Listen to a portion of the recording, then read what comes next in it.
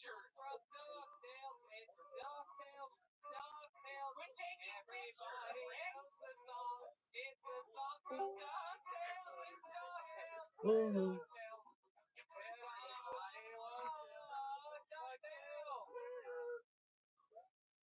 Now my theme song. You are so sweet to have played that. A lot of people don't know that DuckTales is the official theme song of William Munson. Of Black Lives Matter. Oh my goodness, is that true? Donnell, can you corroborate that? Shout out to George Floyd. What'd you say? No, I didn't hear you. What'd you say? I said shut up. Oh, okay. Black Lives Matter. There you go. The DuckTales song I heard was the theme song. Was I mistaken? Nope. William, how you doing this week, William? Nothing better. I'm looking for a job still. Yeah? How's that going? What are you doing to look for a job exactly? I have been going to the local YMCA and swimming laps. Uh-huh. How about the job part? No, literally, I've been going to the YMCA and swimming laps. Nobody's allowed in the YMCA. No, but really, I haven't been looking for a job. Donnell, do you have one for me? Yeah. Nope. Okay. Fair enough. Maybe I can what? I'm not really it's ZipRecruiter.com. Yeah, it was hard to understand. No, what'd you say? You're going in a bad place. Okay, I know, I'm kidding. I'm kidding. I'm on edge tonight. No, you're still doing protesting. I don't know if you're serious. No, I'm kidding. My parents almost died in the tornadoes last night in Tennessee. Is that true? Yep. I never felt sorry for a white person. Come on, my parents bought that house 20 years ago. Is that true? Yeah, they bought it 20 years ago. Did the tornado hit near where they live? Yeah, it broke down the house. What broke down about the house? There was a tornado. What was that dumb little song you were about to play? That was the sound of a tornado. Play it again. Yeah, play that again. That was really helping. It's a tornado siren. That's a tornado warning? Yeah. No, but yeah, last night it was that's the sound of a tornado warning. Yeah, we know. I think in the basement many a times we had tornado drills. Really? Yeah. Oh yeah. Used to get in the towel closet. Tornadoes, I think, are. I would prefer a tornado area than an earthquake. So what's the rule? You go in your house, you get low. What do you do? You go in the basement. Yeah, you go to the stairs. Go in the towel closet. Or in a hallway. The towel closet is normally in the middle of the house. Really? Do you have a towel closet, William? Yeah, it's filled with green and blue towels. Never used. What do you mean never used? Who said that? Redman, why'd you say that? I take showers, dude. Same shorts every single day. And the zipper's still broken. It's still broken. Take a look at that. I'm throwing up some game. Take a look at that, Donnell. Black Lives still better. Come on, I'm kidding. My God. So what are you going to do for a job? Are you running out of money? I am coming up with a new board game. Yeah, what's it going to be called? It's going to be Tornado Twister. How'd you know it was going to be called Tornado Twister? How does that game go? It's a lot like Battleship. Oh, it is? But it's tornadoes. It's literally just like Battleship, but it's tornadoes. How'd you know that, Donnell? And you sing. Jeez, bro. How'd you know that one? Look at my bio? Oh, my body. That's the most condescending thing I've ever heard. What did you say? Very silly. Hold on, what? This thing is silly. I'm trying. Are you? I had a real hard week this week. Yeah, tell us about it. Yeah, is that it? Went to McDonald's a couple days ago. They overcharged me for a Big Mac. How much did they charge you? $10. I should have known before I paid them. Yeah, I paid $10 for a Big Mac. Oh my goodness, that's like they overcharged me. That's like 10 double cheeseburgers. It's yeah. I mean, I don't have $10. I don't have a job anymore. And if you motherfuckers at McDonald's charge me $10 for a Big Mac, I ate it. No, he ate the second one. No, I ate the first one. Oh, this week, clearly, you're going to be looking for a job. There's a pandemic happening. You lost your job. What's that, Ryan? Ryan just dropped his light. What are you drawing over there, Nick? A lot of wild shit happening. That's the first time Ryan J. Evil has ever lost. Yeah, that's a bad omen. What is that? That means we have a. What up, big dog? I know I hate him. What's he drawing? 4 more weeks of summer. Tornado. What, are you drawing a tornado? Is that how you draw a tornado? Absolutely.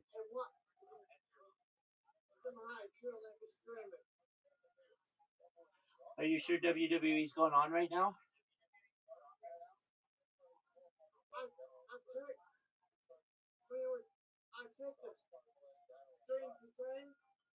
Yeah.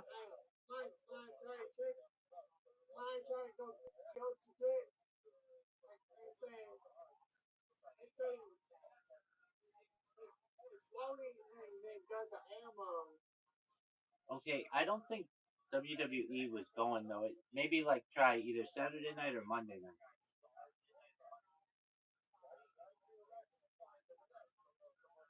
Okay. Saturday. Yes, sir. Yes, sir.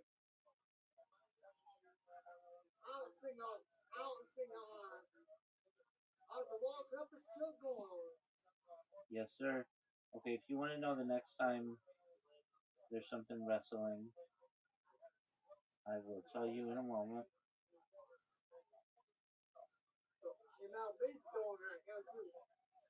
Word, dog. Okay, here you go.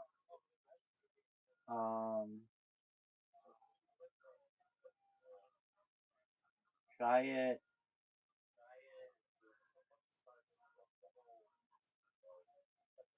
Tomorrow night.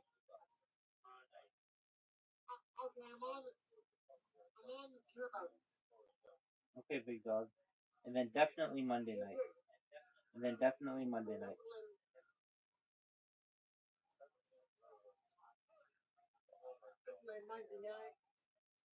Yes, sir.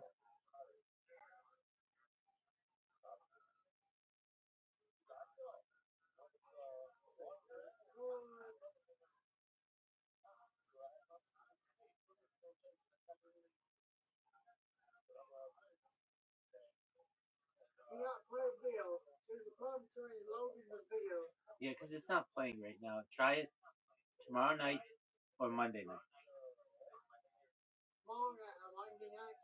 Yes, sir. And if anything, it just might not be working. Not all the websites work.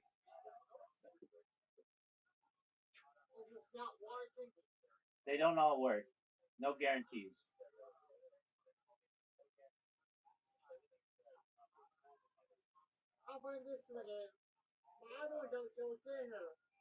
What?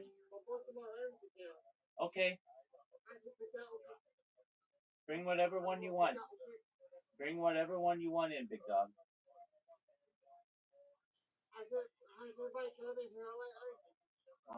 Yeah, a couple hours ago.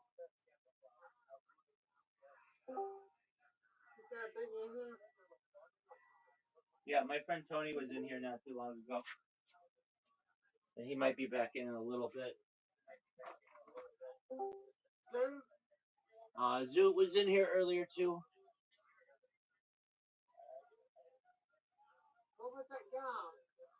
What guy? Oh, he's in a Telegram that I'm in, so he might not come in all that often, but maybe.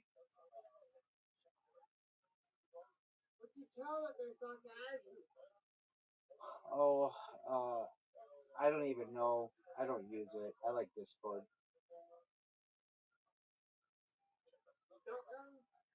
We don't know him, no.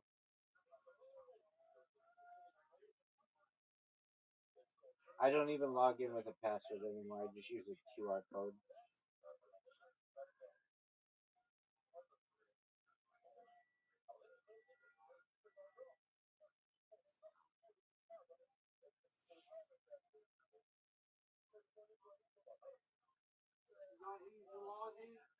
No, and I don't have any friends on Telegram. I don't friend anybody. I tell them to follow me on Discord. All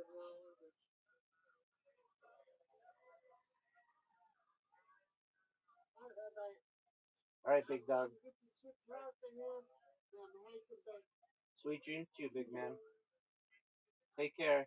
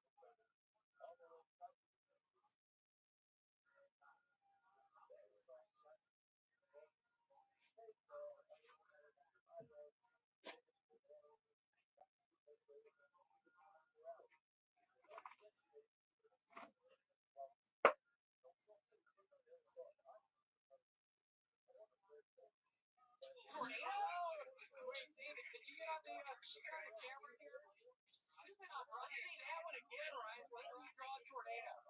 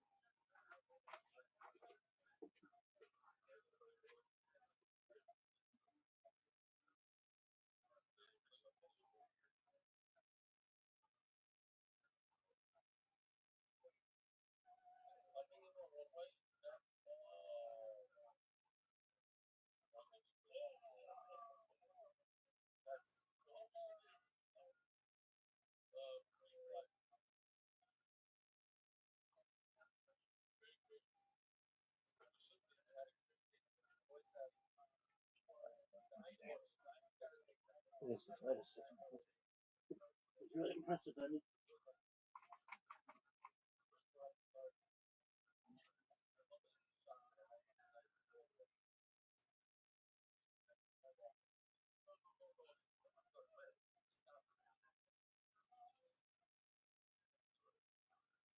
Look at this move.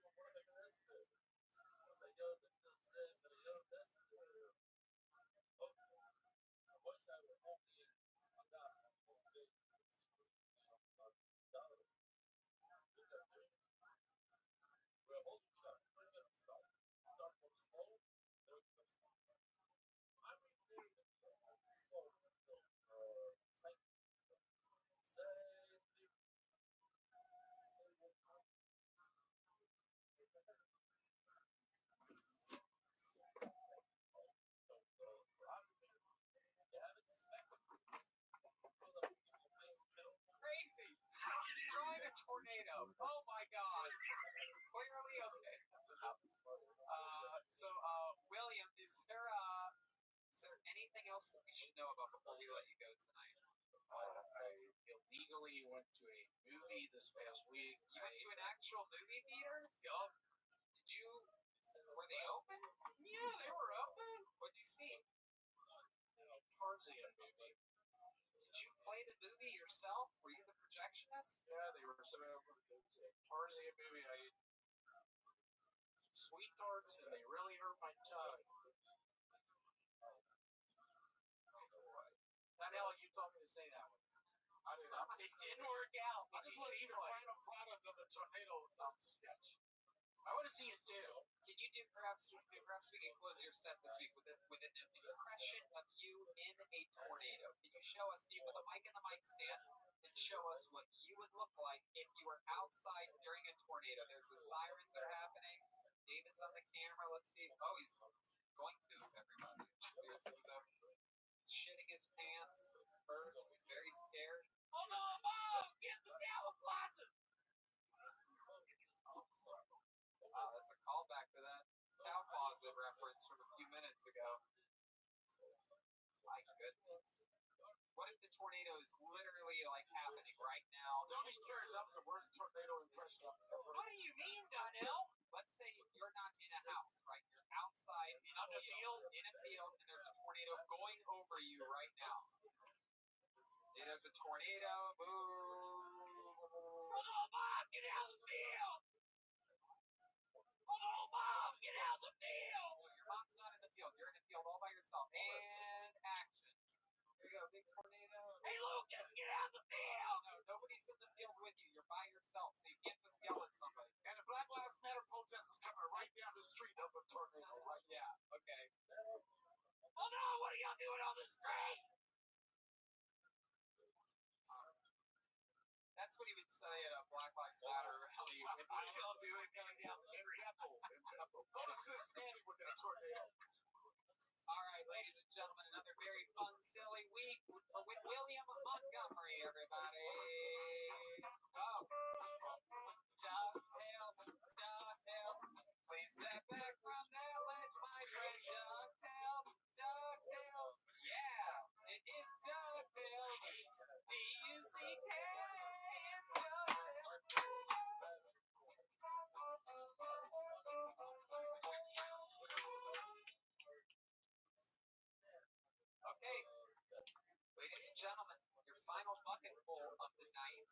goes by the name of Molly Hale. Here we go. Molly Hale, everybody.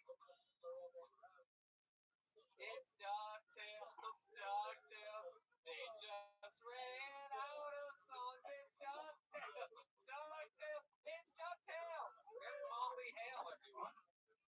Hi, everybody. My name is Molly, and I really wish that I enjoyed butt sex, but my butthole is very dead set against it. And I do have this no in my out policy, but I actually didn't write that policy. My butthole wrote that policy, you know? And I wish it was different because all my gay friends are like, oh, the butthole, it's a portal of pleasures full of a million treasures. And my girlfriends are like, oh, if I get drunk enough, I might let him pop it in one time. You know, but my butthole is so anti-anal, if it even gets a whiff of a dick coming anywhere near it, it will just scoot right out of the way, you know? One time, I saw my butthole put on a fake mustache and pretend to be the mouth of a dude to get away from a dick. My butthole started talking about sports, and the dick got very confused, you know? And then another time, my butthole put out two other fake buttholes on either side of it and started a game of three-card Monty in order to avoid a dick.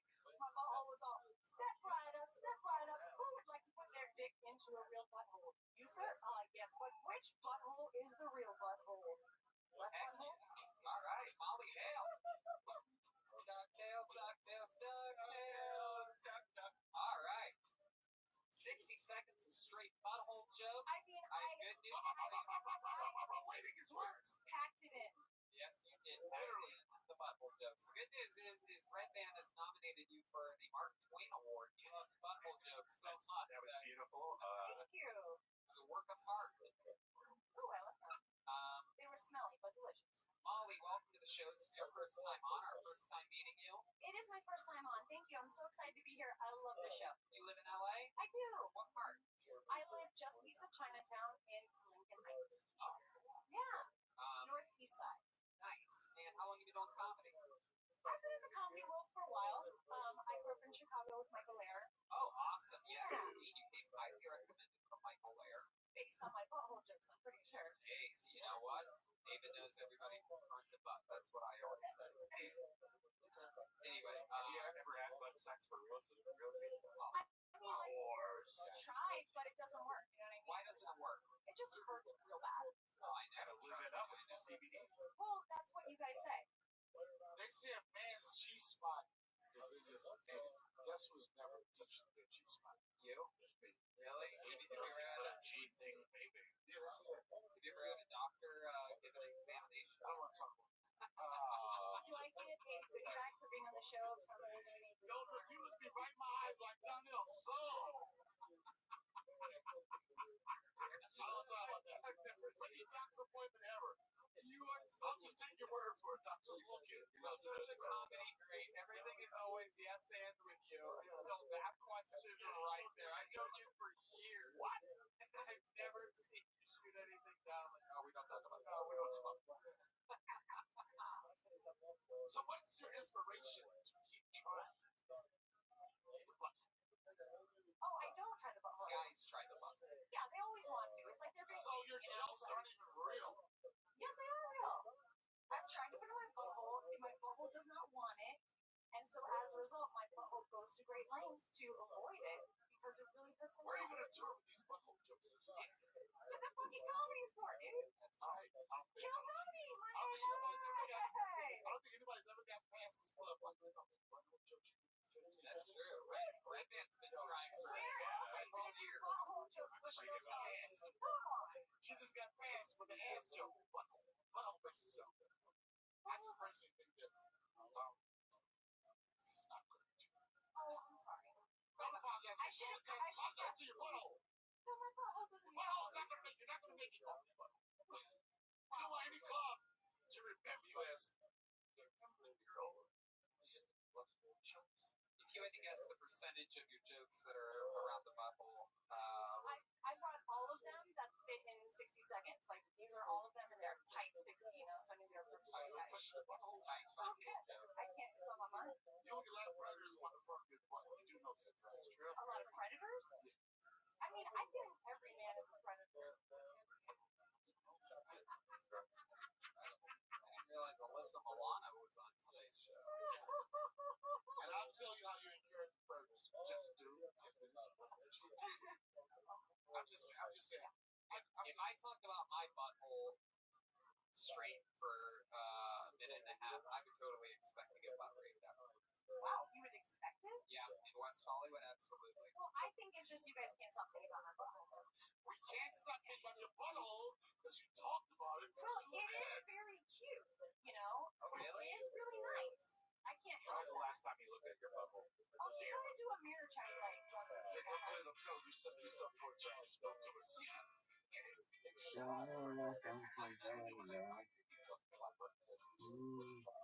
Yeah.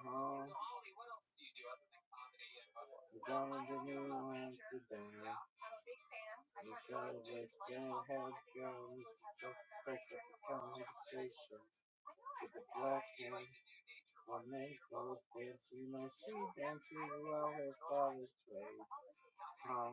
She's suddenly beautiful. What type of Cause nature I are you into? want something beautiful. I like all of it. The trees, the Yeah, flowers, the something rivers. beautiful. So come dancing down So, and you do any down other through the hobbies or fun morning. facts about you? Yeah, I like to La dabble la in la witchcraft. la Oh la my la la goodness, la. really? Yeah. Very exciting. It can be. Type specifically Shut spell up, magic, Maria. but I also do like essential oil. Show me some of them Spanish dances and pass me a bottle, Mr. Jones. Yes, of course we smudge people. Believe in me. Yeah, it really does Help me believe it, anything, cause I wanna be someone who believes. Yeah, Mr. Jones and me tell each other fairy tales. Stare at the beautiful women. She's looking at you. Oh no, no, she's looking at me. Standing in the bright lights, coming through in stereo. And everybody loves you. You'll never be lonely. Well, I'm gonna paint my picture. Paint myself in blue, red, and black and gray.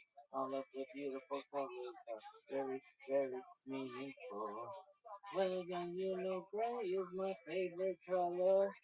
I saw in my way yesterday. If I knew Picasso, I would buy myself a great guitar and play Mr. Jones and me ran into the furniture. Yeah, we stare at the beautiful woman. She's looking at you. I'm there, but she's looking at me. Staring in the sunlight. Myself a great guitar. Or in the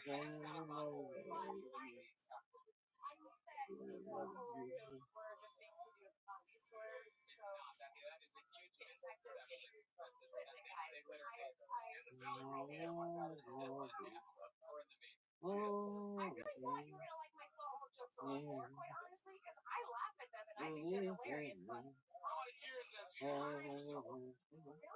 comedy? You live for something. Oh, no, yeah, of course, of course, of course. I thought you were saying I didn't like my. No, you're good. You're good. Red Band laughed a lot. He's the butthole aficionado. I like You're saying I don't give a shit about You talk about butthole. But you know what's funny? Buttholes are hilarious. Okay, it's not the butthole in the right way, but come on, buttholes are funny, you guys. I want to smudge your butthole joke, buddy. Okay. Okay. Conjured property, right? Yes, that's what she said. So are you saying that the homeless should just conjure homeless? Well, they're not practicing their spell magic, that's for sure. Or food? What do you mean when you say that you conjure? Worked mentally and thought about what we wanted specifically and did it in a way that was ritual and did it multiple times and then got exactly what we wanted. Put your energy into it, put your intention into it. Where did the witchcraft come in? Intention is witchcraft. Witchcraft is intention. We're all witchcraft. Absolutely, if you use it correctly. Yeah. That's just twisted stuff.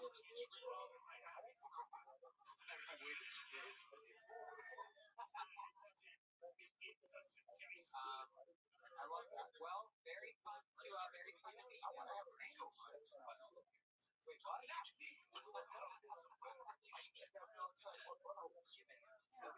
a whole lot of fun in there. We like that Red Band. Doesn't even like buttholes. He just likes poop farts, poop and farts. That's all.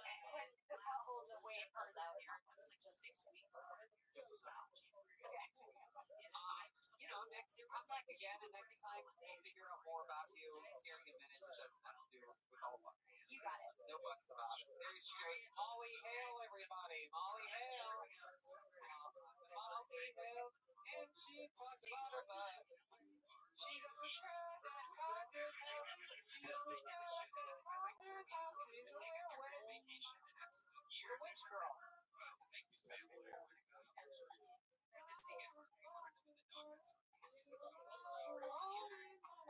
This is a very exciting part of the night, ladies and gentlemen. This is the first in Kill Tony history. Last week, Michael Lair challenged Jeremiah Watkins to a monologue battle for Rambo. This all started weeks ago when Michael Lair politely asked Jeremiah if he could borrow a wig, to which Jeremiah uppity replied, "Well, I normally don't do that." The rest is history. The rivalry started weeks ago. Tonight it will be settled. The loser of this monologue challenge, the rumor is that the loser will have boiling water poured on them at a later date in the parking lot of the Comedy Store. Again, I repeat, the loser will have boiling water poured on them. It could be Michael Lair, who has debilitating disease, ALS. We might have to pour boiling water on him. This is what they agreed on, people. I don't know. I mean, I just was an official in this. I didn't create this battle. This was sent up. This feels like a wolf. I know. I want to see your butthole. Well, the butts are about to become once my friend. Oh, wait, no. I don't want you to miss the Rambo monologue. We'll get her a drink. I don't want you to miss this Rambo thing, because I don't know what's going to happen here. I need you to start out. So, I need a coin. That's right. I never found that quarter that I brought. It slipped out of my pocket. Right. I have a quarter. So, we're going to flip a coin, and then we are going to, depending on which way the coin lands, that's going to decide who goes first and who goes second in this. I'm going to flip a memory card. Very good. That's great right there. Throw things. Flip a memory card. Catch. Okay, let's do it this way. If it's the SanDisk side, Michael Lair will go first. And if it's the blank side, USB port, Jeremiah will go first. Here we go. All right, that's SanDisk. Ladies and gentlemen, going first tonight, the man who started all of this, doing the final scene from Rambo First Blood. Ladies and gentlemen, it is Michael Lair. Here we go.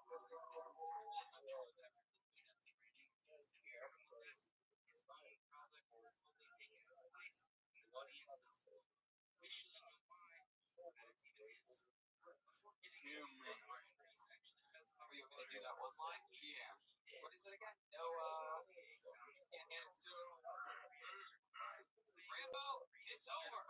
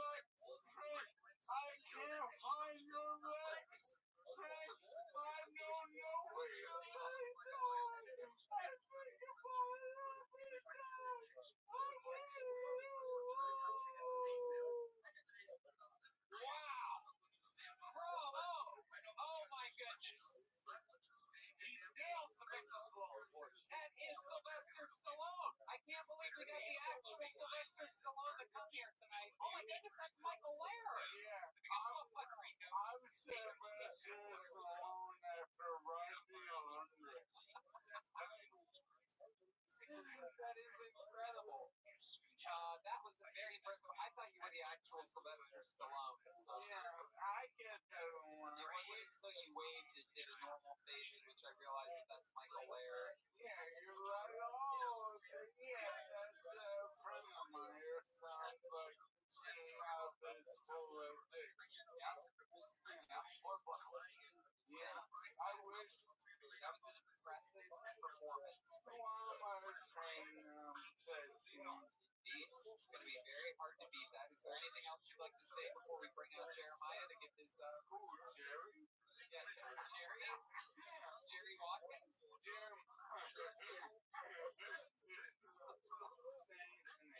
I can just tell. I don't know this for a fact, but I can almost guarantee he must hate that name more than anything. I've accidentally called him the fat. The fat? Oh yeah, he hated that. Jeremiah is a state thing, so he can kiss the ass of the Hollywood Irish elite.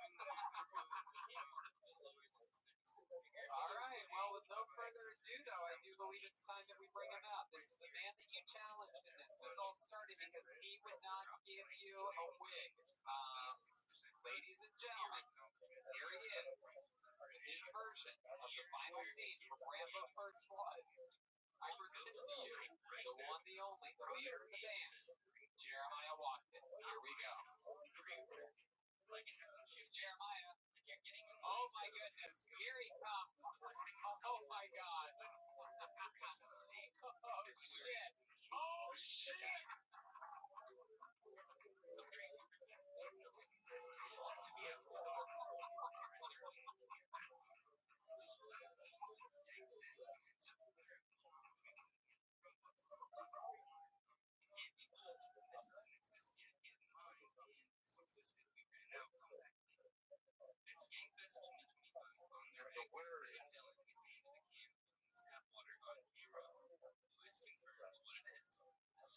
It's over, Rambo. Nothing is over! Nothing! You just cut it off!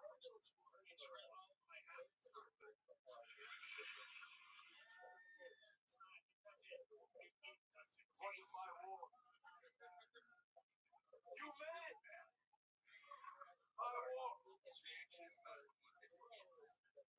Three separate ways of saying the same thing in his main Until you come back to the world. I see all those maggots in the oil airport protesting against them because it's any good all kind of mob crap. That's a cool question. Barbecue sauce. Who are the protesters? Who are they? Let's say, Bessie, and Brenda, and who the hell are yelling about?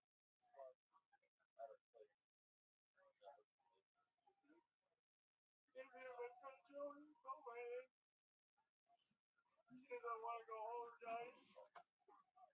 I want to grab my sandwich. That's what we want. I can't find your fucking legs. I can't find your legs. This is everything. Everything. 7 years. I lose it. Sometimes I wake up. I don't know where I am. Sometimes I don't talk to anybody for a day. Sometimes a week. That's what I am to live with. Wow! Wait. That was such a great performance. Can you do that? In Michael Lair voice. Oh my goodness, here we go. Go. It's over, Rambo. Nothing, no more.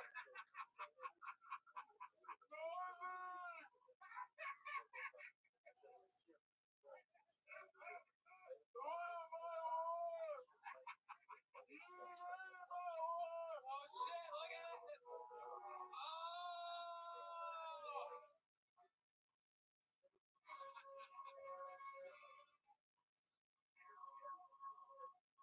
This show is completely out of control, ladies and gentlemen. This is unbelievable. Next week we will be pouring boiling water on Michael Lair. This is very exciting. kidding. Michael, come back here too. Come back here. Roll backwards. Jeremiah Watkins and Michael Lair. That went Jeremiah. Oh no, Rambo's dead. Rambo doesn't die. Come on, Rambo. Yeah. What a performance. Both of you, way above and beyond. That is better than any Rambo movie I've ever seen, what you guys did here tonight. The camera on these guys. Look at this. I mean, just incredible. Absolutely. I do believe the next Rambo, he is in a wheelchair, so we're really ahead of the curve on this one. Incredible performance, gentlemen. I think it's really tough to decide. How many of you think, by round of applause in this room, how many of you think Michael Lair won that? Right, that's pretty good. How many of you think Jeremiah Watkins won that? Actually, that's pretty close. You know what? We're going to pour boiling water on both of them next week. Yeah! How exciting! An unbelievable performance. MichaelLairComedy.com. Jeremiah Wonders on social media. Jeremiah Watkins on social media. Jeremiah Wonders is his podcast. He's got a big one this week. Teamed up with Adam Ray to make a little bit of a Dr. Phil Meets the Billionaire, who you saw earlier. It's very, very, very fun stuff he's doing over there on Jeremiah Wonders. Go check out Michael Lair's Easter Seals video. Yeah, keep him some views, guys. Tell your friends, man.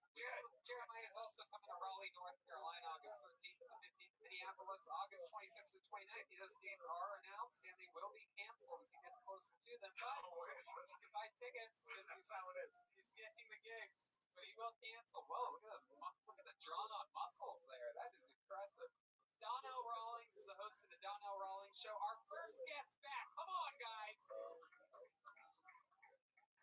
I mean, seriously. I'm telling you, I really appreciate what you guys did. This was unexpected. I wasn't booked. I'm just hanging out. I wanted to see who was here. I appreciate what you guys are doing.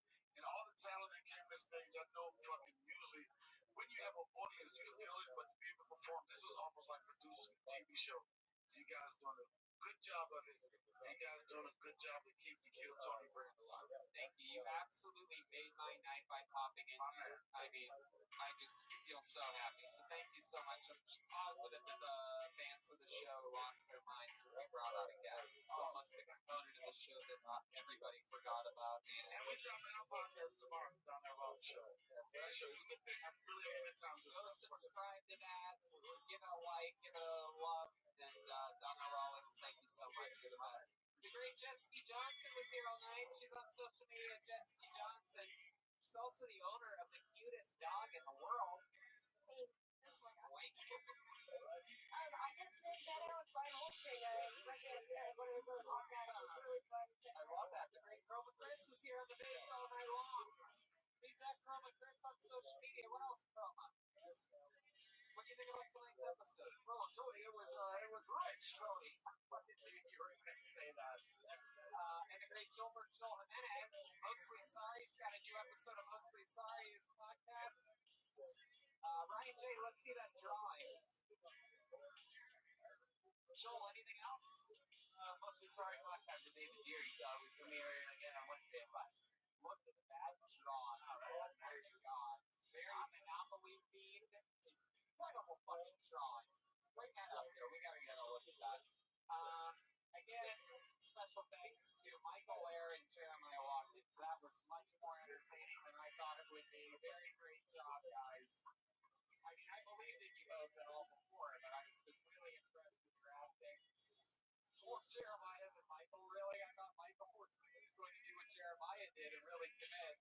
So Michael Lair made himself laugh halfway through it, and he will feel the wrath of boiling water on next week's show. Very exciting. Right, Dan? hey, I got a good show for all you guys that actually like e-bikes. It's called Loophole, and that's what got me. Wait, you have an e-bike show? I sure do. Lean into it, guys. No, it's really cool. It's with Dylan Thompson. He's a really awesome e-bike business. Wait, e-biking is a thing? Yeah. That's a joke? You guys ride bikes on it? Pretty much together on it. You guys just podcast? Yeah, we podcast pretty much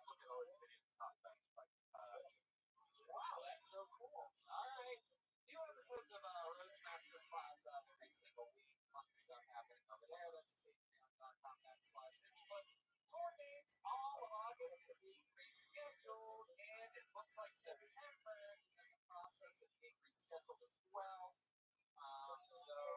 Good luck and thank you, and sorry. I mean, what do you say to it? I don't know. But good luck to all of us, and hopefully we'll be back on the road again soon. Again, thank you, Donna Rollins. Incredible stuff. Good night, everybody.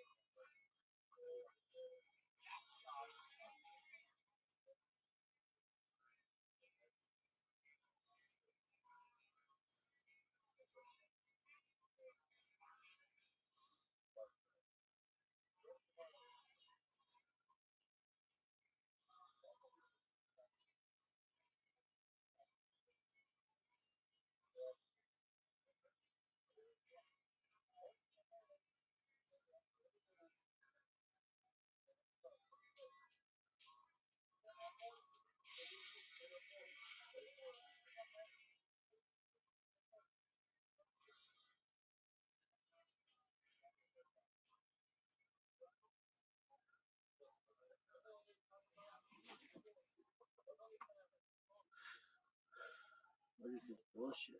Dog.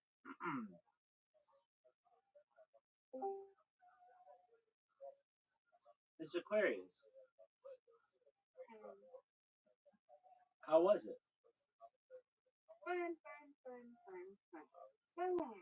Tell me all about it. Get right at 9 or whatever. We got there at first, and Adrian said, okay, we got reservation or whatever. And at first, everybody said, let's go outside. Everybody didn't go outside. She said, okay. Adrian was like, okay, well, they said we go outside. Okay, well, you said she said, well, y'all said it was a 15 grace period. You know. But they found a table or whatnot. So, yeah. That was nice. Maggie was nice and everything. So, you know, we didn't have no fee or nothing or whatever. Like if we did, we would have talked to the managers. It was nice. So she's fine. She was cool. Where Erica do her thing. So yeah. Excellent. Excellent. Could it have gone any better? Aside from the issue about the table. Okay. Well, sitting down. Yeah. Yeah, because they so 15. You did say on the thing 15-minute grace period. You know, and I said, well, Adrian, when you can call, she was like, that don't mean nothing. We got a reservation. I said, yeah. And they ain't even put no reserve for us. So y'all didn't think we was coming. Because we told it, and I told Adrian, see, so what it was is, I'm thinking Adrian's going to come get me and then go get up. Well, about 7 something, I'm eating. Cynthia called me. I'm almost free. I had to hurry up and eat fast, not real fast. But I had to eat, so I had a hamburger. If I was eating that, my homie hamburger my auntie had made. So then he said, well, Adrian wants me to come, I'm gonna pick you up about 8, what is it, 18. Okay. Then we're gonna go over Adrian and get about 8:20. Alright, so I'm got my clothes and all that. I'm waiting on her. It's past 18. So I called Adrian, so Adrian, I'm waiting on Cynthia. So she told me she was gonna come on here by 18. So she told me she was gonna text me, so she was on her way. So then it comes around, I said, well, Adrian, I was waiting on Cynthia. So she must have stopped. I said, she said, okay. She said, well, we got a 15-minute grace. I said, okay. I said, I'll let you know when we're on our way. So it comes around by 8 something, kind of 8:20, comes to get me. Then we're gonna roll around the test, and so we on our way. She said, can you give me your address? So I don't want to miss. I know it's your dad, just don't want to miss her house. So there's the address. So we get there, probably about 8:30. So we go, get in her car, or whatever, at least in their car. We get in her car. So we go to it. We get there by 8:52. It was a little about 10 minutes late. Like 10, 11, almost 10 minutes late. We weren't even 10 minutes late. So, get there. So they was talking to the lady, and they said something about something. And she said, well, we have reservations. She said, it's supposed to be a 15-minute grace, but there's some outside. Outside, we have a reservation.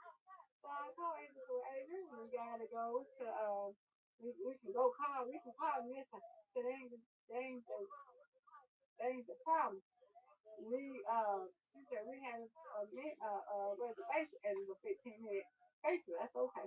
So if I was potato or whatever, or whatnot, what it is, yeah. Yeah. Yeah. It worked out in the state. It worked out. Hey, so long as it worked out, right? Hmm. So long as it worked out. As long as it worked out, you gotta pay. So that was good. Because I was not going to be outside. No. I want to see my band. I'm here to see Erica. I ain't going outside. Nope. Y'all supposed to have one. Then y'all figure out, no, y'all was supposed to have one ready, reserved one for us. Anyway, but it's okay. It worked out. But we had fun at the same time. We had fun. Oh, yeah. The band was good? Yeah, good. Erica was good, yeah. Erica and the band was good. Erica is exclusive. That's the band name. Erica and exclusive. Exclusive. That's the name. Yeah. That was cool. It was a good time. And she don't stay too far from me. And she don't stay too far from Adrian, but yeah, so it's good that you're close to us now. You're around the area. So yeah, yeah, for me. I'm gonna go to bed after a while and chill out and be here tomorrow. I'm not going over. Any plans tomorrow? Nope, I'm going to stay right here at this house. It's going to be hot tomorrow. Excellent. I don't know. Adrian probably be going out. I don't know. They might have something. I'm not going over until next Thursday if I do go. What are you doing next Thursday? They got something going on at John's birthday where we was on Friday. They got something going on. What is it? June, July 6th. Got something going on. You never heard of him. You never heard of Cupid? Cupid? The Cupid shuffle? Cupid. Yeah, you were talking about that the other day. Yeah, he's going to be there. And then RBC and Selena Jackson. Somebody named Emma something. I ain't never heard of them. But I heard of Cupid and Selena Jackson. They're going to be there. Yeah. Yeah. All right. Yeah. Did you get to dance at all? Yeah, I got to dance. Mm-hmm. There you go. Yeah, I got to do sometimes they do like song with the Prince. I forgot which Prince song she be doing. But she got me and Adrian to go up there. She's like, Adrian, y'all want to help me? And then we was like, yeah. So we walked up there. We went up there and did our little thing. Yeah, wait, you got called up to go up to the stage? Yeah, she knows me. I told you I'm the number one fan. Me and Adrian is the girl. I'm her A1 day one. Yes. Yeah. That's really cool. Yeah, she knows me. Yeah. I know. She knows me. Yeah. I know she knows you, but that's another level when she feels comfortable enough to have you go in front of the stage and dance. That's amazing. Sometimes I go there when like what? Some years ago we had into this thing called the One Bar where she used to be performing there. I go there. She was like, "Come on, and sometimes I go there and I dance with her when she does that." So yeah, I didn't know we were gonna do it today. But I'm happy. I had a good time with her. She be exactly. And then she was like, "I love my A1 and day one." And they come and support me and stuff like that. Be like, yeah, probably just if my voice was up screaming and hollering. I had a good time. I did. Oh, that's super cool and very impressive. Mm-hmm. And you didn't feel any anxiety dancing in front of a bunch of people? Oh, no, because I'm used to her. That's cool. Good on you. You're brave. Yeah, we have a good time. They love our energy. I'm like, who's singing this? So she's like, I'm gonna see you again. I hope to see you again. I said, okay. She said, I love this place. This is my first time. And she was from Louisiana. I said, okay, nice. Like Stacy. Yeah. I told her, I got a best friends from there. She said, okay. So yeah. Yeah, we had a good time. Excellent. We know the whole band. Like, they be happy to see us. We know her manager, which is her sister. I didn't see my mom. My mom wasn't there today. But yeah. If I said some Prince songs, do you think you'd know which one they played? What, Prince? Yeah, the one that you said she sang. I don't know. I could remember. I don't know. Dun, dun, dun, dun, dun, dun, dun, dun, dun. Okay. Mm-hmm. Well, that's cool. Yeah. That's super cool. I'm finding it on the computer. I can do it. Yeah. Is she on Spotify? Is she on Spotify? Yeah. She does cover songs and stuff like that. She does cover songs, but she doesn't record her cover songs. She has she don't. I don't know why she don't. She don't do her. I don't know why she don't sing sometimes, but she not always time. She doesn't sing her songs that she recorded. And now, does she just sing, or does she sing and dance at the same time? She sings. She just sings, but she be getting down. Okay. I have a video. She getting down. There you go. Well, that's good. Well, I'm glad you had a good time. And did you have good food?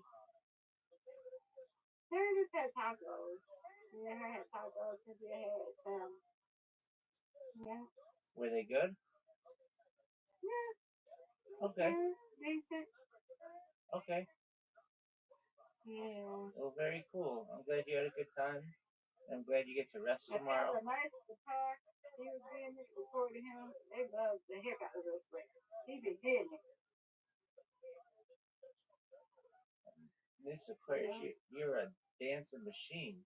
Dancing, dancing, dancing. She's a dancing machine. She be dancing. When her friend Eli, we used to have the so boy, he don't have it no more. I don't know where he don't have it. So he came out there. I said, I told you I was gonna come out here. Came out there and I showed him. And he said, yeah, she be everywhere. She be go down, go up, go to the left, she go. I said, yeah, that girl be everywhere. You need to see her. One day I'm gonna record her. That girl be everywhere. That girl be dancing too. We just some energizer bunnies. Good for you. I can't because of my leg, but I be doing my thing. Good for you. Excellent. And how long was the concert in total? Huh? How long was the total of the concert? It was like a little show. It's not well from 9 to what, 10? I think she did. Well, a little bit after 9, like 10 something. She has 2 sets. She did the first set. And I think the second set it was around 11 something. 10 or 11. Well, 11, yeah. So it wasn't too bad. Okay, and how many people went? What you mean, how many people went? Like, how many people were at this venue? Oh, I can't count. It was a lot. I can't count how many people were there. It was a lot. Okay. Well, like 100? No, it's less than that. Okay. Okay. So still intimate, but big enough to do two. That place is small. But it be crowded. Two shows. Okay. Excellent. Yeah. Those outside, yeah, it might be 100, but that place is small. Mm-hmm. I had a good time. And it had to do with, the engine to hype them up and stuff like that. So it was a good engine, especially when we ain't out. When A1 and they, when they A1 and they want to be there, it'd be good. It'd be good because they get you hyped up and they know I'm a queen. I'm like, and all that, and all them queen and going on. Yep. It'd be good. They have a good time. That's great. I'm glad you had a good time. Mm-hmm. I did. How was your podcast? Oh, it went really well. It was an hour, and it wasn't just me. I've been doing these panel things where they're like, this one has like 8 people on it. So I don't talk that much, like as opposed to if it's just I'm being interviewed or something. But we talked about transhumanism, which is like extending the normal life, and we had some people there. Nobody there was like, we have to do this. Nobody was like that. There were people who were like, if it's something that works, then maybe like they might want to try it. There were some people who are like, absolutely not. I don't want to have anything to do with that.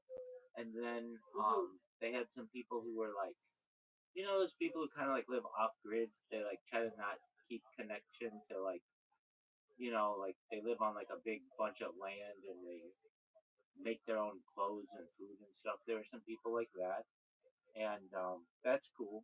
That's cool. Like that, I'd respect that life a lot. I don't know if I could do it. It seems like a lot of work, but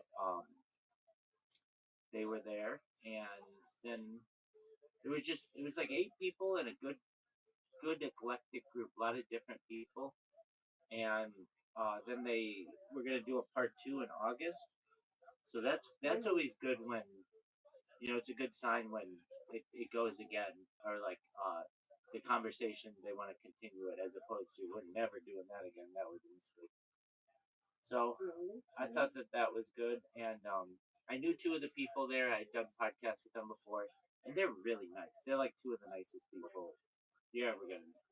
And then there were the other people were nice too. Frankly, I haven't met anybody except that one lady was kind of mean in here, but like everybody else has been really really nice and really I don't want to say inquisitive, but like respectful. That's the big word, respectful. And I think that's an important word to have in society. Be respectful of yourself, of others, and hopefully everything works out. Right. Okay. But yeah, so it already published, which is good. So that means this week I did 3 podcasts I had 4 podcasts that published this week. So that's good. And then next week I've got at least two lined up, and maybe some others that I've inquired on. So happy about that. And I had some friends who came in here earlier today, and that was good to catch up with them. And sorry. Probably gonna go to sleep pretty soon, which I'm sure you will too. And nothing major this weekend in terms of podcast stuff. You never know, something can always pop up, but that's okay. That's okay. I'm okay to get a little bit of a break from them. There's some pressure on myself when I do them that you want to do well in everything. And I stress a little bit about them because you want to make sure they don't cancel on you. You want to make sure you don't oversleep. You want to make sure you don't look stupid. All of those things. Right.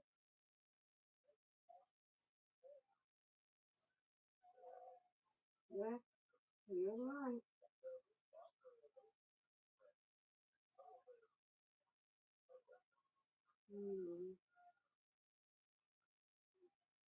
No one knows nothing. You know what some guys is out of little bit. Word, girl, absolutely. Everybody knows what Tamagotchis are. Yeah, I remember they were big in 3rd grade, so maybe 5th grade for you or something. Maybe 6th grade, you said. Well, a long time ago, I don't even know. Probably in middle school by the time, yeah. I wanted one really badly, and I wasn't allowed to have one or something. But eventually, I got one from somebody, and I fed that thing. I made sure it lived as long as I could get that thing to live, and just thought that was so cool. Like the future of pet ownership would be like digital. It was, and people loved them, and they kept them on their backpack. I remember it was a big thing for girls, but then some boys got them too. But I think my parents kind of thought it would probably be too much of a distraction, and they didn't really know too much about them, not knowing what they were. I remember you could feed them and walk them, and then they died. Like they had like 3 modes. That was it. And then they could be reborn again, like they'd come out of an egg or something. I remember. But yeah, that was the ultimate. Like That was one of those holiday or whatever they want to call them, like the hot gift of the year. They had like, like one time there was Tickle Me Elmo and Furbies and Tamagotchis. That was a big one. Pogs. They had what? Nanos, they had nano kittens, nano puppies. Oh yeah. I got both of them. Yeah. I remember those. But I love them. They get a pet. That was one too. That was one too. I remember that dog, Nano Dog. That was a big Nano Puppy. That was a big one. Yeah. And they had something like a Digimon or something. I never played it. I was too old for that at that point, but yeah. Do you remember Pogs? Did they do Pogs where you were? Pogs, they were like these little circular things. You had like a slammer. It was like a game kids played. Oh, I think I do remember, yeah. Everything goes through such a phase too. Like, it's so popular for like 3 months and then nobody does it again. It's like, what happened? I thought we were all on board with Tamagotchis. No, there's the next thing. Digipets or whatever. Yeah. I remember that. Yeah, those were the days. Yes. Now they still got them. But they still got the Tamagotchis back out now. Wow. Yep. Do they do more stuff now? I guess so, yeah. They have little eyes and stuff. I don't know. I ain't get one. I just seen the new ones and stuff. I was looking at YouTube and stuff like that. I guess they have that much life, but the lady had to she restarted it. And I'm like, oh, wow. Yeah. Wow. I mean, you could do all that kind of stuff on a phone now. It's so much better, but it doesn't have the same nostalgia of that little keychain thing. Yeah, I did. The Tamagotchi life. Did you? So long, I worked, so I couldn't really like TV and all that. So, yeah. Did you have one or more than one? I had one. Yeah. You talking about you got this, yeah. But I'm talking about you can do it on the phone. I used to do it on the phone. Oh, okay. Yeah. I got you. When you were like, I was working, I'm like, Tamagotchi. You were working. Yeah, I used to say that on the weekend when I was a kid, but now when I'm working, I don't. I wonder what other things they have it doing nowadays. I got the YouTube it. Oh, they do got this thing. They still got Gigapets. They got the Gigapets. 30. Oh my God. $13 for this on Amazon. This is kidding me. They don't have no nano. I put nano puppy. They don't have it. They don't have no nano. They got Gigapets. They don't have no nano. What's the nano? They ain't got no nano. Oh, well.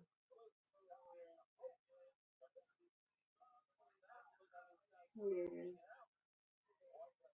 So you ain't got nothing to do tomorrow, huh? No, I'm okay with that. I'm kind of happy about it. I try to do these things during the week, and if somebody wants to do it on a different day, that's okay. But as I say that, I always have to make sure to check my schedule. Yeah, so I don't have anything till Tuesday, it looks like. And then I've got something Wednesday. I've got just 2 scheduled right now, but I might have a couple more that come up. So that's okay. 2 more hopeful good events that I have where people can go on YouTube and see what I do. So that's neat. Okay.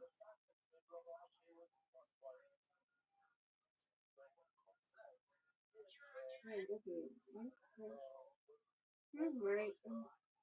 Time to go on mute myself. Alrighty, man. Rabbi, and I'm going to bed. I am really tired. Sweet dreams to you, Mr. Aquarius. God willing. God willing. I'll see you tomorrow. God willing. Sweet dreams. Thank you, man. You too. Thank you, and you're welcome. Okie dokie.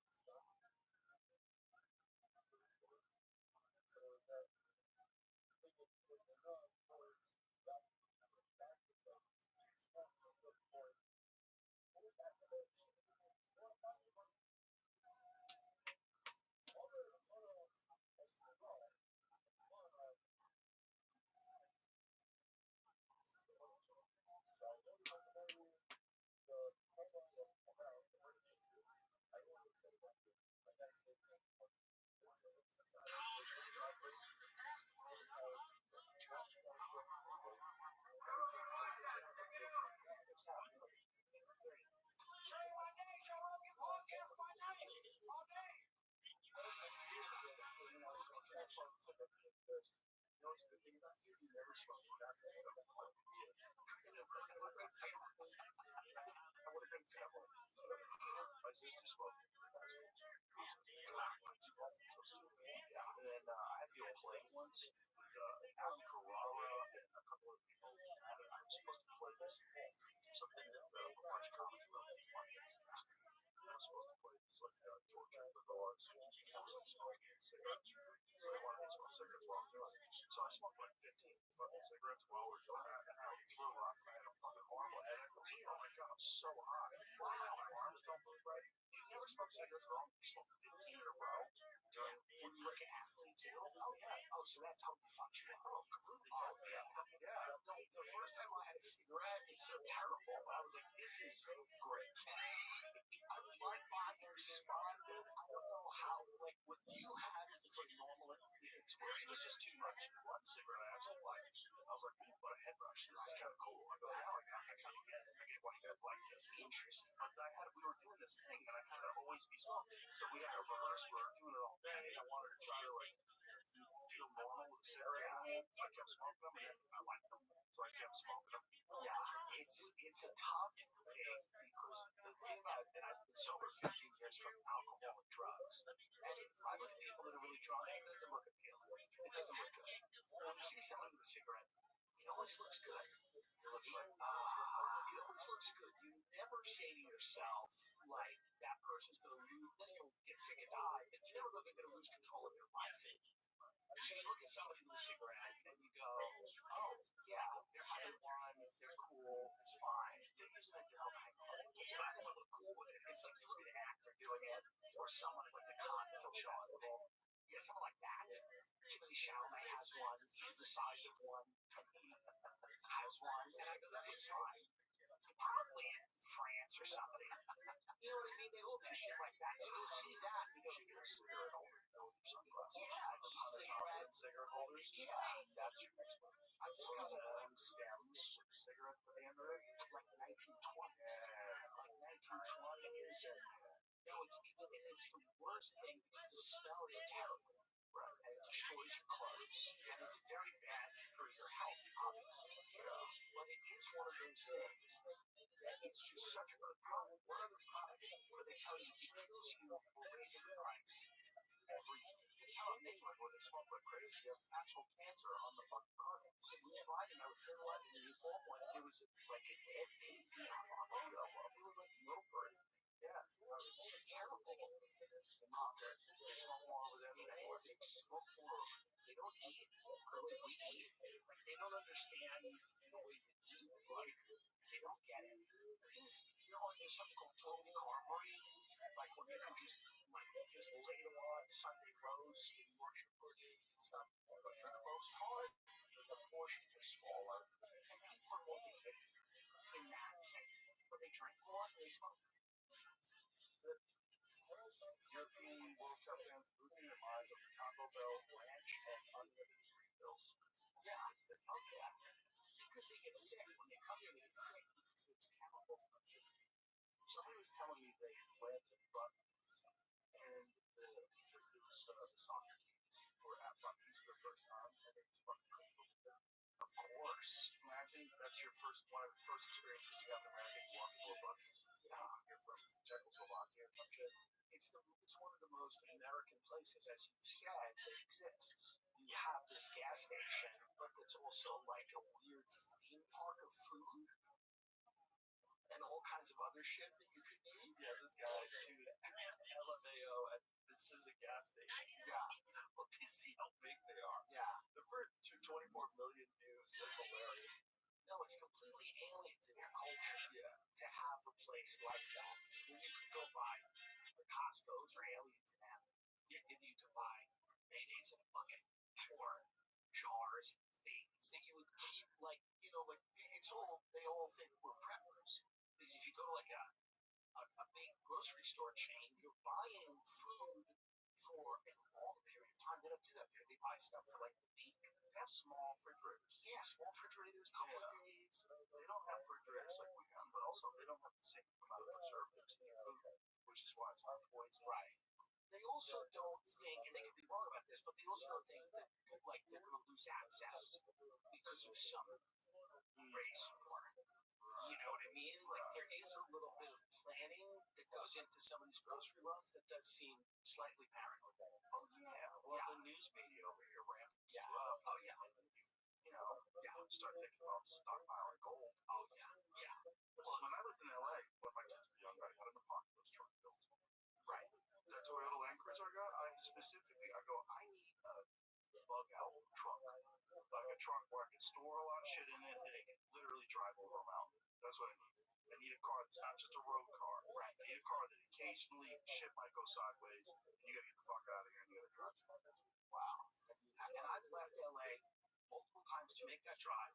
Not in an apocalypse car, but because of fires, because of riots. Like sometimes you just gotta get out of Dodge. I went 3 fucking times when I lived there. Yeah. And it got as close to like burning my fence down. It's part of the LA experience to get in a car. David Spade called me once during the riots. He goes, "Your block is on fire." I thought he was kidding. But there was just overturned cop cars on fire. And it was like riots. This was 2020. So I just got in my car and I went, okay, and I drove to the desert. That's part of the LA experience is fleeing. That's what Palm Beach is. Yeah. Yeah. Palm Springs. Palm Springs. Yeah, and flee. Yeah, Flee go. I mean, Palm Springs makes no sense. It's hot as fuck. There's no water. The only way it started because when Paramount Pictures was doing edits, if you were in a movie, you had to be within 200 miles of until the movie was finished editing. It was in your contract. Palm Springs is like exactly 200 miles from LA. Oh, That's why. interesting. Yeah. That's why they started. They were like, we own you. You can't go anywhere until the film is edited. So if you want to go on a vacation, you have to go there. You know what's interesting is like Pasadena was where all the like producers lived. Yeah. There's beautiful houses in Pasadena. It's century modern. Yeah, incredible places like estates that just seem completely out of place. Totally beautiful and From another time. That's the thing in LA now. You get the vibe that you're Santino made a brilliant point. He's like, it's not Hollywood, it's Hollywood the sequel. Like you're not living in the thing anymore. You're living in whatever the second version of the thing is. Right. The second version is TikTok. Yeah, whatever it is. It's not what it was, and every place seems a little bit like a museum or like it was cool 20 years ago or 15 years ago.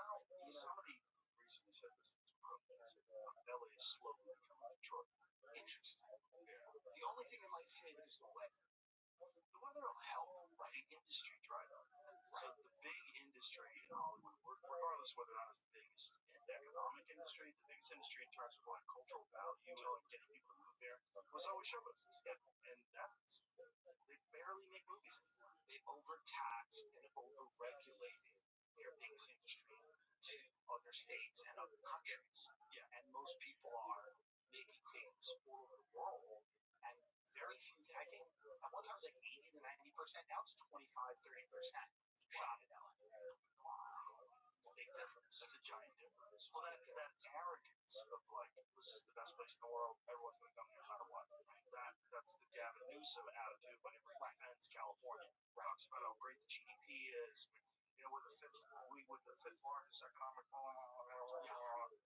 he starts rattling off all these wonderful statistics. And this is like, instead of acknowledging that we got fucking real problems, people are moving for the first time ever, more than they're coming here, right? We're losing all these giant corporations that are leaving. Instead of that, it's just this, we're the shit. No one's, it doesn't matter. I'm very big on California. I'm bullish on California. It's always going to be amazing here. Well, it's what every empire said until they fell, right? Like, we are the thing. But people don't want to ever believe that things athletes get involved. It's so weird. We'll walk right through the Coliseum and we'll listen to what happened. Right. When we landed in LA, I looked to the right and that warehouse was on fire with 85 billion or 85 million tons of chemicals in the warehouse. It was on fire. It was like a multi-day blaze. And you're landing and you're looking out the window and you're just seeing the warehouse on fire, and then there was a car fire on the 405.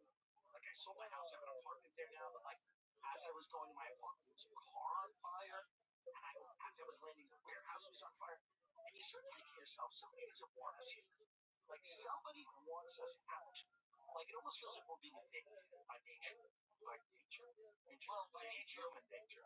By bad decisions, by everything, which is nature. Yeah, human nature is nature. The stupidity of humans is no different than the stupidity of animals when they go extinct. Do you think it comes back? Any shot? Any chance? Something has to happen, right? Something big has to happen. I mean, there has to be something that completely shifts the way LA looks at itself. It has to look at itself as like a functioning business instead of a giant scam for nonprofits. Right. So the big part of LA's problem is just a bunch of people that are in the empathy industry. Yeah. And they're in the, we're working for this and we're working for that. And a giant chunk of their money is going to that kind of shit. I did a great show at Oceans in Atlantic City, which is a casino there. And the owner of that casino was talking to me. And I said, what would fix Atlantic City? Because Atlantic City has some similar problems to LA, but vastly worse. And he was telling me, he goes, we have just a high amount of people and a lot of social programs with white people. You have a lot of people that are not, for whatever reason, productive. They're living in one area, and everything that comes along with that, which is crime, which is vandalism, which is disorder to varying degrees. And he goes, you need to get rid of that in order to have a climate where businesses thrive. Which is what happened in New York in the 90s. People hated it. They don't want to admit it. But what happened in New York in the 90s was like they did clean up a lot of the crime and a lot of businesses that felt better about it. That's 100%. That's Giuliani. What he did. And he's demonized. He's demonized. He hasn't. He's one of those guys where if he had just done that and died, his legacy would have been amazing. But he's hung around for a while, and he's kind of gone into some interesting tangents. So it's one of those scenarios where it's like, had he just cleaned up New York City and then left public life, it would have been like that guy. But he hung around a little bit, and got involved. They always hang around. You're going to do shows. That's what's going to do. That's right. They always going to do shows. But he did such a good thing, and then it was like, just exit. And it was also, it was easy to think about what he was sweating his diet. Well, that's what I mean. He's melting, and he's doing a press conference in a parking lot. Yeah, 100 years old. It's just, these guys, there's so much silliness on both sides. There's silliness on the left and silliness on the right. There's goofy people, because the only kind of people that want that kind of position of power are a little goofy, right? You don't get the best and the brightest and the most likely that want to be the mayor of New York City. They have a good job. A lot of people that want power, they want influence. I think a lot of that, the AI stuff, which is very interesting, is starting to, I don't know how quickly it will do this, but I do think it's going to lessen some of the cultural divides, and I think it's going to potentially unite people, because I think it's going to be, the next fight seems to be about surveillance, privacy, your own rights, what rights you'll have. Like, I feel like that would be, it might take precedent. Instead of like these cultural fights that people have been having for a while, it might be like, people might be demanding a couple of autonomy, from artificial intelligence. The problem is going to be, if you can't demand, if you don't have a voice in the water. This is the potential nightmare scenario that we're seeing play out slowly. Right. In England, their freedom of speech has been suppressed to an alarming point where people are not freaking out doing nothing about it. The amount of arrests that people get over there for fucking retweets and likes. Retweets and likes. That's so crazy to me that you could be arrested for liking a tweet. Arrested. Not even retweeting, because we all know if you like, you're a piece of shit. You should retweet. We all know that. Retweet it. And if you're going to go to jail, you might as well retweet it anyway. You're going to get locked up. What this retweet is for a retweet versus a like. I'm sure. Your Honor, my client just like this. They were confused. They hit a button. So as soon as you have people that feel like the reality of the world they live in is not being represented, and they're not allowed to complain about it online, because if they complain about it online, they get arrested. So right now it's for immigration. But that could change. Well, it does seem to be that they feel that there was a decision made by somebody that the public can only discuss issues in a very rigid way. They can only offer like if not everyone who's talking about immigration is doing it the most articulate way, but it's their right to do it. It's their country. They should be able to say, I'm worried about increased levels of immigration. And they should be able to say that in an eloquent way, right? So what they're doing now is policing certain words and I think certain ways of speaking, and they're calling a lot of things an incitement to violence. Now, some things clearly are an incitement to violence, but the internet, people speak in a colorful way. People talk using irony. Some people try to be funny. Some people are. So I think the way that they're doing it over there is they're basically looking at these statements and going, this person is inciting violence and threatening the public good by what they're saying. Right. And then there's also people who are getting arrested for saying they were raped. And they were. And so this new report, who released this new report that said more than 1 million people? It says UK scraps police probes of legal social media posts after review says response went too far. So this is April 1st, 2026. But I just saw a thing about a guy getting arrested for accusations. And we have rape gangs here, but ours are more successful. I think that's a legal social media post is what's weird. So legal social media posts, right? Their law is different than our law. They don't have freedom of speech over there, so incitement to violence is a violation of their law. Right? So when it says legal, it could just be they went too far for things like cartoons or something like that. It's not clearly not incitement to violence. But we could find out, Jamie, what that report was about the rape gangs. I was just there for 21 days. I was in London. I was in Paris for a couple of days. I was in London primarily for 21 days. And you talk to different groups of people, and London's a global city, it's a cosmopolitan city, it's like New York. And, I think one of the things that, they're used to diversity. And so they're not full-on panicked about different types of people coming in. But there is undeniably a real problem outside of London, also in London, but outside of London because a lot of the economy is stagnating.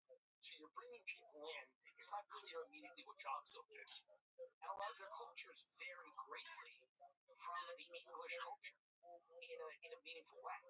And that could be the rights of women, that could be the rights of gay people, that could be the opinions about freedom of speech, that could be freedom of religion, whatever it is. There is a cultural tension there between, immigrants, migrants coming in, and this very established society that's been around for a very long time. This episode is brought to you by the Farmer's Dog. Here's a fun fact. Research shows that dogs maintain a healthy weight can live up to 2.5 years longer on average than dogs who are overweight.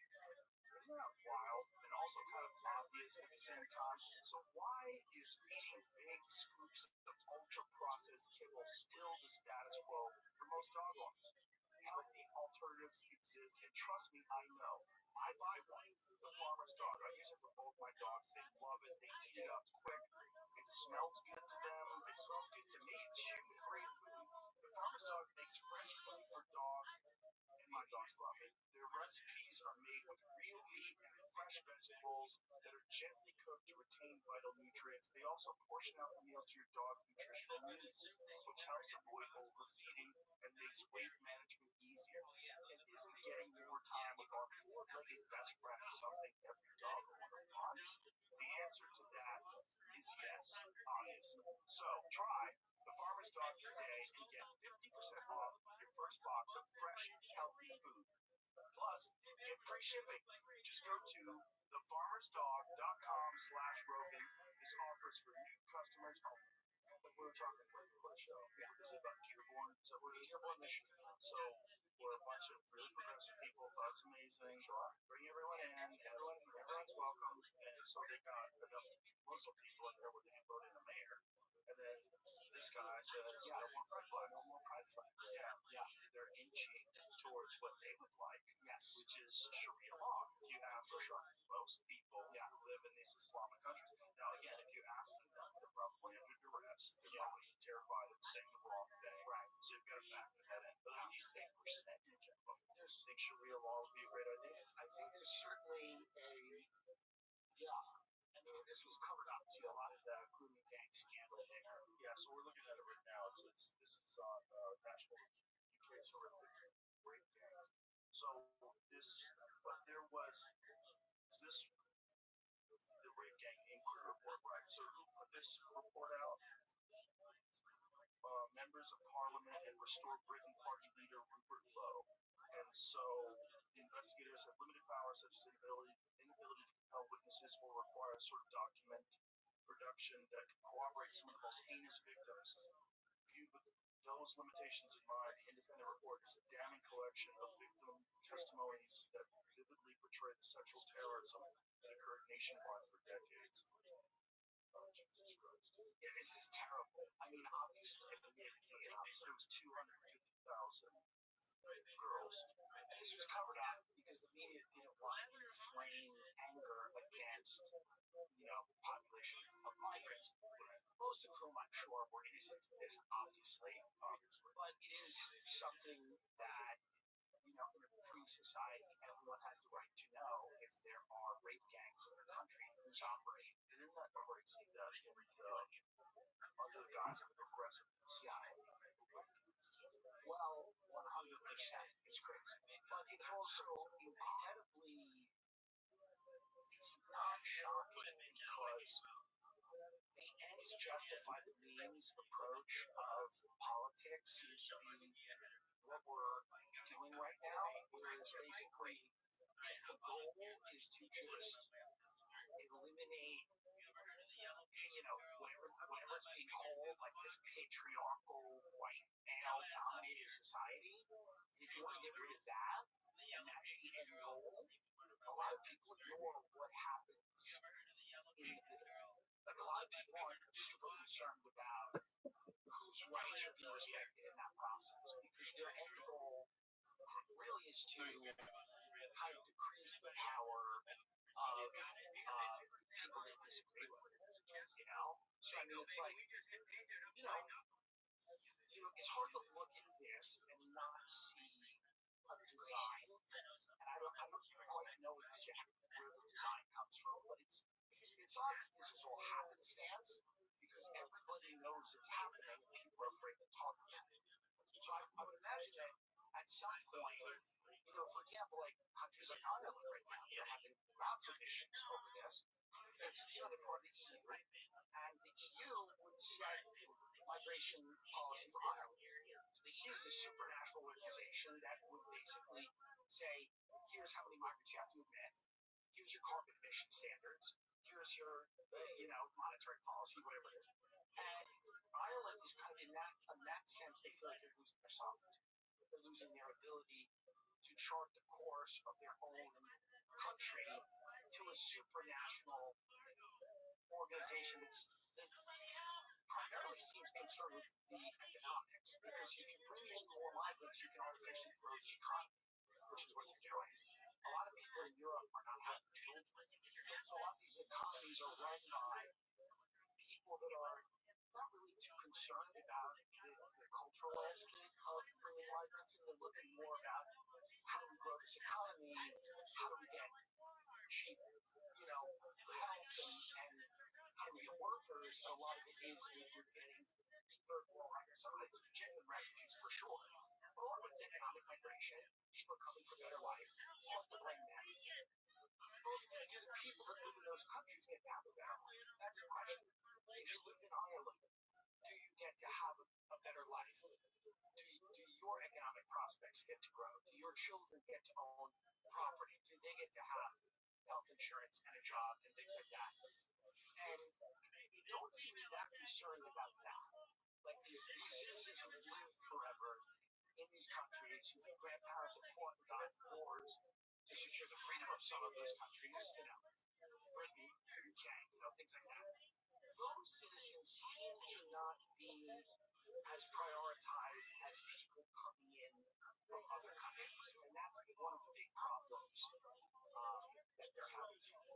Well, it's really interesting to watch, because if there is a plan, it's not interesting, it's kind of horrific, but it's interesting in that all short. If there is a plan, like whose plan?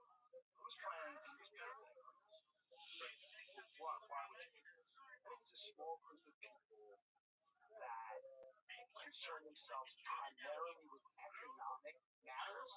They don't care that nation states have cultures and histories and customs. That doesn't bother them as much. And their basic response is to just deal with it and to call everyone a racist who questions it, or to say everyone's Jewish or ethnocentric or anti-immigrant or whatever. They shut down those conversations. And I think it's because a lot of people believe more in a global world, and they don't believe in a world of nation states that have their own ability to govern themselves. They want to take that power economically from those people, and then eventually they want to take it culturally and every other way. So they just want to go around the world and say, here's the way every country would look, here's the economic policy of every country, and if the people in those countries don't like it, and they express, that on social media, they're going to get kicked off. And if they organize in the streets, they're going to use, military authority to fire water cannons out or shut down or use gas or whatever. And if there's a genuine resistance movement to some of it, they're going to infiltrate it and turn it into some psychotic thing, which they do all the time. So it's hard to see it, not to sound like a paranoid nut job, but that's what I am, how I make my living. But I think it is clearly someone's desire. This isn't happenstance. None of this has to happen. We don't have to invade countries, sponsor coups, steal resources, and then trench our views in guilt and say, now we have to bring all those people here and you have to deal with it. That has to happen. That's a strategy of a group of people that want to keep perpetuating this. I think it also has one of the factors might be that they want conflict. The more conflict people on the streets, the less they pay attention to what the government is doing. Well, 100%. But I also think the more chaos in the street, the more likely you're going to be willing to accept laws, technology, and you're going to just say, I want peace, and I don't care how we get it, I don't care how we achieve it, and I think that's very possible. But it does feel like it's on the road a little bit to where people want a uniform standard across. As you said earlier this, it's very interesting because this uniform standard is supposed to include non-binary art students in Vermont and religious Muslims from North Africa. Good luck. But that's amazing. The people that would be most opposed, the people that, if you do bring those people, the people that are going to hate the most, the people that want the most, they're the ones who are most likely to say we should have some border that keeps some person from coming here, person's illegal. And the people that want the thing the most, I think, are not even the people bringing it in. They're being used. Right. They're being suicidal. Their empathy is being weaponized. It's being used. So people that are manufacturing this reality are using those people. These are the same people who really don't care if people in the state over have health care. These are people that haven't spoken to their sister in 2 years. And they care a ton about people in the Ukraine or people that are coming over from Syria, whatever. But we fucked up Syria. We put that guy in who used to be in ISIS. We got rid of Gaddafi. There's slave markets in Libya. So we did that. We sent refugees all through Europe. We destabilized all of Europe. And, you can't take us out of it. You can't take Western powers out of it. You can't take Israel out of it. You can't take the U.S. and Britain, France, and a lot of other powers that have destabilized these countries and sent these people flooding through Western countries, European countries. Yeah, fun.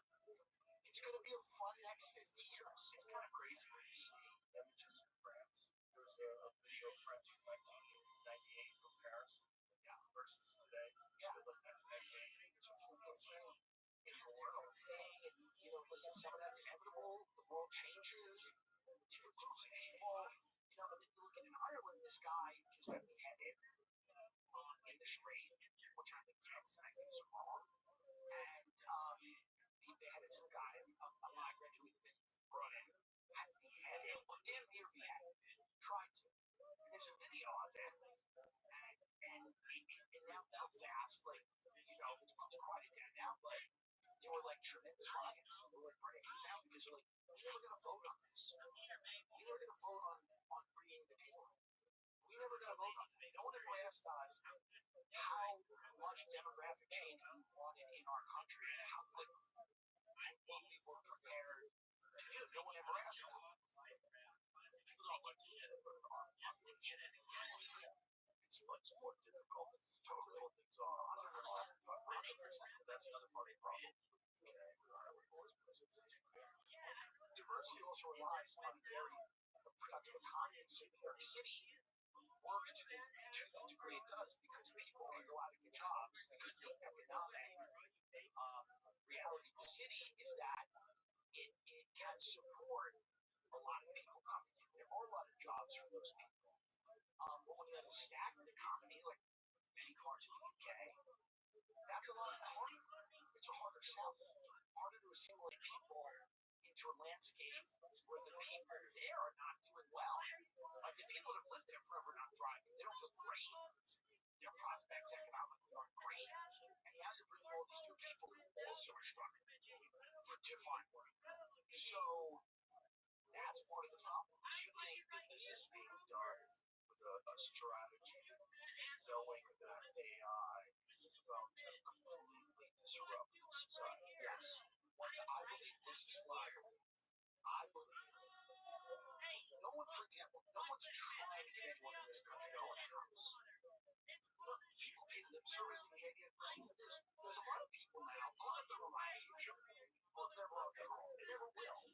And no one is trying to, no one wants them.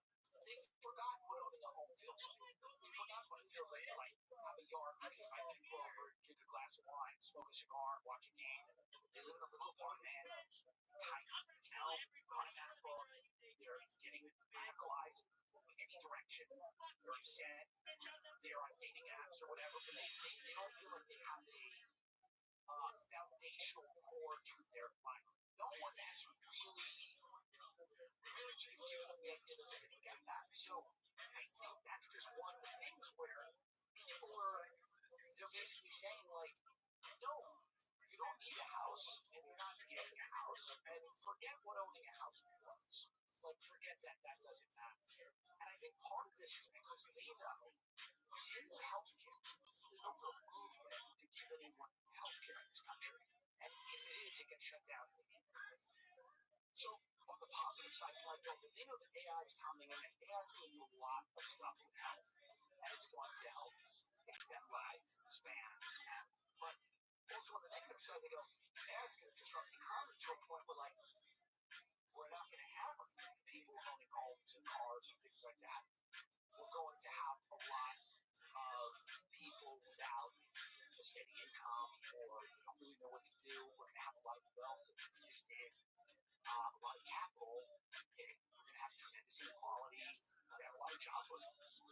So for sure, I think that they're preparing. I mean, there's no way you can look at the landscape because they're selling the country off for parts, and this is all parties, and this is like they're selling off for parts. So I mean, obviously, something's coming. Something's coming for sure. And I don't know what it is. I'm sure the AI thing's overblown to its head. I think so much more GDP depends on it that a lot of these companies are well, they're philanthropists. These are creepy companies, you know? I mean, they're just creepy. Wow. Yeah. Tech companies have in general outrageous unprecedented. There's never been corporations. I mean, unless you go back to corporation, you go back to the day where they had like an enormous market, right? Totally. They took over. Yeah. But if you look at what they're doing, it's very different than that. Other than the Army part, what they have is robots, and then they have AI, which, as I said, I'm smart, the smartest humans ever lived. Right. Like, this is the goal. The goal is to create literally a digital god, and it's going to be controlled by not us, not the collective human race. It's going to be controlled by celestial. That's weird. Like, and we're just trusting them.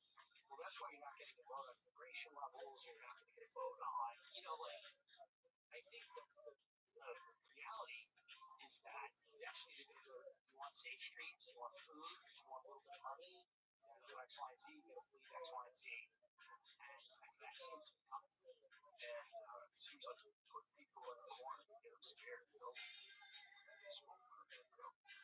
We'll back down. They'll go along with a lot of stupid shit. They'll try to find comfort and be able to listen to what they need to be worthy. Now they'll trust the government, which is why the left is trust the government. All these studies that come out, the thing that I love this. I think people that are great, they get fun people and everything like that. But they have because they get out there, they get a little more from their government. There's more trust in their government than we have in our government. And it's the most positive, not the negative. But they're a society of rules and customs and order. And it is a bit different. So I think they are more likely to go along with the grand plan of government, more so than the United States, where we really do question more what's happening than people in Europe or the UK overall. Yeah, well, that makes sense, right? They have socialized healthcare. Isn't their education paid for? Yeah, they have good stuff. They have a good life. Yeah. There's benefits to that. Totally. There's like a balance to be achieved. I've always said that this country is foolish that we don't pay for higher education. Like, the more educated people, the better. Like, the less losers, the better. Part of our country is we're manufacture a lot of geniuses. We also manufacture a lot of psychopaths. That's what our culture is. A lot of people that don't give a fuck about it. A lot of people don't care. That's the thing that comes off to the right too, right? Celebrate. And they don't even realize that outward gluttony inspires all these rich people.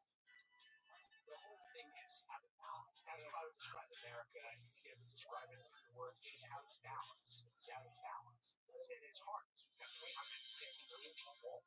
It's hard to back, and it's like one of the people in Menlo Park have to do with the people in Baton Rouge, have to do with the people in Darcy, where you can't get it. It's a favorite place.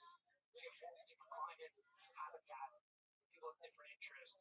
I think AI might unite people because, like, the idea of this as such a powerful force, if people don't start getting cognizant of it eventually and start, talking about regulating it or anything, I do think it is going to be, a very strange time and people, just ignore it forever. It's going to do something weird. I'll tell you that. It's not going to be normal, but whatever's going to come over the next 20 years, no one is. I get this feeling that still this 10 years started about Christianity. I feel it feels like the whole Christ thing. Yeah, what is he doing? Lecture on the Antichrist, a bunch of lectures on what this is fascinating. this interesting area of this is Rob Watson. But J.D. Vance, who's not the worst person, obviously, and I think he's the sanest voice in that administration of that area, for sure. I think he is by far one of the only people in there going, let's calm it down, which is why a lot of the big donors are slowly money him, you know? But again, it's just, he just released a book about faith or reconnecting with his faith. I'm sure it's a lovely book. I haven't read it. Fun beach read. J.D. Vance is reconnecting with his faith. Great. Inspiring. Amazing. We'll get to it. Haven't read it. We'll get to it. Top tier. But, you know, it's also interesting because, like, some of his donors are huge tech guys. And it's all of these worlds existing together where you have this world of people who are trying to build a god and the world of people who already believe in a god and trying to get all of those people in the same tent. That's interesting. What up, pleasure? You know? That's where God comes from.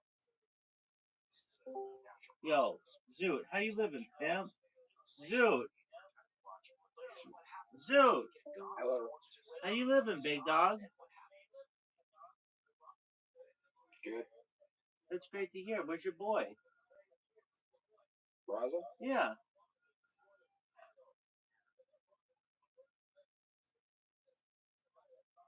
Hey, Rabbi. What up, pimp? She said that she's gonna watch my favorite movie tomorrow, and I say Monday. Alright. Hey, is she gonna masturbate on Sunday? You never know. I mean, it's a question. It's not necessarily inappropriate. It's a physical act. Where's your boy? Raza? Yeah, let's tell him about it. Come on. No. Call him. Please. Whenever he's in here, I ask him to call you.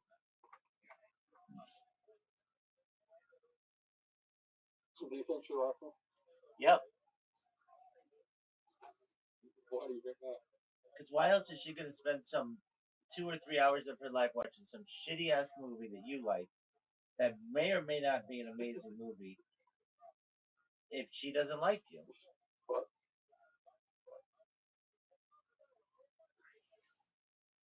Now, here's my question. Did you call Riser? I'm ready. Okay. We're gonna wait 10 seconds, 9 seconds, 8 seconds, 7 seconds, 6 seconds, 5 seconds, 4 seconds, 3 seconds, 2 seconds, 1 second. Did he pick up?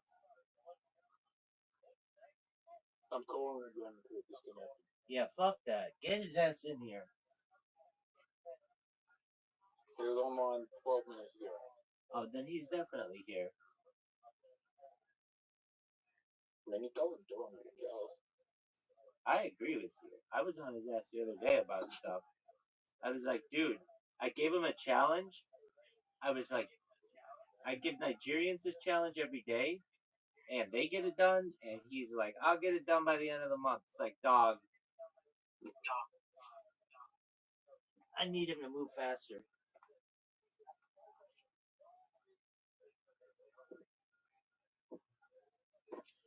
Did he pick up? No. Why don't you think he picked up?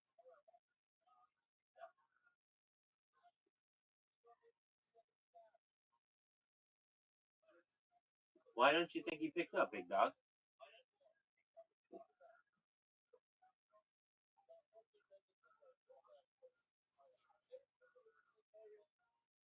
Right, sir. Zoot, I just asked you a question. Why don't you think he picked up? Probably walking his dog in the bathroom. Dog, that's all that motherfucker does.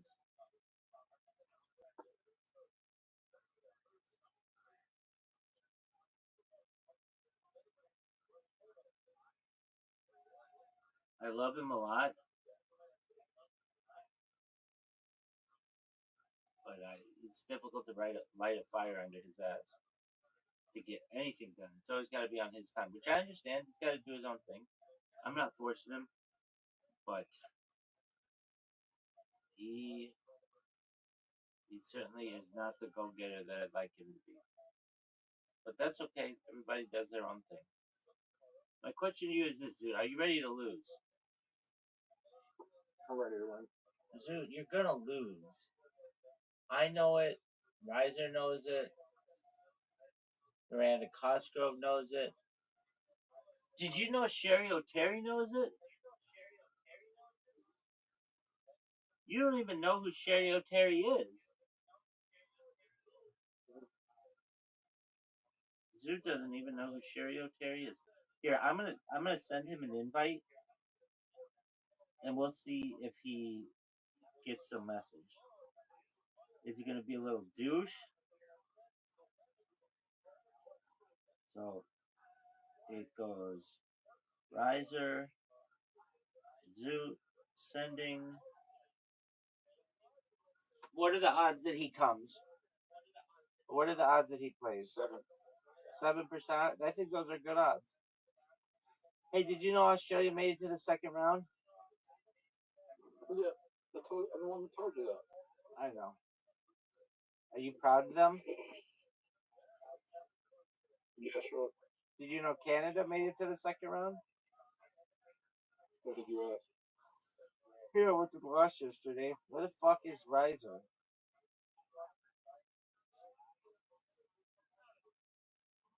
Garbage. All right, I'm gonna send you a real one now. I don't know. Who do you think the favorites for winning the cup are? France, easily. They're dominating.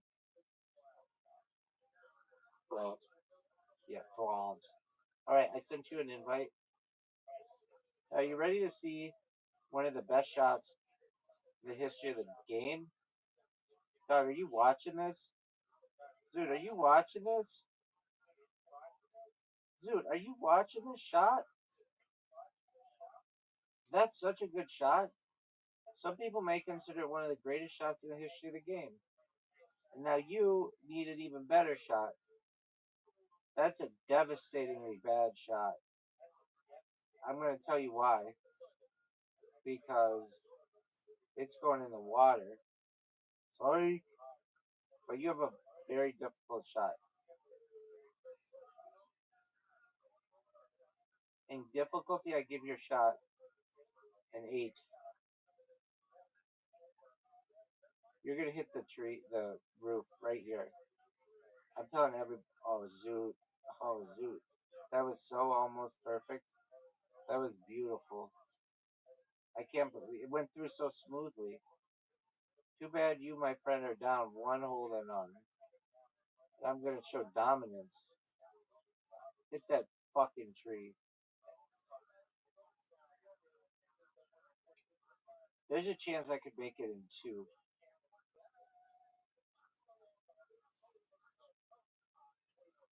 I don't think I can. No.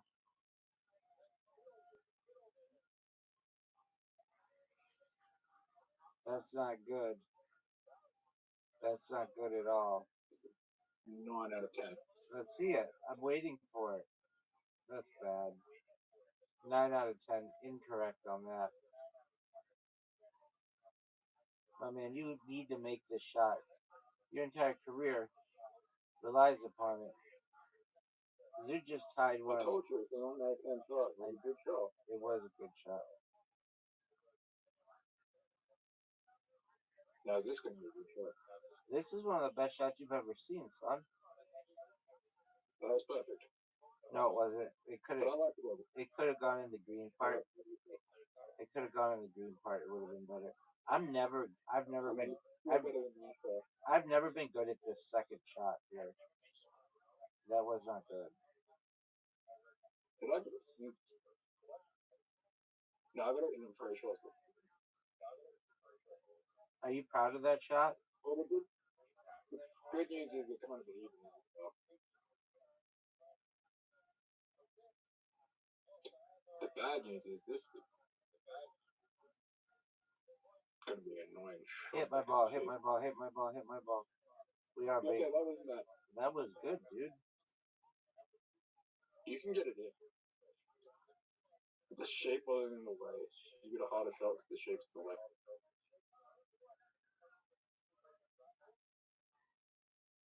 Oh, Are you dude. fucking serious? Dude, that was devastating. That was a devastating miss. And I made it with that sheep in the way. And now you're done. You're not touching me on this hole.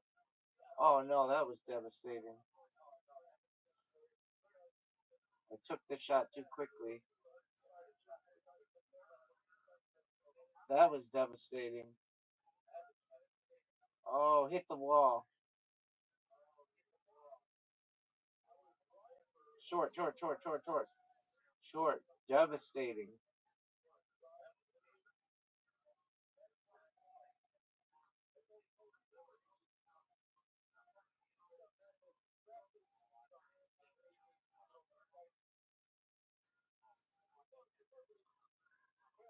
You did one of the best shots in your career.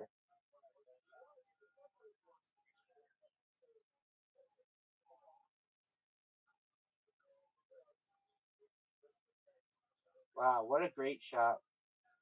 That was one of the greatest shots that you've ever seen in your entire life.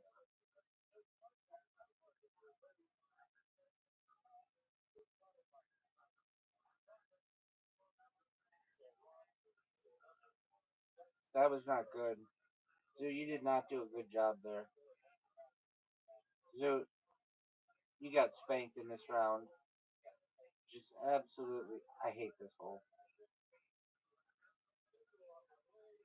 Dude, you've seen me do well on every single hole except this one. I'm so bad at this one. No way that's a good shot. I don't even care what you're trying to do. That's garbage. Terrible shot. 0 to 10, that's a 0. Did you watch Tim Dillon on the Joe Rogan Experience? Yes or no? I'll wait. I didn't even know he was on the Joe Experience. I don't even know who that is. You don't know who Tim Dillon is? He's like arguably the funniest comedian in all of comedy. You don't know who Tim Dillon is? Nah. I mean, his name is Henry Wilson. He made Henry Wilson. Tim Dillon is this chubby Long Island comic who is gay, but you'd never know he was gay except for the fact that he talked about sucking the D. But he looks like a fratty American, and he's so funny. And he's like the one comedian, aside from maybe Shane Gillis, who doesn't really fear Joe Rogan. Like all the other comedians, especially Tony Hinchcliffe and everybody else, they all fucking fear Joe Rogan so much. And they want to get on his good side, and they want to make sure that they do really well at the Comedy Mothership and stuff. And Tim Dillon has this hilarious story where he's like, have you ever been inside the green room of the Comedy Mothership? It's literally like the most judgmental place you've ever been in your entire life. Like you could be from anywhere. You could be from London, and they're like, "So where you from?" And you'll be like, "Oh, I'm from London." And like, "Oh, London, well, la di da. Well, guess what? Welcome to Austin. You're gonna love it." And you're like, "Oh, okay, yeah. I mean, it's okay." And they're like, no, you don't understand. You're gonna love it. You're gonna absolutely love it." And they're like, okay, oh, I mean, I don't know if I love it that much. They're like, no, you don't understand. You're gonna love it. And he tells this story about this opener that he had from New York who was not as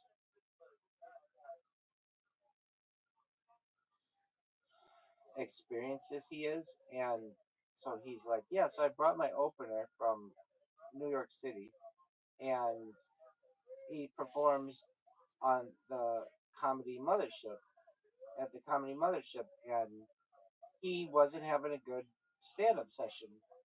And all of a sudden, I'm watching him from the balcony, and I can tell he's not having the best set of his life. It's unfortunate, but it's not going his way. And I have this feeling in the back of my head like somebody's watching me. And I turn around and it's Joe Rogan. And he's bombing Tim. And Tim's like, I know he's bombing. I know he's just having an off night or whatever. I know he's bombing. He's like, and Joe's like, he can't bomb. If he's going to perform here, he can't bomb. And Tim is like, I know he can't. I understand that. I don't know what's going on. This isn't how he normally is. And Joe's like, well, he can't bomb. It's like something that he absolutely just cannot do. And are you serious? And Tim's like, I know, Joe. I know. So he gets his opener and tells him to get off the stage, basically. And uh, the opener's like, hey, I know it didn't go smoothly. Like, it could have gone better. And Tim's like, no, it went absolutely terribly. Are you serious, dude? You need to leave. And the opener's like, well, what do you mean? I mean, let me just get my stuff out of the green room. And the opener's like, no, you don't understand. Tim's like, no, you don't understand. You need to get the fuck out of here right now. You're going to have Navy SEALs who are chasing you down because you bombed here. You're not allowed to, like, embarrass me like this. You need to go right now. And the opener's like, okay, well, like 6th Street seems kind of dangerous. Like, I don't know if I should just be going right onto the street. And Tim's like, no. You don't understand. I don't care where you go, but you just cannot be here because Joe Rogan thinks that you bought. Anyway, Tim Dillon's really fucking funny. I would say if there's one comedian, in my opinion, really, of all the comedians in the world right now, there is a world where Dave Chappelle's number one, Shane Gillis is number two, and Tim Dillon is number three. I'm not saying I necessarily believe that, but if you told me that, I wouldn't. I would actually say that's a pretty good list. I've never seen Tim Dillon do stand up live though, and I've never seen Shane Gillis do stand up live, or I haven't seen their specials. But I can tell you that their interviews are hilarious, and Rabbi, they're some of the best podcasters in the game. What up? would you say that Bill Cosby was one of the biggest comedians of all time? Well, not of all time, but in the United States, yeah, he was at one time. Not just that, he was the biggest person on television for like 8 straight years.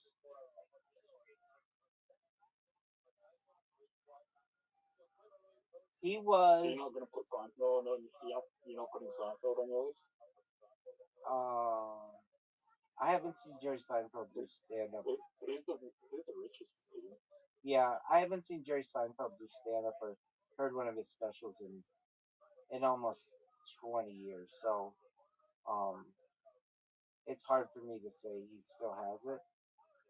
There was a period of time where he, after Seinfeld, where he didn't tour or anything for a while, but then he came back. Once he had kids, he started doing stand-up comedy again. And I'm not saying he's not funny, but as like somebody who I could just be like, wow, that is so true. I could do it with Seinfeld, but Tim Dillon and Shane Gillis, at least. Yeah, like it's kind of Seinfeld's kind of like Robin Williams for people who more as an actor than a comedian. Yeah, I mean he's both. You know that. Come on, baby. You know that. People know Adam Sandler more for being for acting more than commit comedy. Yeah, oh for sure. I don't even really know. That was a time where like I was watching this thing where like Dave got on stage and did comedy, and someone was just like comes up after him, and I was just like, I didn't know Dave was a comedian. I thought he was an actor. It's like That's definitely true. Dude, how did I miss that shot? Yeah, all those characters, they all started making on as they have, like, they could go figure as that comedic actors. They didn't start all of them as stand-up comedians. Um, I would say Adam Sandler was a comedic actor because he was on Cosby Show and he was on television shows before Saturday Night Live, and then he did Saturday Night Live. And frankly, on Saturday Night Live, he wasn't he wasn't the funniest person on there. And he wasn't really even the top like five funniest people on Saturday Night Live, even in his prime. Um, there were a lot of really funny people on Saturday Night Live when he was there. But in my opinion, he was there during some of the strongest Saturday Night Live bits or times when they had Saturday Night Live. They had, while he was there, they had Chris Farley, um, David Spade, they had Tim Meadows, they had Chris Rock, they had, oh, Zoot, good job. We're going to leave it at that. Is Saturday Night Live so big or not really? It's still the biggest show on Saturdays in the United States. But I mean, they did have Sabrina Carpenter on it, so it was pretty good. oh yeah, in terms of who they get, they'll get everybody big. I mean, the people who have been on it are like Elon Musk has done it. You name it, everybody's basically done it. The only people I think haven't done it are like I don't think Tom Cruise has ever done it.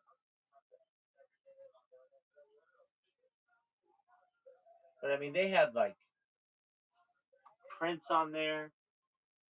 They had Michael Jackson never did it. He was too big. But they had Britney. Yeah, but they had Britney Spears in her heyday. They had Christina Aguilera. Britney Spears hosted though. They had, I don't know, like Sydney Sweeney. Sydney Sweeney was on there.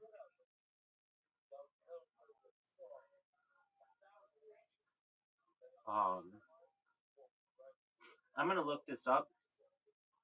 Who are the biggest celebrities not to do Saturday Night Live?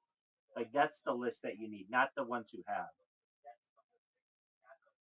Biggest celebrities to never do Saturday Night Live.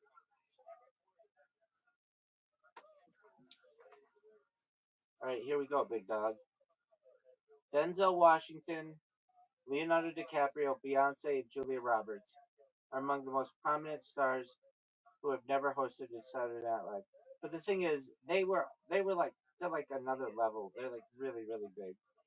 Um, Despite their massive global fame, those actors and musicians have not taken to the role as hosts, with some never appearing on the show at all. So some people have, but they haven't. They weren't on the show. They didn't host it. Angelina Jolie, Meryl Streep, Tom Cruise, Mark Hamill, and some like Sacha Baron Cohen have made brief appearances or monologue spots. They've not committed to a full hosting gig, but everybody else has done it.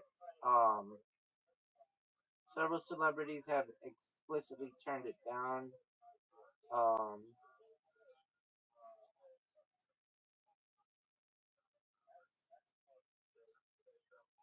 Kevin Hart, Lisa Kudrow, and Jim Carrey auditioned for parts but were not hired, though Carrey and Hart have since hosted multiple times. But aside from that list that I just said, Denzel Washington, Leonardo DiCaprio, Beyonce, Julia Roberts, Angelina Jolie, Meryl Streep, Tom Cruise, Mark Hamill, Sacha Baron Cohen. Well, he did. Like, everybody else has done it. Will Ferrell's done it. Tom Green's done it.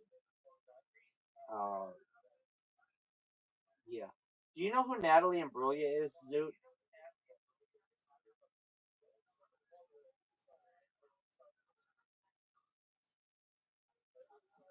Zoot, do you know who Natalie Imbruglia is?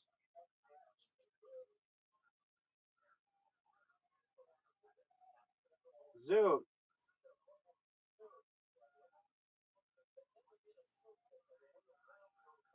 Zoot, you motherfucker.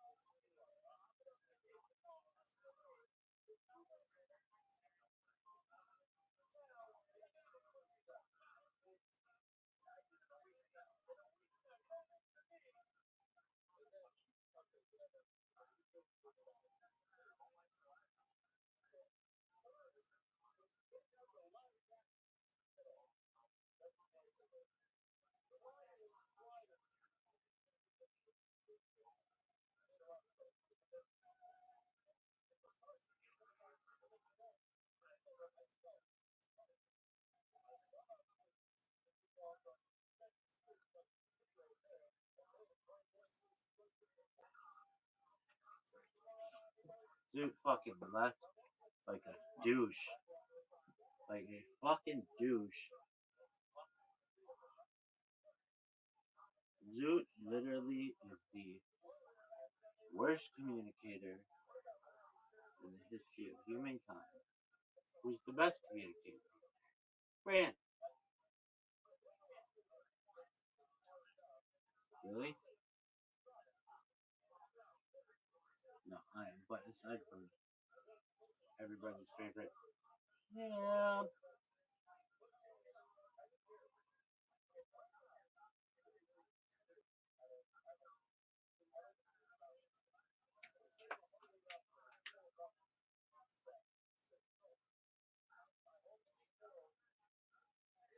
Joe Rogan podcast, chicken oot.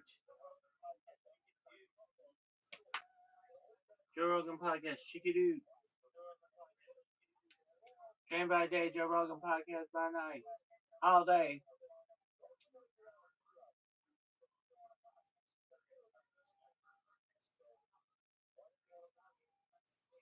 Train by day, Joe Rogan podcast by night.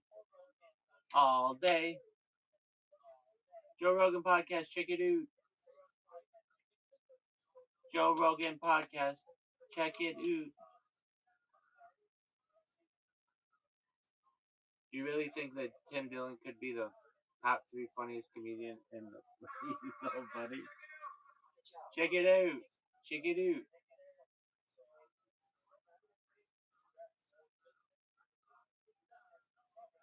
Joe Rogan podcast. Check it out. Joe Rogan podcast. Check it out.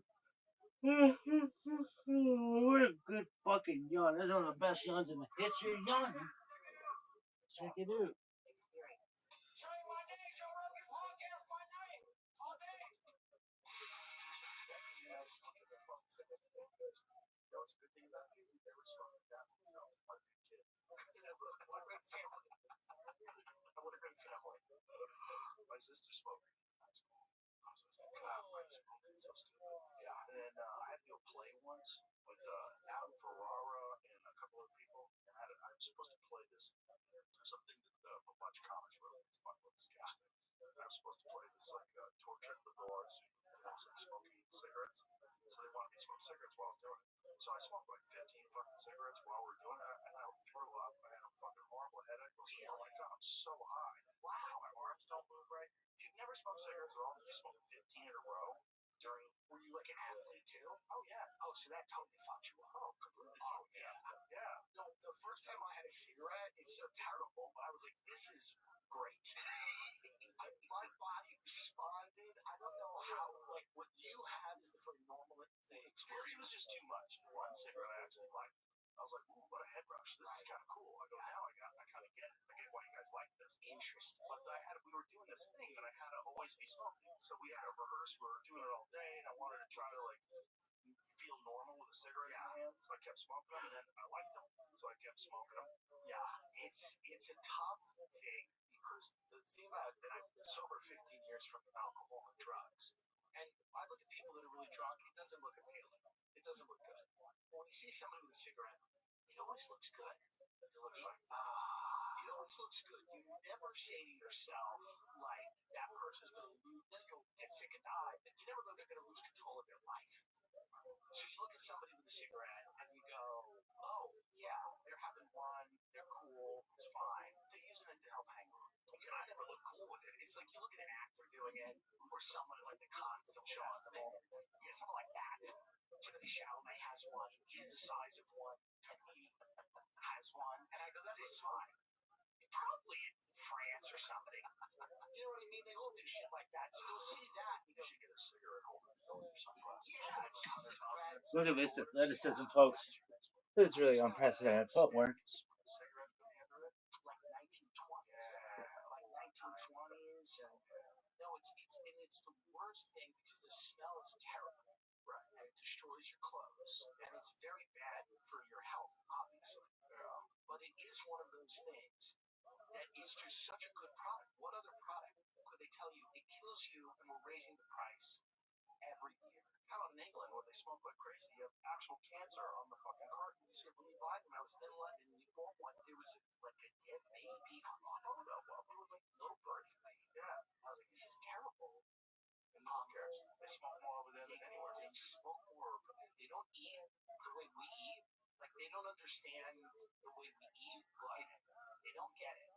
There's something called Toby Carvery, like where you could just ladle on Sunday roast and Yorkshire pudding and stuff. But for the most part, the portions are smaller and people are more behaved in that sense. But they drink more and they smoke. This is it. European World Cup fans losing their minds over Taco Bell ranch and unlimited refills. Yeah. Oh yeah. Because they get sick. When they come here, they get sick because there's chemicals in our food.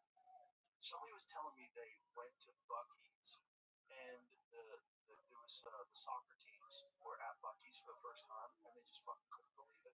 Of course. Imagine that's one of the first experiences you have in America. You walk into a Buc-ee's. Yeah. And you're from Czechoslovakia or some shit. It's one of the most American places, as you've said, that exists. You have this gas station, but that's also like a weird theme park of food and all kinds of other shit that you could need. Yeah, this guy, dude, LMAO, this is a gas station. Yeah. Well, do you see how big they are? Yeah. The first 24 million views, that's hilarious. No, it's completely alien to their culture. Yeah. To have a place like that where you could go buy. The Costco's are alien to them.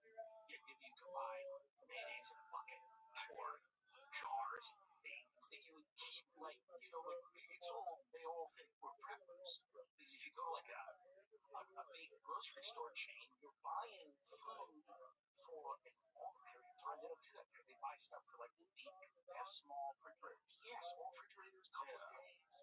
They don't have refrigerators like we have, but also they don't have the same amount of preservatives in their food, which is why it's not poison. Right. They also don't think, and they could be wrong about this, but they also don't think that like they're going to lose access because of some race war. You know what I mean? Like there is a little bit of planning that goes into some of these grocery runs that does seem slightly paranoid. Oh yeah. Well, the news media over here ramps you up. Oh yeah. Start thinking about stockpiling gold. Oh yeah. Yeah. Well, when I lived in LA, when my kids were young, I had an apartment. Bye-bye. Right. That Toyota Land Cruiser I got, I need a bug out truck. Like a truck where I can store a lot of shit in it and it can literally drive over a mountain. That's what I need. I need a car that's not just a road car. Right. I need a car that occasionally shit might go sideways and you gotta get the fuck out of here and you gotta drive through. Wow. And I've left LA multiple times to make that drive. Not in an apocalypse car, but because of fires, because of riots. Like sometimes you just gotta get out of Dodge. I drove 3 fucking times when I lived there. Yeah. And got as close to burning my friends down. It's part of the LA experience to get in a Fuck bar knows and what they. one straight riots. Your block is on fire. I thought he was kidding, but they were just overturned cop cars on fire. Oh, Riots. Rabbi, your thing is frozen. what happened? It's frozen. I'm frozen? Yes, You can't hear me? I can hear you, but there you go. Now you move. What are you talking about? What are you talking about, Miss Aquarius? It was frozen. No, I'm not. no, it wasn't. Take a shot. No, I wasn't. I was just getting water. I wasn't in my bed. But it was frozen. You had your hand on your ear or something, and you stayed there for a minute. Okie dokie. I believe you. Miss Aquarius, it's 3:21 in the morning where you are. Right now, everybody, I don't take that muscle relaxer this time. Take the muscle relaxer. You have nothing. No, it's too early. No, it's not. Take half of it. Take half of it. You got all day today to sleep. Miss Aquarius, take a quarter of it. It's too small. Then take half of it. No, do you want to see? It's small. Sure. Okay, I'll take it. Do it, and then you'll be in bed, and you can sleep all day today. You don't have to go to work. You don't have any friends with whom to hang out for tomorrow. You don't have a hair appointment. You don't have a nail appointment. You don't have a dermatologist. You don't have anything but the whole day to relax. The whole day you can relax. I mean, from sun up to sundown, you can rest that leg of yours. It is 3-something in the morning. 3:23 where you are.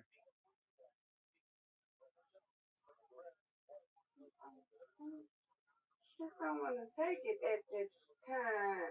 You need to, though.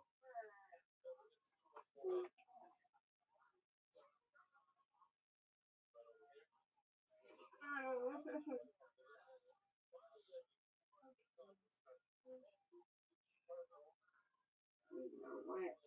don't know why they come and take it at this time. It's too early. You don't think it's going to do anything when you're going to take it at this? Take half of it. And you'll sleep till 10. And you'll be rested. Your leg will feel better. I gotta take the whole thing. This thing is too small. Then take the whole thing. You don't think I'm not gonna do nothing to me if I take it at this time? Miss Aquarius, you're gonna be in pain for the next 5 hours if you don't take it. You already woke up at you already awoke in the middle of the night and you're having trouble sleeping.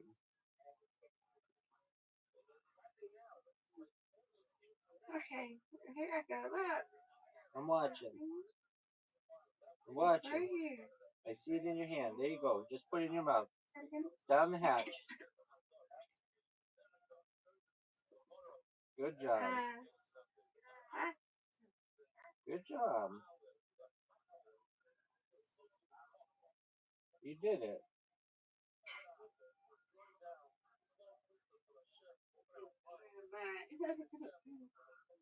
You did it, Mr. Aquarius. Good job. Alright, you go to bed now. I can't go to bed till I go to sleep. My leg hurt. Alright, well, it won't hurt. It won't hurt in a little bit.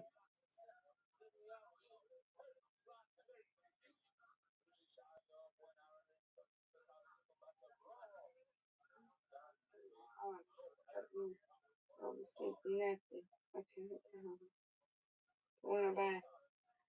I'm gonna do it by.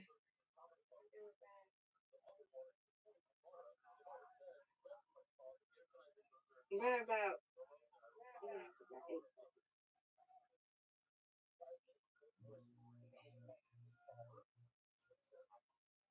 Okay. Okay. All right. Let's see if Luke was in here. Yeah, he's doing whatever. You know how Zoot is. Boy, I know you have to make him tell him, look, you gotta go to sleep, huh? He'll talk to you, all right? Yes, ma'am. Yeah, listen. Yeah, you gotta put your foot down sometimes, Rabbi. Yes, ma'am. Okay. Gonna go back to Sweet sleep. dreams, madam. Maybe see back there. I'll better. Shout out to That's Miss good Aquarius. Shout out to Miss Aquarius, everybody. Yay. Okay, thank you, Rabbi. You're welcome, madam. Sweet dreams. All right, sweet dreams. Shout out to Miss Aquarius, everybody.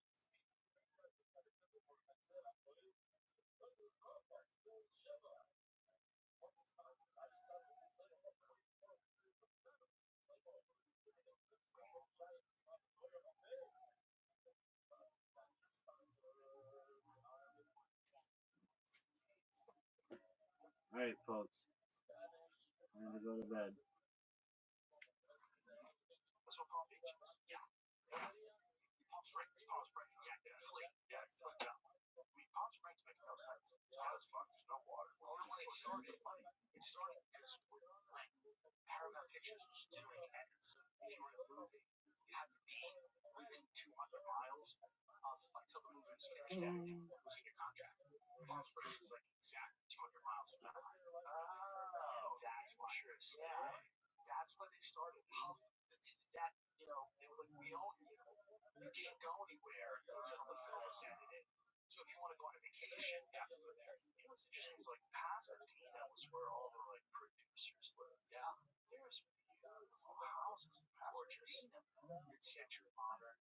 Yeah, incredible places like the States that just seem completely out of place. Totally beautiful and from another time. That's the thing in LA now. You get the vibe that you're Santino made a brilliant point. He's like, it's not Hollywood, it's Hollywood the sequel. Like, you're not living in the thing anymore. You're living in whatever the second version of the thing is. Right. The second version is yeah, whatever it is. It's not what it was, and every place seems a little bit like a museum, or like it was cool 20 years ago or 15 years ago. Somebody recently said this is perfect. LA is slowly becoming Detroit. Interesting. Yeah. The only thing I might say is the weather. The weather will help, but the industry try to. So the big industry in Hollywood, regardless whether or not it's the biggest economic industry, the biggest industry in terms of like cultural value and getting people to move there, was always show business. Yeah. And that's they barely make movies.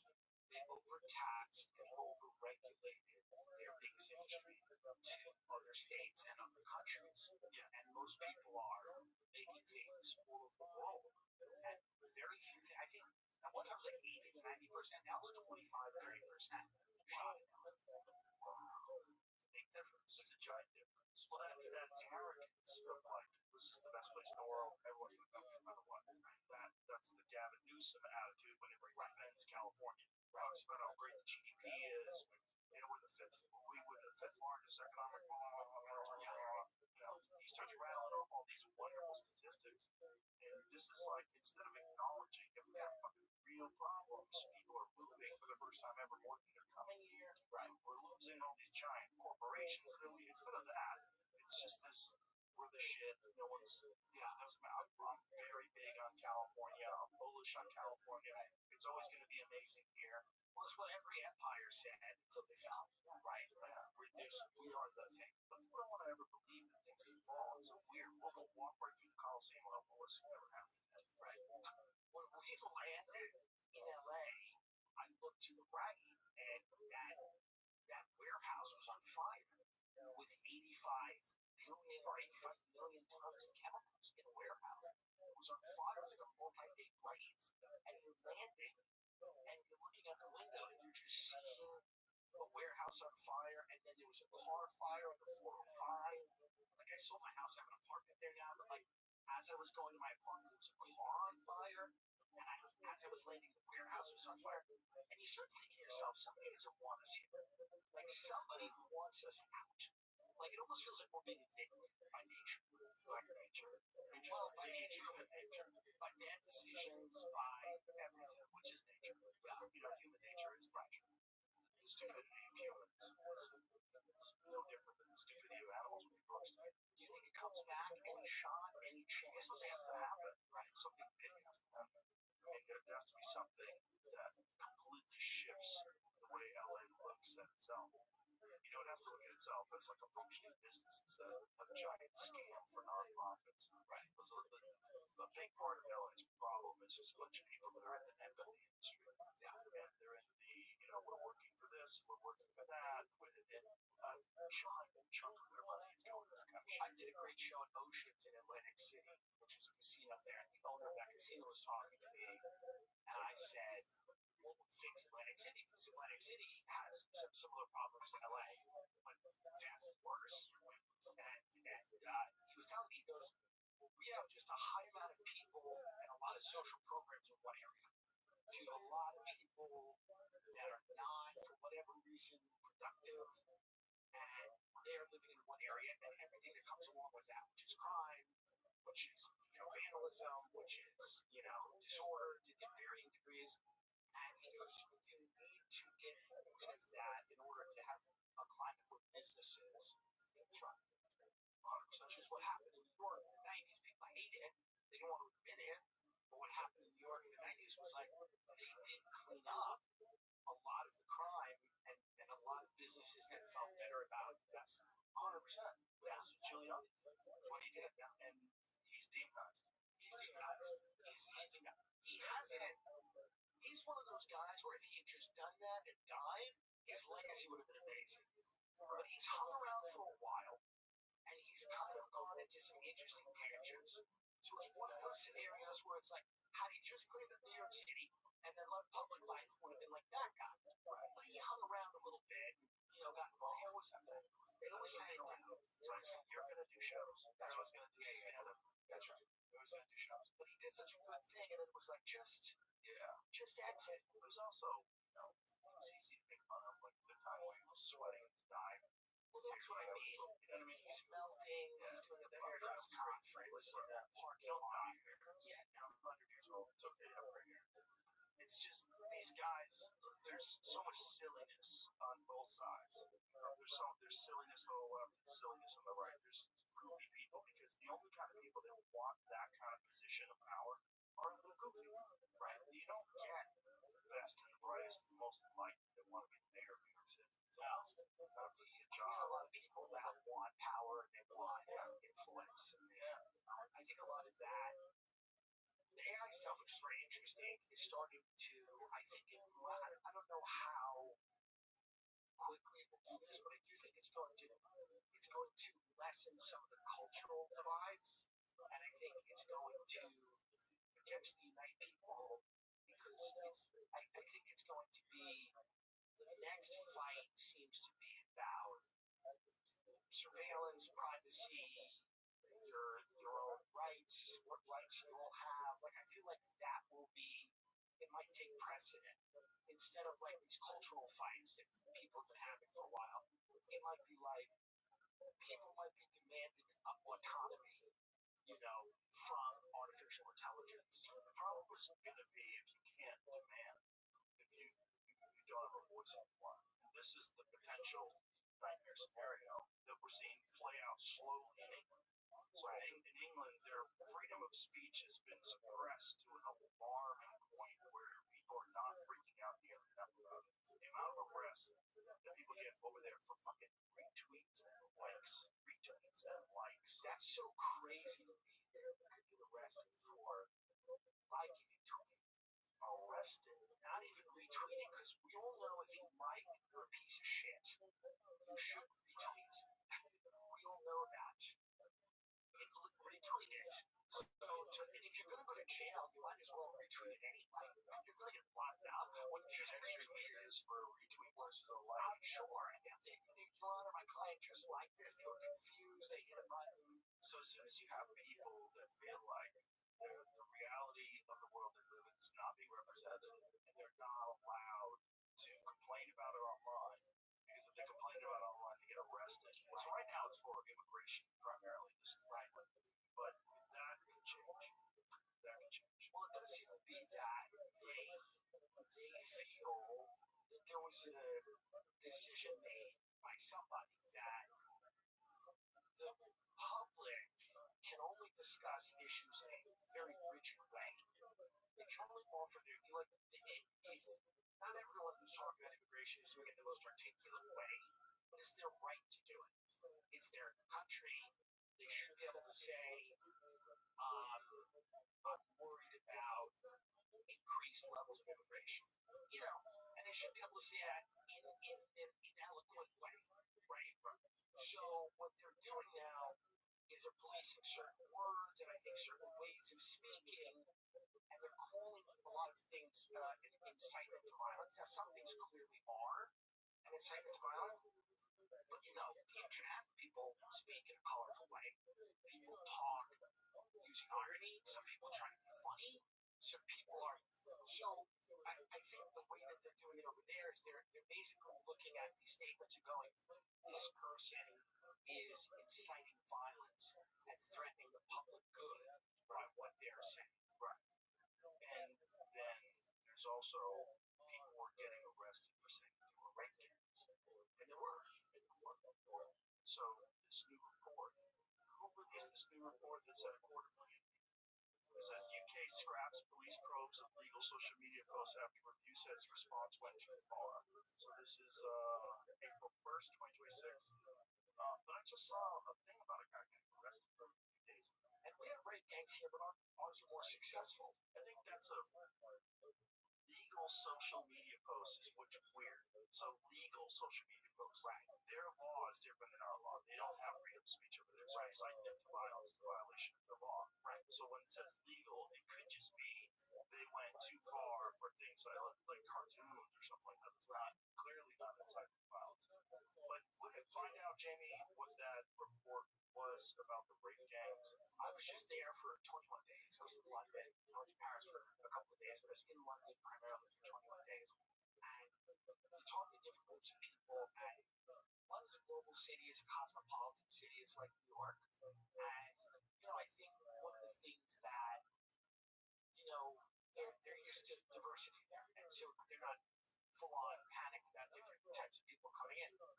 But there is undeniably a real problem outside of London, also in London, but outside of London because a lot of the economy is stagnant. So you're bringing people in, it's not clear immediately what jobs they'll do. And a lot of their cultures vary greatly from the English culture in a meaningful way. And that could be the rights of women, that could be the rights of gay people, that could be the opinions about freedom of speech, that could be freedom of religion, whatever it is. There is a cultural tension there between, immigrants, migrants coming in at this very established society that's been around for a very long time. This episode is brought to you by the Farmer's Dog. Here's a fun fact. Research shows that dogs who maintain a healthy weight can live up to 2.5 years longer on average than dogs who are overweight. Isn't that wild and also kind of obvious at the same time? So why is eating big scoops of ultra-processed kibble still the status quo for most dog owners? Healthy alternatives exist, and trust me, I know. I buy one, the Farmer's Dog. I use it for both my dogs. They love it. They eat it up quick. It smells good to them. It smells good to me. It's human-grade food. The Farmer's Dog makes fresh food for dogs, and my dogs love it. Their recipes are made with real meat and fresh vegetables that are gently cooked to retain vital nutrients. They also portion out the meals to your dog's nutritional needs, which helps avoid overfeeding and makes weight management easier. And isn't getting more time with our four-legged best friend something every dog owner wants? The answer to that is yes, obviously. So try the Farmer's Dog today and get 50% off your first box of fresh, healthy food. Plus, get free shipping. Just go to thefarmersdog.com/Rogan.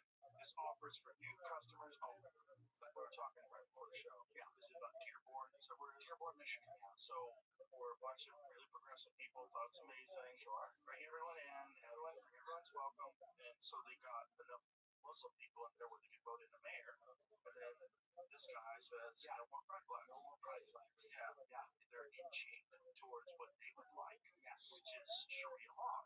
You ask most people who live in these Islamic countries. Now, again, if you ask them, they're probably under duress. They're probably terrified of saying the wrong thing. Right. So you've got to factor that in. But at least a percentage of voters think Sharia law would be a great idea. I think there's certainly I mean, this was covered up to a lot of that grooming gang scandal there. Yeah, so we're looking at it right now. It says this is on national UK sort of victim rape gangs.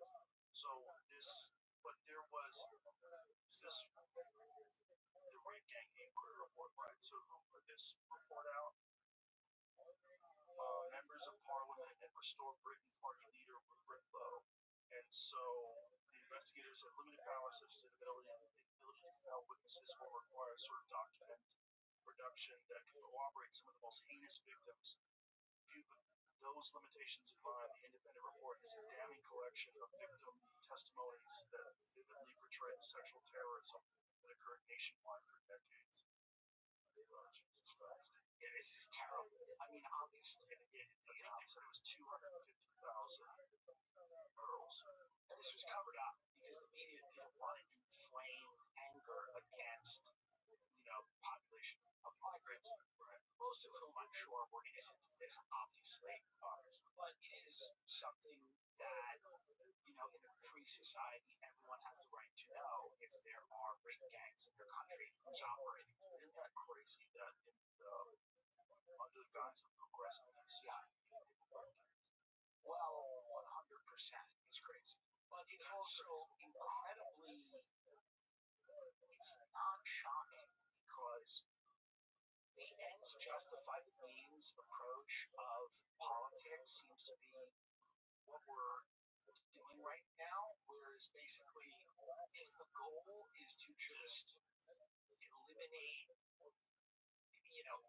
whatever it's being called, like this patriarchal, white, male-dominated society, if you want to get rid of that, and that's the end goal, a lot of people ignore what happens in the middle. Like, a lot of people are super concerned about whose rights are being respected in that process, because their end goal really is to kind of decrease the power of people they disagree with, So, I mean, it's like, it's hard to look at this and not see a design, and I don't quite know exactly where the design comes from, but it's odd that this is all happenstance, because everybody knows it's happening and people are afraid to talk about it. So I would imagine that at some point, for example, like countries like Ireland right now that are having lots of issues over this, it's, they're part of the EU, and the EU set migration policy for Ireland. So the EU is a supranational organization that would basically say, here's how many migrants you have to admit, here's your carbon emission standards, here's your, monetary policy, whatever it is. And Ireland is kind of in that sense, they feel like they're losing their sovereignty. They're losing their ability to chart the course of their own country to a supranational organization that primarily seems concerned with the economics, because if you bring in more migrants, you can artificially grow the economy, which is what they're doing. A lot of people in Europe are not having children. So a lot of these economies are run by people that are not really too concerned about the cultural landscape of bringing migrants in. They're looking more at how do we grow this economy, how do we get cheap, help, and how do we get workers, and a lot of it is you're getting third world migrants. Some of it's genuine refugees for sure, but a lot of it's economic migration. People are coming for better life. Hard to blame them. Well, do the people that live in those countries get to have a better life? That's the question. If you lived in Ireland, do you get to have a better life? Do your economic prospects get to grow? Do your children get to own property? Do they get to have health insurance and a job and things like that? And no one seems that concerned about that. Like these citizens who've lived forever in these countries, whose grandparents have fought and died in wars to secure the freedom of some of those countries, Britain, UK, things like that. those citizens seem to not be as prioritized as people coming in from other countries. And that's one of the big problems that they're having here. Well, it's really interesting to watch because if there is a plan, I mean, it's not interesting, it's kind of rude, but it's interesting. It can be both. It can be both. Sure. If there is a plan, like whose plan?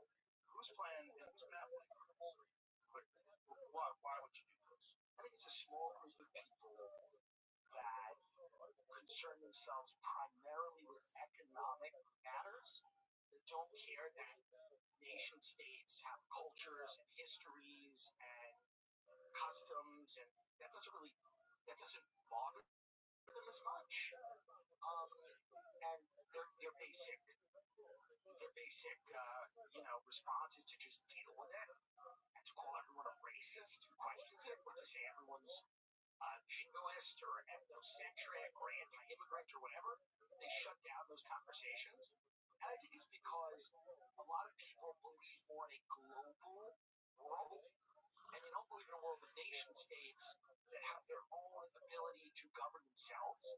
They want to take that power economically from those people, and then eventually they want to take it culturally and every other way. So they just want to go around the world and say, here's the way every country will look, here's the economic policy of every country, and if the people in those countries don't like it, and they express, that on social media, they're going to get kicked off.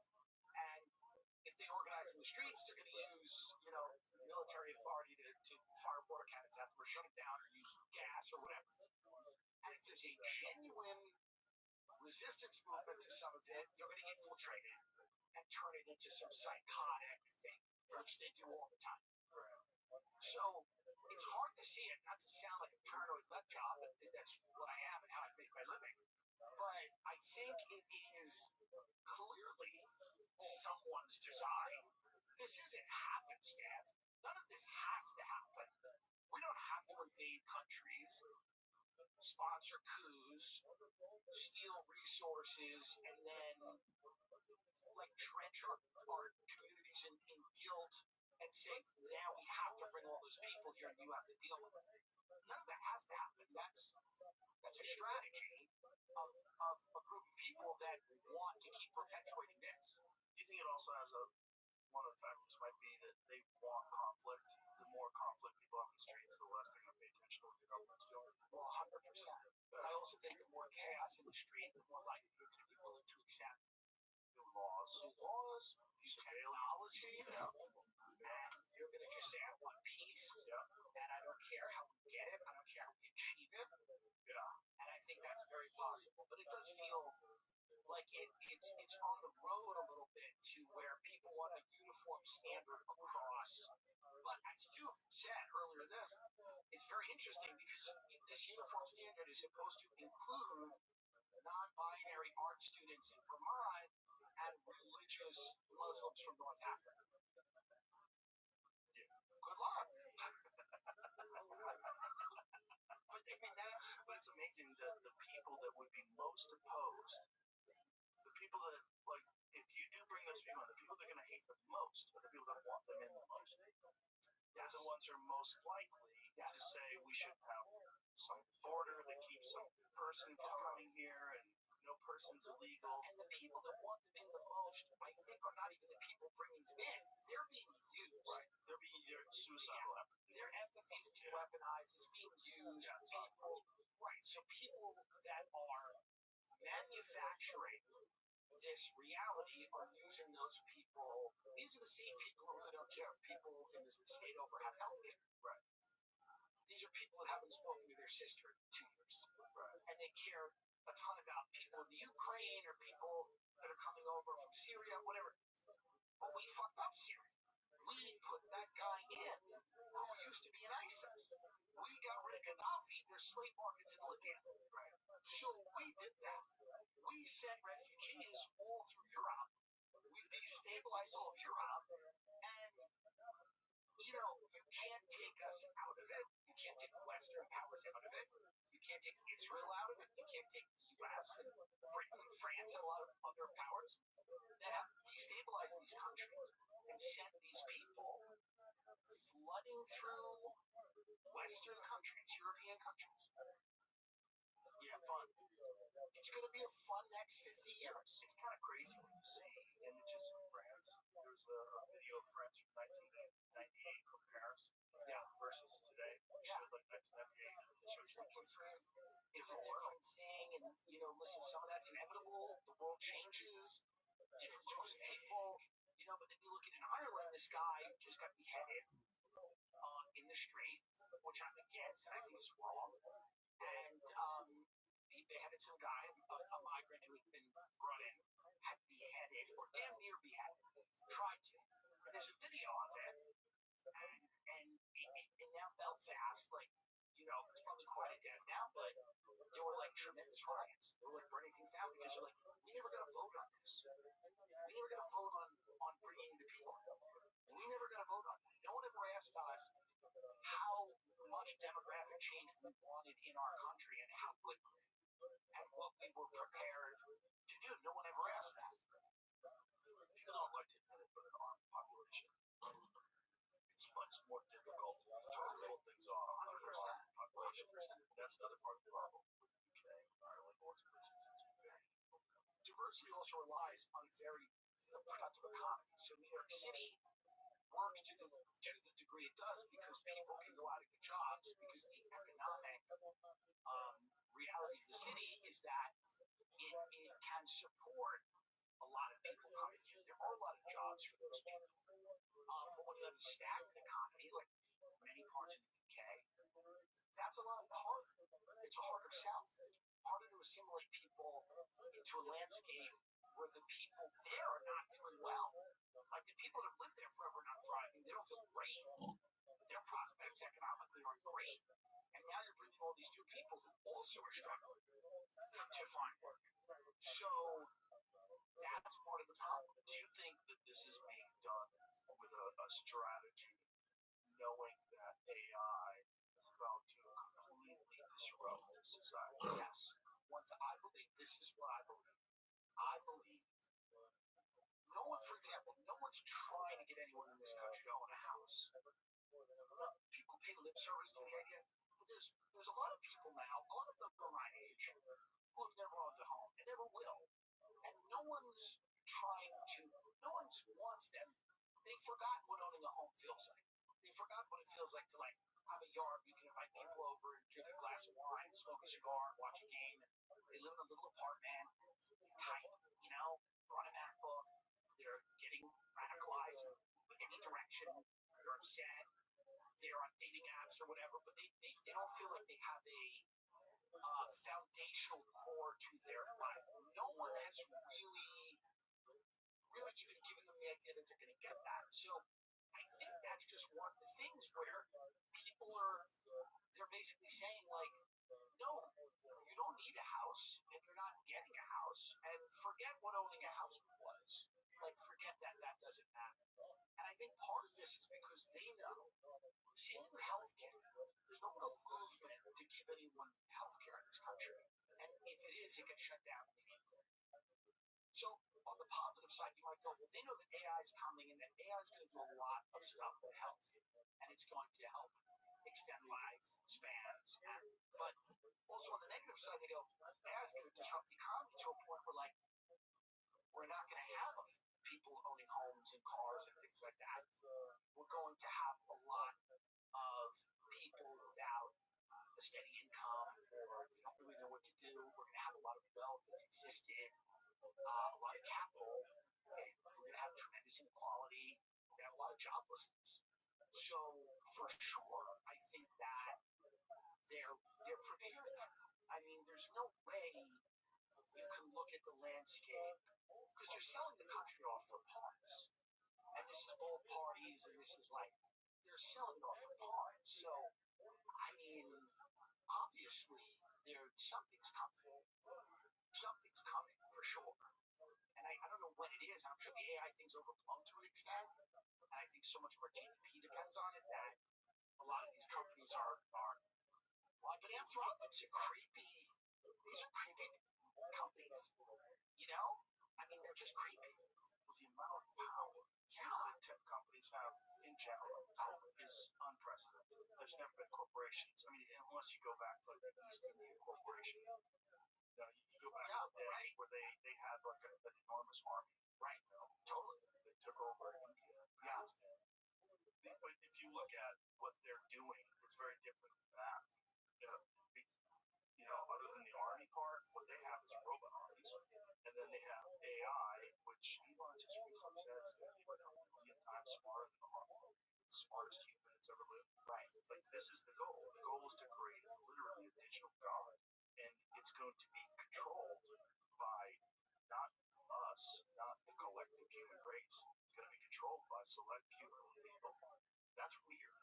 Like, and we're just trusting them. Well, that's why you're not getting a vote on immigration levels, or you're not going to get a vote on, I think the reality is that eventually they're going to go, you want safe streets, you want food, you want a little bit of money, you got to do X, Y, and Z, you got to believe X, Y, and Z. And I mean, that seems to be coming. And it seems like if you put people in the corner and get them scared, the small ones will go. They will back down. They'll go along with a lot of stupid shit. They'll try to find comfort, and they will listen to people that they deem to be worthy. Yeah, they'll trust the government, which is why on the left is the people that trust the government. Well, you have all these studies that come out. This is the thing that I like. I love London. The people there are great. They're fun people and everything like that. But they have because they get healthcare. They get a little more from their government than we do. There's more trust in their government than we have in our government. And there's positives to that, there's negatives.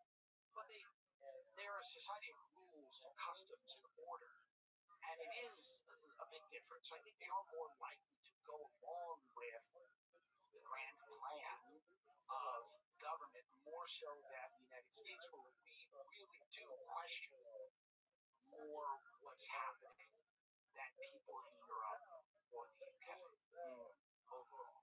Yeah, well, that makes sense, right? They have socialized healthcare. They have, isn't their education paid for? Yeah, they have good stuff. They have good life. Yeah.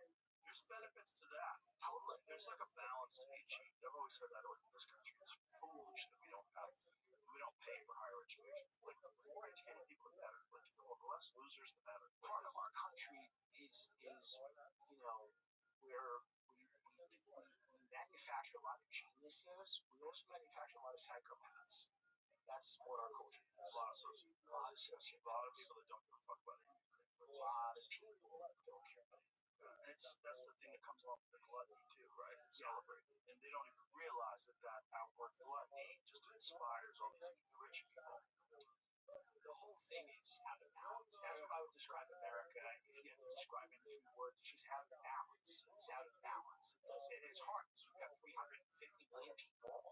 It's hard to balance, and it's like one of the people at Menlo Park have to do with the people in Baton Rouge, have to do with the people in Canarsie. Like, I get it. It's a weird place. So you have all these different climates, habitats, people with different interests. But I think AI might unite people because, like, the idea of this as such a powerful force, if people don't start getting cognizant of it eventually and start, talking about regulating it or anything, I do think it is going to be, a very strange time if people, just ignore it forever.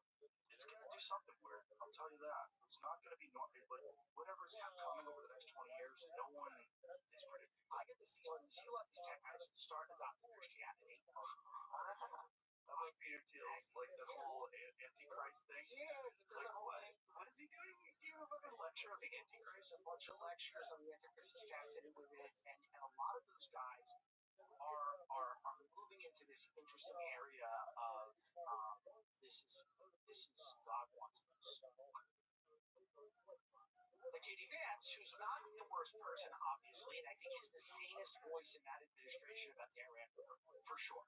I think he's by far one of the only people in there going, let's calm it down, which is why a lot of the big donors are slinging money down, But again, he just released a book about faith and reconnecting with his faith. I'm sure it's a lovely book. Haven't read it. Fun beach read. J.D. Vance is reconnecting with his faith. Great. inspiring, amazing. We'll get to it. Haven't read it. We'll get to it. Top tier. But you know, it's also interesting because like some of his donors are huge tech guys, and it's all of these worlds existing together, where you have this world of people who are trying to build a god, and the world of people who already believe in a god, and trying to get all of those people in the same tent. That's interesting. You know? Imagine if that's where God comes from. It's a natural process. Because the curiosity, insatiable need for technological But then innovation. what happens once we get God? Like once we, let's say we bring this God in, then what happens? Nirvana. Interesting. So we all merge, and that's perfect. Interesting. Because people do believe that. At one point in time, cavemen had to be looking at the wheel, going, man, I see where it's going now. Right. It's going to fuck my whole gig up. My whole gig is making weapons out of stone and tying them to a stick with tendons. Right. And then chasing an animal and spearing them. And now these motherfuckers invent guns. Right. These motherfuckers invent arrows. Yeah. With every progression of technology, bow and arrows, technology changed everything. Horse riding, figuring out how to ride a horse, like a new innovation. Right. Ride a horse now. Now you can move a lot faster. Get a lot of things done. Some guy figured out a wheel. All right, drag the wheel, put a cart on it. Now we can carry stuff with us. Right. Or the stuff that you can put on a horse. Right. Get a couple horses, you can go a wagon. Oh, Right. great. Hey, this guy figured out a fucking engine. We don't need horses anymore. Right. All right, let's make the whole ground everywhere hard so we can roll around with these machines with internal combustion engines. And then it just keeps going and keeps going and keeps going and keeps going. And then one day it's unrecognizable, just like it is now. If you show Australopithecus Manhattan in 2026, they would freak out. They'd probably start screaming. They wouldn't know what to do. They'd be horrified. But do you think, like, if you showed Peter Thiel 2050, he'd go, no, that's it. Like, that's what I want. Like, whatever 20, like, do you think the guys now have a real idea of what it's going to be? No. I think there's a lot of guesswork. I don't think it's possible. I don't think it's possible to know what these things are going to do when they become sentient. I don't think it's possible.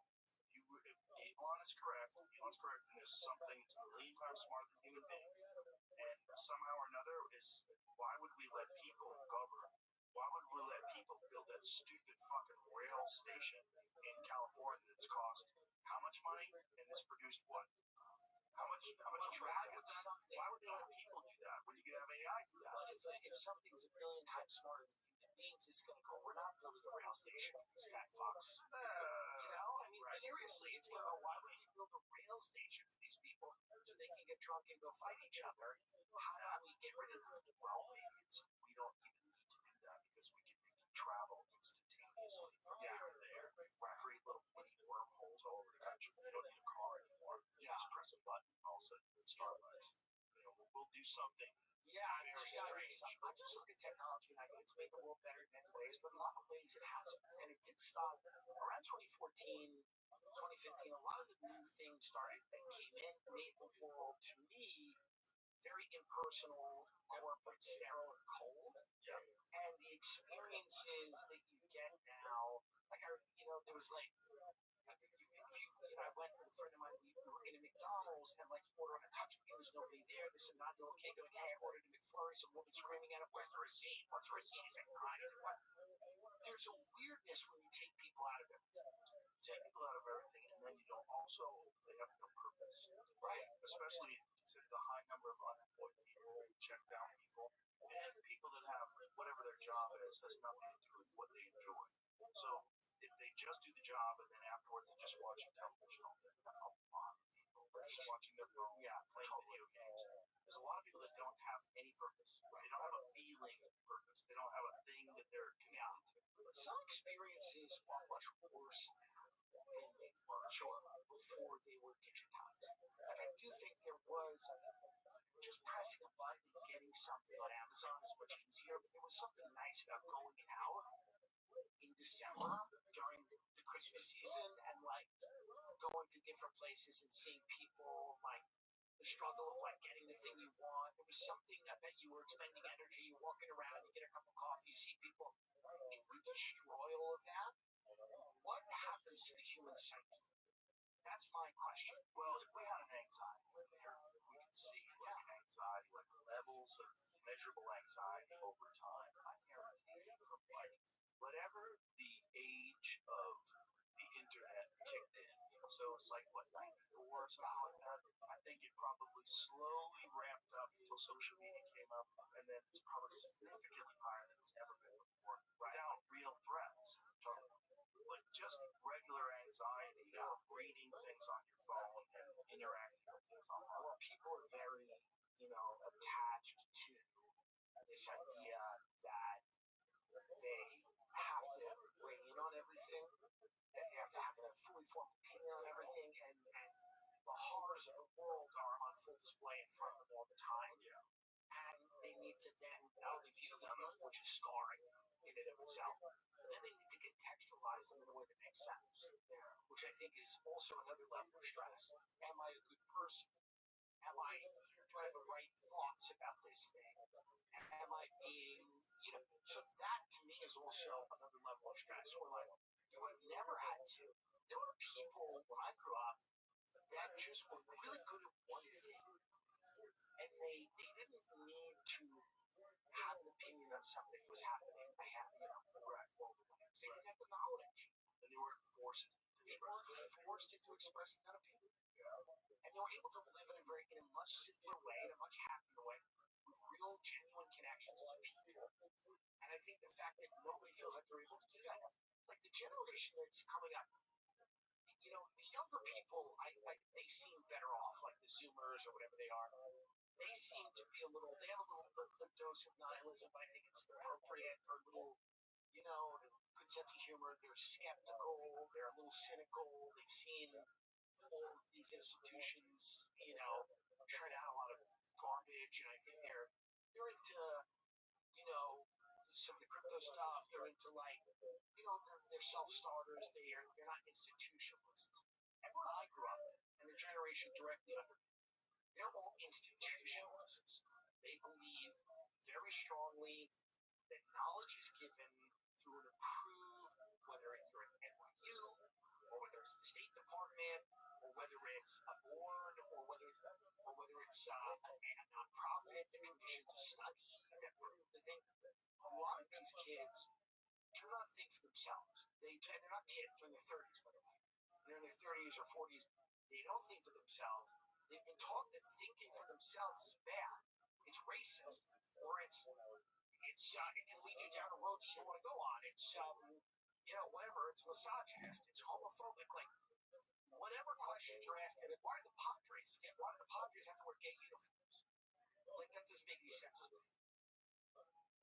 Like as a gay person, I never said why I need the Padres to be gay. Why are the Padres gay? What's the Padres uniform look like? But they're making them wear like gay things on the uniform, Like pride and stuff? it's like pride stuff. I don't think it's gonna dildo on your head, but I think it's like pride stuff. They're not playing beer for it.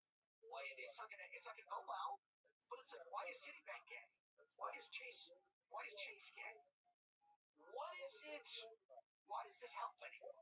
That a corporation is trans? Why is Chobani Yogurt trans?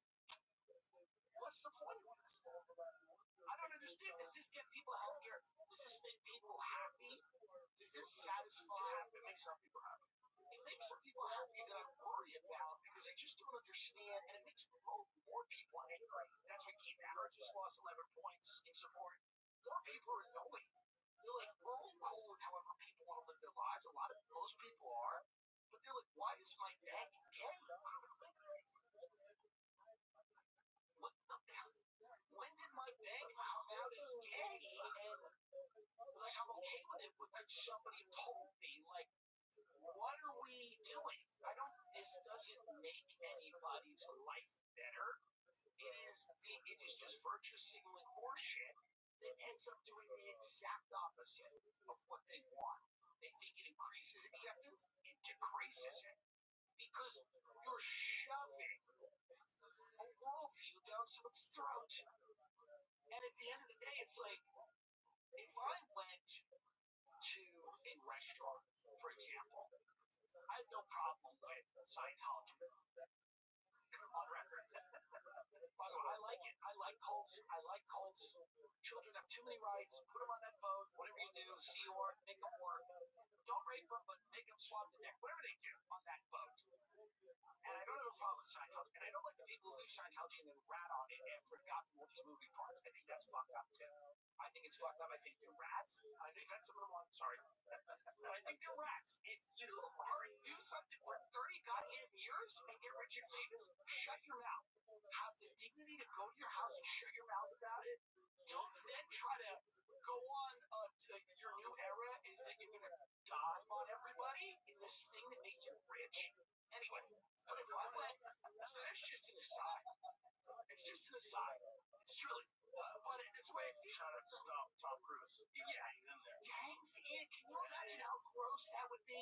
How disgusting would it be if Tom Cruise went out and he's like, Scientology is really big. Shut the fuck up, you're Top Gun. Your Top Gun, this worked. Whether you're gay or not, they covered it up. You said you did something wrong. They said, we'll audit you. We'll put you in a box. You're fine. Give us some money. Live on this mansion. It's all fine. But if I went to my bank and it was just all Scientology for the month of June, I would go, this is a lot. Do you know what I mean? So to me, I think it's like this weird aesthetic politics that people have where they need to pin ribbons on themselves. I'm a good person. I have no problem with the polyamorous orgy happening at Chase or whatever. Just shut up. This whole country right now is being torn apart by people who need to feel like they're good people.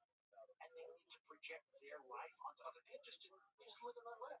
People disagree with you. I have good friends. I disagree with them. Like on fundamental things, foundational things. And I don't care. I don't care. Because I think they're funny. I think their lives are funny. They're bad people. Many of my friends are not good people. I wouldn't even introduce them to other people I care about. But they entertain me. And that used to be okay. You used to be able to go, I like that guy, he's entertaining. People go, he's crazy. He was in jail. You go, you always minimize. You minimize that. You go, sure he was. Maybe. I don't know what happened between him and her. Someone fell down the stairs. He's fun sometimes. And you should be able to do that. Not everyone's going to agree with you. Not everyone's going to agree with you. It's okay. Life is too short. No, you want that. You don't want that. No. You want to live in a world of texture. Yes. Yeah. You want to live in a world. You want to have the Joey Diaz of the world. Totally. You want to have some wild people out there. And the problem with the generation under me is they're all very like this, and they all went to the same liberal arts schools that have taught them like this orderly way of processing information. And they're all afraid to they say things, they say them in very, the rape gang, their gangs that are raping.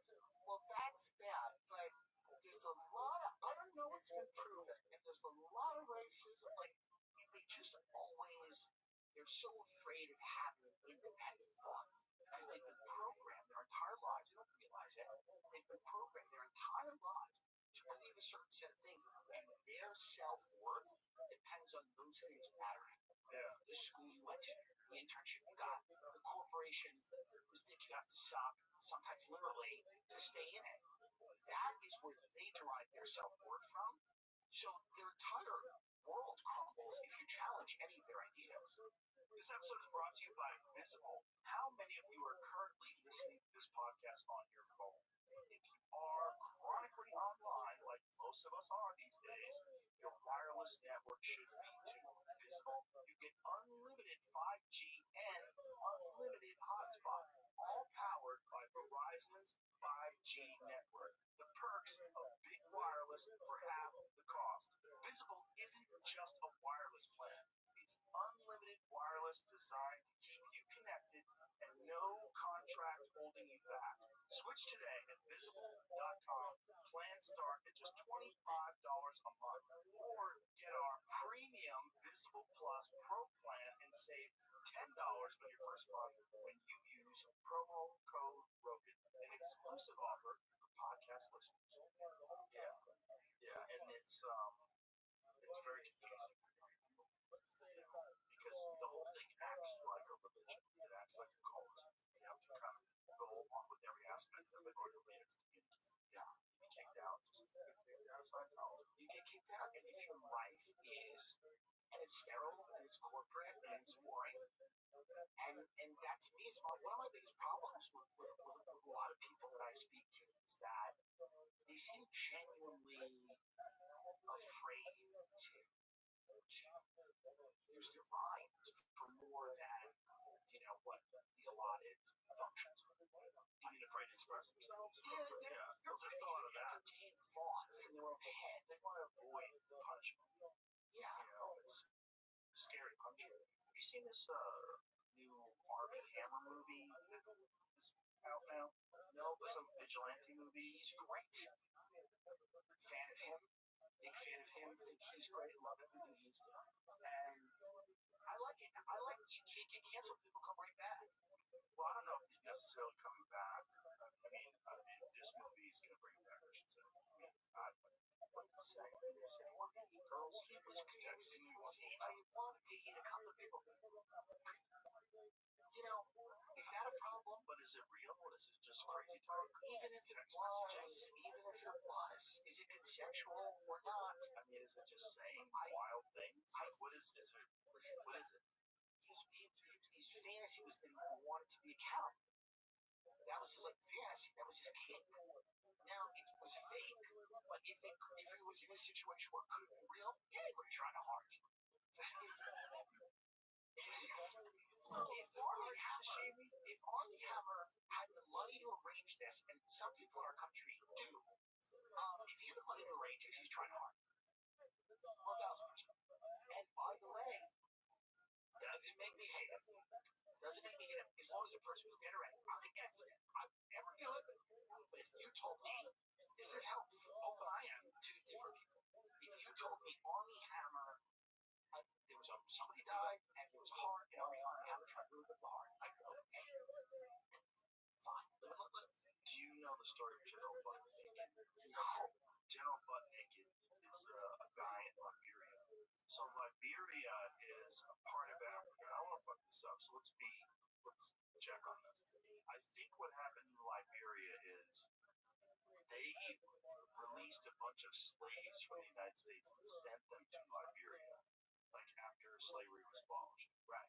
And I think Liberia has had a series of civil wars, really crazy little ones. And in one of them, there's this guy named General Butt Naked, and Vice covered this guy. And essentially now, he's a priest, he's a preacher, and he gives love to Jesus Christ and now he's saved. But back then, he would talk about how he would go into war completely naked, and then they would kidnap children of the opposing army, cut their heart out, and eat it for protection. That's certainly an extreme way to do it. So he did that, but then he found Jesus, so it's okay. Well, it is certainly better, and that's, wouldn't the Mayans kind of do that, or was that human sacrifice? They did a lot of human sacrifice, along with the Aztecs. What happened in Liberia? Is that an accurate depiction? I don't want to fuck this up. So, Liberia was established in 1822 by the American Colonization Society as a refuge for formerly enslaved and freeborn black Africans to relocate to Africa. Over several decades, roughly 16,000 freed slaves, known as Americo-Liberians, migrated there. While envisioned as a sanctuary, the nation later faced its own internal scandals regarding forced labor and human exploitation. Yeah, interesting. See if you can find that General Butt Naked guy. This whole story's fucking crazy. Is this it? Okay. Jeez. Yeah. Formed his own militia of several dozen fighters known as the Naked Base Commandos or Butt Naked Brigade. Most of whom were children as young as 9, operating under the Monrovia area with his unit. How do you say his name? Malahi? I'm not sure how to say his name. And became known as wearing only shoes and magic charms, and eventually adopted the nom de guerre General Butt Naked. His fighters' fogs patterns dress, which, in line with his distorted emulation of animist tradition, believed could make one immune to bullets. Fund his wartime activities and secure a steady supply of drugs for his fighters. He allegedly traded locally mined diamonds and gold to Mexican drug cartels in exchange for guns and cocaine. Let's fucking go. He conscripted many of his fighters, and according to some accounts, laced the food he fed them with cocaine, along with showing them Jean-Claude Van Damme films, and explaining to them that killing people was a game in an effort to uproot the fear of death. He and his fighters perpetrated numerous atrocities, although the exact extent of the crimes they committed have been subject to dispute. Frequently discussed the alleged atrocities he perpetrated, which, according to Balaji, included murders, cannibalism, and human sacrifice. He has repeatedly estimated that the naked-based commandos were ultimately responsible for 20,000 deaths, a claim which was come under criticism. He's alive now, and he's religious. Yeah. Have him on, and I bet he's a lovely person. That's the thing that you have fun. By the way, he has an open invitation. He's led a full life, and there's something about someone who has led a full life. This man has led a full life. He has. Looks like Beetlejuice from LSA.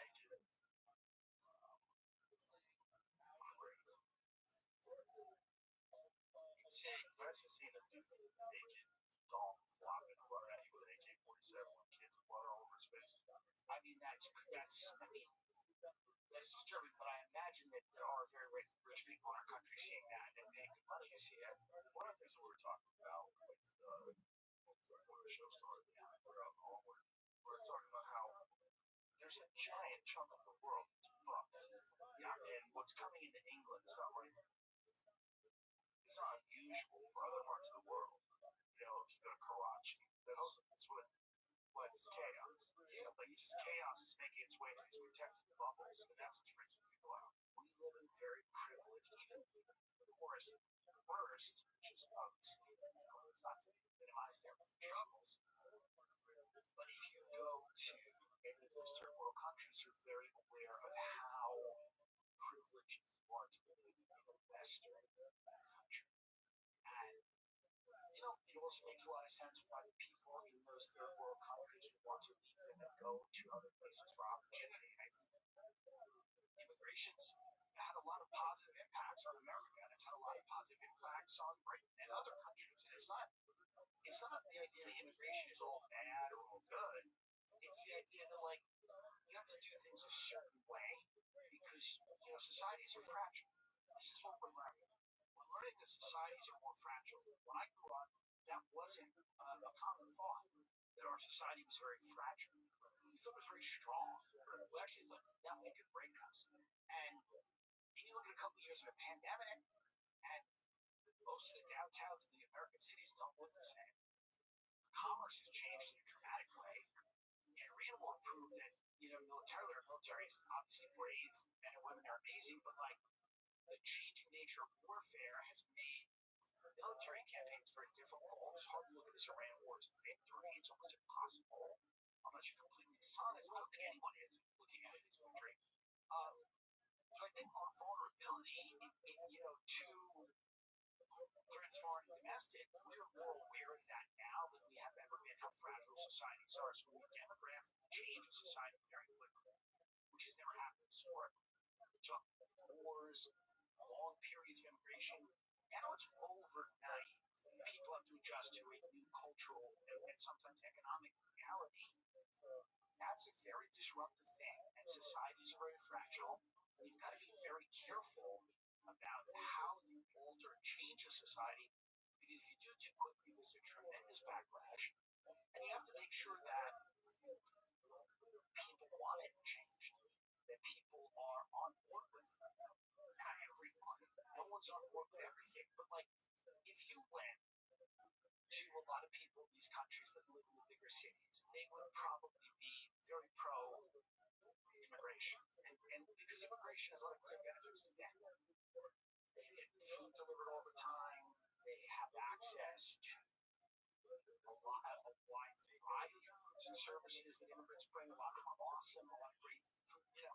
So obviously, but again, if you went out to the suburbs and you went out to areas where the economies have stagnated, areas where maybe you've had scandals like this, Olympic scandal and things like that, Sweden, whose crime rate has skyrocketed because you brought in a lot of people from other places that are selling drugs, and not all of them, obviously, but like if you look at that, and those people have a much more negative view of it because they don't connect the benefits of it because they don't feel it in their life. Right? They were living pretty sweet. They were living good. They were living pretty sweet. They're riding fucking bicycles, eating herring, safe out there, pretty safe, doing what they wanted to do, and then you have this influx of people now have no poverty. You now have a lot of people so brought in people that came from a war-torn country. Yeah. And not everyone's going to be General Butt Naked who becomes a Christian pastor and is probably lovely now.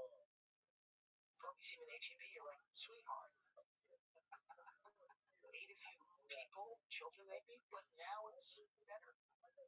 That guy, not everyone's going to convert. Not everyone's going to be, you're going to bring people in that are people and products to an extent of their environment that wheel along. So the idea that women have less rights in these countries. So the courtship rituals in these countries are different. The familial relations are different. That's just the way it is. So, and a lot of people there like that. So, why would those beliefs and systems change just because you happen to be living in Ireland? Why would you think Irish women or British women would necessarily or inherently get more respect than your wife's daughter, sisters, whatever? And I'm not saying that it's all like throughout the entire Islamic world. I think there's a lot of diversity in the Muslim world. And there are lots of countries where there's arguments of women are safer than they are in America. But there's a lot of countries where that's not the case. And women have far fewer rights, and it's pretty barbaric. And I don't know why those attitudes would change when they are just in a different physical location. The spectacular results of it is that the really kind left-wing people who oppose toxic masculinity, right? Oppose this sort of society that we're talking about, this male-dominated society. Like, you're inviting in something that really has that as its doctrine. Well, they think it can be tamed. So here's the thing with those people. They love a challenge. This is the I can fix him version of it. And to an extent, cultural attitudes do change over time. People do assimilate to certain practices. That's not a completely ridiculous thing to think. But they really believe that once all these people come to these countries and see how great it is to be a childless 4-year-old woman working in data entry at a large faceless corporation that's gay on Pride Month, the corporation goes gay, and when they see how happy she or he or they is living in a society where you don't own anything. You know what's interesting about family? I just spoke to a comedian who went on a world tour. He was in India, and he was talking about how poor people in India don't live on the street, they live in slums, which it's better. It's better to live in slums than the street. Because a lot of poor people are with their families, and they won't cast their family out. Family in America almost means like nothing. Like everything's such an individual pursuit that family means nothing. And like that's reinforced. Like I am in an argument with my father's wife has different political views on certain things. So we haven't spoken in a little bit. My cousin's getting married. And I have a therapist now that I've had for 6 months who I don't know if it's good or I don't know if you ever know if a therapist is good or not. And I told my therapist, my dad and his wife are going to be there, and I haven't spoken to them, but I love my cousin and I want to support our marriage and want to go. And my therapist goes, well, you don't have to go. My therapist goes, if you feel like it's going to make you happy, go. So therapy in our country is it's become a way to kind of enable like sick people to just become selfish psychopaths. And family in America means almost nothing. And it is reinforced how little family means because like doctors will tell you, yeah, fuck it, your father cares. So it's basically a thing where like I think when you go to these other countries and you realize how deeply rooted a lot of things are in family and culture and tradition, and then we come from a country where like, well, look, very little is. I'm not saying people that have great families here, but like, you know, America is about you. And it's not about if you don't agree with your sister, fuck her. If your mother disagrees with you, block her. That's our country. And in other countries, that's unheard of. Like that's unheard of. Like it doesn't happen. And you know, the comedian was explaining to me like in India, there's like a lot less of a drug problem in certain areas that he was wondering why. And he goes, well, people that want to do drugs will like disgrace their family. Even poor people will be like, I don't want to be a drug addict, so my family's gonna think bad about that. Whereas here, there's people that'll shoot up in front of their parents. You know what I mean? Like, so it's just a different, like, culturally we've got this point where people are having less children.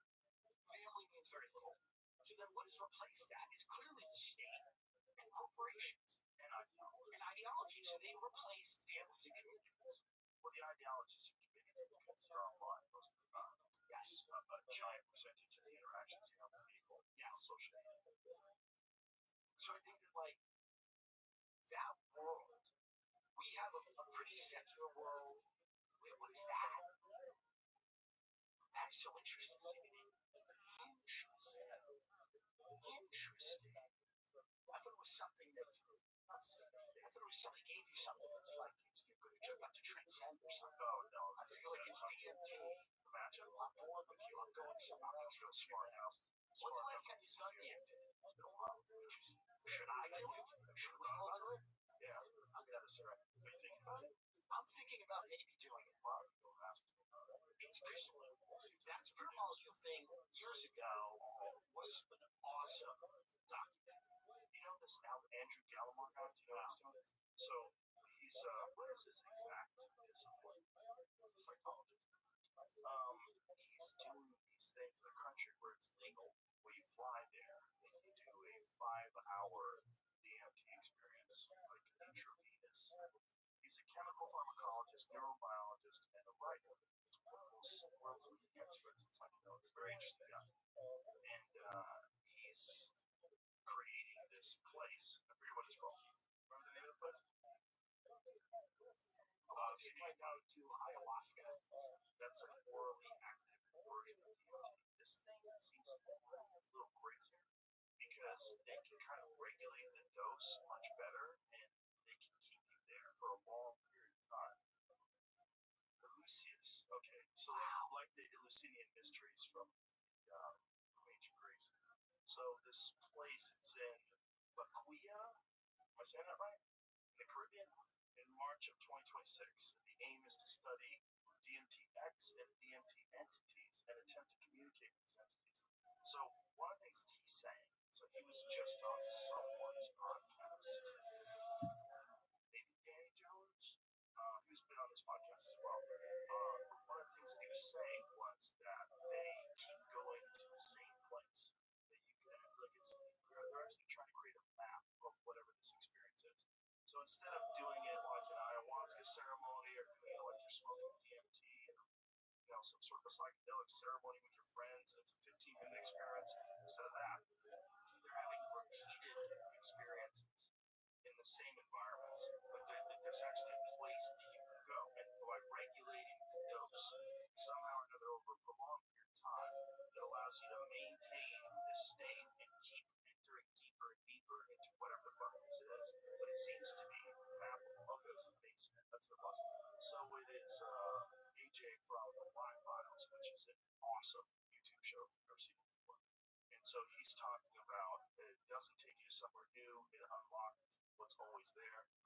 These guys they're trying to develop like maps of what this is. So they keep experiencing they're charting out different entities that you experience, and there's a bunch of different ones that you experience. And one of them I've seen multiple times is jesters.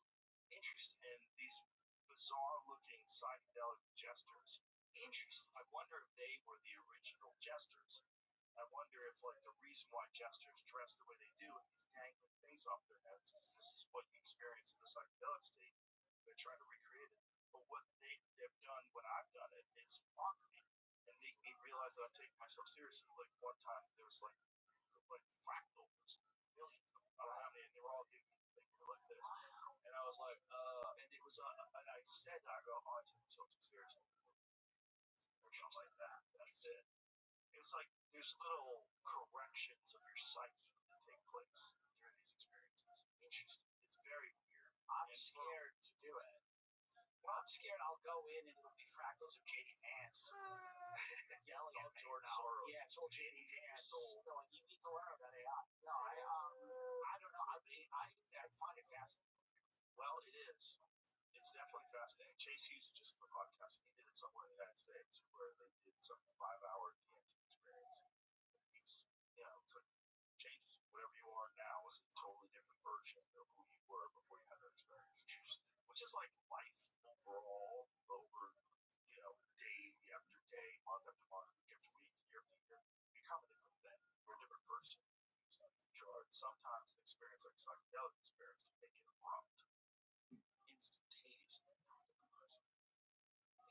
It's so fascinating because we are having all these conversations about aliens and entities and demons, whatever. I think it's connected.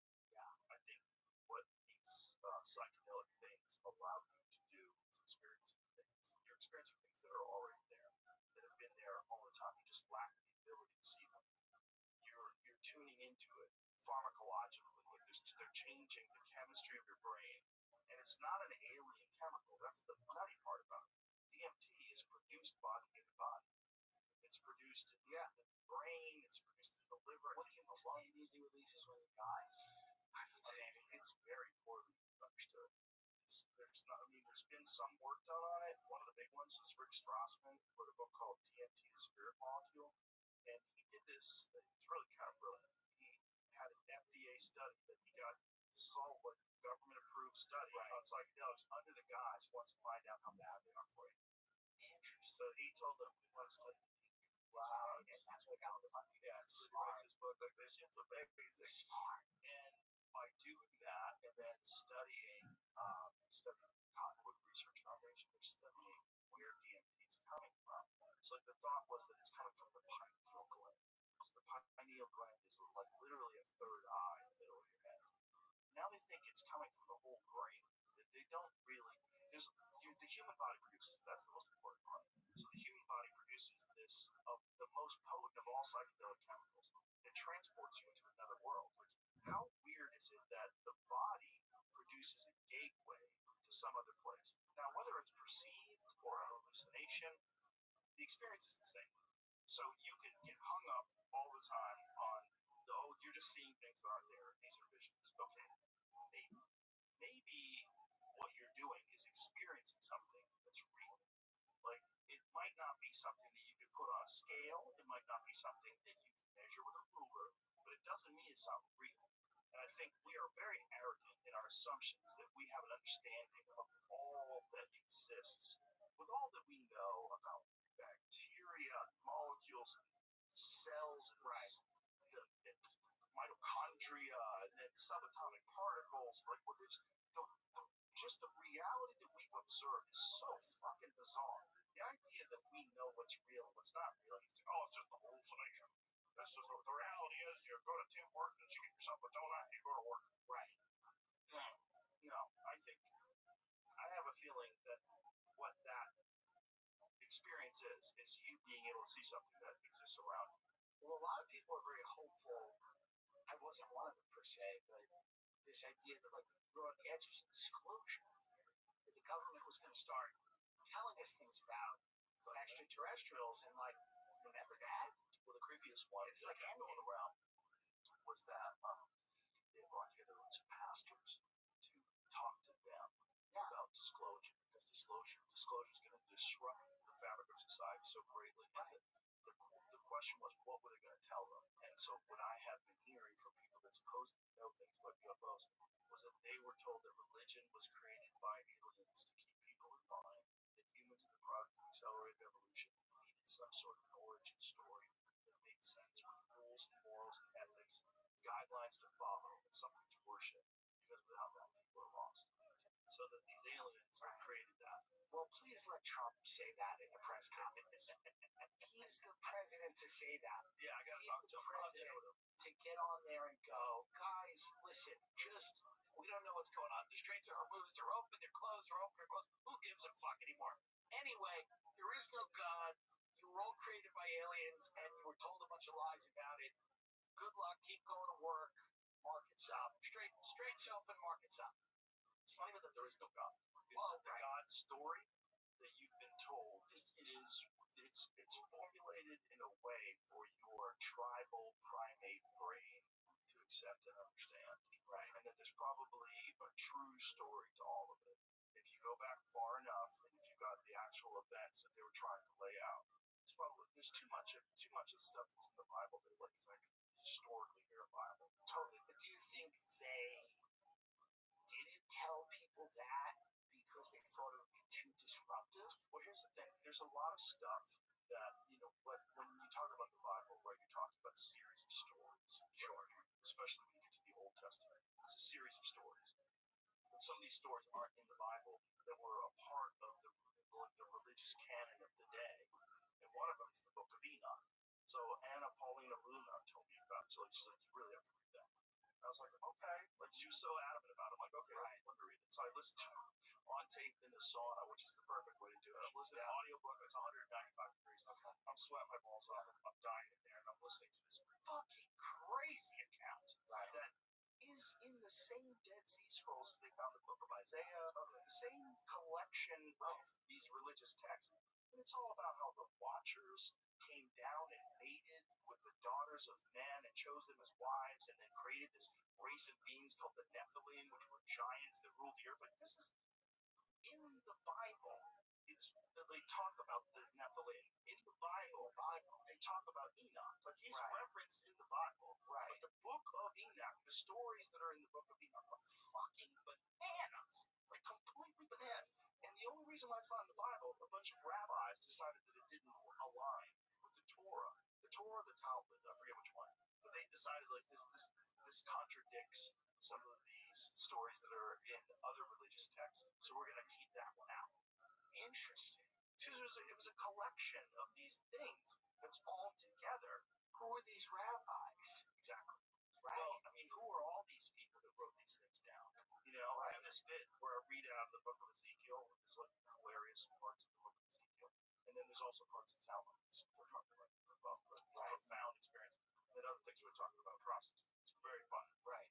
But this whole thing is a bunch of people's interpretations of stories written down, passed down generation to generation, written largely intact once it was an original piece. So like they found the Book of Isaiah in the Dead Sea Scrolls, and it's identical to the Book of Isaiah that is 1,000 years newer. So that was older than the Book of Isaiah that they had by 1,000 years, the oldest one they ever found, and it was verbatim. Right. So once they got these stories down, they wrote them over and over and over again, and like priests would learn to do that, monks would learn to do that with their religious texts, and would rewrite things over and over again as part of the practice. And someone knows some subterranean part of the government. They know something or many things that they're not going to tell people because it would be disturbing or disruptive. This was a story about Jimmy Carter. The story about Jimmy Carter was Jimmy Carter, I believe in 1969, he had some sort of a very strange UFO experience that was very real to him. Very bizarre, saw something. Yeah. And part of his thing was once he gets into office, he wants to tell people. The story is that he was briefed. They explained to him something about the reality of the UFO experience and what it really is. And he was crying. And he wept openly. So what could that mean? Like, what would that mean? He was kind of a guy. He was a bitch. And this Habitat for Humanity, I never understood. I thought it was, I think he's a genuinely good person. Of course he was. He built houses for people. Yeah, he was never enriched himself. But he was also, if you read books about him, he was kind of an operator too. He was kind of he was into the peanut stuff, right? He was a peanut farmer or something. Yeah. He was, nobody gets to be the, yeah, he was sweetest. Like, one of the sweetest of all. He's still the president. But yeah. So who is doing this explain? It's just the men in black people from the depths of Raven Rock or Cheyenne, military, or wherever the hell they are. What they could be doing is covering up years of lying to Congress and misappropriation of funds for all these black ops programs, and the way they can get out of jail is they go and tell the government, oh yeah, by the way, we lied to Congress for 50 years. There's no solid, verifiable evidence that Jimmy Carter cried. Of course there's no solid evidence. Jamie, stop being an arc. He's an arc. He's an arc. He's out of control. The Carter cried of a UFO story is based on second or third-hand anecdotes. Those are my favorite. And it's not confirmed by Carter himself or primary official sources. I think it's true. I think it's true, too. About his 1969 sighting, Carter described seeing a strange light, but did not mention crying or being emotionally shattered by it. But I don't think that's what they're saying. They're saying he was emotionally shattered by the disclosure. You've got to vote briefing. You've got to live with that knowledge, so he's just got to go around now. Richard Dolan, who's by far one of the best guys to read about UFOs and UAPs, very balanced guy and like very evidence-based guy. He includes a lot of crazy stories, but he never goes along with them. Yeah, but Richard Dolan's really good. He's got a bunch of books. So I don't know if it's true. Is the Jake Barber guy real? He's the guy that said that he actually had to move a UFO, right, with a helicopter? Yes. I haven't talked to him. I was just watching it, but it's too long. These UFO guys, it's all 3 or 4 out. Like, it's not. Jesse Michaels does a lot of very in-depth ones with these guys. Yeah. It's long. But the good thing about that is, if someone's like really full of shit, after a couple of hours, you gotta say, you see tendencies that maybe they exaggerate or they make things up or they leave stuff out or whatever it is.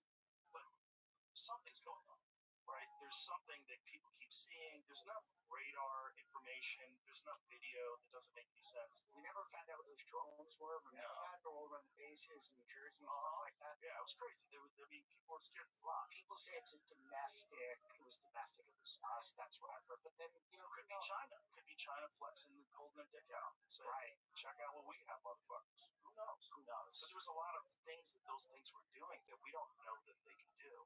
One of the things, like, they were flying for hours at a time. And so what's the fuel source? It's not batteries. Downed U.S. pilot reported seeing Iranian drones swarm in jellyfish formation. Whoa. Well, they're probably getting drones from, China, Russia, of course. So the highest end of high-end government drones that we don't know about, who knows what those fucking things can do?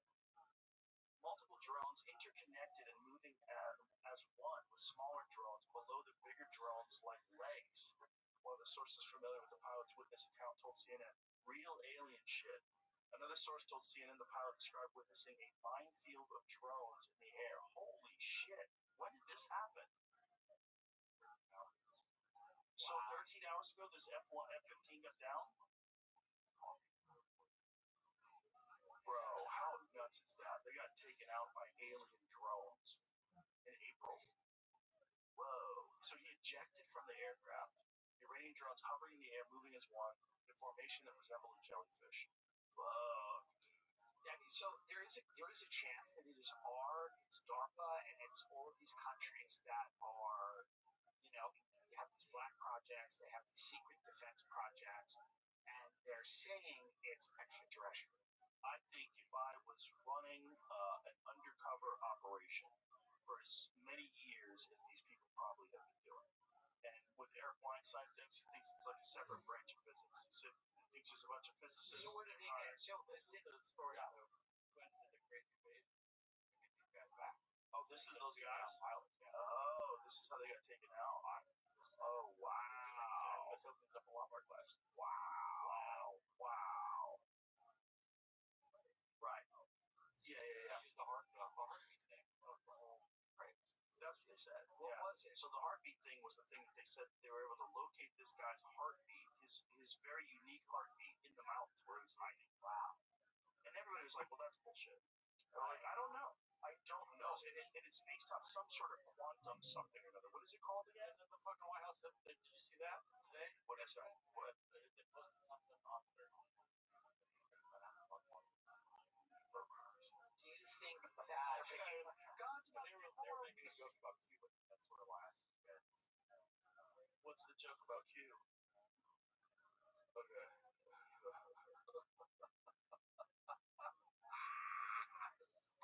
I think they have drones that move like UFOs. I think for sure. where are they getting this technology? I don't know. Do you think it's possible extraterrestrials are giving us technology? It is possible. So the recent White House will be Q posting today. What? Just trolling, having fun.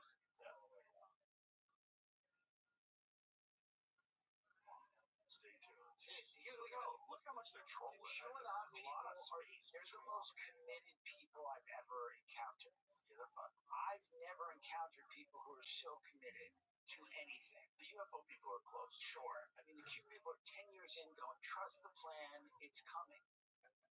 And you go, guys, it's unbelievable how dedicated they are to the plan, and it's still morphing and going in different directions, and data centers are actually prisons for people with the vaccine. They're not data centers.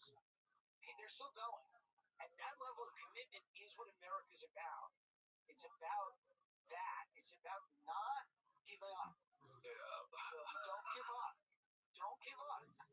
You're too deep in to give up. My advice to anyone in that movement, stay in it. Because there's nothing good on the outside. Reality is not good. Stay in that movement, take it as far as you can. What would the government possibly have to announce about quantum computing? No idea. What was the quantum heartbeat thing? What was that thing called? How did they locate that gentleman? never coming out the same because people were speculating that, like, how could you do it? Right. On a podcast and everything, but it's not how. Right, but I don't know if they know that for sure. So they don't really know what the technology is. But what was the technology that the government described? Because they described it as very bizarre, and there was a name for it that involved something quantum. And they said that somehow or another they were able to detect this guy's heartbeat, right? Unique heartbeat from, I think, was it 70 or 700 miles away? Secret, never before used CIA tool that helps find airmen down in Iran. If your heart is beating, we will find you. Wow. So this is it. Long-range quantum magnetometry to find the electromagnetic signal of a human heartbeat that pairs the data with artificial intelligence software to isolate the signature from background noise. And so what's the range of this stuff? Because they were saying 40 miles. But didn't they say the range is up to like 70 miles? Something along those lines? So I don't know how long have they had this? Right. Is it even real? Yeah. But this is the thing. It's like, is it real? Like, so this is a post that's in the New York Post, and I think it was did someone release this as a statement? Like, what did they do to say they did it? The confirmation? Okay, so.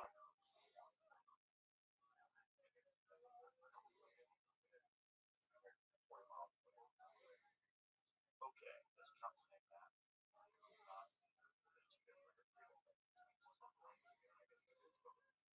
So here's the other thing. If that technology doesn't exist, right, and they just made that up to cover for technology that does exist, so maybe there's technology that does exist, that's some sort of large-scale satellite imagery of the Earth that gets down to like a grain of sand. That can find anybody anywhere. They can just find out where the plane is, scan the area, bam, there he is. There he is. Okay, we don't want to say we have this. Right. What are we going to say? Let's say we have quantum heart rate magnetometry. Yeah, we can find. Let's find Ghislaine Maxwell in New Hampshire. People were asking, yeah, why would she was in New Hampshire? Yeah, where is whatever? Well, it could be that technology just recently got invented. That's right. Also possible. Have missing people that technology exists. That's a weird thing, and my heart goes out to her, but that's the craziest thing I've ever heard. Yeah, that's a weird one. Didn't they looked at family members of suspects. I think they looked at family members and said, "Is she back?" And I think she's back to work. And isn't she back to work? What did you say? There's a break in the story? No, I think the story got updated recently. Yeah, this is about a note died after abduction. Well, you're not going to get ransom then. Well, that's a horrible ransom note. So someone posted a note saying that she died. I want money. It's a ransom note that says she died. What if it's she died? Just give us. What if it's we're sorry she died? Just give us what you want. It's not a specific amount of money. It's just give what you feel is. It's like church. Give what you can. We're sorry she passed away. Give what you can. We're not going to say a specific amount of money. So the note sent days after the disappearance. Oh, so this is not new. Indicated she had died, but contained no request for payment for the release of her body. 3 people familiar with the matter said, though the existence of the note was known, specific contents had not been previously disclosed. So it's just the contents were disclosed that they knew that she was dead. It seems like it's an inside thing. It seems like if someone's involved in it. I mean, I hate to think that, but it does feel like. Was there a request for money? What was the first request? Let's find out what it was. It's a horrible thing. I'd like to know. But it does seem like this is a inside job. Well, someone certainly. Okay, the ransom note. Maybe not. I don't know.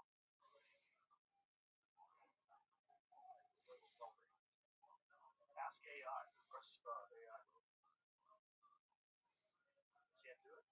Okay, put it in there. Put it in complexity. How much do you think they asked for? I bet 10 million. 10 million? For mom? 5? 5? That's a lot. Multi-million-dollar payments. Cryptocurrency, mostly Bitcoin. Amounts ranging from about 4 to 6 million with set deadlines, sometimes with escalating or else consequences. Terrible.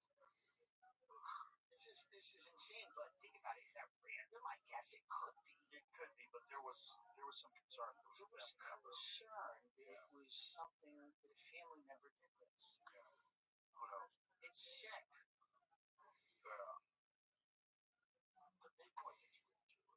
Transfer money to Bitcoin. There was a group of people that wanted me to advertise on my podcast. It was like a meme coin thing, and that was like a platform, whatever. And then I was like, but their like identities were shrouded, and people knew who they were, but they were also very secretive because they didn't want to get kidnapped.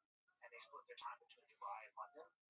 And CAA, came to me and they were like, "Hey, they want to give you a bunch of money." And I go, "What are they?" And CAA was like, "Well, it's they don't, I mean, demons from hell. No offense, love my people, but I was like, I got to meet them. I got to meet them and sit down and talk to them as human beings, like ask them what their company does and everything like that." And then immediately once I requested that, they said, "Okay, we'll meet you in Dubai and talk to you about the company." I said, "I can't. I need to know, I know, whatever." They pulled the offer and wouldn't be interested. Yeah. So there's all these shit. Because by the way, here's a great way to fuck someone is to advertise on their show and then go, by the way, the money came from Russia. Yeah. And you didn't even know that. Well, didn't that happen to a bunch of right-wing? I'm sure it happened. Part of some. It's hard to know who knew what, right. But it's great. What a great way to just make people feel compromised. So when you go, where's this money coming from? Maybe it's an intelligence agency. Right. Maybe it's ours. Maybe it's someone else. You start going all right, I need to sit down with you up there with you. It doesn't mean that I would necessarily be able to know who, if these guys were legit or not. But the fact that they wouldn't even meet for a dinner tells me that something was up. Also, a friend of mine who's working at a company that's producing young shows, long-form shows for YouTube creators, told me that a lot of the money is coming from Democrat super PACs because they want a captive audience to be programmed politically. Not only Democrat super PACs, but super PACs are associated with certain issues and things like that. So what they're going to start doing is getting behind content and funding longer form things on social media platforms and things like YouTube or whatever. And then those companies that are kind of then say, oh, we have an audience of 5 or 10 million people watching this. We can put a glance on it and whatever else. So I mean, this is kind of, I think, the future is going to be many things like this. And when you can do it through something like crypto, like you can hide your identity, like who knows if it's even a real company? It could be a company designed entirely just for influence. It's very questionable. You have the intelligence world, you have the crypto world, and you know you have the world of international crime syndicates. Like they all live in that world. I'm not saying people that are into crypto are inherently suspect in any way. Obviously not. But there is a lot of fuckery going on with intelligence stuff and crypto. It's like clear. Whenever there's money, if the amount of money that you can make in crypto is fucking bananas. It doesn't make any sense, right? So whenever there's money in drugs, right? Like this Iran Contra, whenever there's money in anything, they find a way to get a part of that money. I think what concerns people partially about this administration is some of the crypto stuff. I think people are concerned with some of the coins and some of the crypto. Well, Melania coins legit. That one I love, but the rest I worry. No, but I think it's a fair concern. It is because it's a fair concern. It's legal, but it's like should it be? Should it be? Should it be? It should be. Well, for sure. I mean, there's some freedom to you being able to make your own coin and you back it with money, I guess. But it's also a way that you can launder money. And it's also a way you can pay people off for stuff. And do people into spending their money. You know what I mean? Like, I think a lot of people, that poor girl, huh? That poor girl. They got her. I hope she did well on that. I bet she didn't. Really? Probably not. Certainly in terms of what she could be doing. Sad. Right? No, because as soon as they get mad at you for something like that, well, then they don't like you anymore. She did the wrong thing, and it's sad. I also 22 or something. I also don't know if she was going to be Meryl Streep, but listen, the Cash Me Outside girl makes more money than anybody. It's true. But I think it could have gone on longer than what a society we live in. I mean, that just hit me. That just hit my brain that she makes more money than anybody. It's true. I was listening to your take on the White House UFC card. Yeah. And the FAGA. Yeah. And at the moment when that guy said Michelle Obama's a man. Yeah. Well, it's just the greatest thing if you're deep, hardcore. And I don't even mean the America First principles. I just mean you're along for the ride. You're here for the party. There's a lot of MAGA people that I'm friends with. They're deep. They're not political. They're along for the party. They like the party. Right. They want fun. Right. Florida. It's 4 p.m. They're drunk. You know what I mean? And they're in for the fun. And it's fun. They have boat shows and regattas where a bunch of boats will go out with Trump flags. When they're watching that UFC event in their house in St. Augustine or Tampa or fucking West Palm, whatever it is, and that guy stands up and goes, Michelle Obama is a man. It's the culmination of things that they're not going to beat that. It's hard to beat that. There were houses that cheered when that happened. It was 100%. How many do you think? Over the whole country. It was audible in Florida. Florida, I know for sure, was audible. For sure, people cheered, and it was listen, outside bars. Yeah, it was a party. The fights were good. You know, it's to me, it's there's this. Every cultural thing has a moment where it just explodes, and it's over after that. You know, it's like Hunter Thompson has that famous quote about it, where he was part of this thing, and then it just, we saw it happen with. Celebrity culture, a lot of it, that Imagine video during COVID was kind of the end of it. People were shut up. Yeah. It was they did that video and they didn't know it at the time. People really started to turn on them. They were just shut up. And there was the other one, the BLM one. Totally. All of them. Sorry to be white or whatever it was. Same shit. Same kind of thing. People just said, okay, enough of this. Right. And I do think that every movement just gets to a point where you've done all you can do. And when you are standing in the octagon of a UFC fight on the White House lawn, and you're asked if you have anything to say, and you scream, Michelle Obama's a man, that is the clock has struck midnight. That's that. I mean, I don't know what else you could do. That guy, Josh Hogan, that's he's got a shtick, he's got a character. fun. The Incredible Hulk. So he's basically like a pro wrestling bad guy who also is a really good fighter. Right. So there's a real problem there. What should have happened? Yeah, and he says crazy stuff.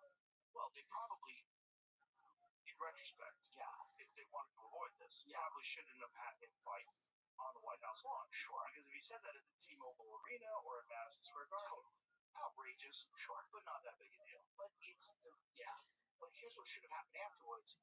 Michelle Obama should have made an Undertaker-like entrance. Let's go. Yeah. All of a sudden, the lights go out. And then the light goes on the balcony. Michelle Obama. And she comes on a cord and she flies over. If Michelle Obama had made an Undertaker-like entrance and got in the stage and then body slammed, like, can you imagine? Unbelievable. That would have been amazing. The country just exists for ratings now anyway. It's all it exists for. It's just that's all we're doing anymore. That would have been unbelievable. Here it is. This is what Yes. She's in the ceiling the entire time. Michelle Obama comes down. You see Trump starts doing his dance. He's doing his Trump dance. Michelle Obama comes down. She's got a cape. Bro. It would have been unfucking believable, and she would have been president next. She would have been president next with no election. Vance is going to stand up to that. She should have descended from the rafters in a cape, fought that guy, choreographed. Just body slam him. It's fun. Fake. And then she does an uppercut, and then he's on a cord, and he sails out. Unbelievable. Missed opportunity. Because why not? Why not have some fun? Yeah, why not? Why not have a little fun? They could do it, and if she's smart, she hears this, and she's on her phone with her people. Don't sue them. They were going to sue him. They thought about suing him. It's like, stop with the suing all the time in this country. Do something fun. Too much suing. Well, there is this moment where the UFC thing was going on, where the planes flew overhead, where it's just like, I'm like, is this? It was wild. It's such an amazing spectacle. It's hard to top. It was pretty amazing. That's what I mean. As a piece of entertainment, of course. It was also the only UFC card in the history of the sport where every fight was a knockout. Yeah. This is senior prom. Everyone's got to go to college next year, and wherever they go. This is it. This is a party. It's a moment after senior prom, or some party you have senior, the summer. So you're looking around at all your friends who are high and drunk, and you're looking around, and if you're smart, most people, a lot of them have this thought. They go, "This is never going to be like this again. This will never be like this again. We'll never be able to get together on the White House lawn and do motocross and watch UFC and call Michelle Obama a man." It started when he walked down the escalator. We went through a lot of things. The guy almost got shot. Who knows who did it? No one knows. No one seems to care. Whatever. Fine, moving on. But he's gone through many iterations. He's been out. He's been in. It's the most interesting story, really, in recent human history. And this is the party to throw. And it's wild because we're not going to win the Iran war. We're not going to win the Iran war. It seems very clear that it's very difficult to imagine a scenario where we come out with a decisive victory. So instead of that, we did this. How is there no more open investigation into the assassination attempt? What happened? That's where Ken said that he was told to stop. Do you want it honestly done? Do you know if you put a charge for it if you want it? Truly, and I'm being very serious. If you want an honest investigation, put Israel in charge. Joe, if you want it done right, have them do it. That's all I'm saying. Just have them do it. I would trust they should look at the Charlie Kirk assassination as well. I would trust their conclusions. Have them do it. That would be my thought. Just a fun thought. There's a lot was a hoax, that it was a setup. And if it was, I've said on my show, just tell us how you did it, because that's fun too. It's fun. Pennsylvania men shot during Trump rally in Butler sued the United States. 2 men were wounded in the shooting. They're suing. James Copenhaver and David Dutch were shot during attempted assassination of Trump. Their attorneys filed federal lawsuits against the United States for their life-altering physical and emotional injuries, claiming those injuries were the direct result of negligence on the part of the United States Secret Service. Dutch was shot in the stomach, while Copenhaver was shot twice. Yeah, Does the suing ever end in this country? but there's an argument that was negligence. Remember that woman, Kim Cheadle, who was in charge, and then they put her back in a bunker? She was in charge of the Secret Service. Kim Cheadle. Right. That's right. She was like Dick Cheney's assistant.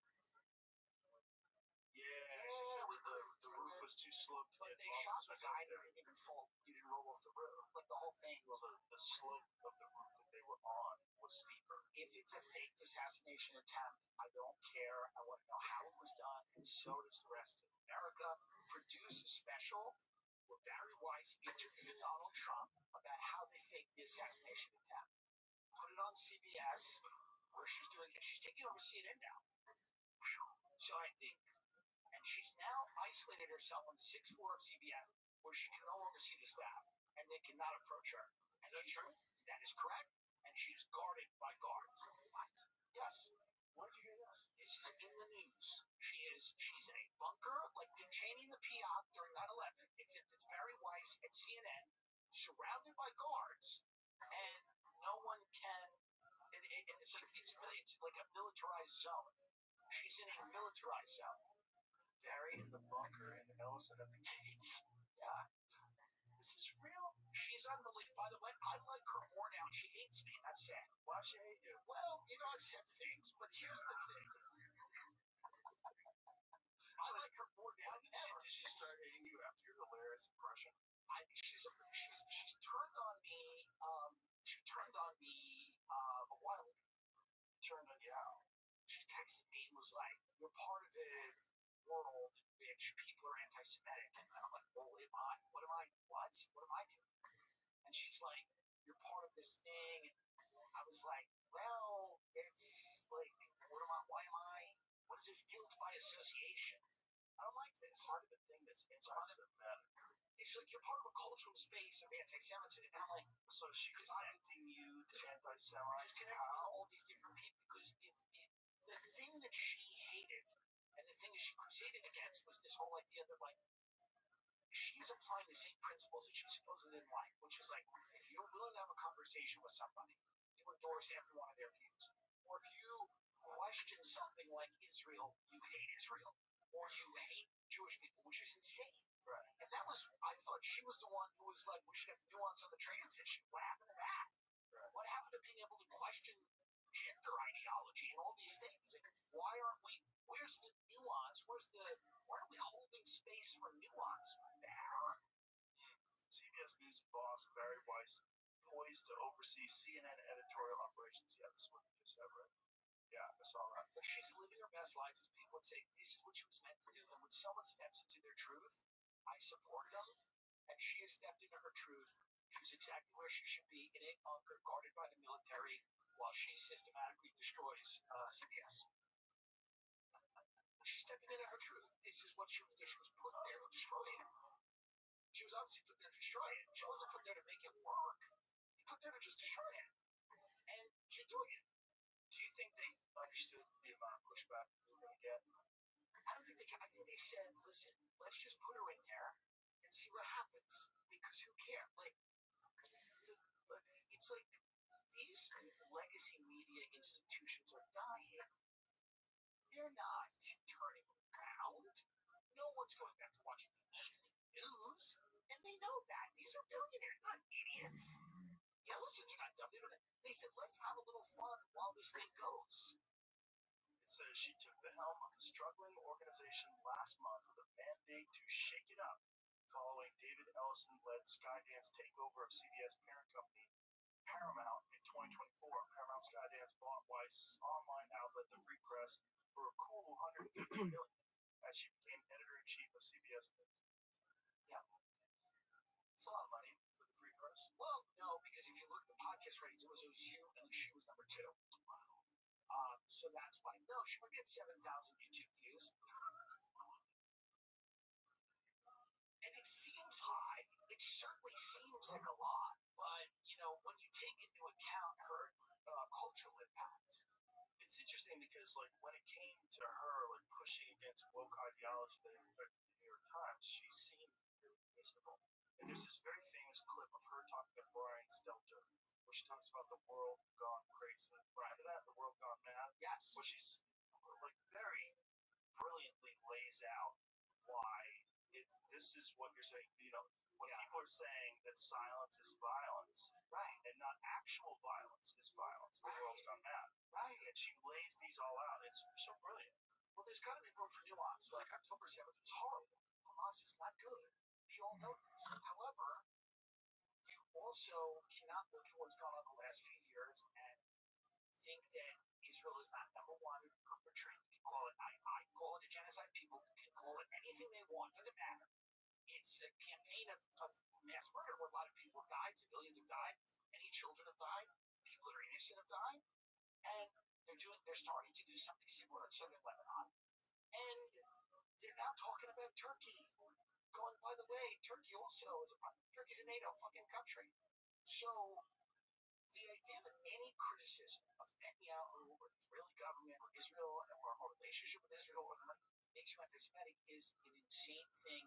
It's the exact thing that she fought against in race and gender. She fought against that Manichaean good and evil, black and white. She fought against it, and she was right. She was correct to say you should be able to have conversations about when is it appropriate for a child to be exposed to certain ideas, and when should they be able to make a determination about how they want to live their life, and like when is it appropriate for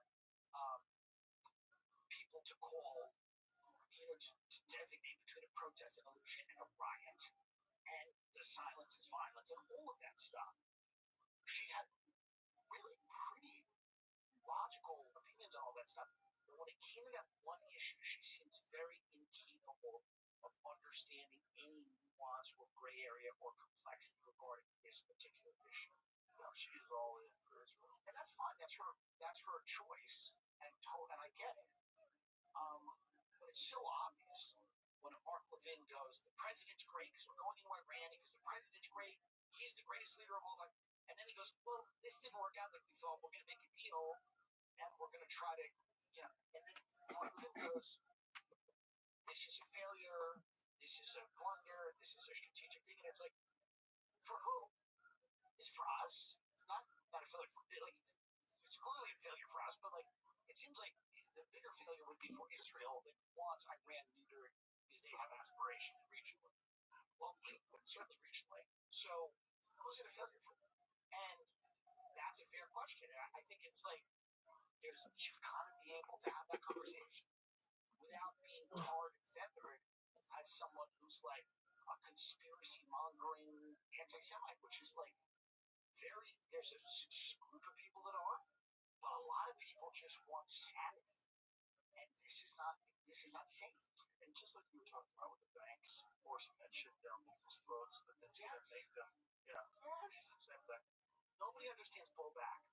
Like the CIA term blowback, when you go into a country and kill everyone, and they go, "You like us, right?" They go, "No, not really.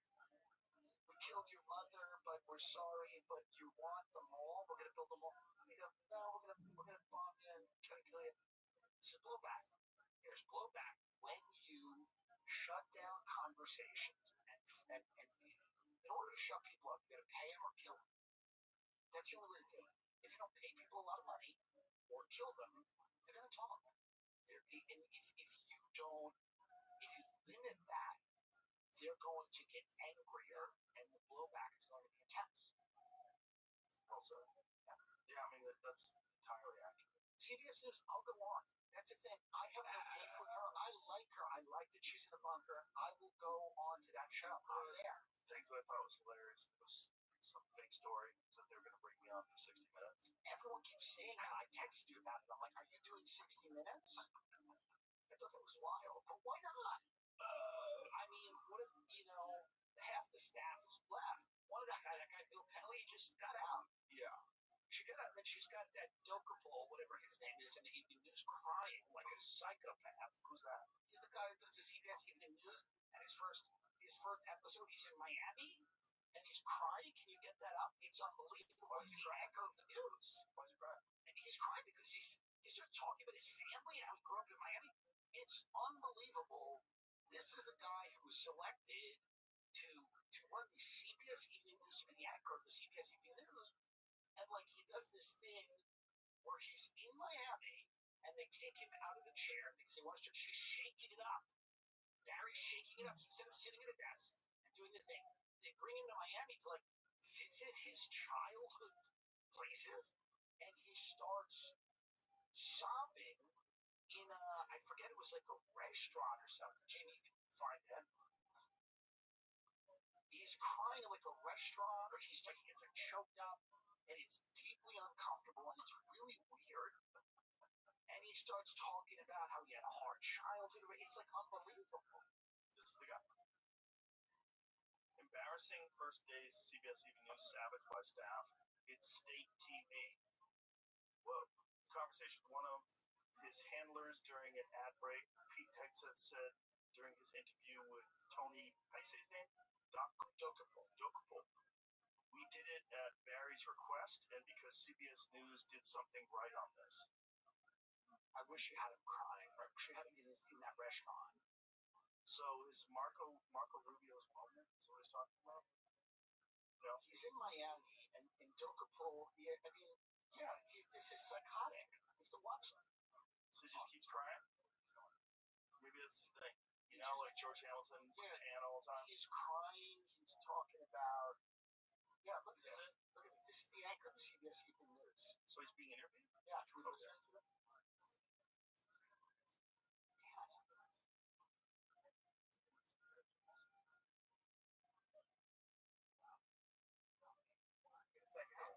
Take it from the beginning so I know what he's crying about. Well, it makes me emotional. It's so funny. I didn't mean anything like that.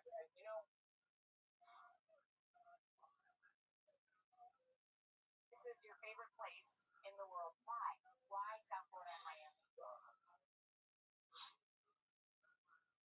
Well, it makes me emotional. It's so funny. I didn't mean anything like that.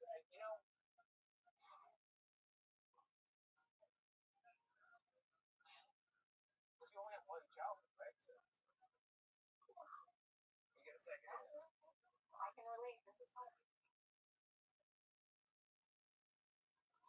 People will to help people understand why I have such a reaction.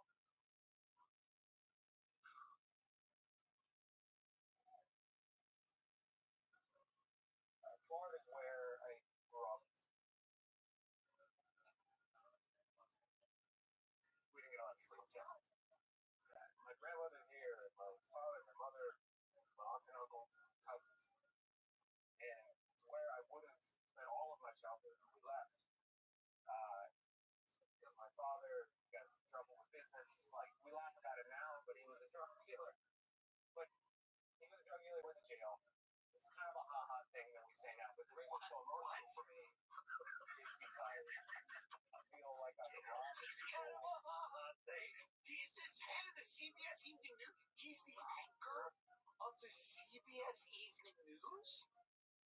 This is what drives everyone so crazy about the world, how fake everything is. That's the guy. That's the best guy for the job. This is good. When I grew up, you would go see Whitney Houston and go, fuck, she's good. I can't sing like that. Who cares if she smokes crack? She deserves it. You watch this, and it drives you insane. You go, this guy's crying. His father's a drug dealer. This is who's the best guy for the job. He's going to have to report on death, like murder, war, famine, whatever, and he's crying in some Cuban restaurant about his drug dealer father, so they had to leave Miami, and no one believes anything's real anymore. This is a huge problem in our world. People go, that's the guy, that's the anchor of the CBS Evening News. It's crazy. Well, the other guy who was was on, a bunch of people attacked him after he left.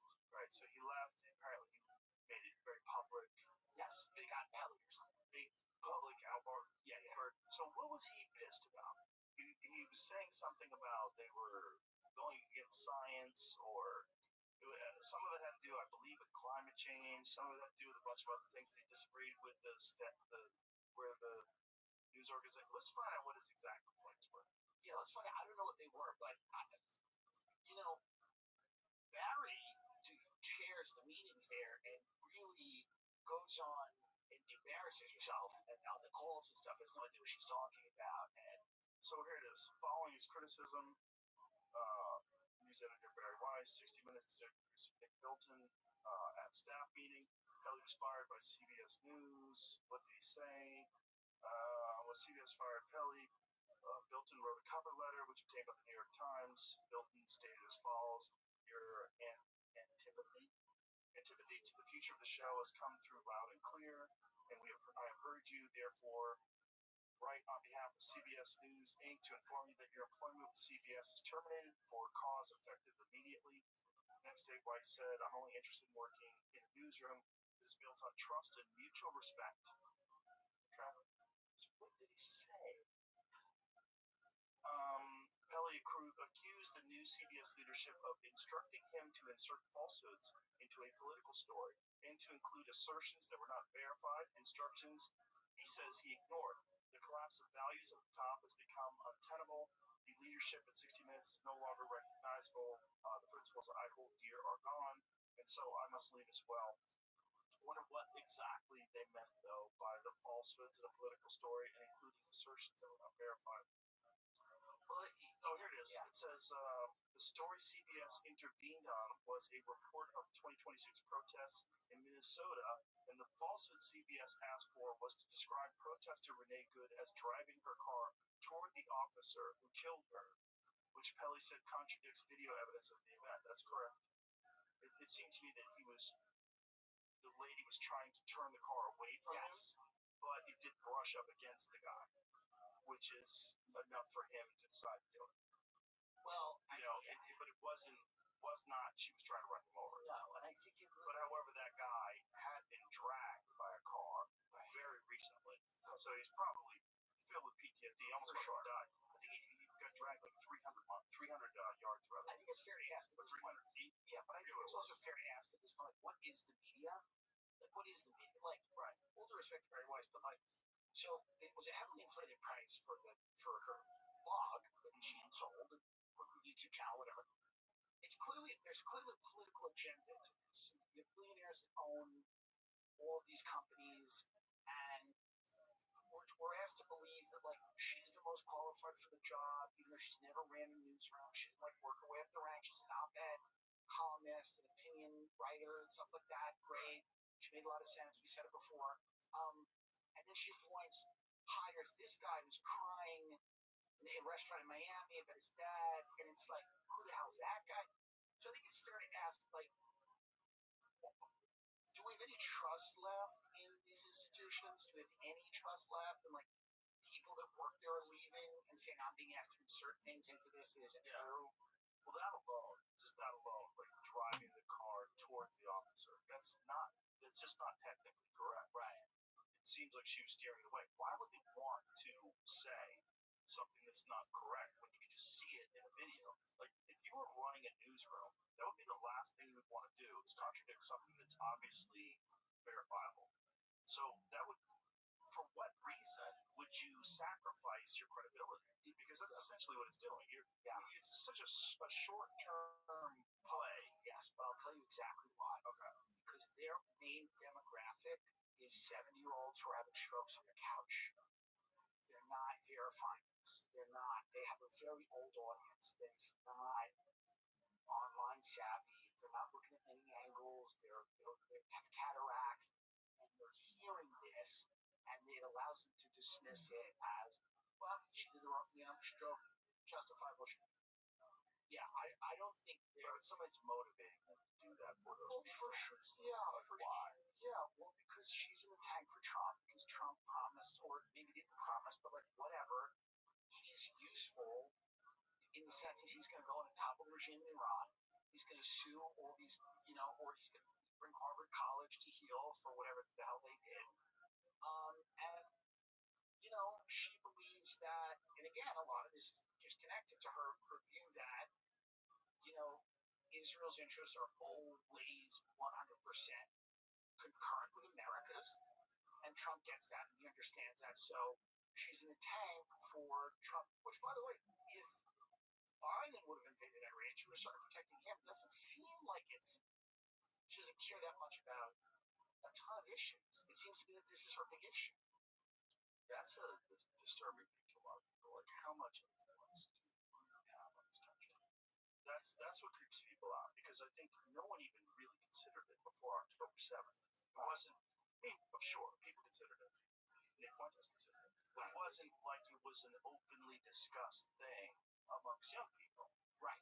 It wasn't until we started realizing, first of all, it was AIPAC. It was the weirdness of the New York City mayoral race. Yeah, of course. Very weird. Where they were all like, we're going to visit Israel. Like, what? Well, it's also in direct opposition to the stated goal of the Trump administration, which was to repair the United States and to make it great and to elevate it and to focus on the United States and to not go into Middle Eastern wars, which was a huge, very popular plank of his platform, and to not waste money and saddle ourselves with debt and mire ourselves in these unwinnable wars. And there was such a gaslighting campaign. The Secretary of State came out after the Iran war and goes, well, Israel's going to attack them anyway, and our bases were going to be vulnerable, so we had to join. And then he went, no, I didn't mean that. I didn't really mean that. We're partners. We both think it's a great idea. And there was tremendous pressure on him to do this. And, it hasn't worked. And it's clearly not in the interest of the United States to be in a Middle Eastern war with Iran. Tons of Jewish people don't believe it is. Lots of, people from all walks of life don't believe it, but there's an ideological group of people that donate a lot of money and that are incredibly powerful, and they are really pushing this. They're pushing troops and they're pushing nukes. They're like, we're not, unconventional weapons, a crazy bombing campaign. They're pushing troops on the ground. They don't care what it takes. Iran has to be either completely destroyed or it's just got to be a chaos zone. But for the regional ambitions of Israel, it can't exist. So, again, and not in a paranoid conspiratorial way, because I don't like the victim stuff either, as a bunch of people in America being like, I can't get ahead because Jewish people are successful. I think that's a stupid road to go down. That's a victim road. I hate that. I hate it when gay people do it, or anyone, any group of people. I hate when they drench themselves in victimhood. I think when you become a victim, you lose autonomy over your life. It's insane. But I do think there's a fair question to ask about what is, what is the motive of certain massive big donors? Is the motive the strength and prosperity of America, or is it the strength and prosperity of Israel? That's a fair question. Yeah. And what about the rest of the world? Like, how much are we putting ourselves at odds with the rest of the world? Indescribably the worst PR ever. And people cannot justify, you've got to be a very ideological person to justify, southern Lebanon, Gaza, Iran, perhaps Turkey. This is starting to feel like this is like a friend you have who you make excuses for a certain amount of time, and then your wife eventually goes, they're not allowed here. You can't go out. They're a problem. They have a fucked up home life. I know they're fun. I know they share values. I know they enjoy each other. You've known each other for a long time. But here's the deal. They're not coming to the house, and they can't be around the kids. Because, that's what it's coming down to. It was even worse than that.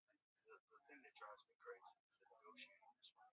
Yeah. They kill all the negotiators. They're killing the Iran deal. Stop killing the negotiators. Yeah. And stop bombing Lebanon. Is this Iran deal going to work? Is it going to work? stop bombing Lebanon. I think we're at odds now. We're in the last 2 years, we are now. We're at odds with Israel for the first time, where Trump is really at odds with them. He's had enough. I think he started to understand that his legacy will be permanently tainted if he doesn't find a way to extricate us from this war. I think on the other side, and Vance, again, for all the disagreements I might have with Vance about certain things,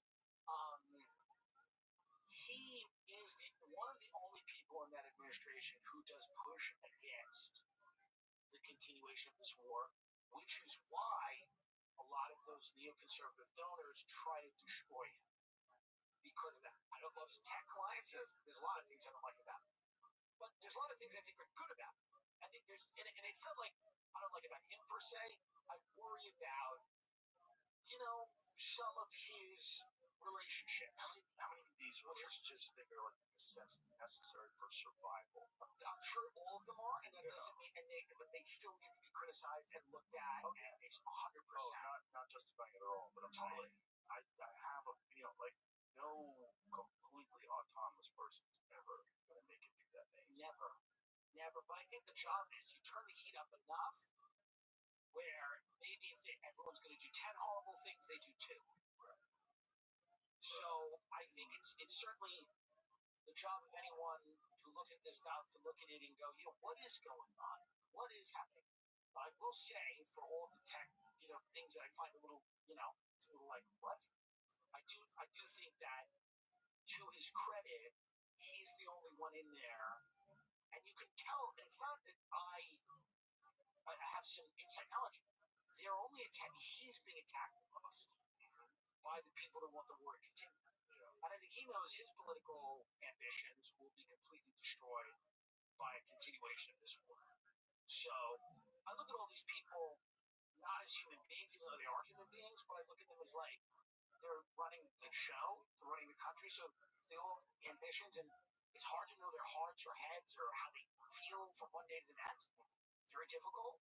So I think when you look at them and you go, yeah, he's calculated and ambitious, but he also is the one being attacked by people that want the war to continue. Tucker Carlson, who again, I agree with Tucker, I disagree with Tucker. The attacks on him are insane. The attacks on Megyn Kelly are wild. Because of this issue. It's not a myriad of issues, it's this issue. Yeah, undoubtedly. And it's weird. It's weird because it's so transparent. It's so transparent. The whole world is seeing it play out. And the amount of gaslighting you have to keep pumping. Yeah. It's not sustainable. Well, to say that this was not in the interest, this was in America's interest, you have to jump around logically so much. Well, this is also the problem with justification of what happened in Gaza. People try to say that Israel, but God is saying they're doing the best they can. But look at the drone footage. Fly over there. That's the best you can do. That's crazy. Like, is that better than a nuke? So I don't think it is. It's inhumane. It looks like the damage of a nuke just spread out over 2 years instead of one blast. It's inhumane. It's evil. It's children being killed. It's mothers being killed in front of their children. And by the way, October 7th was inhumane, but I shouldn't have to keep doing that. Of course you shouldn't have to do that, but it's also October 7th. The people that got killed, those are the ravers, right? Right. So those are the people that were anti-Netanyahu. Those are not the people that were. They also killed, I think, probably a lot of they dragged people out of their houses. Oh, they killed a ton of people that it's were a bad situation. Look, it's also like, why did it take so long to respond to that? Well, this is another very interesting, very important question. Yeah. Because there's a lot of people that say it's a state the size of New Jersey, and the security failures are they're pretty wild, and there hasn't been a real investigation into them. And Netanyahu's kind of prevented that, and they kind of made it illegal to punch them in Israel. Like, people were like writing about that and going, "What the hell's going on?" But like, is it legal? Well, they've made a law, and you can look this up, about things like this in Israel, because during wartime, they haven't had an election. They had an election since October 7th. No. Right. Right. They haven't had an election. War, right? Right. And Ukraine hasn't had an election. Nobody's had an election. So if I'm living in a country, the leader of my country just wants to be in a war forever, there's no democracy. Well, Clinton said that. Clinton said that about Netanyahu. He said he wants to maintain war. He said it openly in an interview. Right. And So then he may tear down. and then a nice chubby intern showed up. Oh, I wish. And a I wish I could go back in time. intern showed Before the up. internet and all these busybodies was around. He was the first guy to go viral. So I mean that's the thing. You don't have elections. You don't have people looking into things. And by the way, that's not the only thing that should be looked into. Look into look at everything. Right. Where are the 9/11 docs? What happened? Right. Do we know? Why can't we know anything? Why can't we know anything? Yeah. That's solve it. It's like release all. We're all adults. Release it. Let's see what happened. But I'm sure it's fine. I'm sure no one did anything naughty. This is all kind of breaking, though. I think that's one of the things that's happening with AI. It's like all these things that they are protecting us from. We're gonna find out that stuff. Well, here's the thing. I mean, I met you in 2019. The first time I met you was 2018. Big J. Okerson was opening for you in Toronto. Oh, wow. Yeah. But then I met you in 2019. And that's what, 6 years ago, 7 years ago? Mm-hmm. There were cracks of it breaking then, but almost invisible. Like you couldn't see them. Now you have full on, like huge sinkholes opening into the reality that most people have accepted for their entire life. Yes. Big. Yeah, big. Big. And you see, like, this Tulsi Gabbard's press release that she did this. Yeah. Where she's talking about Fauci. Sure. Yeah. All that. We're getting information now. We're getting information. That let us know that the entire system has been completely corrupted for a very long time. And it won't survive. It clearly can't survive the way we're in. Is it $40 trillion worth of debt? It's close. Right? It was at 39. No one thinks that's getting paid back. Yeah, who will? Tell them to fuck off. Right. So we have a lot of China. But like no one thinks that's getting paid back. The dollar as the world reserve currency seems to have a limited amount of time. I don't know, but this is what's discussed. No, I mean, how does the system survive this level of information? People are not gonna. Do you think that this whole race to AI, this like Manhattan Project style race that's going on right now, like the future of whatever the United States is, kind of depends on us getting there first? Right? I think part of it if we don't get there first, then it's probably a wrap. If you really thought about it, like if China gets there first, if control of resources and everything's shut off, whatever, if it's weaponized. My worry is that in the guise of fighting China, we're going to become China. So I would take the government a lot more seriously if they weren't, potentially having like saying politicians merge all these different government databases. So your health data and your criminal justice data and your tax data all merges. And who's doing that? Politics. So you go, and then they go, well, China's got a credit score. Well, what the hell is that? Right. What the hell's this? What? Right. So Vance comes out and he goes, I'm worried about a credit score. It's like, okay, hey buddy, me too. What the hell's this? So it's a little bit of gaslighting in that sense too. They're like, if China gets all this stuff, you're all going to be, we lose. And you go, okay. So it's almost like China will enslave you. Let us do it first. Everyone's going to be on their best behavior. That's right. Everyone's going to be on their best behavior. We're going to be watching them. You heard that quote. Everyone's going to be on their best behavior. This is what the World Economic Forum, people like that, they don't have any interest in you owning a house or farming land or starting a business, or they don't have any interest in that. It does not serve them at all. It did for a while, but their economic projection is that that's not going to be possible for them.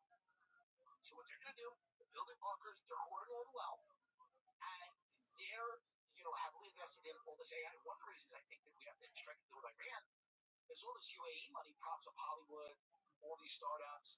It props up all the AI, a lot of it. A lot of that money is coming from Qatar and UAE. and our base is going to go off the earth in those countries. Those countries are getting attacked because of this war.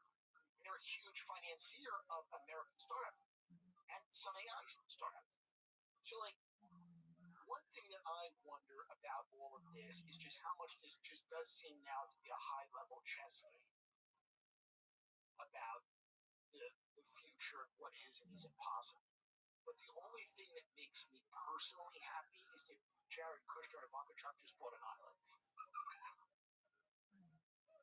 That gives... The Romanian people are really excited. They're really excited. I see how they're celebrating in the streets. They burned the prime minister's house, the president, or whoever. They just start lighting houses on fire. And that's coming, by the way. They just did it in Belfast. That's coming. People starting to light things on fire is coming. That's coming. I'm not calling for it. I'm not saying it's good, but it's coming because voting's become fake. No one cares.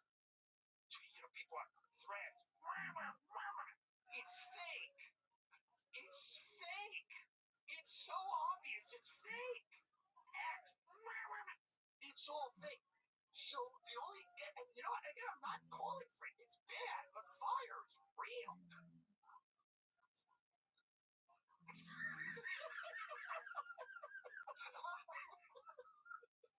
If you ask the people of Palisades or Malibu, whatever RIP, I like the Palisades, that stupid mall, I like it. Like, this is real. People are going to start realizing that all this technology has just been set up to give you this idea that you have some of that, and all the while, Jared and Ivanka just go buy an island.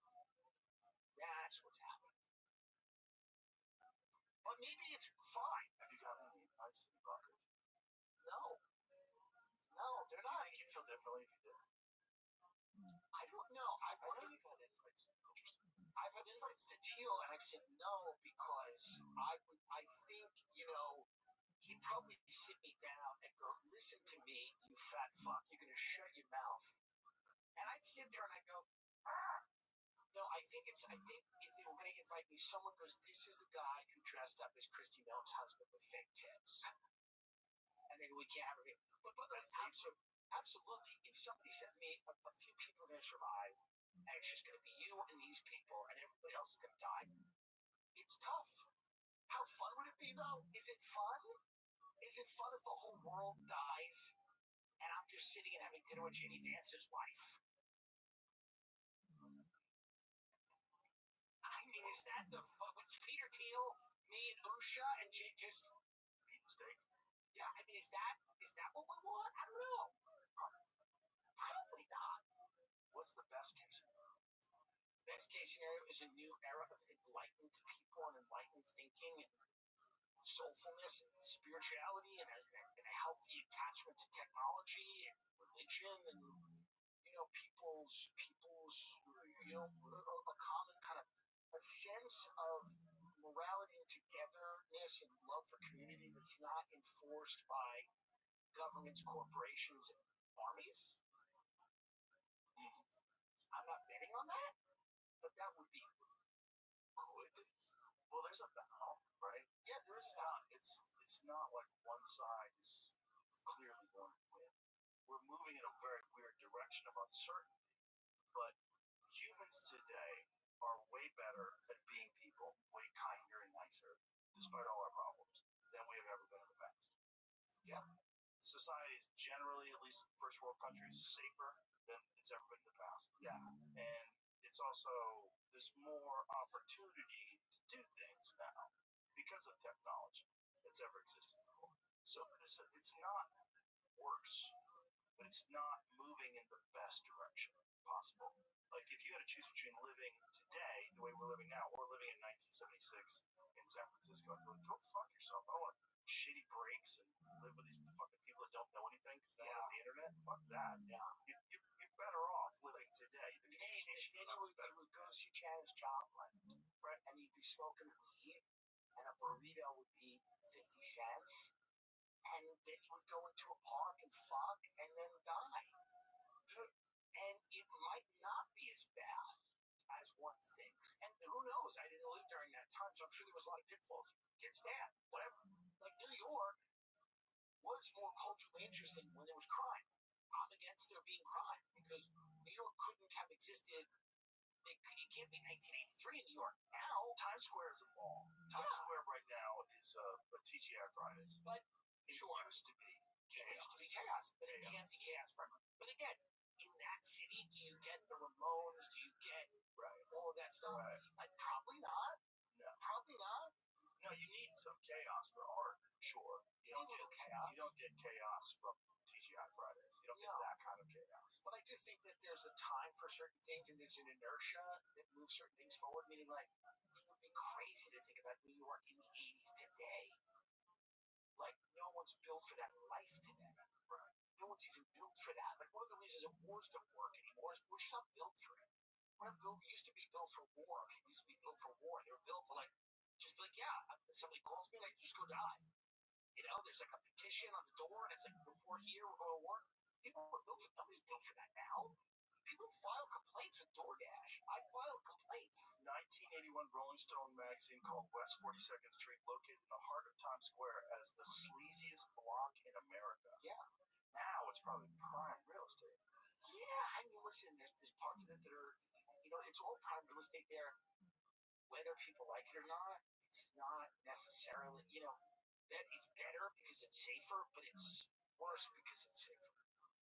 Nothing's all one thing. Nothing's all one thing. There's still great art there. There's still great music and comedy and theater and all that stuff. Is it as good as it was? No. But again, it's just because the people that are doing it are amazing, and they're talented. But the culture is so decentralized now and fractious. It's nothing can stay cool. Everything that you know, what's depressing me about New York is it's become a place where people just go on Instagram and post them. You know, when you used to go to dinner in New York City, you would eat French food or food that could never make it home, you've never even seen, you didn't hear, they would treat you like shit. It was fun. Now you go to these places because Taylor Swift went there. You have like they just do like a high-end version of like a Totino's pizza roll with the truffle oil on it. Here's a French dip. Here's a burger. People their burger.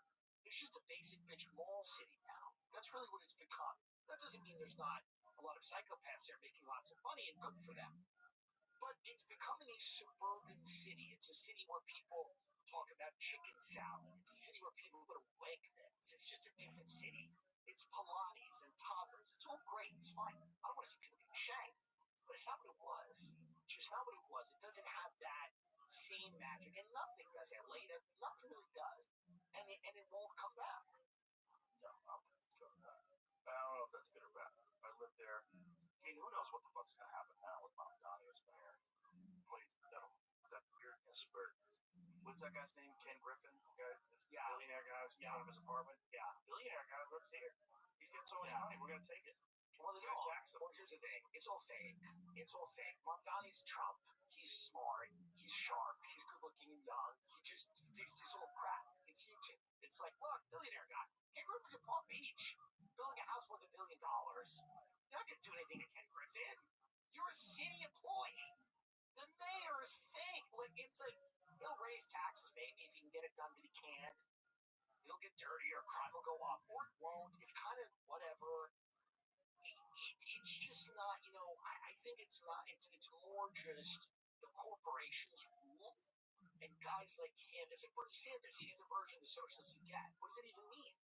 He has a bunch of military industrial complex jobs in Vermont, sweetheart of a man, but it's not got one goddamn thing for 30 years. Worth billions, has three homes. The Clinton sandbag him because they're working for God only knows who, the Goldman Sachs and the devil, and he goes and says Hillary's great. They're all great. It's all great. The system's fine. I lost. He got sandbagged like twice, and he doesn't burn it to the ground. He won't burn it to the ground. That's the version of the socialist you get in America. I'm not even like a socialist, but I'm saying like that's clearly this is you throw the bone to placate someone. It's also they're playing a game. And his game is to stay relevant. Totally. Keep being a politician. Keep being a senator from Vermont. Stay there forever. Everybody loves you. Ben and Jerry's. Yeah. Vermont is a lily white state of frozen people, and it's just a bunch of lesbians. And I think Alec Baldwin now because he shot someone. Does he live there now? I think he does, but I don't know. And I like him. Shout out to him. We've all moved on. Sanders is doing what he has to do to please that demographic of people. What do you think happens in 2028?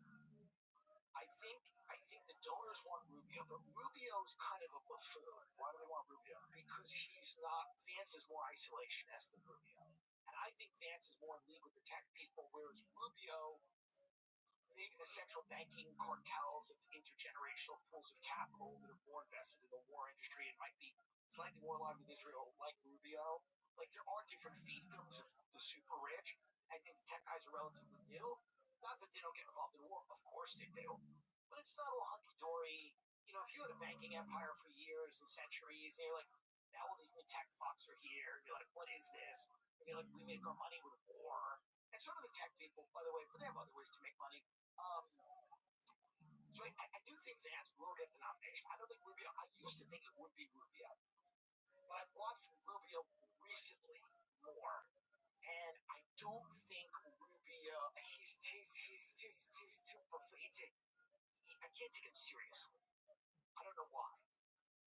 Trump again suggests a Vance-Rubio 2028 presidential ticket, or perhaps Rubio-Vance. So it'll probably be those two.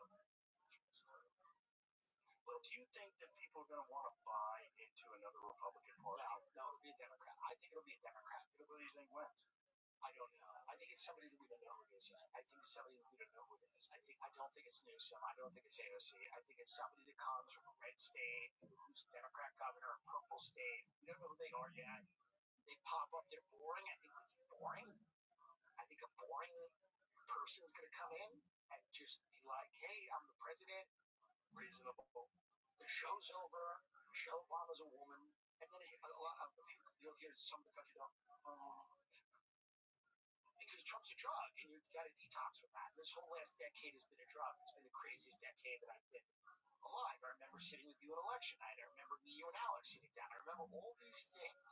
When we're watching these crazy I remember when Trump was shot. I remember, tragically, when Charlie Kirk was shot. I remember all of these things that have happened that are just so crazy.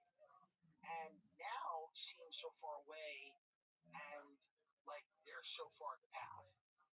Yeah, but they like this guy John Ossoff. Who's that guy?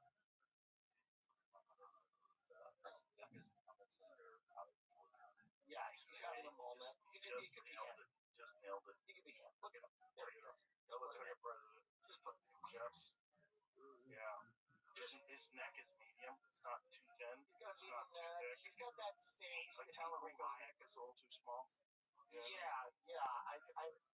That's this probably guy's true. A little bit more square jawed. Conservative Georgia radio host endorses John Ossoff for U.S. Senate. If they want to win, they just have to go, hey, everybody, remember healthcare? Don't you want that? Is he Republican? He's a Democrat. He's a Democrat, but he's going to launch as a Republican. And the same with Spencer Pratt's like, I'm actually a Democrat. You know what I mean? Worked as a national security staffer. Yeah, he's a spook. Put him in. Who cares? It's fake at this point. We all know it's fake. How much more evidence does anyone need? Sorry. Glad you're out there. I'm glad you have me in here. Your podcast rules. Thank you, so brother. I really appreciate such a great escape.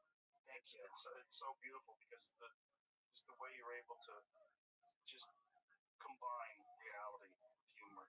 It's very rare. Well, thank you, dude. I appreciate it. It's a very unusual thing.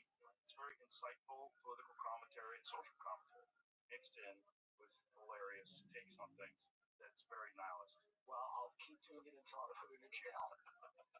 Thank you, brother. I appreciate it. Appreciate you.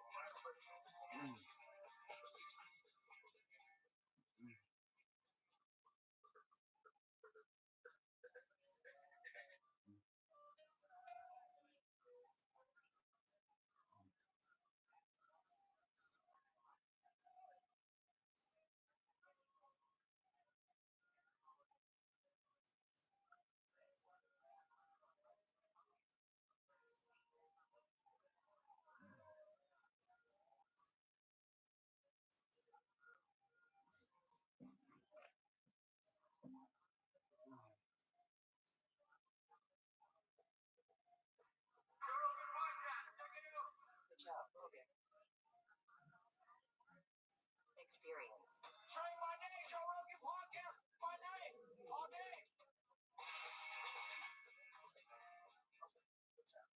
somebody in town.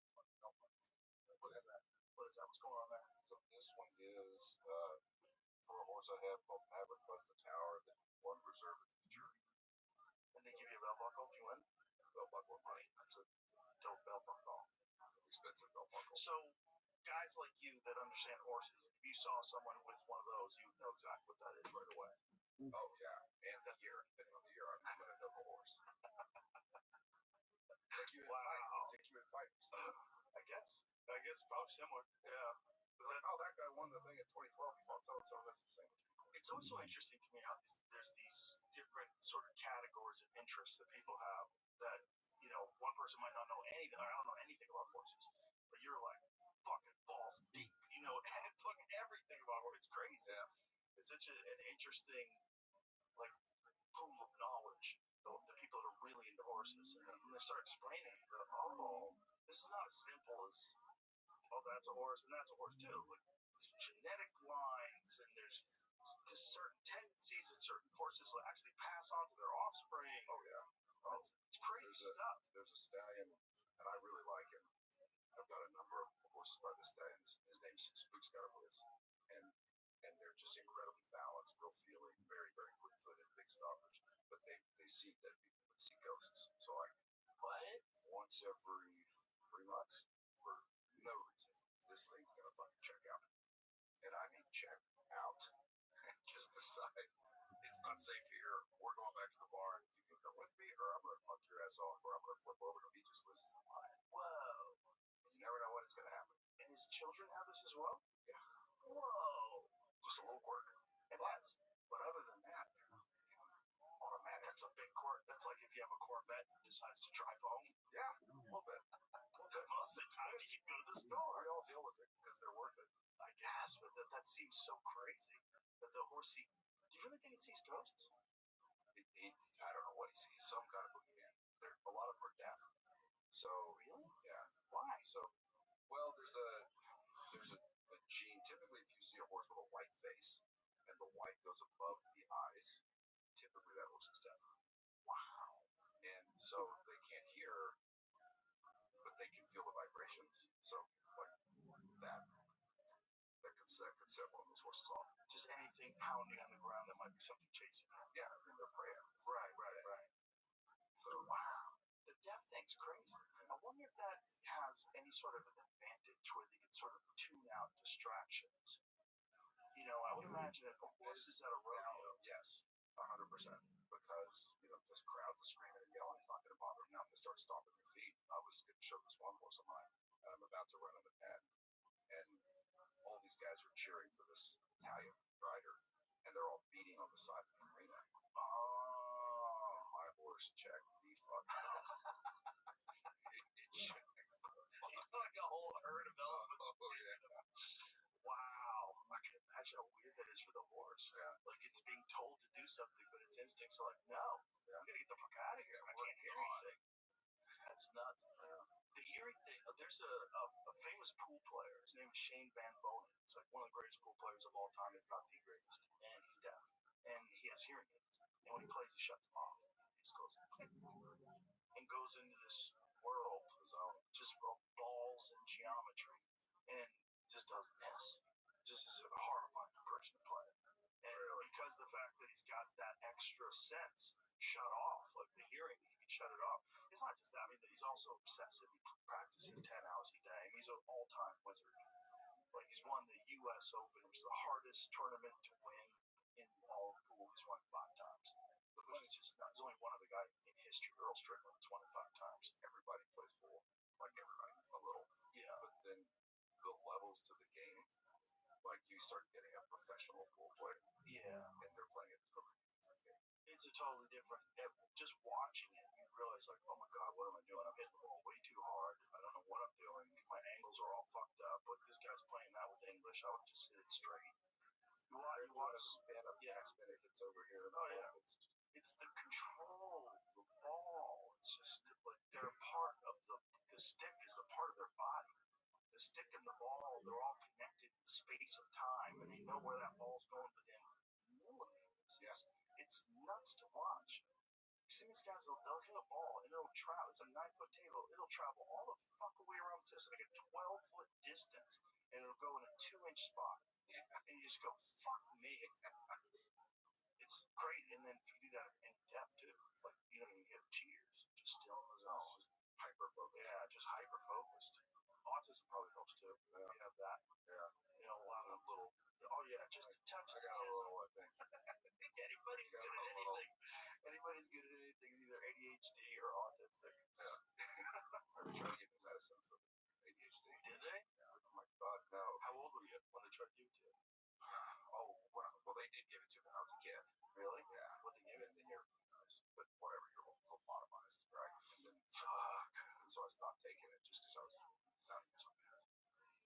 You know, so my parents were like, fuck it, just let him run around. But my neighbor's kid, they gave it to him when I lived in California. It was such a bummer. He was this wild little kid. And they gave it to him, and all of a sudden he was flat. Yep. And I'm like, oh. And the lady was like, oh, he's on medication now because he's hyperactive. I'm like, oh my God. Not my kid, not my place. I'm not saying nothing. I just go to work. You know, I was single back then, and I was like 28 or 29. And I was just so confused how you could do that. And I kept thinking, if somebody did that to me when I was a kid, for sure I would have done it on drugs. Yeah. If my parents knew about those options, they would shut me the fuck up. If I had the wrong parents, my parents would have done it, but if I had the wrong parents, 100% I have all the traits that would have allowed me to get on Ritalin or whatever. Superpower. If you understand it, exactly. It's a superpower. Yeah. If you can find something you love. People say, how in the world can you write a script? Write this thing. It's not that hard. Like once I know what it is, you can sit me in an airport around 1,000 people. I won't hear them. And I sit there for 12 hours straight because you love it. I just hyper focus. But if somebody wants you to pay attention to the history of Pop-Tarts or something, it's not going in there. Yeah, it's not going in there. Yeah, that's the superpower. The superpower is you can find something you love and focus on it, but the way our education system is designed is so ass backwards. You take kids that are so energetic and they have so much life, and you just squeeze it out of them. Just sit still, stay put, listen to boring shit. And all day they're just fighting this desire to scream and just run out of the building and go do something fun. Wasn't like essentially what we call the modern public education system founded by the Rockefellers? Yep. As a means to create workers. Yep. Yep. That's it. Compliant workers and soldiers. Conform. Just one of the reasons why they decided to start school so early for kids is the earlier you can start them, the more you can get them to do whatever you want them to do. The more you can get them to pledge allegiance and get really excited about this, that, or the other thing, including all the trans stuff that you see in school, all the pride stuff. And teachers are working with preschool kids and talking about sexuality and shit. You're like, they're fucking 6. Like, they don't know what you're talking. Like, why are you even talking to them about that? Because you can get them early and you can program those thoughts into their mind that this is a good cause. And it could be anything. It could be your religion. It could be your political ideology. It could be being a Christian, being a Muslim, whatever. If you get kids young enough, you can talk them into doing almost anything. That's why they have child suicide bombers. They don't try to get guys in their 40s with a family, strap a vest on. They try to get kids. Yeah. And, you know, what'll really make a couple of noodles is if you look at, because all these things are funded, all these nonprofits and NGOs, they're all from the where the money comes from. And when you look at where the money comes from, and you realize, oh, wait a minute, and it's been coming for 40, 50 years from these places. Qatar, for example, obviously Russia, China, all these are enemies. Donating money to all of these various groups to divide, to just eat away from the insides. Russia's been doing it since the 70s. Yeah. 60s. Yeah. That Yuri Bezmenov, I'm sure you've seen that video. Yeah. Anybody who hasn't, please watch it. It's Yuri Bezmenov, and it's in 1984. This guy's essentially describing what America is going to look like eventually, and he's dead on. Just dead on. Dead on with the communism, the Marxism, the stuff in the universities, just completely poison their mind, push out any ideas of patriotism being a virtue, all the hate for America that you have, like all the division, all of it engineered. It's wild. Just look into it benefits. It's real simple. Yeah, just look and see who it benefits. Well, it benefits a lot of people in this country as well, unfortunately. There's a lot of people that really love division, and they can profit off of it. They can work an angle.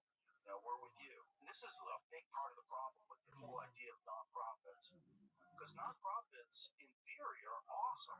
It's a great thing that people are willing to donate their money. Like wealthy people who are doing well say, you know what, I think my money could be best suited helping out other people. It's beautiful. It's one of the most amazing notions about people when they can be charitable when they don't have to be. They do it because they want to and they really want to help. Then you find out what's really going on and that the majority of the money is going to overhead and employees. Well, think about this. If I create a nonprofit to go solve, LA's a perfect example. We can look at the homeless situations they have there, and all of these NGOs that are getting all of this money, and the problem's getting worse. It's not getting better. It's getting worse. But if I form an NGO and that's my cause, and I solve the problem, what do I do with my NGO? I got no money. Now there's no reason to give me money. So they don't create them to solve problems. The incentives exacerbate the problem. Make the problem worse, make it longer, make it bigger, without making the problem, make more money. Sometime I was doing a breakdown of the people that work in the homeless industry, I say in air quotes, in California, because that's really what it is. They spent $24 billion on the homeless problem, and no one can account for it. And they tried to get an accounting of it. They tried to do an audit of it, and Newsom vetoed it. Like, why would you want to know? Let's stop all that nonsense and build this fucking train track to nowhere that's never going to get built. Well, they have a mile of that train. It only costs $100 billion. Relax. Things take time. They have a fucking mile. We're trying to choose the path right beside the I-5. How about that? How about right next to the flat fucking highway? Everything they do sucks. Yeah. How about that stupid fucking road over the highway to make sure the mountain lines are safe? Yeah. It's like over $100 million still on them. And they have them, by the way, that's not a new concept. They have those throughout the West. Yeah. And they don't cost shit. They don't cost that much money at all. They fix them quick. They do it quick. It's just, they're done in a couple of months. Yeah. Pour some cement. Yeah. Put some sod down, plant some fucking grass, and away you go. But we're applying logic to a state that doesn't use that. It is as goofy as it gets, and then you think it's as goofy as it gets, and then you hear that Portland so this is going to be on the ballot in November. It got enough votes to be on the ballot, and this is some law that's under the guise of stop animal cruelty. Well, who doesn't want to stop animal cruelty? I certainly want to stop animal cruelty. Let's stop animal cruelty. So what does it mean? It means no hunting, no fishing, no ranching, no agriculture, no animals that get harmed in any way, no killing chickens for Kentucky Fried Chicken, nothing. No animals die. And this is a city ordinance? Fucking for Oregon is voting on this in November. No fishing! No fishing! What are you saying? Are you fucking high? And no hunting, no ranching. Ranching, you can't ranch. You're gonna kill a cow? What are you, crazy? That's illegal in Oregon. And that probably sounds like a good idea to one of those people. And then, well, here's my question. All right, so let's do it. Let's just outlaw ranching. Let's just say, fuck it. Well, there's 91 million cattle in the country, so what are we doing that? You just leave them alone, let nature take its course. Yeah, but there's no nature to take its course. It's not 91 million head of fucking cattle. And I can promise you this, if you outlaw me feeding them and taking care of them, I'm not gonna that they're wandering the highway. Yeah. And then the bulls are out. Yeah. So you're gonna keep the bulls contained? No. So the bulls are gonna kill people. Yeah, and make more cattle. Yeah, and make more cattle. Yeah, so now we have 900 million cattle in 3 decades. Yeah, fuck all your fences. Bulls are gonna smash them. Bulls are gonna eat your grass. Bulls are gonna stomp your dog. Like, what are you talking about? But it's not supposed to be logical. It's all just a vibe, man. It's like, and it's not even a well thought out one. But the problem is, you don't have to be well thought out to get on the ballot. You just have to appeal to certain sensibilities, and then all of a sudden people are like, Oh, that would be good. Let's stop animal cruelty. And they're probably on SSRIs anyway. It'll probably pass. Nah, they don't think it'll pass. According to this New York Times article, it was one guy got 135,000 signatures and got it passed to that level. I wonder how many of them are homeless people. Moved to Portland from Denver, from Southern California. What, do we have a photo of this dude? I want to see what this guy looks like. Of course, he's from Southern California. Of course he is. He's a vegan. Oh, that's weird. I would have never guessed. Teacher. Oh, substitute teacher. Keeps getting better. What else? That's all I was saying. Very well. Well, they shouldn't. It's a crazy idea. Yeah. Substitute teacher, vegan, just organized. It's to have a system where we're not killing or hurting animals anymore. I love how I said a system. What are you talking about? What does that mean? What's a system? You talking about nature? What are you talking about? Like, they're gonna kill each other. Stupid. Like, what the fuck are you talking about? Is it somehow or another less cruel when a mountain lion gets into a pen of sheep and tears them apart? Yeah. If any, the chance of meeting another gay vegan were better in Portland. He's probably not wrong. Yeah, probably good bet. Solid bet. Yeah. Jesus, he's just sitting there going, Midland, Texas, Portland, Oregon. Where am I? Yeah, you gotta go to Portland. Go to Portland and take some medication. Just fucking have a good time. There he is. There we go. Hey, fella. He's already gotten too much attention from us. Yeah. It's there's a lot of silly people in the world, and like we were talking about with young people. If you get young people indoctrinated early enough to think these silly ideas make sense, which is one of the reasons why I love that Kevin Costner moment on your show when he had explained to that vegan lady. Oh yeah, such a good moment. How cute does an animal have to be before you care for it? Yeah, and what the actual what life gets killed when you're just talking about farming, just food. Plowing a field. Yeah, just plowing a field, or go build a road. I want to destroy some fucking organisms. Go build a road. Yeah, and it's rotting on those roads. You're in that system, and then there's the bees. Like the amount of bees that die every year so we can have avocados is bananas. Yeah, bringing them from Brazil by the billions. By the bee, and they die. Bees, and then on top of so it's avocados and almonds. Those are the two big ones, right? Yeah, almonds. You know what's fascinating, and we can look it up. Almonds, the amount, it's something like 19 gallons of water is what you have to give to get one almond. Is that real? Yeah, we can what? Yeah, it's fucking bananas. My doctor told me almonds are really good for you. Well, he said they're okay for you. He said, but there was a time in the Mediterranean where they were poisoned. They were stricken, and it's one of the first domesticated plants. And what people realized, whoever Homo sapiens or Neanderthals, whoever's wandering around, they're like the squirrels are eating those poisonous nuts from that tree. They're okay from this one, not okay from that one. So they started cutting down and uprooting all the ones where the squirrels would eat. Oh, interesting. Yeah, so the almond originally. This episode is brought to you by Wild Pastures. Here's the deal, folks. Wild Pastures delivers 100% grass-fed and finished beef, pasture-raised pork and chicken, even wild-caught seafood right to your door. I love their ribeyes. Just an excellent cut of meat. I had them last week. It's great stuff. It's high-quality meat from animals that are raised the way nature intended. Outdoors, on lush green pastures, no cages, no crates, no feedlots. Wild Pastures only works with small, family-run, regenerative farms here in the USA. So you're supporting American farmers and the land itself because regenerative farming restores soil, improves ecosystems, and protects biodiversity. And what's more, Wild Pastures' nutrient-dense, zero-junk, high-quality meat is around 25 to 40% less than you pay for the same quality in store. And right now, you can save even more with 20% off every Wild Pastures box and free shipping for life, plus $15 off your first box at wildpastures.com/Rabbi. wildpastures.com/Rogan. That's wildpastures.com/Rogan.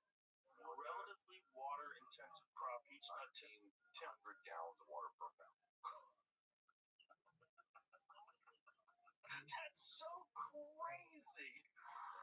And then, oh my God. Here's my new, like, look, I'm a writer, right? So words matter to me, and when we misuse them in our society, it just bothers me, right? So all these things that we're calling milk, like almond milk, right? And I'm just determined to call it almond juice, because that's what it fucking is. It's not even almond juice. It's not like we're extracting. It's almond tea, almost.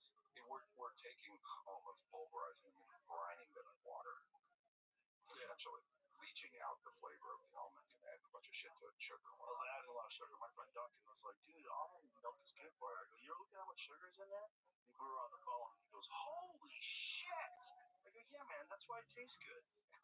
But my doctor told me that I had oxalates in my diet, in my blood test. He said, your oxalates are kind of high, so are you eating almonds? And I said, yeah. I eat almonds all the time. He's like, yeah, cut back. Because that's where it's from. Really? Yeah. See, find out how much oxalates are in almonds. I just listened to them. And also, it's a lot of like, a lot of that gluten-free flour stuff. Mm-hmm. You buy a lot of that stuff. It's like almond flour a lot of the times. Right. Almonds are a high oxalate food. Eating them can raise oxalate levels that circulate, get filtered by the kidneys and appear in urine, which may increase kidney stone risk in susceptible people. Yeah. Almonds contain about 296 milligrams of oxalate per 100 grams, roughly 4 milligrams per nut, putting them in the high oxalate category. Yeah, he said they're not bad. You just have them every now and then. Don't do it on a regular basis. Yeah. There's a lot of stuff that is high oxalates people don't think about that can really fuck you up. Kale, for instance. Like I used to drink kale smoothies all the time until other doctors told me you really should cook the kale. Cook it and then filter out whatever the water's in it. I go, really? I go, why? He goes, oxalates. He goes, you want to cook the oxalates? I go, really? Yeah, that's apparently what causes a lot of kidney stones with some folks that drink a lot of those green smoothies, which I used to do every day. I used to take a bunch of kale, throw in a bunch of apples and some ginger and some garlic, blend it all up and drink it at the beginning of the day. Those were a good thing. And he's like, you're just blasting your system with oxalates. I was like, oh, why? That's a fucking expert. I said, have bacon. Have some bacon. Fucking bacon. Then my journey of figuring out what to eat was a long one. It was a long one. And thank God I got this podcast because I hadn't had all those conversations with people where I realized, like, oh, so we're like now the food pyramid's completely flipped, which is hilarious. Yeah. But it's like I've had enough conversations where I realized, like, oh, all these people don't know what the fuck they're talking about, and they're giving advice, and it's weird. It's weird how much bad advice there is for food and for health and for fucking fill in the blank. Almost everything in our society. Food pyramid was created by Johnson Johnson. Yeah. Or Kellogg's, which is Johnson. Yeah. Like, how do we get people to eat our shit in the morning and again at lunch? And then the one thing we can't control, they talk about the one thing that we do not have is this massive industrialized meat production because there's no economic way to do it. They do it. Harris Ranch, which you've probably seen off I-5 in California, is the closest version of that. But what it is a feed yard, right? Where you can get it together, feed cattle from 90 to 150 days before you go set them off and slaughter them, right? That's the closest thing there is to an industrialized beef industry because it's a very inefficient way. It's way better to farm, right? It's more efficient to farm than it is graze cattle. So you only want to graze cattle somewhere you can't farm. At the end of the day, you want to graze cattle are great and take protein from more protein sources and metabolize it, right? So you graze them in real rough terrain with native grasses that you can't farm, can't kill it, you just can't. That it needs to be eaten by something or weeds will overtake it, right? So yeah. Grass grows better when it's being grazed. And so there's no way to industrialize that or centralize it. The most centralized it is at the packing house, right? We've got 4 major packing houses that control 97% of the beef industry. And that's starting to change. COVID was extremely helpful for the small small, they start popping up. People have opened these USDA facilities that don't process 800 head of cattle an hour. They maybe do 50 or 50 a day. And now people can go there because they're a USDA facility and buy beef directly from them, buy from the rancher, right? You can control where your food's coming from, as opposed to what was happening, where you get a bunch of, you're going to go get a burger, you're eating some Australian chemical, right, for the most part, or something from Brazil. You're not eating something that you want to eat, right? When you go to a nice steakhouse, the steaks there, they're going to come from most likely Texas, Iowa, Nebraska, Montana. There's select areas where people are spending that kind of attention and time to raise that kind of quality of beef, right? And it's being done by smaller ranchers, maybe a big ranch, but still operated by relatively few people. You know, Four Sixes is 300,000 acres, but there's 12 cowboys. Wow, 12 cowboys for 300,000 acres is nuts. How do they keep track of it? Again, we break it down into pastures. Then you have the pastures fall under the terminology is this. Say, oh, if you're in Guthrie, there's a camp that we call it South Camp because it's in the South, and it's responsible for 50,000 acres, right? Which is broken down into multiple pastures that are between 7 and 10,000 acres. There's one big pasture in that camp. It's like 14,000 acres.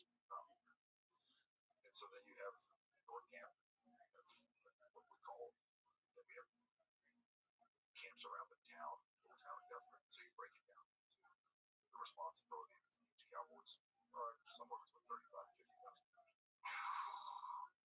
Wow. That's a hell of a responsibility. Yeah. It's a lot of work. What's really interesting about your shows, particularly Yellowstone, it got people like really attracted to the idea of brutal hard work as being romantic. Yeah. You know, people like really identified with those guys on Yellowstone that were just like so dedicated to that ranch, so dedicated to busting their ass and working all day hard fucking work, and then just hanging out together afterwards. And there's something about that life that's so simplistic and romantic to people that it just really resonates with so many people. They didn't even know that they liked that. Well, it's uniquely American, right? And the amount of freedom that is. So we move somebody out to South Camp, and we go, okay, so here you are. There's your house at South Camp. See that with yourself. Go figure shit out. Keep track of the cattle. You give them a string of horses, and they work their horses, and they ride that property. They know every inch of it. And we don't have weekly corporate meetings. How do they get supplies? This the house stocked in advance. Yeah, they go to town. You know, towns, which is an endeavor, right? Town's 90 miles away. So you go to town once a week, right? Stock up, go back. Wow. Yeah, but it's a crazy life. And people incorrect. Not every. This isn't true of every cowboy. There's plenty of cowboys that typically they grow up on that ranch, and that's the life that they know, and that's what they want to do, right? But they still go off to college. Like almost every one of my cowboys has a ranch management degree. Like they went to school. Wow. To study. What's a good school if you want to be a cowboy? There's quite a few at Texas Tech. That's a phenomenal ranch management program. A bunch of the guys on the Sixes went there. TCU has a ranch management program. There's one at Texas A&M. You know, we have vets that live on the ranch. Obviously, we breed a ton of horses. So our vets, Colorado State's an excellent veterinary school for large animal vets. Obviously, Texas A&M is a phenomenal school. Texas Tech as well. Those are. Dude, how the fuck do you pay attention to everything? You're running a gigantic ranch and you have about 48 TV shows. How the fuck do you do it? I don't understand it. Every time a new Taylor Sheridan show pops up, I say to my wife, I go, how the fuck is he doing this? Like, where does he have this time? Part of it is, if you think about it, so my core crew is the same crew I made when we had no money. I remember one time, I'm on the top of a mountain, me and my first AD, my DP, Ben Richardson, said, there's not a producer. We haven't seen anybody in a week. And I looked at, we're freezing our asses off. It's 7 below zero in northern Utah. And I'm like, guys, we could just fuck off to Hawaii. Nobody would know for a while. we have the money. They don't even know. They don't actually know where we are. They're just trusting that we're going to make this movie, which we did. And it was incredibly difficult. But that's the same team that went over and did Yellowstone, which is the same team that went up and did Mayor Kingstown with me, and then 1883, 23, Linus, Landman, all. And we promoted from within. I've got PAs that are now first ADs. I've got camera operators that are now directors. So we promoted from within, so everyone understands that we can do it. And it's so freaking efficient. We don't ever have, and because you've been in this industry forever, these people will have meetings upon meeting, they'll have a tone meeting where a whole bunch of people are going to sit around and try and talk about the tone of the script. What do you read the fucking thing? We have to have a meeting about it? How about we don't have a meeting? And then they'll have and this is also networks. They love this shit so that they can have a reason for their existence, right? Rise middle management. And they want to do a prompt show and tell, or someone's going to show them all of the prompts we're going to use. Really? Well, we don't do that shit. Because I'm like, I need your permission to use which big lighter I'm going to use in this fucking scene. How about I just make the decision? And how about we use the same big lighter in all these fucking shows, and I don't ever have to pick a big lighter again? How about that? So we just streamline it and made it to where it's so efficient. Typically, a TV show will start up, and they'll prep for 12 weeks before they start filming. We do it for. Wow. Well, that makes sense. That makes sense. It's streamlined because I've been on shows when they first start out, and it's chaos, and there's a lot of network involvement, there's a lot of bullshit. But then once it gets going, they go, "Oh, you guys know what you're doing. Yeah, just leave me alone." Yeah, we're there. That's beautiful. We haven't missed. You don't miss. Right. Well, it's like you don't miss. Like you don't miss with the writing. You don't miss with the storylines. Like you don't have any duds, man, which is just incredible. It's an incredible accomplishment to have that many fucking shows, and all of them be good. All of them very addictive. Landman's so addictive. it's that show. It's about something very serious, and then I can just throw shit at it. Yeah. Let's just take a bunch of old people to a strip club. Billy Bob is fucking awesome. He's a genius. I love that guy. He's so good on that show. It's like it was made for him. It was made for him. I mean, he's done so many things. I went to Billy Bob before I wrote a word, and I told him, I said, if you don't do this, I'm not going to do it. Because I'm not going to chase my tail. He goes, what is it? I said, I want to do. I said, basically, I want to take your character from Bad Santa and put it in West Texas and run the whole company. He goes, you want to go back from Bad Santa to run the whole company? I said, that's what I want. Because that sounds fucking awesome. Well, it's educational too.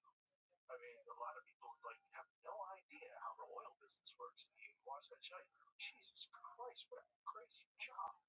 It's an insane job. And the other thing about it is we're so completely dependent upon petroleum in every single aspect of our lives. So completely dependent upon it that we can debate how bad it is or isn't. Or not debate it. The reality is we don't have an alternative. Like it does not exist. It simply doesn't exist. We can sit there and say, well, when is this? If you sit down with any climatologist and any engineer, they're going to tell you our best hope for a replacement of petroleum fuels is cold fusion, and we're 30, 40 years from it being something that we can rely upon. And reduce a little bit of organisms, like itty bitties, like the size of this coffee pot. That's what they're talking about. They're talking about individual reactors and people out in their homes. Like, how long does it take for disasters? Like, that's not fucking fair. Having a really good nuclear power plant per city is an awesome idea. Having everyone have their own nuclear power plant sounds fucking crazy. How many assholes are going to cut into that thing? Well, people still put fucking metal in microwaves, so right. I don't think we should. On purpose. I've done it. I'm like, well, how bad can it really be? There's people that leave their fucking gas on so that someone could die in the house. No, we don't are nuts. People are nuts. If you literally have consumer level nuclear power plants, not with these monkeys. Not with the human beings that we are today, our current form. We're not enlightened enough to have bring some nuclear power to our house. Oh, fuck. Yeah, so we're dependent upon it. And that's why we're in Iran right now. Oh, yeah, also because of Israel. But, I mean, we're in Iran. I mean, the whole thing about it is the oil. Straight up Hormuz, it's like, I think it's 40% of the world's oil supply passes through there. Yeah, correct. No, that's, and I think also China. Mm-hmm. It's a big play. It's a chess piece against China. That's what I think. Yeah, oh, fucking terrifying. And I'm not saying we should have, or we shouldn't have, not commenting politically, but what those guys, those SF guys did in Venezuela was fucking gangster. It's crazy. Whether, I'm not saying they should or shouldn't, I'm just saying the team was sent, and then the team, can you imagine if I wrote it in a movie, people would go, that's fucking ridiculous, Taylor. Right. We don't have to fly a bunch of SFUs, drop off on the roof of this high rise surrounded by the fucking Cuban special forces, and they're gonna kill all of them, and they're gonna fucking snatch him and his wife, go back to the roof and just fucking fly away. And that's what they did. And they're gonna do it with sound. They're gonna disable everyone with a sound weapon. What? Do you remember when they first started talking about that Havana syndrome? Yeah. We're dismissing, oh, this is more shit, this is bullshit. Yeah. No, they're talking about people that are in Havana, that they've been targeted, something zapped them. Low level frequencies. Made them nauseous. Yeah. And I think that is a fraction of whatever they unleashed in Venezuela. Who knows? The discombobulator, that's what it's called. Classified secret weapon system President Donald Trump claimed U.S. forces used during the January 3rd operation to capture Venezuelan President Nicolas Maduro. He stated that the weapon successfully disabled enemy equipment and air defenses, preventing them from firing back. So it's both. It disables the people and it disables their weapon system. What? That's amazing. What the fuck are we doing? Official silence when asked for specific technical or operational details about how the device functions. Trump famously told New York Post, I'm not allowed to talk about it. It says they press buttons. He claimed the defense forces pressed buttons and nothing worked, disabling both Russian and Chinese-made rockets and radar. The weapon affected both mechanical equipment and personnel. He also referred to a sonic weapon being used against Maduro's Cuban security detail inside a heavily fortified fortress. Fucking A, man. I would love to see what that looks like. You know, I bet they have video too. Well, I'm sure. Yeah. While we're in GoPros. I'd love to go into a skiff to show you the video. I won't say that. I want to see what it looks like. I just want to watch. What does it look like when someone gets zapped by sound and gets fully disabled? Like, apparently they just fell to the ground in agony and they couldn't move. Yeah. And they just went in and shot it. Some freaking SF sniper. Yeah. Freaking get on top of that. Just raining down on them. It's crazy. Like, they're going to tell you it's safe. Crazy. And there's a famous video of them saying, come and get me. Oh, yeah. Bro, you gotta be careful. Don't what bear you poke. And also, it's like, none of us know what the tip of the spear technology in weapon systems is available right now. We don't know. They don't tell us. Obviously, no one knew this fucking discombobulator thing existed. This is science fiction. Yeah. Right? If this was 20 years ago, you'd be like, that's not a real thing. But now you're like, oh shit, they used it? It's like, and not just a concept, they fucking used it. Well, what are they cooking out in the desert in the middle of Nevada? Who knows? Yeah, think about this. For that to be used, there's something 4 generations past that. 100% as they're playing it now. Yeah, 100%. You know, this whole UAP world stuff, like when they start talking about UAPs, all of my bullshit alarms go off. All of them. It's like, I don't believe if you knew things you would tell us. So I don't believe you're telling us the truth. I think they have some special access programs that they've been working on for decades and decades, and some super high level shit that involves some sort of novel propulsion system, and they have that stuff flying around the sky. I think that's what a lot of people are seeing. That's what a lot of people are seeing. That doesn't discount the idea that there's something else out there, because I think there is, but I think there's a giant chunk of the shit that people are seeing that's ours. Yeah, testing. Yeah, testing, doing stuff with it. If there was an intelligent life form that had stumbled upon our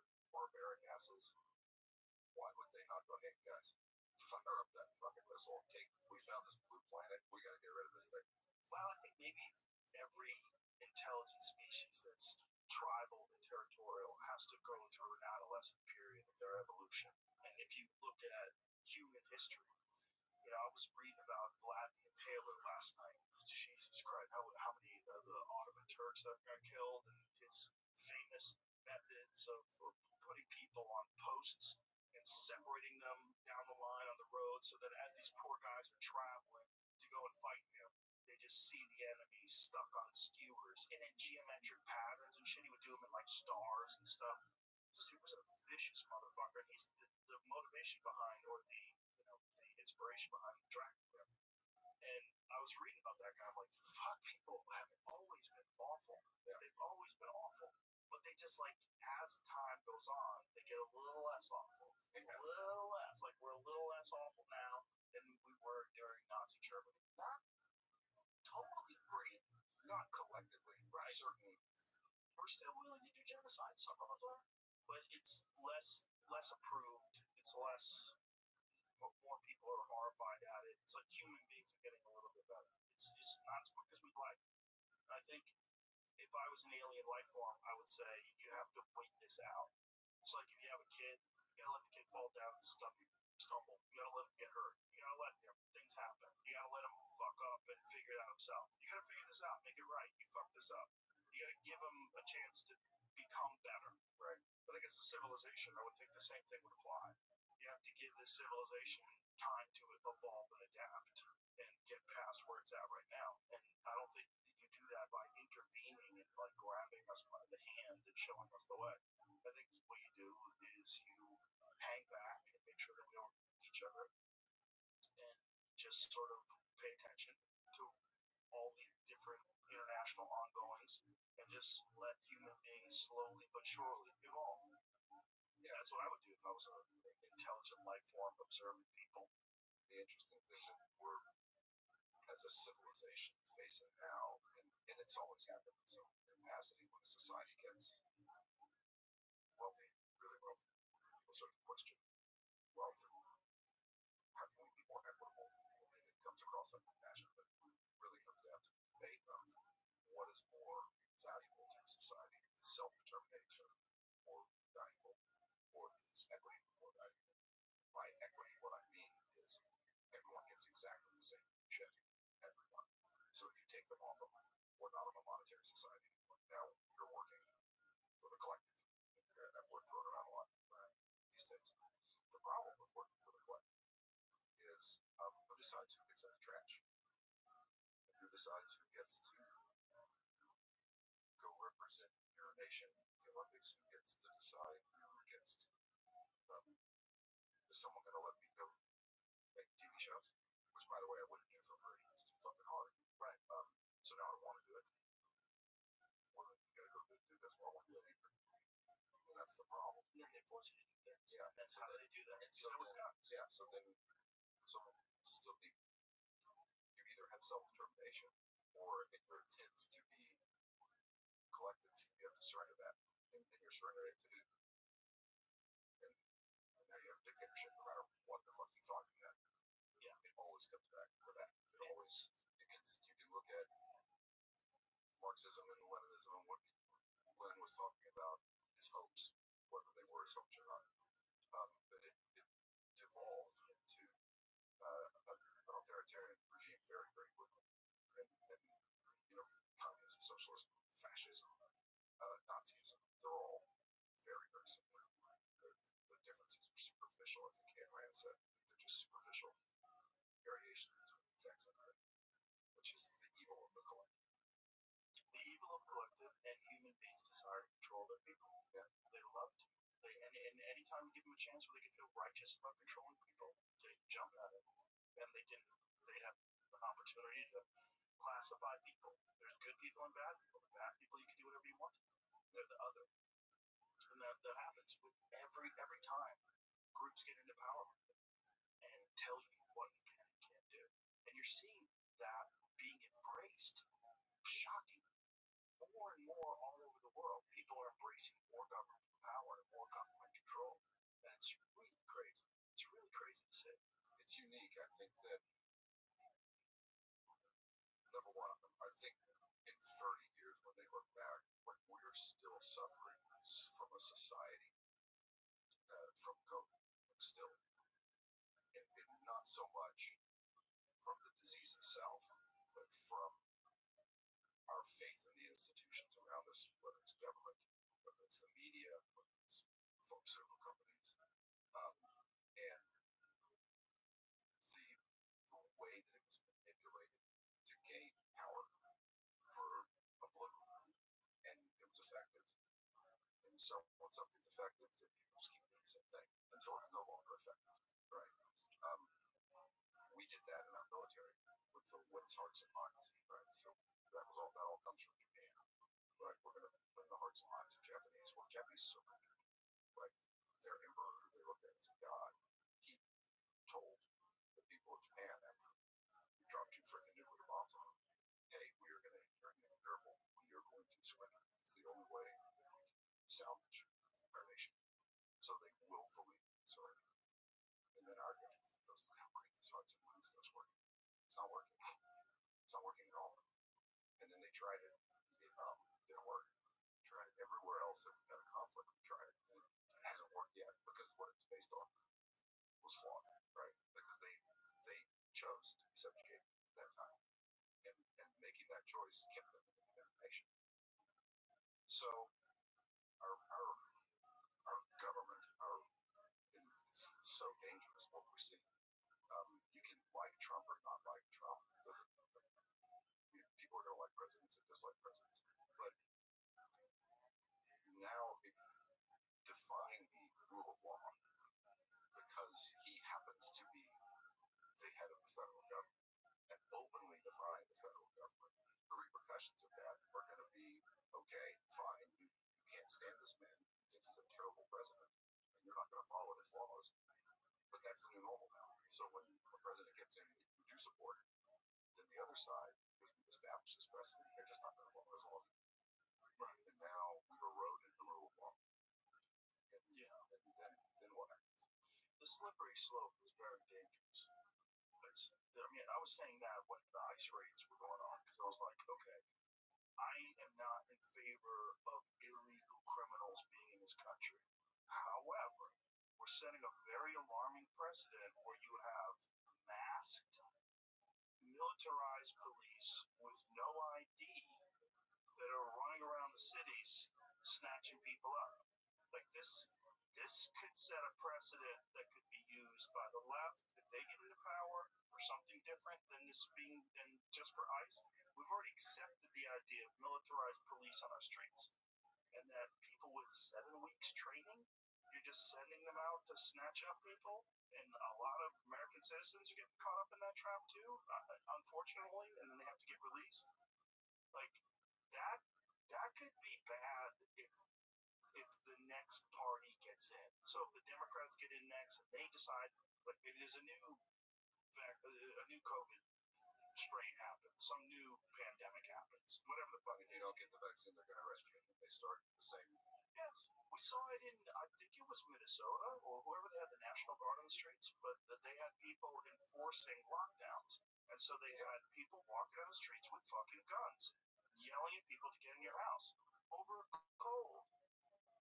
Like these kind of slippery slopes. You might think, no, we're just trying to get rid of the bad immigrants. I get it. I'm with you. I agree.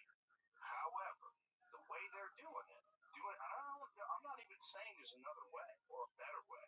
I'm just saying, you want to get them out all at once? Yeah, that's the way to do it. You want to get them out quick? That's the way to do it. Because they got them in quick. You're right. They opened the fucking border. They helped people. But now that they're in, if you're going to get them out that way, you're setting a weird precedent. You're setting a precedent that could be used in other ways. Yeah, that's the challenge is, okay, we need to enforce the law, right? Or don't have them. Right? They've enacted the laws. These are the same immigration laws that were on the books when Obama was president, Brown was president. The same rules. It's the methodology, and you gotta sit there and weigh the pros and cons about, okay, the pros of trying to eradicate this issue can't give it a deadline. Yeah. Right. It's slippery. It is slippery. And again, it's what's good for the goose is good for the gander. And these politicians right now who are doing all of us a tremendous disservice in Washington, I feel, our elected officials, because they're not thinking beyond this next election, and maybe they never have. They never, right? But they were better at hiding it. Maybe. I think there was no internet. But for true, I think that's what it is. There's no social media. But I think we've reached a point as politicians talk about eliminating the electoral college, and talk about eliminating the filibuster, eliminating packing courts, all these things, because their side's not in power. And so we're just going to take the structure of the government and totally rework it to benefit us temporarily. But then those same benefits that you have now will be used against you. Yeah. They will 100% be used against you. I think the most important legislation we can pass right now is term limits. I think 12 years tops in Congress, and I think probably 12 years in the Senate. 2 6-year terms in the Senate. That's more than enough time. Yeah, that's a lot of fucking time. That's enough. We don't need anyone else. I mean, I don't know how it's become. How the fuck is Nancy Pelosi worth $400 million? How the fuck? Well, I know how. Yeah, she gets in on all these fucking IPOs. Exactly right. She's going to pass the legislation that allows Visa to go public, and then she's going to get a big chunk of it. And then when she's confronted about it, look a reporter dead in the eye and fucking lie. I don't know what you're talking about. I didn't do that. No, it's public. We know you did it. We can look at how much stock you own. Yeah. Fucking liar. They all do it. Yes. People are calling out Rokana on Twitter today. Fucking rich. Everyone's getting rich. Yeah. They paid $175 grand a year and they're all fucking millionaires. Super millionaires. Yeah, they're all like she's intensely wealthy. That's almost $500 million. That's nuts. As a public servant, that's nuts. Yeah. It's insanity. And it's that's what we're used to. We know it's bad, and we just accept it. And people are busy. Families, mortgages, and shit to deal with, and so they complain and they keep on trucking. Yeah, I mean, as we discussed, I have other jobs. I don't have a pile of time to dedicate to. It's tough for me to talk politics because I don't have hours in my day to sift through what's real and not real on Instagram or social, whatever. I'm not on that shit, but I can't. It's hard to form an opinion because I don't know, and I don't know where to go to get honest news. I'm not the news. I know that. You can't turn on the fucking news because they fucking been lying to us. They stopped being. I don't know if they were ever impartial, but I know that. I remember there was a guy. I was a kid. He was running for president. His name was Jack Kemp. I remember Jack Kemp. I want to say it was Dan Rather. It may not have been. It may have been some other newscaster. And there's a debate amongst all these different potential candidates for president. And as he's introducing all of these various politicians, he's saying so Harvard graduate, law professor from here, this former senator, this and that and the other, this person here, and they get Jack Kemp, and he goes, backup quarterback and born again Christian Jack Kemp. And I thought, wow, you just sunk that dude. Everyone else you gave what their jobs were and talked about their accomplishments in this. You just said didn't start at quarterback and call that his religion, dude. That's the first time I ever remember. I'm like, I know your opinion. I'm not supposed to know your opinion. You're supposed to be giving me news. Right. You're supposed to be giving me honest, unbiased information so I can make a decision. You're making a decision for me. We're trying to. Yeah. And they've gotten so, as news became entertainment, I mean, CNN's the worst thing that ever happened to news because it's 24 hours. Now all of a sudden, there's not 24 hours worth of news all the time, right? But there is during a war, right? Show us news, war footage the whole time and talk about the war and why no war. But when there's not, you got to make some shit up or push an opinion. And that's where we've gotten with news now. Now it's news is piss them off and scare the shit out of them. Yeah. That's how we keep them watching. And that's the business model. Yeah, it is now. And it's also piss them off and scare the shit out of them, but ignore certain things that your sponsors would like you to talk about. Oh, yeah. This is why, Tulsi Gabbard, in her final act as director of national intelligence, as she's leaving, she gave that press conference about Fauci, and she talked about how lied in front of Congress that he absolutely used American tax funds to fund gain function research through EcoHealth Alliance, Wuhan Lab, and Wuhan, China. And, no one's covering. This episode is brought to you by Visible. How many of you are currently listening to this podcast on your phone? If you are chronically online, like most of us are these days, your wireless network should be too. With Visible, you get unlimited 5G and unlimited hotspot, all powered by Verizon's 5G network. The perks of big wireless for half the cost. Visible isn't just a wireless plan. It's unlimited wireless designed to keep you connected and no contract holding you back. Switch today at visible.com. Plans start at just $25 a month. Or get our premium Visible Plus Pro plan and save $10 on your first month when you use promo code Rogan, an exclusive offer for podcast listeners. No, and by the way, didn't we all know that already? Well, we knew it, but my parents didn't. People that just read the newspapers and watch TV, they don't know. I've never seen anything as flagrantly obvious as COVID coming from the Wuhan lab studying COVID. Right. I've never, and you've got fucking news anchors keeping a straight face saying it came from the wet market. Did you ever see Jon Stewart's bit on it? No. On the Colbert Show? No. You never saw it? No. Oh, we need to play it. Let's play it because it's so funny because Colbert tries to stop him from doing it and push back. And John is a great comic. He just gets up from his chair and gets louder and just plows through it. Really? Over Colbert's trying to cockblock his bit. He's like, it's a funny bit. And he's getting in the way. Oh, I'd like to see if you have information on that. I'd like to see it. And he just keeps going. He keeps plowing away. It's very funny. And it's in the middle of it, right? This was a courageous step because he was doing this when calling it out or saying that it came from a lab in Wuhan, China was somehow or another conflated with racism. Remember that? If you said it came from Wuhan, China, from a lab, you're a racist. Yeah. How did you pull that off? How did you not say anything? It's racist. It's from fucking China, and it seems like EcoHealth Alliance funded it, and it seems like we funded EcoHealth Alliance. Yes. That's a lot of fucking paperwork. And by the way, there's studies on the fucking disease that they've been doing that are posted on the CDC website. They're posted on the fucking. My favorite was when you catch all the shit about ivermectin. Yeah. And literally, when that happened, I went, look up ivermectin and studies with ivermectin. And a study pops up on the CDC website while people are telling us to not take that shit. And it talks about the efficacy of ivermectin and antiviral properties, specifically COVID-19. Yeah. So it's on the government website that the fucking drug works while they're telling everyone to not take it. And they're mocking me for taking the course. Do you want to watch this? This is great. Yeah, he stopped because he still wants to put out that establishment position. I'd like to see evidence. If you've got any evidence. Yeah.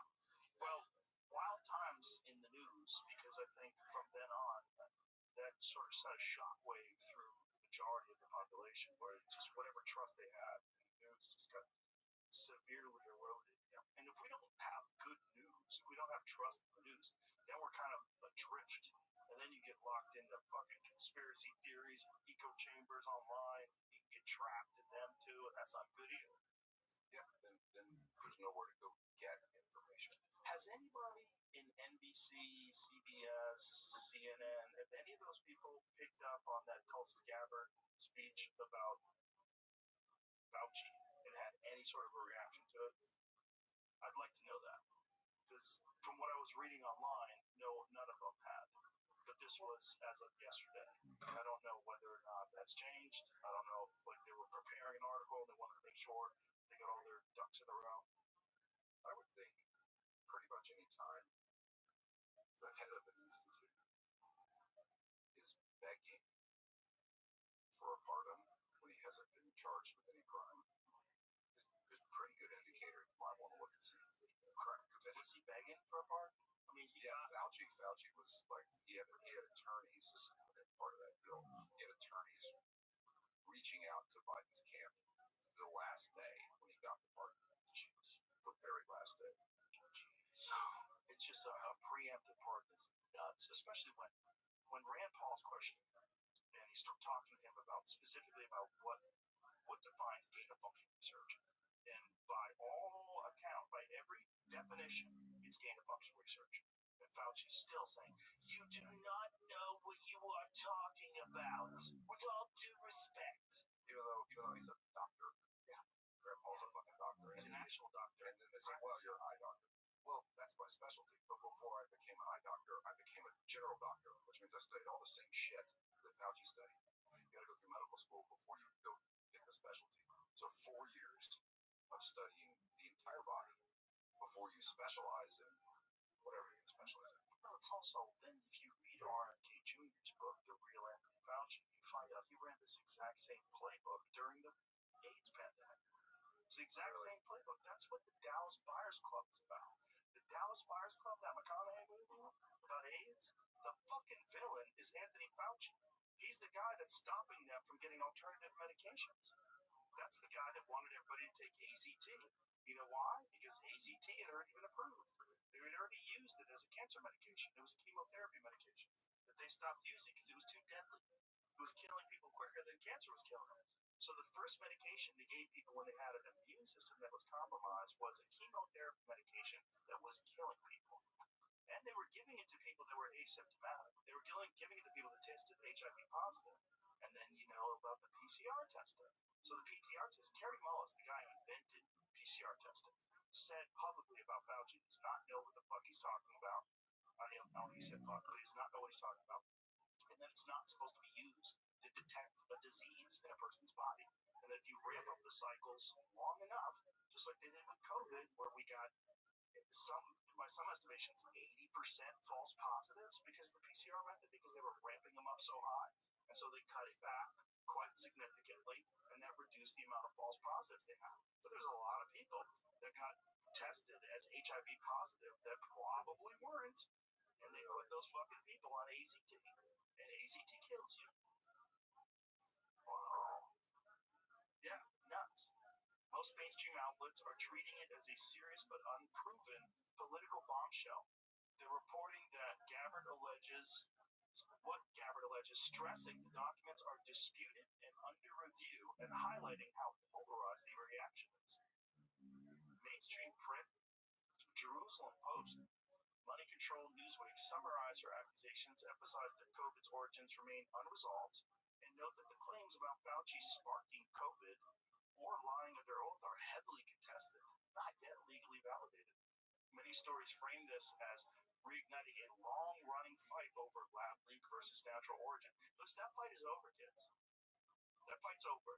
If you are in the news and you are saying that there's still a long-running controversy as to whether it's a lab leak or natural origin, shut your fucking dirty whore mouth, because it's not. The fight's over. It's a fucking lab leak. They say the new documents will need independent scrutiny from Congress, investigators, and scientists before any firm conclusions can be drawn. Okay. Right-leaning media highlight her file dump as vindication for critics, focus on the cover-up narrative, and give prominent space to Republicans like Rand Paul. Why is it more centrist or mainstream outlets present it as a straighter news tone, often pairing Gabbard's and GOP's quotes with Fauci's past denials, and nothing there is so far, no judicial finding of perjury or criminal conduct. What I've never understood is how this became a left or right. So stupid. When Fauci, who's a career bureaucrat, right? When all this started, there was a Republican president, yep, right? And then he served that Republican president. He served the Democratic president before that, and then he served the Republican. But he's been there for fucking 50 years. Yeah, it's been this dude. It's not political. Yeah. It shouldn't be political. There shouldn't be a right left side to this. He's a career bureaucrat. Fucking lied to us. He used the exact same language when he was talking about AZT as a medication for HIV that he used for the COVID vaccine. The reason why it's the only medication is because it is both safe and effective. Guy's a monster. So like he's one of those guys, like throughout history, where you're gonna look back over time and you go, holy shit, this one guy's lives, this one guy's aspirations, this one guy's career fucked so many people over. Yeah. And I don't understand why Democrats would want to follow that sort of. There's no reason to align. Because people are stupid and they just decide that because a Republican's a president and anything the Republicans are pushing has to be bad. And that stupid fucking division, it's so silly. It's so silly. It really is. Because the same people during Trump's presidency were openly saying, are you going to trust a vaccine that's created under Trump? They were all saying it. Kamala Harris said it. A bunch of Joy Reid said it. They all said it. And then they bet their entire political livelihoods on it. We deserve better. We really do, or we don't. Maybe we don't, but we fucking think they're good. We're so silly. Such a fucking silly group of human beings we are. That's fucking wild. Not all of us, though. You know, I think less of us now. I think it's going to be way harder to divide people the way they divided everybody in 2020. It'll be way harder now. I think most people are just not buying it. And as long as people wake up to this left versus right nonsense, it's really just a big fucking hustle to keep you fighting with each other. Oh, for sure. Most of it. Oh, for sure. Most of it. Even the ICE stuff that we were talking about. Hey, folks, do you think it's a coincidence that the biggest fucking ICE protests were all going on in the same place where they found all that fraud? Do you think that these organized, massive protests were all occurring in the same place where that Nick Shirley cat found fucking billions of dollars in fraud? Yeah. Shocker. Kind of crazy. Didn't California pass a law? The Nick Shirley law to prevent that specifically that guy from fucking poking around in California? Yes. I mean, they've even referred to it as the Nick Shirley law. The idea is to keep people from investigating fraud, which is outlandish. That is outrageous. That is a crazy thing to emphasize. And to think, well, these people are showing up at daycares and looking at, right, they should, you're right, 100%. But random people from the internet should not be showing up at daycares with cameras. I agree. However, when there's no one in that daycare for years and years and years, and they can prove that fucking millions of dollars being earned by that daycare, and there's no one in there, it's a little weird. It's not fully passed into law. Not yet. Isn't there a video of that kid, like, walking up to one of these, and these dudes get out and, like, drive off in their fucking Bentleys? I don't know if those are real. There's a bunch of fake videos that were made by people afterwards that were just capitalizing on people wanting to click on something like that. So they're just engagement farming by pretending. Like the guy would show up and they'd go, what are you talking about? I have no idea what it is, bad acting. And they get in a Rolls Royce, like, it's just bullshit. It seemed like bullshit to me. I mean, I'm sure a bunch of those guys made a bunch of money. And I'm sure there is a lot of fraud. It just, like, they're admitting it. Minnesota's admitting it. They knew it was going on forever. You know, and then how about the fact that there's certain politicians that voted against this idea? So one of those ladies that was killed, like there was a lady and her husband that were murdered in Minnesota. And she was one of the few people that voted against providing Medicare for illegals. They were trying to pass some bill involving Medicare and illegals. And she was one of the ones that voted against it. She was killed. The guy who killed her said that Tim Walz sent him to kill them. Now, I don't know if he's full of shit. He easily could be. He's a fucking crazy person. He's a murderer. He showed up at their house with a mask on and fucking shot them dead. And shot a couple other people too. Like he's, you know, obviously he's fucking cracked out. But kind of weird. Kind of weird that the lady who wants to vote against this obvious fraud, this money that's being somehow or another funneled around through Medicare, like one of the things that Elon said when he was on the podcast is that Medicaid and Medicare fraud is one of the biggest fucking problems. And he was looking into it, Doge. He goes, I almost don't want to talk about it because I don't want to get killed because it's that bad. This was before all this Nick Shirley shit. And now you're seeing it, and you're like, oh, now I get it. These hospices that they have, these fake hospices in California, and then these all the Somali daycare centers, all the different things. These people just meant autism. The autism diagnosis just went through the fucking roof because now they have these autism centers, so they just diagnose their kids as autistic, and then they're raking in all this money for treatment. It's crazy how much fraud there is. Hundreds of billions of dollars, and just what a shocker that that's the place where the big ICE protest broke out. Oh, people forget that when Obama was president, he made a big public statement about going after government fraud. They were aware of it then.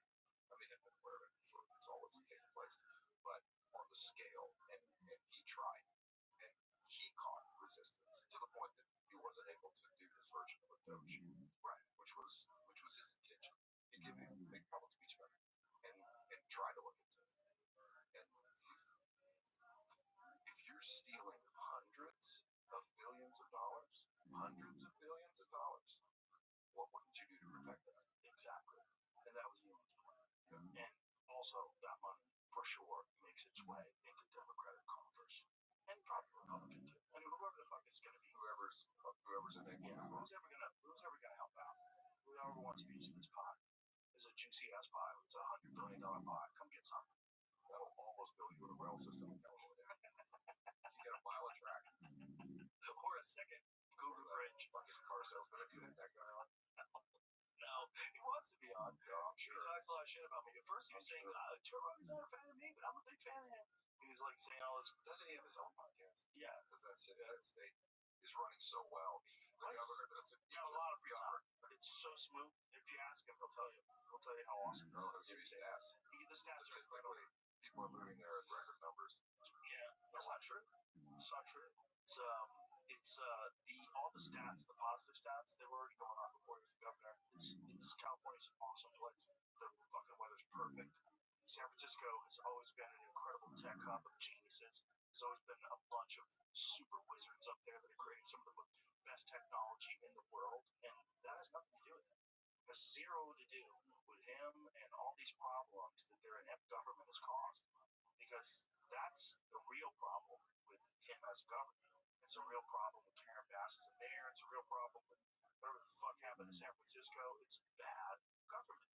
It's not upholding the rule of law, not keeping people safe, being empathetic to people that are shooting up on the street over people that are trying to walk their fucking kids to school. Yeah. Like, what you're doing is bad for society. It's bad. And it seems to me that for the most part, if you are the mayor of the city, and when I was writing Yellowstone, the governor of Montana at the time, who was a Democrat, I called him and asked him, I said, hey guys, talk to me about what it's like to be a governor. What did you think it would be, and what did it turn out to be? And what he said was, Steve Bullock, he said, well, I thought I was going to, make all these changes and do this and shepherd this, and I learned that I am the CEO of the state, and that my job as the CEO of the state is to take care of the people who live in the state, the employees of the state, attract business here, attract tourism here, try to make the state make more money, and make lives better. That's my job. Infrastructure and city management and people management and tourism. That's my job. And even more acutely to a mayor, you're really the president of the city, you're the CEO of the city, and your job is keep the lights on, pick up the trash, put out the fires, deal with the sewage, keep it safe. But that's it. There's no social anything secondarily possible, but run the schools, like run the city. And you have in a lot of these big urban areas where they're so agenda driven, and they're pushing a social agenda. They're not running the cities. They're not running them at all. And so they're running into the ground. And it's tragic to see, because San Francisco, like you said, is a beautiful city. LA used to be a fang up place where you could go and make your dreams come true. San Francisco was awesome 10 years ago. Just 10 years ago. I filmed my special, Triggered, in the Fillmore in San Francisco in 2016. It was great. Those are homeless people everywhere. It was normal. It was normal San Francisco. Go to a cool restaurant. People are cool. Always been like a smart city. Interesting architecture. Always been a great city. I lived there. From the time I was 7 to 11. Yeah, I loved San Francisco. It's unrecognizable. 10 years. That's it. 10 years of fucking asinine government. And also, this homeless thing, when you realize that it's an industry, when the homelessness is valuable, having homeless people on the streets is valuable because you can get more money to deal with this obvious homeless problem. The more obvious the problem is, the more money they're going to throw on it. They don't have to fix it. Well, there's no intention to fix it. Right. They're giving out free needles here. Yeah. Get high here. And I was just somewhere where my first experience seeing the homeless in this magnitude. And the one thing that's evident instantly is they're all so completely strung out on drugs. Like this fentanyl thing is no fucking joke. Like the zombies leaning against every corner. And to me it's cruel. Right? Yeah, like if someone's to that point and you want to help them, don't give them a fucking iPhone and some more needles. How about you pick them up off the street and you take them somewhere to look, there's a curfew here, and you ain't doing no drugs. Right. We're going to clean you up. And some aren't going to want that. They're going to want to go back on the street and do drugs. And the addiction and the consequences of drugs that are bad. I had surgery, they had to put me on fentanyl. Neck surgery. And they put me on fentanyl. There's high, and then there's that shit. And that was done by an anesthesiologist. I wasn't self-medicating in front of the parking lot. Right? What'd you do? C67. Fusion? No. I had the Dissectomy? disc, yeah. Just cut some of it down? Yeah. It's okay now? Yeah. How long ago did you get that done? It's maybe 3 years ago. Yeah. I wish I 2 years ago, 3 years ago. If that ever happens again, don't do that. Don't? Well, it'll happen. Yeah, I'm sure it will. There's other ways. There's PRP, can help it. Regenikine helped mine. I had a pretty bad bulging disc in my neck. What's Regenikine? Regenikine is, they used to have to go to Germany to do it. I know Peyton Manning went there, Kobe Bryant went there, and Dana White actually flew to Germany to get it done. It's like an advanced form of platelet-rich plasma where they take your blood. There's a process to it. Pull it up, Jamie, because I can't remember what the process is. But they spin it in a centrifuge for like 10 hours, and then you come back the next day and they inject it, and it makes this very potent anti-inflammatory, and they inject it around where the injury is to the disc. And it provides, like, within weeks, amazing relief. And for me, complete cure. I had a point where my fingers were going numb. Yeah, that's what. But German, go back up. Yeah. So German physician Dr. Peter Welling, treatment focused on blocking a specific inflammatory protein, interleukin-1. So they take the blood out, they draw your blood, and then the blood is heated to body temperature to trigger the production of a natural anti-inflammatory protein called IL-1RA. And then they spin it in a centrifuge, separating out the protein-rich serum. The serum is then injected directly into the painful joint or tissue. It was remarkable for me for knee injuries. I did it a bunch of times. I used to do it at, they moved it. You used to have to go to Germany and then Santa Monica. They opened up an office. It's lifestyle medicine. That's what it's called, right? And then that's where I had it done. And it's incredible. Like I had it done my entire back. Like there's a picture of me on Instagram with a bunch of these fucking tubes. That's me right there. A bunch of those tubes, my hairy ass back. And that was incredible. I mean, it really fixed so many problems that I had. It's really great for specifically for back injuries, knee injuries, stuff like that. Just a lot of good biological options. There's also decompression is very important. I have a harness that I attach to a pull-up bar. It straps under my chin, and I just like let my weight drop down and decompress my weight on my neck. I do that every day. And I also have this thing called a Dex 3. Is it Dex 2 or Dex 3? You hang forward. It's like Teeter makes it. You know that company makes those decompression tables? But this one's even better because you just hinge from the hip. So you're not supporting it at all with your legs. And it's just your back. It just goes like pop, pop, pop. Like you can feel it. a rope out here. Right out, yeah, the gym. They're the shit. I have one at home. I will not have one. I have to have one. It's so good for just decompressing your back. You need to decompress the neck too. Anytime you're doing anything, if you're deadlifting or squat, obviously you're lifting a lot of heavy weights. If anytime you're lifting, what you got to think all that pressure's on your back, all that washing down, and you got to do something to stretch it out, stretch it back out. But there's ways to heal it now without taking away the disc. So the problem is every time they cut away a piece of your disc, you got less disc. Yeah. So the good news is there's some treatments that they're doing now where they're actually injecting some sort of a hydrogel into the disc itself. So I asked Brigham from Ways to Well about that. They're looking into it. They're trying to. Apparently, this is not being done widely yet. This is just experimental. But they're going to be able to do that. There's also some places like CPI, Cellular Performance Institute down in Tijuana. They've successfully been injecting stem cells into people's discs, and it causes the disc to regenerate tissue and get thicker and healthier. Yeah. Shane Dorian, my friend, is a pro surfer and big wave surfer, bow hunter.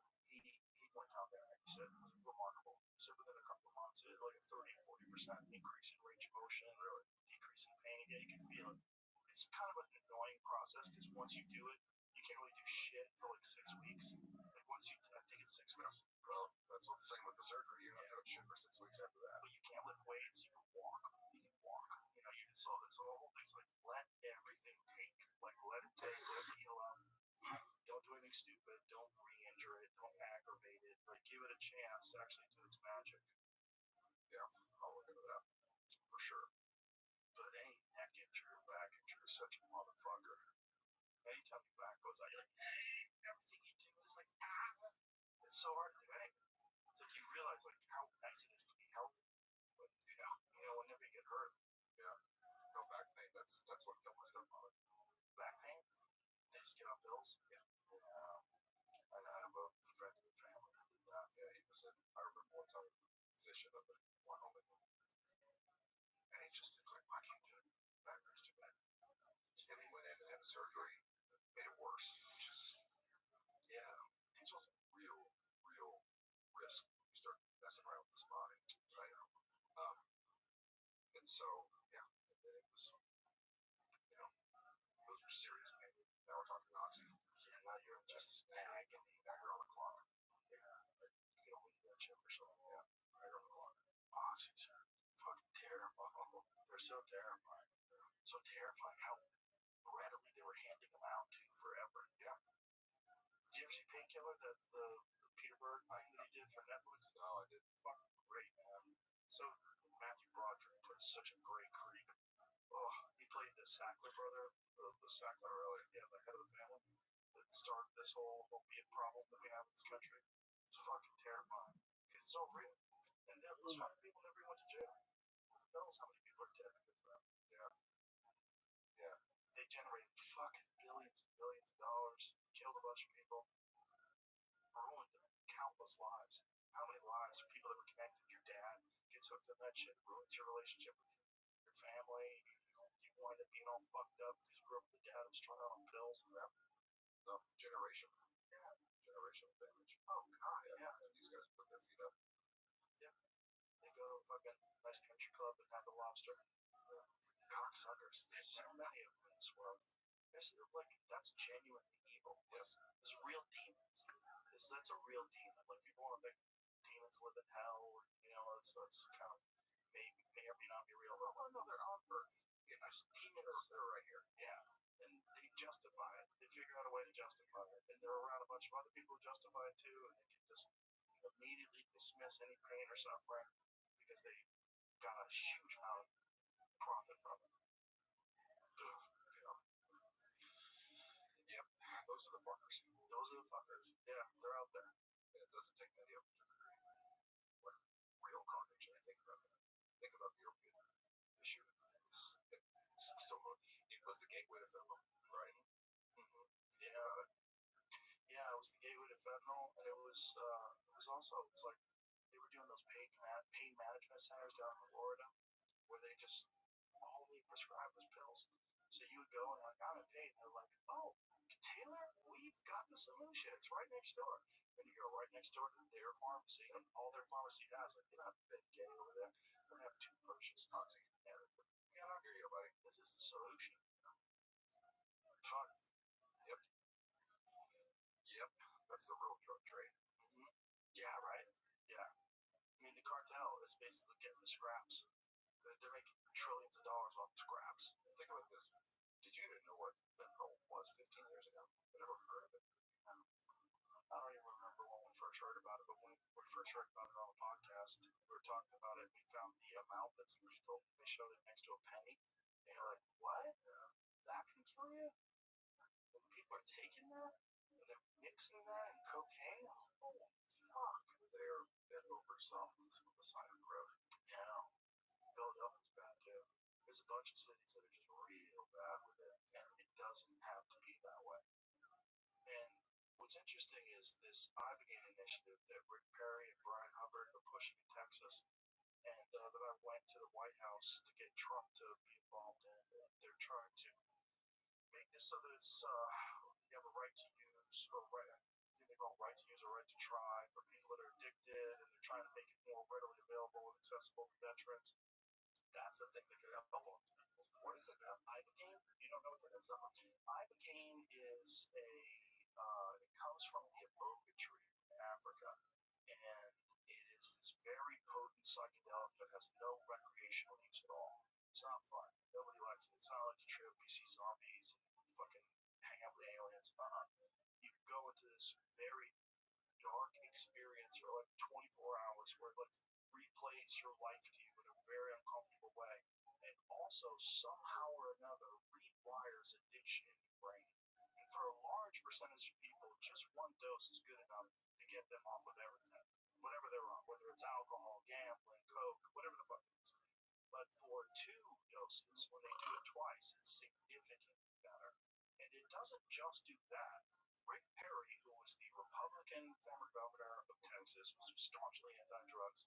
He's said this is his main focus in life now, is to promote this. This is his goal in life, because he did it, and he had an incredible reaction to it, and he knows so many veterans who've done it. It's incredible for PTSD. Somehow or another, it has neuroregenerative properties where he went there and they said, he went to his doctor before, and doctor did a whole scan of his body and said, look, you got a certain amount of age-related brain atrophy. It's like, it's fine, but it's normal that you're 73 years old or 74 years old. So he goes and does the ibogaine, sees his doctor a short time afterwards, and the doctor says it's 25% less atrophy than when you got the last scan. And he explains to him the whole ibogaine thing. He goes back 6 months later, it's all gone. He has no brain atrophy anymore, which is bananas. So it's regenerating brain tissue.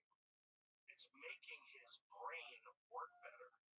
And it's just, the pharmaceutical companies aren't going to let that shit out. Well, they didn't like it. They didn't like that. I passed that and went straight to Trump and told him about it. But Trump was very open to it. He said, what are you looking for? Are you looking for FDA approval? Like, let's do it. Like, that's literally what he said. And then a week later, we were at the White House and he was signing. So it's incredible. But so many veterans have had to go over to mostly Mexico, but Costa Rica, there's a bunch of different places that they go where they can have these ibogaine retreats. And these guys have had incredible results. Marcus Luttrell, he had an incredible result from it. He had a real problem drinking. Obviously he's the guy, Lone Survivor. The movie's based on his experiences over in Afghanistan. So this guy, he's done it. He's gotten over it because of that. There's a long Sean Ryan, long list of guys who have had this experience and it completely changed them. Dakota Meyer did it. So many of these guys did it. And because of their stories, because all these veterans, then it kind of opened up the idea to a lot more right-wing people that would maybe be more hesitant to accept something like this. Then on top of it, no recreational use. No one's like, boy, I can't wait to do that again. Everybody's like, holy shit, this sucked. I had diarrhea, I threw up, I was horrified for fucking 12 hours. It apparently just takes you through every aspect of your life, review, all the times you've ever hurt people, you see it from their perspective. it's a very dark experience for a lot of people, especially a lot of people that have fucked up along their life. Wow. Yeah. But if those people had access to Omni, all these homeless people that I see strung out, if instead of just giving them needles and an iPhone and like profiting off of it, if somehow or another these assholes can figure out a way to profit off of these centers, we could bring people in and give them Ibogaine retreats. Maybe that would be a nice little fucking exit strategy for all these grifters that have been profiting off of the homeless industrial complex for so long. Yeah, well, but they're not trying to solve problems. No, they're trying to make money. That's what I was saying earlier when we were talking about charities. That's the saddest thing that I've come to the realization that most nonprofits are fucking scams. Like most of them. And this guy was like reading off like the average amount that these people that are in charge of the homeless program in LA are making. It's an extraordinary amount of money. It's a great living. They're not doing it because it's like some sort of very charitable thing that they really want to save the world and help people. They're making tons of money. They're from their performative entrepreneurs, if you think about it, come up with a problem, then they'll pitch some version of care and solution to a government and take the fucking money and never solve the problem. Because as soon as you solve the problem, and if you do somehow accidentally solve it, then go find another. Yeah. And I think that's one of the reasons why shows like Yellowstone in particular that show like people that are proud to work hard and really get like deep satisfaction out of that life. And there's something about that it really like it resonates with people. Like there's a better way than just bullshit people. There's a better way than fraud and nonsense and all this political horseshit that's pumped down your throat every day. No, how about a fucking just a sleeping bag and the stars? How about that? Just lying there with your horse tied to a tree. Isn't that really what everybody wants? Doesn't really everyone want to cook their dinner over a fire and laugh with all their friends? That's what they really want. That just really sounds good. Simple. Something real. Something that it's like it's not that simple because it's hard to do all that shit. But there's something about it that's pure. It's pure. There's no ifs, ands, or buts. You spend a lot of time outside, right? And the entire thing's an endeavor, right? You go bow hunting, you're gonna practice, prepare before you go. Then you're gonna hike your ass in somewhere and set up camp. And all of these are tasks before you even go on to do the thing you went there to do, which is going to be another task. But the completion of it is the reward. Yeah. And the fact that you're doing it yourself. Everything done yourself. I think that's why people are so attracted to the life. That's why I've got, third generation cowboys that went and got a degree in ranch management to come back and make, $3,000 a month and couldn't be it. It's wild, isn't it? It's really wild to think about it. It's wild what people actually gravitate towards. Because they say that, have you ever seen that Werner Herzog documentary, Happy People? No. It's called Happy People, Life in the Taiga. And it's all about these trappers that live on the Taiga River in Siberia. And all these people do is trap and hunt and fish. They don't have any other way to make a living. That's all they do. And they're so fucking happy.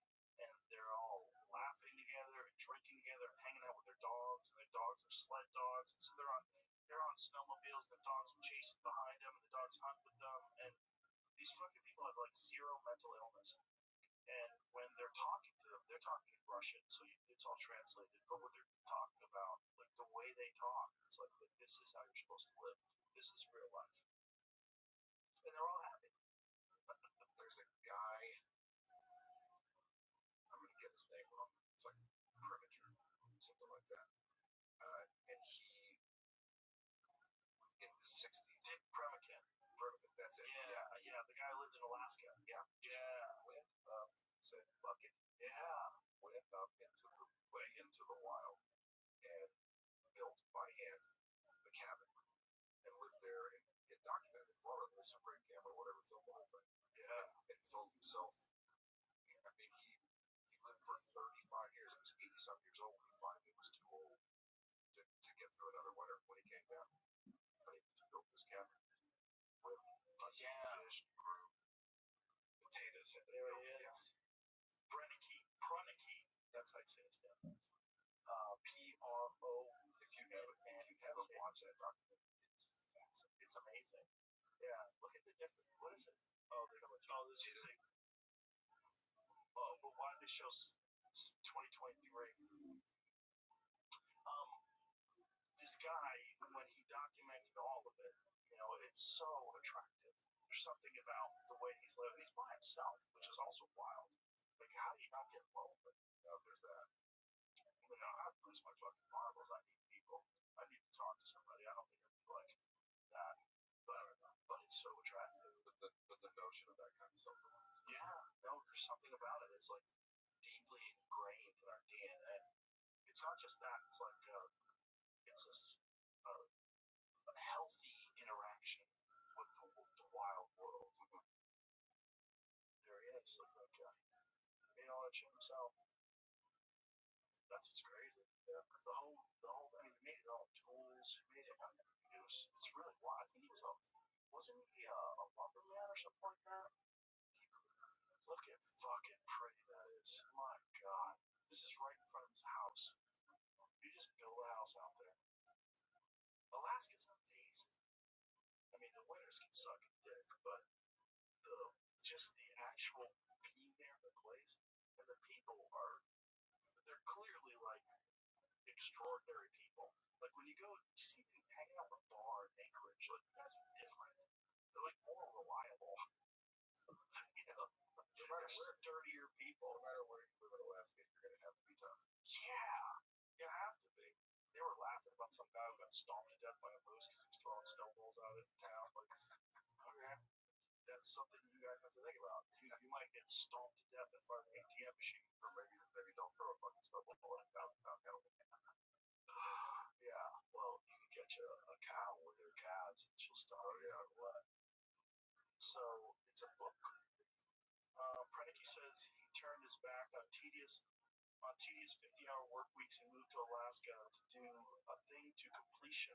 He built the cabin when he was 51 and lived there for more than 30 years. Wow. Wow. Where's that area? The Twin Lakes, Lake Clark National Park? There's another guy that lives up there that lives near the Arctic Circle.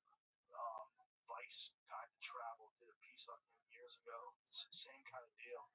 He lives in a cabin, and he's been up in that cabin since the 1970s. He never saw 9/11. He saw a photograph of it years later. He's just been up there in the woods. All he does is he hunts caribou, and he has them all like hanging up, like frozen because it's frozen outside. Like that's outside, it's cooler. And while they're there, a grizzly tries to steal his stash, and he has to shoot the grizzly. It's crazy. Really? What's that called? It's called Vice Guide to Travel, and it's Heimo's Arctic Adventure is the video series. And what's interesting, this is like the early days of Vice, when Vice was really cool. And they get this fucking nerd with glasses, probably from like Williamsburg, who flies out to Alaska to hang out with this guy. And these journalists were like hardcore. These young kids they knew they were doing something kind of crazy. And they would go to war zones, like that's how Tim Pool started out. These guys would go to fucking war zones and get shot at. They had bulletproof vests on and shit. They'd be doing real investigative reporting.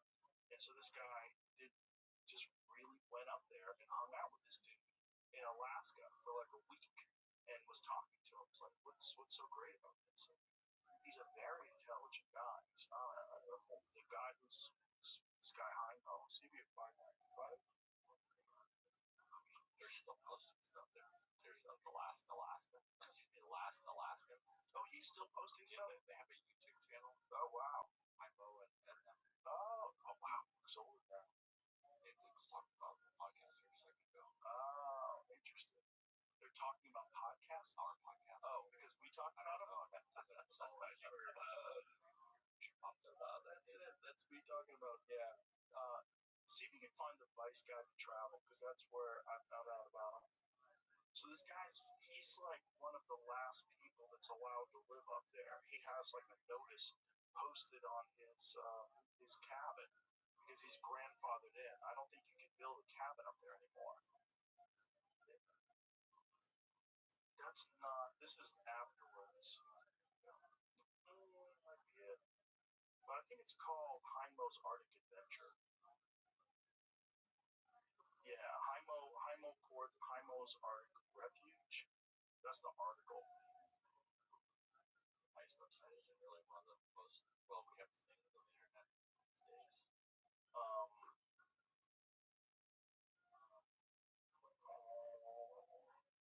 Put in Arctic Adventure. I'm guessing that the article was the first thing, and then they went and followed up with a video, and that's what this is. Yeah, I don't know. Yeah, maybe that's it. Yeah, see, that's Michael's Arctic Refuge. Right. That's probably it. They could have just changed the name. I think they did, or maybe I remember it wrong. Either way, this guy's premise is that this is really how you should live. This is how people. Yeah, that's the guy. So you see this nerdy cat is hanging out. He looks so out of place. Yep, this is it. And he's got this caribou that he shot, and they're hanging frozen, and he just saws off a piece and throws the frozen steaks onto the grill, cooks it over wood, and this is how this guy lives, and that's all he eats.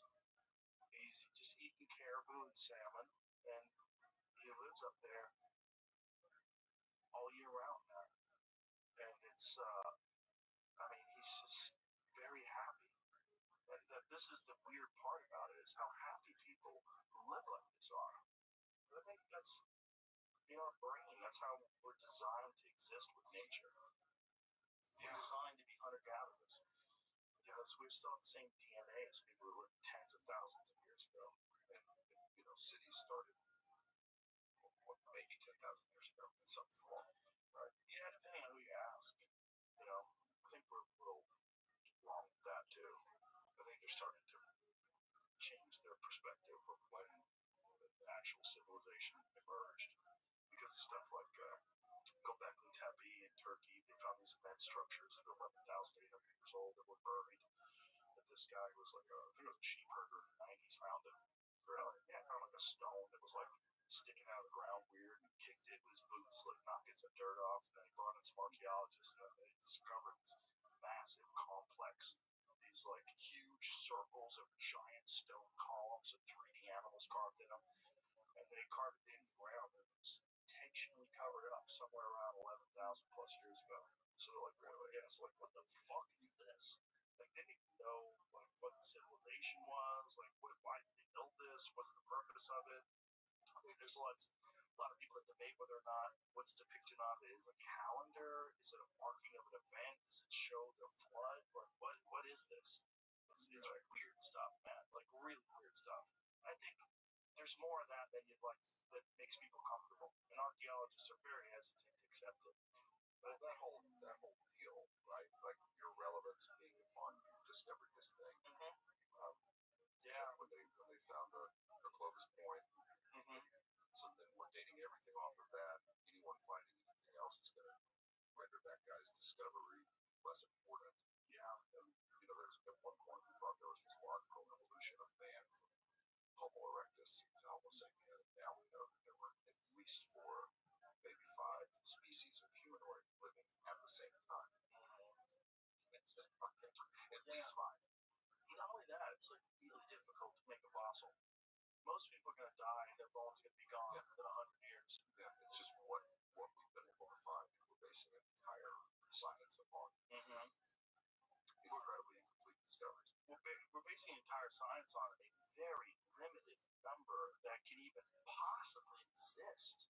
Like, I think if you take into account how many dinosaur bones they found, and then how many dinosaurs existed, and for how many hundreds of millions of years dinosaurs existed, and you realize, like, most shit doesn't make a fossil. So we don't even know how many different dinosaurs that we just discovered a new one recently. We don't even know how many existed that we never found fossilized. Yeah.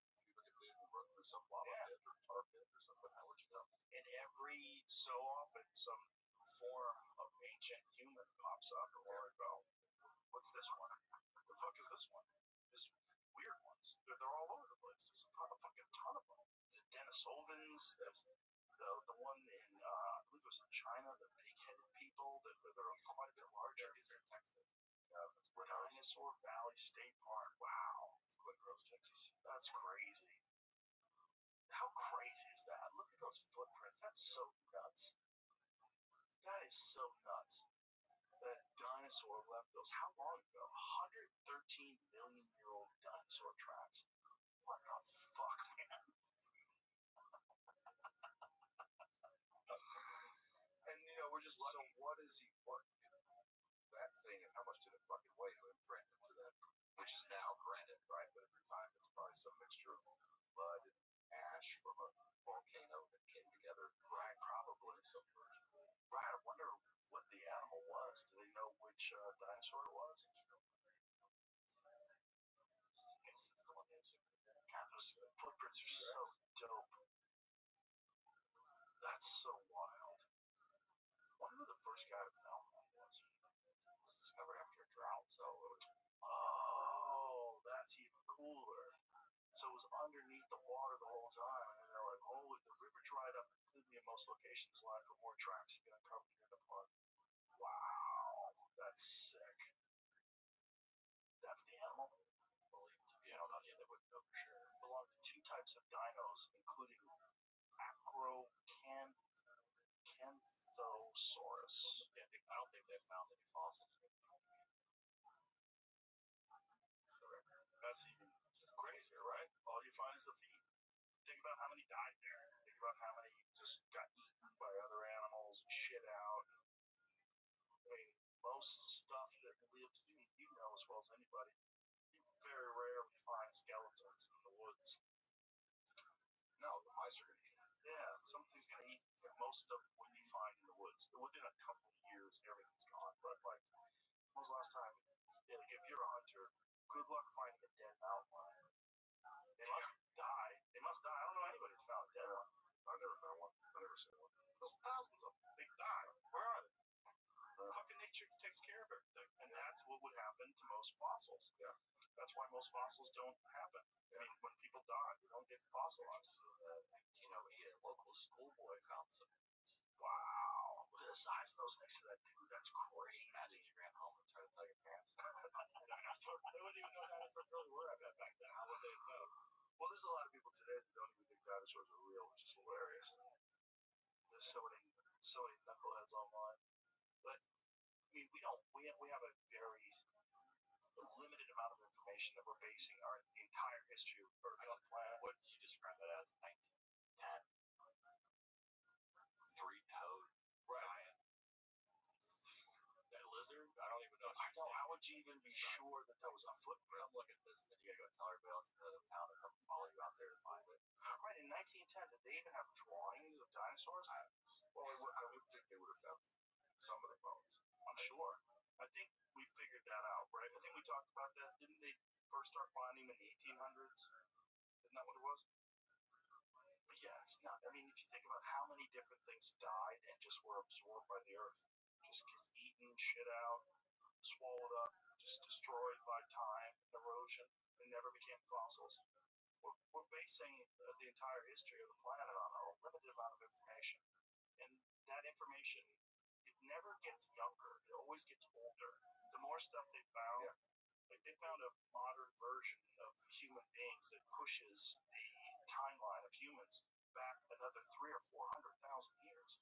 And that keeps happening. Well, they thought that people crossed the Bering Land Bridge 12,000, 14,000 years ago. Now they've pushed that back 10,000.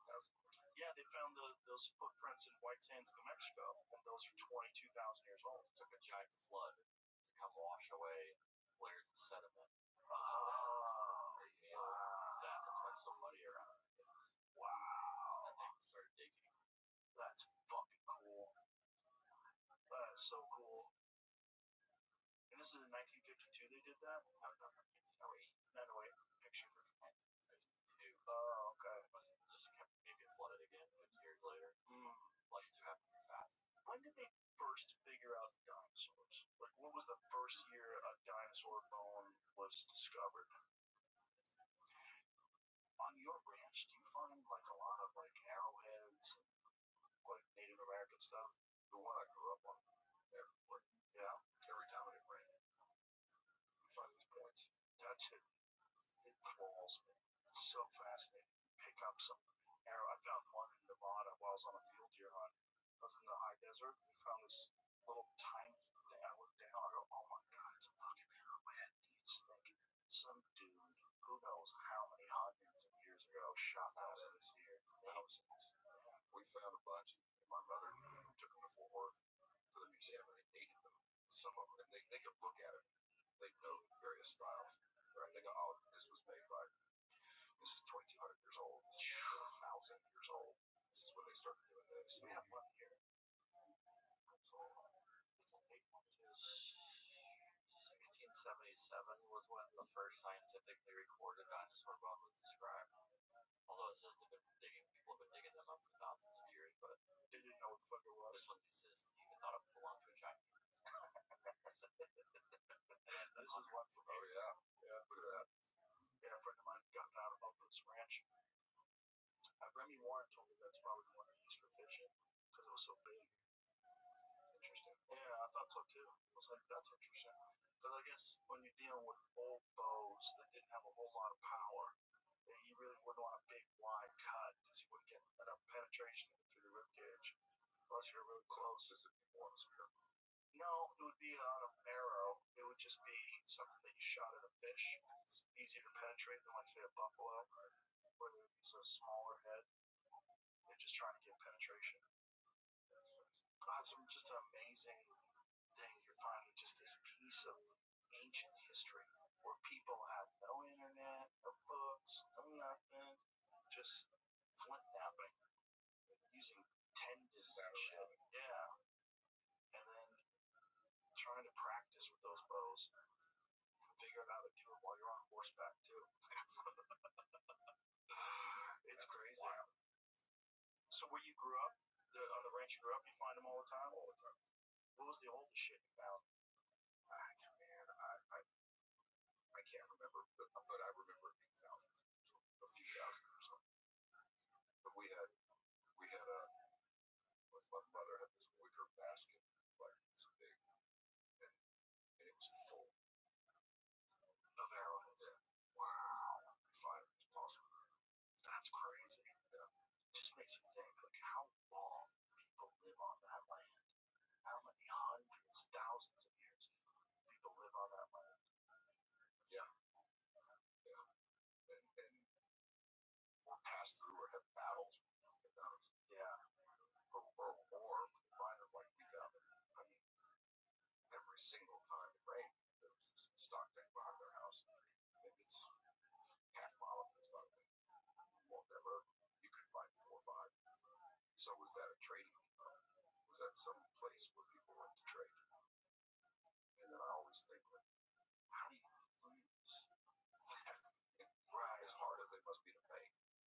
Right. You think once you shot that arrow, you're going to go look for the arrow. Yeah. You spent hours making this. They must have shot so many for so long.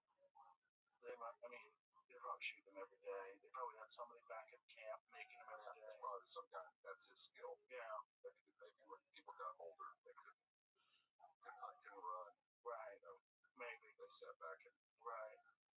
Yeah, that guy makes the arrows, and maybe somebody else makes the bows, and this guy's going out and shooting the deer and bringing it back. When you're doing a show like 1823, how much research did you have to do to try to get that right? Because that was, in my opinion, one of the best theatrical things that I ever watched, movie or television show, that I feel like nailed what it must have been like to try to travel across the country, to be a civilized person living in the city, try to make your way across the country, and just experience the wild shit those people saw. Well, there's a few things. So a lot of research, but interestingly, I had my family had come. One side of my family had come from Kentucky to Texas in the 1840s, and whatever great grandmother journal. Wow. So I had the journal. Holy shit. And then I started finding other journals. There wasn't some were published, and reading about just how fucking dangerous it was.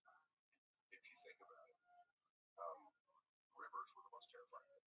Crossing rivers, because no one can swim.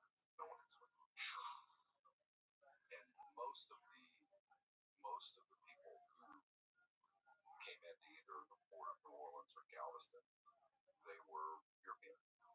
They were German, a lot of Germans. There were a lot of Central Europeans that came and they were promised free land, right? There would be travel agencies that they would arrange the entire trip with before they even left Germany or Croatia or wherever they were. And so by the time that they landed in Galveston, they would meet up with their group. And the group would, they have chipped in all this amount of money, they've got guides, and they would have already arranged for mules or horses and wagons, and off they go. And they had no idea. Nothing. I would never fucking ridden a horse in my life. Much less fired a gun. Much less, they're in a completely foreign area. But they don't, and they landed in Texas. Most of them heading to Oregon. Because that area was the most similar to where they were from in Central Europe. And, for whatever reason, some didn't get that far, some maybe never got past Waco or Fort Worth or wherever. And then off they went. And the dangers were from, obviously, rivers, sun exposure, disease. Obviously, there were issues with bandits and the Native American tribes, depending on the time of year, the era, right? By the 80s, that was largely not an issue, 1880s. But bandits sure as shit were a real issue because there's no rule of law, right? Right? And we can look at there's plenty of bad people doing awful shit today, and we got all sorts of laws. Now imagine if those people had the wherewithal to go to a place to where there's no law and no enforcement, no help, no nothing. You're on your own. You're fucking out. And there's a bunch of people that have been living like that for decades, just fucking people up, waiting for you, just waiting for you, waiting for you. Here they come. Let's get them. And that was what their thing was. Yeah. So river crossings were incredibly dangerous. And then trying to, if you didn't have an experienced guide, you're fucked. Truly fucked. Because you could pick the wrong way, run out of water, go wander around in a circle to get up there on the Great Plains to where it's flat and you don't know how to read the sign. You don't know where you're going. People go out there and make giant circles. Yeah. I was reading something about that the other day, that people tend, for whatever reason, always walk in a counterclockwise direction when they get lost. And that even if they're left-footed or right-handed or left-handed, it doesn't seem to matter. Humans, when they walk, if they get lost, like in the woods, they walk in circles, and they almost always walk in a counterclockwise direction. And so this article was explaining that if you find yourself lost and you think you're running into the same places, most likely you should veer towards the right, because you're most likely looping towards the left. For whatever reason, people tend to do that. What if there's like a scientific explanation? Put that in perplexity. See why people move in a counterclockwise. Perplexity doesn't know shit. Doesn't have any woodsmanship. I never understood getting lost in the wilderness. Really? I understand not knowing where you are, but I never understood getting lost. You must have learned how to use a compass early. Yeah, it was up by the sun. Yeah, right. If the sun comes up in the morning, you're facing it. Right. And behind you is west. To your left is north. To your right is south. Some people have zero experience in the woods, though. People tend to loop often counterclockwise when lost because small errors in our internal sense of straight ahead accumulate. And humans also have a subtle left turn counterclockwise bias, whose exact cause is still unclear. Isn't that weird? It's so weird. In lab and field experiments, blindfolded people tend to walk straight without landmarks, almost always end up curving into large loops instead of moving in a straight line. People told rather to walk straight without landmarks. Wow. This happens because without internal clues or external clues like the sun, distant objects, or visible path, small random errors in balance and body feedback build up until the path bends enough to close into a circle. Wow. That's gotta be so disheartening. You've been walking for days, and then you pass the same dead tree, and you're like, oh my god, we walked in a fucking circle. Pedestrians everywhere exhibit a counterclockwise bias, wired to walk counterclockwise. During COVID, scientists studying social distancing noticed people seem to prefer moving counterclockwise. That's so weird. Tendency is fundamentally individual rather than collective. What does that mean? So every individual does it, I guess, rather than a group of people just following the leader. Pretty wild. So when people get lost, some people have just zero experience being in the woods at all, and they just don't know where to go. Where are we? And they just fucking freak out, and then they panic. They think, what's out there? Oh my god, I want to die. You know, and you realize that once you're out there, that nature doesn't give a fuck if you make it. No, it doesn't care at all. It's heartless, completely oblivious to your desire to stay alive. It's not interested in what you want to do at all. No, not at all. It's ambivalent. But that's also part of the beauty of it, right? Yeah. When you're out there, especially if you take yourself seriously. Yeah. You're out there, you're like, oh my shit. It'll test you. Yeah. When you're writing a thing like 1823, like you're doing all this research and you read the diaries from you said your great grandmother, Like great grandmother. Did you ever think like putting some of those letters online so other people can read them? No. There's plenty of there's any number of published books of very similar journals. I know it'd be kind of dope for people to read like your great grandmother. Yeah, and nothing happened. Right. But it It sucked. It was cold. interesting. We had freaking whatever weird shit they had for dinner that night. You know, so and so was rude, and it was this, and we stopped in this beautiful valley, and it was hard to get across the river, and I was scared. But no attacks, no, pretty uneventful. They got lucky. It's interesting, just as something to do with the time. Yes. Well, what's interesting really is how well written the journal was, right? Because everyone Was very educated, was better educated. yes. Yeah. Yeah, and yeah, that's weird, right? When you read like Civil War letters, you're like, wow, these guys are fucking smart. I have letters from my grandfather who died in World War II, love letters from him to my grandmother. Years of them. They enlisted in 1941, and then went off and became they flew a B-19 bomber. And wrote all these letters to her. And I have all those pictures. Just the way that people would just be so eloquent in a letter to your wife. Yeah, my beloved. Like that. Yeah. It is weird, like the deterioration of our ability to express ourselves. The common person's ability to express themselves. Like you wouldn't have expected that back then, I bet. If you could tell people about the future, you're gonna have the answer to any question on your phone. You have a small device in your pocket. It's also acts as a flashlight. Be able to pick that thing up and ask it anything you want. Instantaneously, it's gonna give you a result. Like, oh, people must be brilliant. No, they're half retarded. Because they can learn it. Right. You can ask the machines don't learn. You just get an answer that you didn't earn. Right? That's the word. All right. Yeah. Just like equity. The problem with equity is you didn't earn it. Yeah. The problem with having the same results as everybody else when you don't put the same effort. People in the 1800s often spent blocks of time, typically 1 to 3 hours at a stretch, on letter writing, and heavy correspondence can easily spend several hours most days. Wow. Most people treated correspondence as a regular daily or weekly task, similar to a modern email block, accepting that it would take a significant chunk of their time. Wow. I mean, how important was the fucking mailman back then? Everything. Yeah, everything. Some dude on a horse with a fucking bag of letters. For a quarter. I mean, how much did they charge? A quarter was a lot of money, but probably was less than that.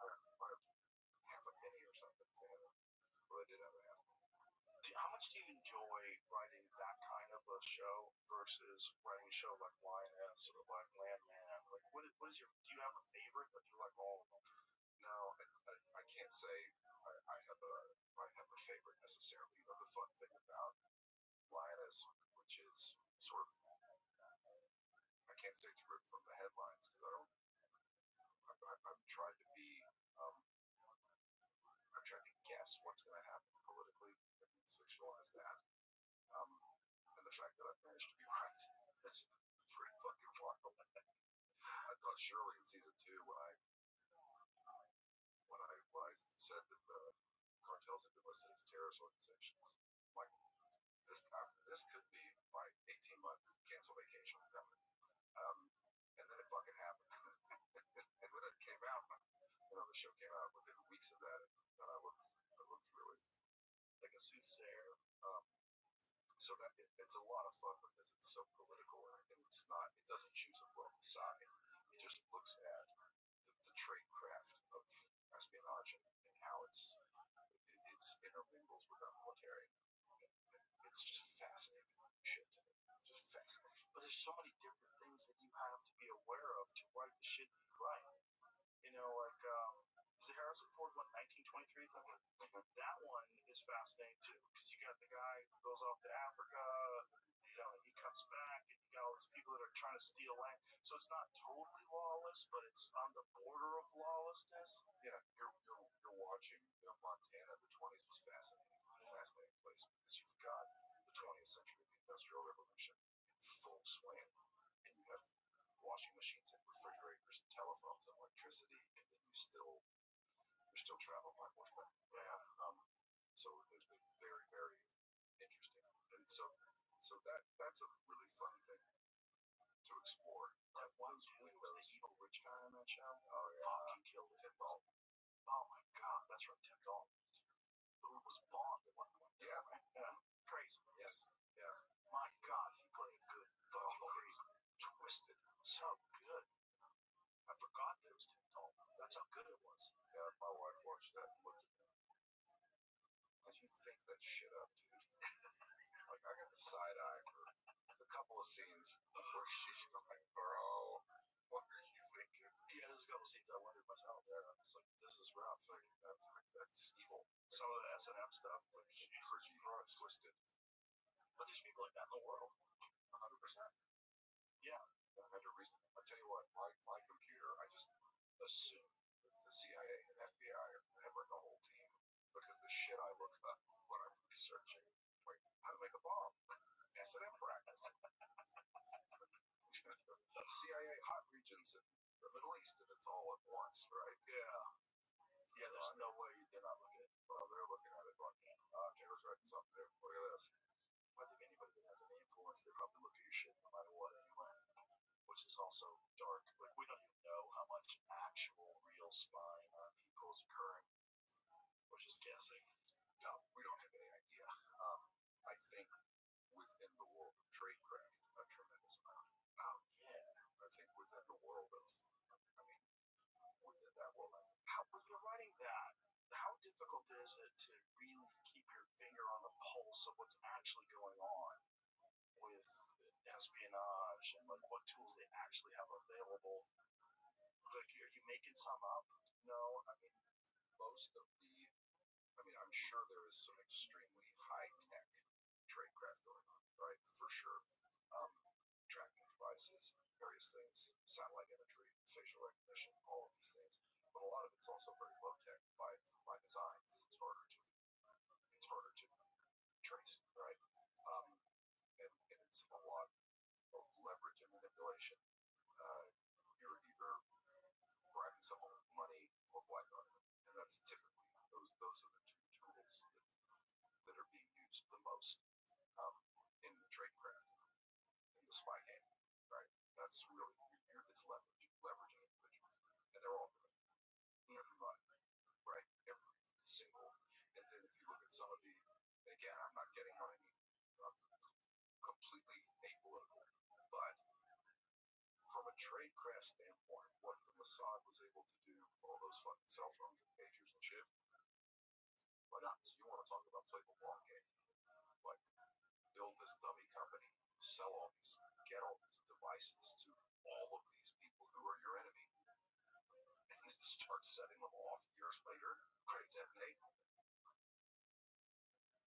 insanity. I mean, it's genius. It really is.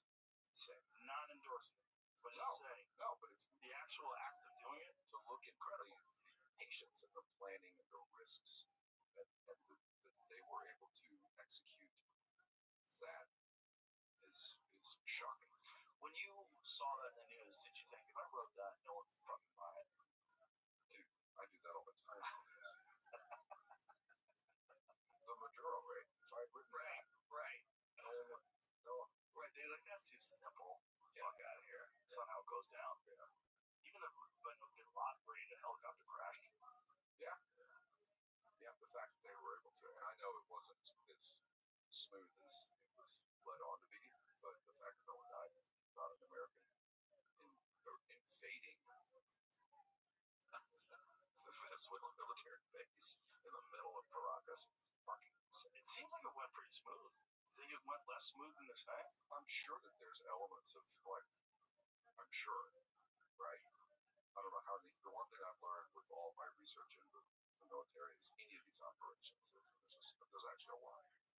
And the upcoming line is where someone says, did it go smooth? And the guy says, well, as smooth as these things go.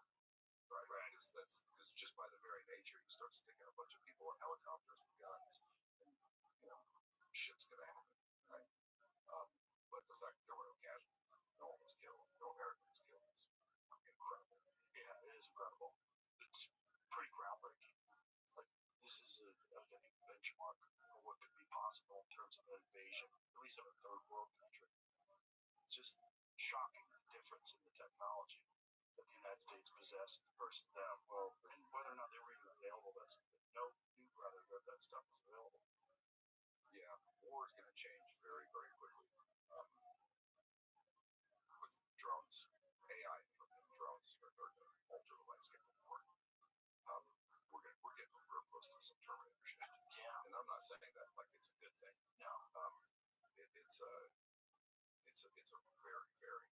You talk about adolescence of us as a species. We're seeing an adolescence in the teenage years of a new type of warfare, and when it grows up, it is going to be a beast. And I just think about it. Now they've got drones that are the size of airplanes. They have a payload that's devastating, right? Beyond just simply the predator drones. We've got a couple of Hellfire missiles or whatever they have. And someone sitting in a Connex in the desert in Nevada can fly that thing halfway around the world. Or don't have anyone fly it, pre-program it, and the thing flies itself. And that's give the drone a mission and send the drone off to a mission. It's fully automated. Yeah. That's terrifying shit. I've been about that a lot with this UAP shit too. I bet it's experimenting with that type of technology, some sort of a novel propulsion system. Because they were working on novel propulsion systems way back in the 50s and the 60s. They were working on anti-gravity in the 60s. I don't think we're there. I don't know. I don't know where we're at. I don't know where we're at, but I'm not convinced. That they haven't done something. In fact, Eric Weinstein makes some really interesting connections between. There's a college in upstate New York, university in upstate New York, that has a very overqualified physics department, and it's connected to a hedge fund that does bigger than Bernie Madoff type numbers. And he's like, the whole thing stinks to high heaven. And he goes, and I have a feeling that there's some sort of an undisclosed or a top secret, above, top secret access program that's going on. Oh, I can promise you that there's something. Yeah. I've always thought the possible solution to petroleum as far as transportation goes, and I wonder why they've never tried it, is using magnetic force. Right? If you take a positive and negative charge, both come together, you take that positive, negative, fucking scientist, it's going to repel, right? Taking magnets and they push each other away. Well, how can we use that? vehicle, and the base of it is essentially a positive charge or a negative, whatever it takes to make the magnets repel. And your road base was essentially the similarly charged metal. Wouldn't that make its invention? Wouldn't you have to redo all the roads to make something like that? Or put it in the road? Yeah, maybe. It certainly could be a potential source of transportation for the future. But I think the things that they're doing now probably relates to some sort of anti-gravity propulsion system. And there was that, I'm sure you're aware of this, all those scientists that went missing or want to be on Earth. How fucking sketchy is that? Oh, it's a coincidence. Los Alamos, all up there with the nuclear. Yeah. Coincidence. Yeah. But who knows? Who knows what the fuck these people are working on? And whether or not they made breakthroughs and they don't want other people to know, or whether or not they want to stop the breakthrough because they're aligned with whatever the conventional propulsion systems are and they don't want to lose money. It makes them obsolete and set back the science for a few years. Or is it tradecraft? Is it Russian or Chinese? Or yep. Yeah. Oh, sure.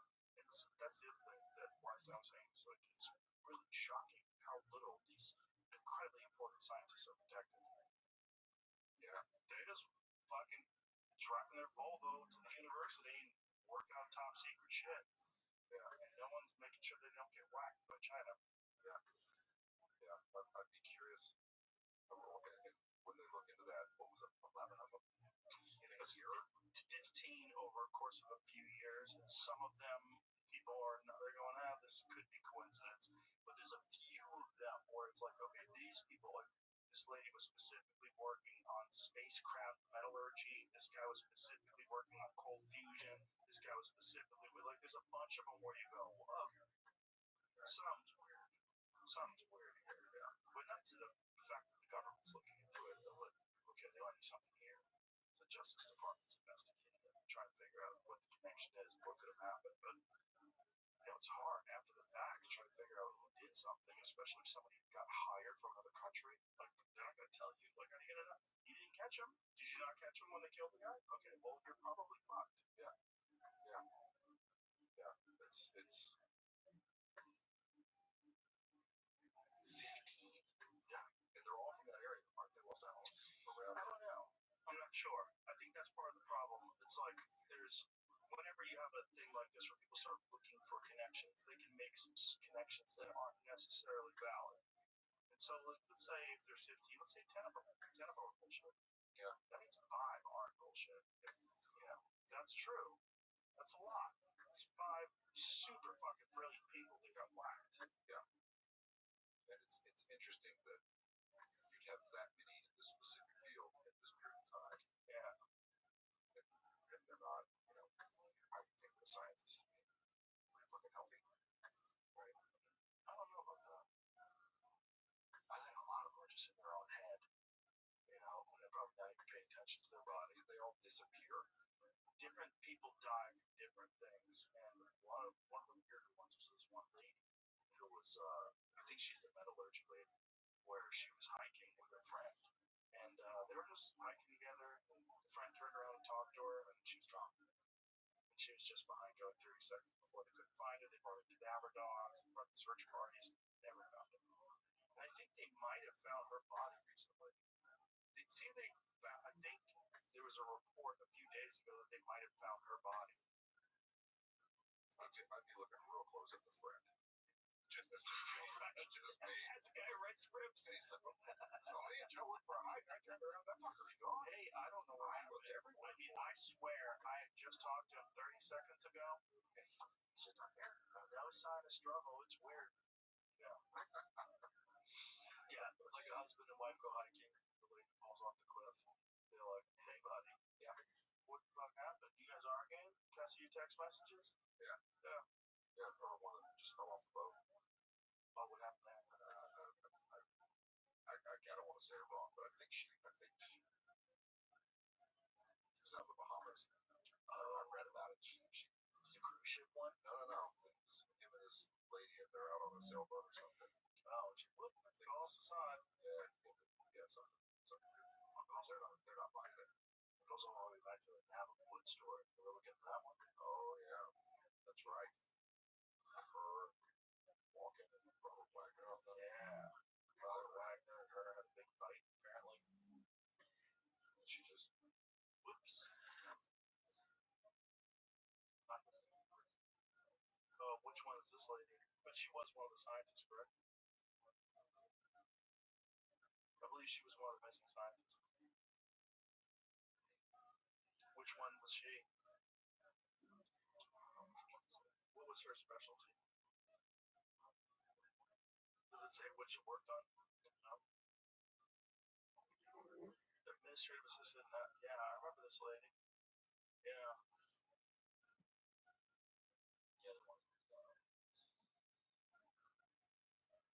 And the Reza one, that lady, she was the one that has the. So she served as the director of NASA Jet Propulsion Laboratory, and she was in the materials processing group. She specialized in burn-resistant, high-strength metal alloys, like rocket propulsion metals. Wasn't she one that had like some weird videos what she had made? I don't know. Anyway, the whole thing's so creepy as fuck. She was hiking the Angeles National Forest. Yeah, that's how that's it. Yeah, that actually be a fucking outline. It could be. Or it could be a lady who's working on top secret rocket propulsion fucking metals. Yeah. You know, like this lady's a problem. Was there some town? I want to say it's Arcadia, California. The mayor of that city. Yeah, yeah. Arcadia. Yeah. She was a Chinese spy.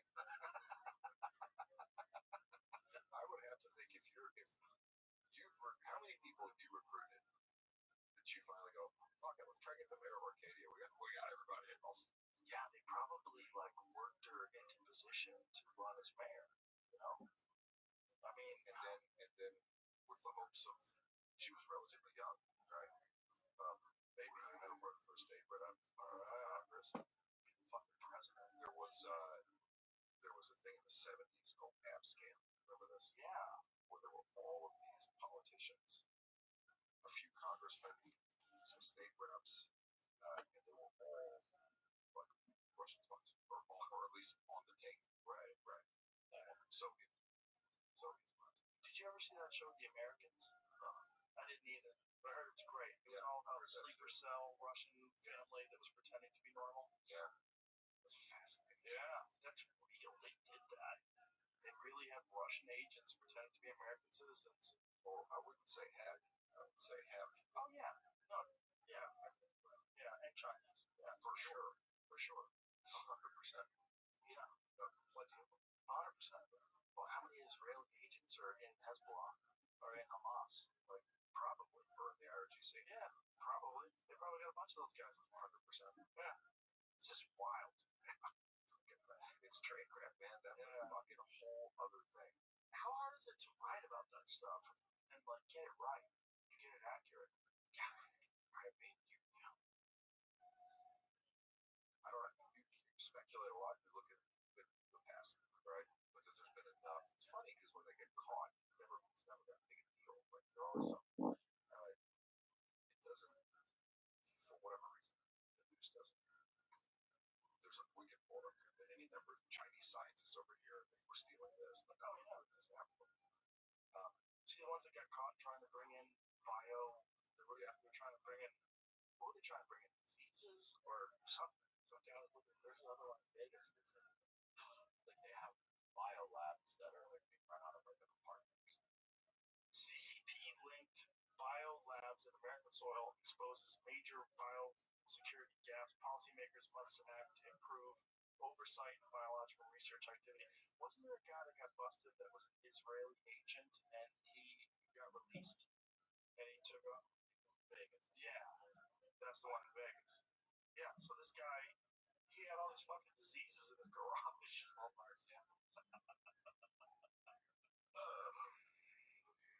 yeah. Conclusion of the FBI lab that the community could not be harmed by what was contained in that lab. What? Finding possible biological laboratory in a garage. Inside, investigators found refrigerators with vials containing unknown liquids.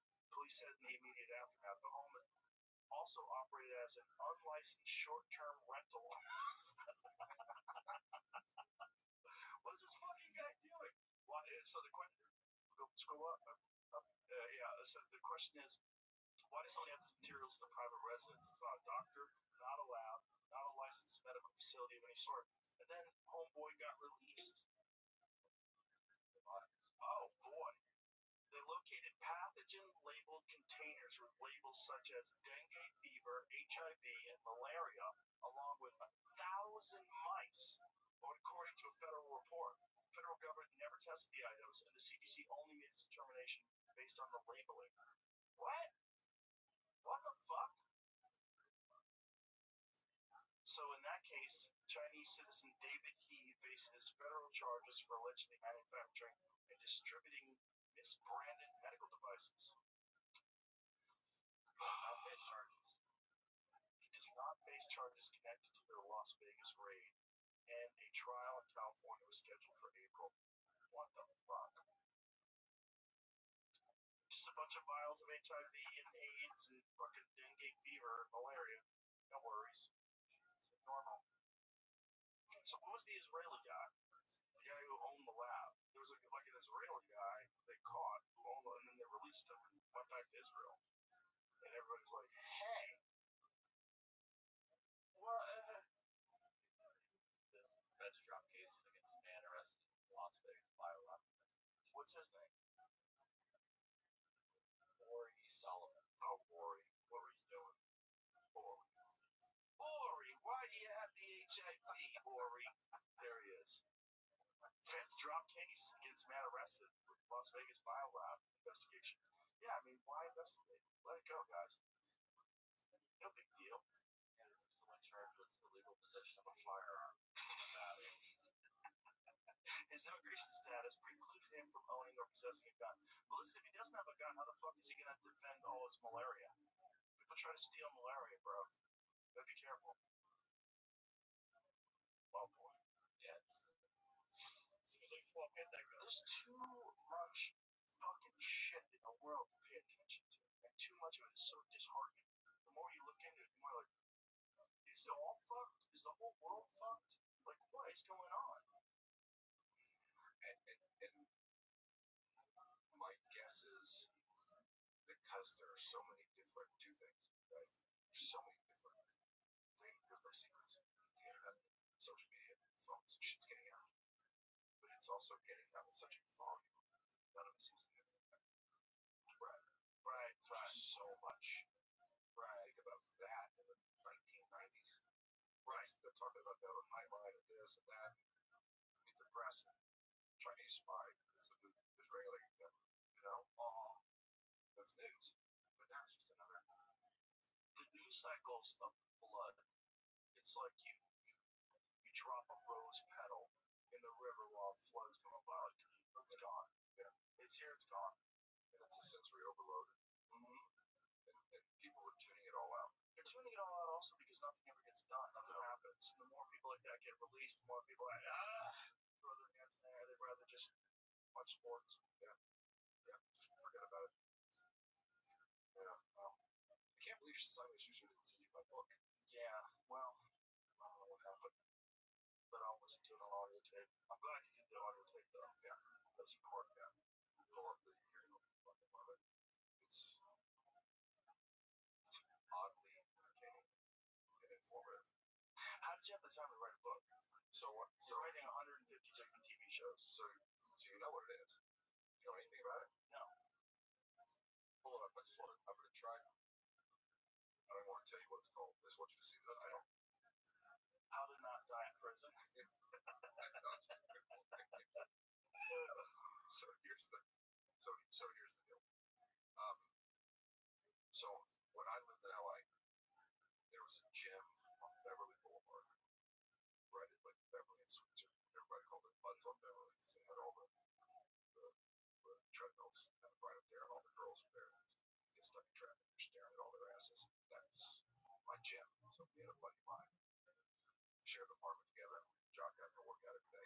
And there was this dude that Showed up and started working out in there. He's jacked, but different than like the West Hollywood fit. Like this fucker was yoked and had all these crazy tattoos on. And we became kind of like friendly and ended up kind of becoming friends. And his name's Tom Nelson. And one day, so what are you doing? Well, you know, start personal training here. I was working over at the vitamin shop. That's like in his 40s. Vitamin shop in my 40s. I said, yeah, have you always lived in California? He's like, well, I've been here 19 years, 20 years. I said, where you from? Somewhere in the 70s. I said, you always lived in LA? He goes, well, no, I just got to LA. See, I've been in prison. I said, oh, how long? 17 years. I said, oh, I didn't ask anything else, right? He does become a personal trainer. I'd see him over. Well, one day we had lunch. We'll bullshit a bunch of things. What I'm telling you? He's like, oh, I'm a fucking criminal, dude. Like a criminal, like a real criminal, like biggest drug dealer in Hollywood, armed robbery, ran over a DEA agent. Like I was a fucking criminal. But now, you know what I was in, I discovered fitness, started working out. Like when I get out, you know, got myself in shape. I'm gonna start. This is my passion. I'm gonna do this. So he was a trainer there for a while, then he opened his own personal training gym, and I would go work out over there, hang out with him. He's a cool fucking dude, and it became the biggest private training gym in independent in Hollywood. So I go off and you know, I start writing, and I'm just shooting y'all stuff. And he reaches out and he goes, hey, I wrote a movie about my life. I'm gonna send it to you. So he sends it to me, and I read it. It's actually pretty good. But it's sort of a fun 90s. They don't make things like this anymore. It's like it's The Rock, but we're celebrating, you know, the guy, the fucking criminal. But it was good. I said, hey, I'll pass it on to some producers, but nothing ever happened. Anyway, so COVID happens. I'm stuck up on this ranch in Montana. I call him and I say, Tom, where do you get your gym equipment from? Because I need to build a gym. Because we can't go to a gym. I can't leave the ranch. COVID restrictions. The whole fucking cast is stuck on that ranch. And he said, they shut my gym down. So I'll sell you anything you want. So I sent a flatbed trailer to LA and picked up a pile of gym equipment from him. And didn't hear from him again. He calls me maybe 18 months ago, 2 years. And I answer. He's like, hey man, I'm in a bad way. What's the deal? I'm a single father, a 5-year-old kid. I got fucking colon cancer. I'm fucking dying, and I'm tapped out here. I'm a fucking 60-year-old fella. I can't get a job. I can't do anything. Is there any work on your movies or anything that I could do? And I said, first, colon cancer, how bad? Like, what stage? What's this? He goes, I don't know. They saw it on an x-ray and diagnosed me. And I said, well, let's deal with that shit first. So I fly to Texas where I know people and I can get him in. He sees a doctor. And fortunately, the mass wasn't cancer, so they help him out, do the surgery, get that done. And then I say, well, I'm going to get you a job in a movie. It doesn't pay very good. $1 for shit. You got a 5-year-old daughter.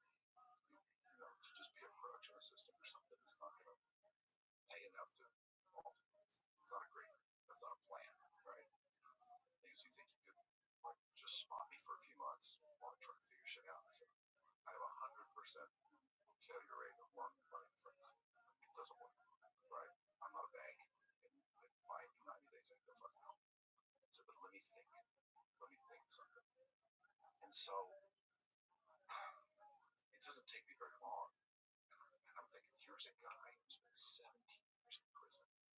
And you know, I've never read How to Not Fucking Die, a travel guide to prison. So I call him back. I go, I got it, Tom. We're going to write a book about my life. Kinda. We're going to write a travel guide to prison for the accidental inmate. Right? Somebody fucks up and they end up and they don't know how to navigate this place. It's a travel guide. I said, I'm going to send you. So I bought a bunch of Lonely Planet travel guide to Thailand and Mexico. And I said, look at these. Right? It breaks it down. It tells you an overview of the country. you a glossary of the terms, teach you the language. They talk about the food, talk about where you stay, they talk about navigating the country. We're going to do that for prison. And he goes, I'm in. I said, great. I'm going to write all the intros. I'll build the structure and walk you through it. You're going to. So it's literally a travel guide to prison.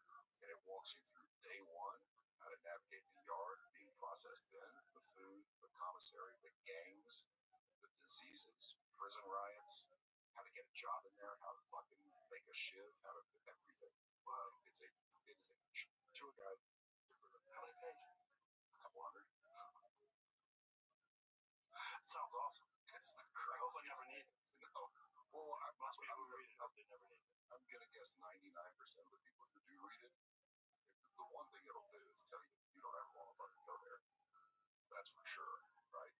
And typically, if someone's going there, right, and say in the intro, like, if you're buying this book because you're going to prison, finish the book before you get to prison. Do not bring this book with you to prison, or you'll die on fucking day one. So leave the book at home.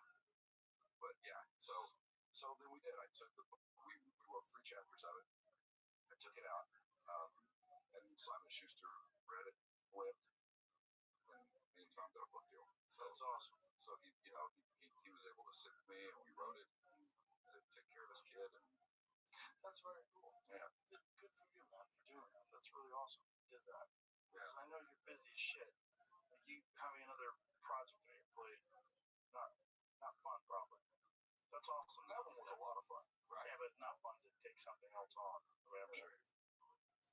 Yeah, but it was a very entertaining diversion from my other. I could bitch about my other job, right?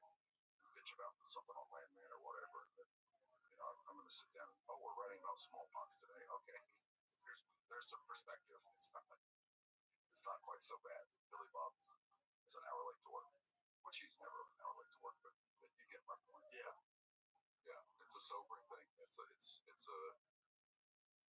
a broken system. You want to talk about a broken fucking system? Yeah. The prison system is Alabama Solution on. The guy who did that documentary on the Alabama prison system. It's fucking heartbreaking. Heartbreaking. I used to be roommates with the guy that edited all of those locked up. He would go and film those locked up. Remember those? Go to Folsom and Corcoran and all these prisons. It's rough and not designed to rehabilitate. Right? Not only it's an institution that guarantees you're a criminal when you come out. That's what if you weren't a criminal when you went in, which you clearly committed a crime, you got convicted. You're going to be a fucking criminal when you come out. Like the guys like Tom, who there's an 80-something% recidivism rate in the U.S. So for a guy to get out of prison and not go back to prison, the odds are fucking 4-1 against you. Like it's at least it's probably higher than that, right? I think it's 80-something%, 86. Yeah. Fuck. Yeah. It's brutal. It's brutal. Well, I'm glad you wrote it. I'll read it. I promise. Listen to it. Post to it in the sauna. There you go. Thanks for everything, man. Thanks for all the awesome shows. It's been great watching them. Dude, thanks for watching. Yeah, man. Appreciate you. Appreciate the guy. We have time to talk about one more thing. Sure. That UFC 250. Oh, man. Yeah. Just engaging, dude. Yeah, just how long? Yeah, I know. Yeah, that's incredible. I saw him. Remember when I bumped into that fight in Vegas? That's the first time I'd seen him live. And I go to a bunch of Christ fights. I love boxing. And I'm watching that guy. If he had decided to be a professional boxer, his striking is that level. But that dude, he would do work on that guy. No, oh man, I'm glad he's an MMA fighter because he started out as an All-American wrestler in Division I. It's like he's just a great athlete all across the board. And just his particular style of aggression is so well suited for MMA. Oh yeah. It's shocking that he's that good a striker and he was a wrestler. I know. And he's just a wild motherfucker across the board. For him to pull that off the way he did at the White House was nuts. I mean, some books had him at 6-1 underdog. Ilya Taporia is so fucking good. Yeah. He's so good. And he had sick trouble in that second round. But I watched it again yesterday. The second round was brutal. I mean, Ilya was just destroying his liver. Yeah. Almost put him down. Yeah. But even in the second round, Justin he still bloodied Ilya up. His face was busted up.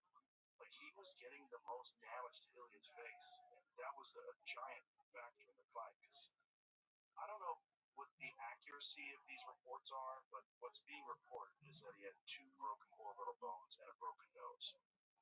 So both his eyes were broken and his nose was broken. And Justin was here a couple days later and looked great. It's just nuts. It's just like, he's very deceptively good at rolling with shots. And, he's fucking durable as hell. And just very clever how he sets things up, where he finds openings. One of the things he kept getting off is he does a collar tie into an uppercut. He got that off multiple shots. He did that with Fiziev too. He's really good with that move. He's a beast, man. I'm just so happy for him.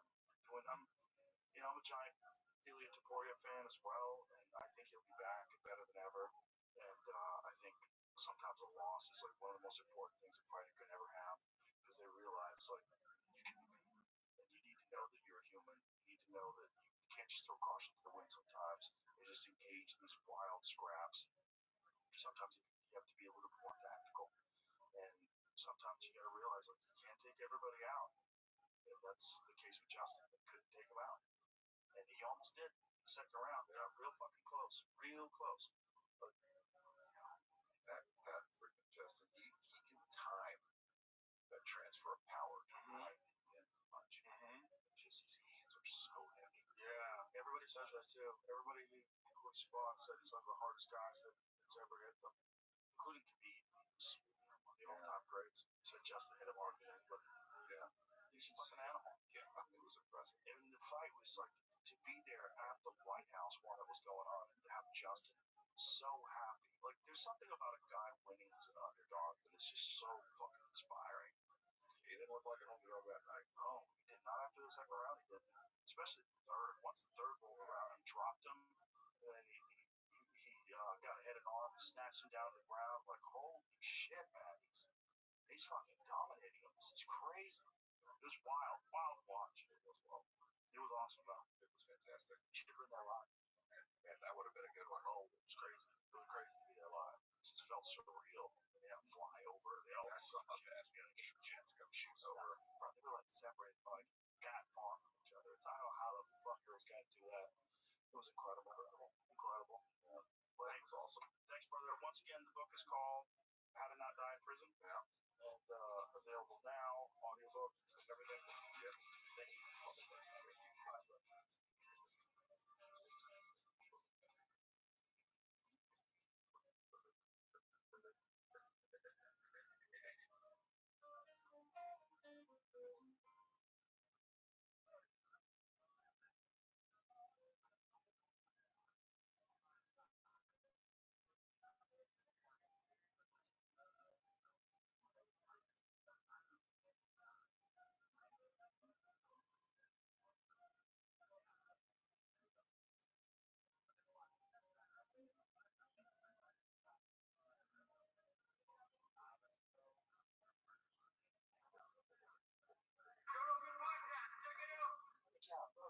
Experience. Train my day, Joe Rogan podcast my day, all day. Gentlemen, first of all, thank you. I couldn't wait to talk to you. Congratulations on one of the most epic accomplishments in the history of combat sports, and that's not an understatement. I mean, it might be an understatement. I mean, it's not an overstatement. It's perfect. That was one of the greatest nights I've ever experienced of watching anything in my life. It was amazing. And to have you cap it off and win the title when you're facing a guy that everybody thought was at least number 2 pound for pound, it was like him and Islam were number 1 and number 2, and some odds had you at 6-1, which I thought was very disrespectful. I thought like, this is crazy. Like 6-1's crazy. Like, Ilya's really good, but so's Justin. This is kind of nuts. Like, to have you win the way you won in front of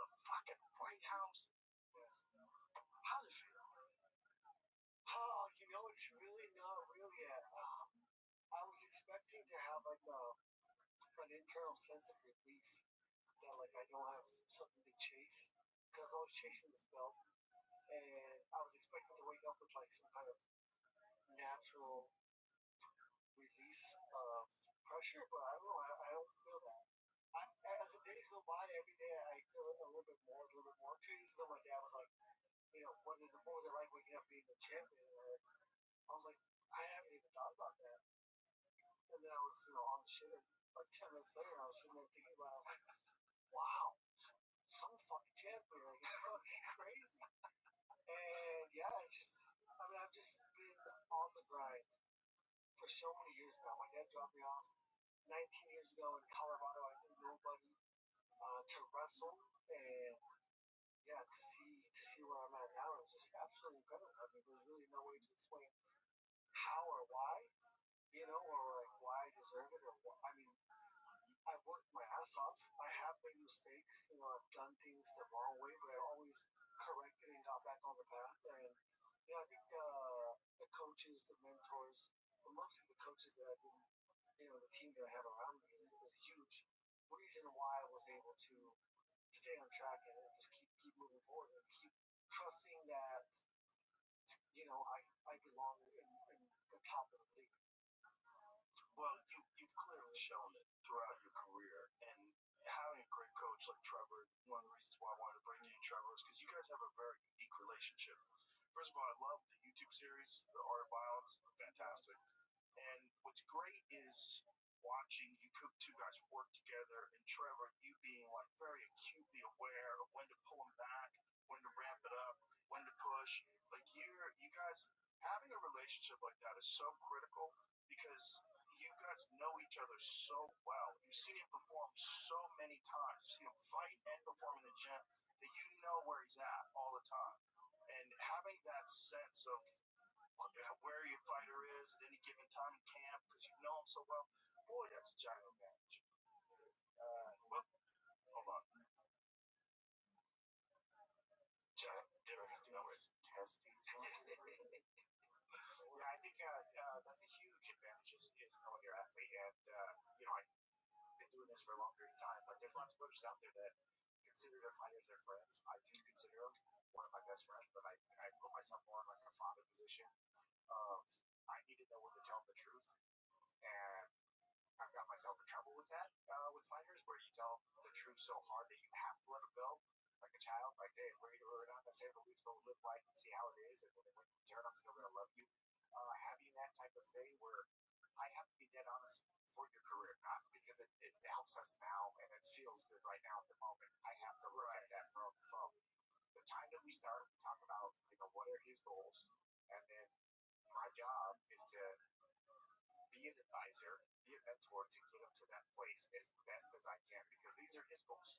And I want to support those. And at the beginning of his career, his goals were to be the most violent guy out there, the most remembered, the guy that's every time someone bought a ticket, they remember Justin Gaethje selling that show. And then it turned into, no, I want to have this belt. And that was hard because we did go and not get the belt twice.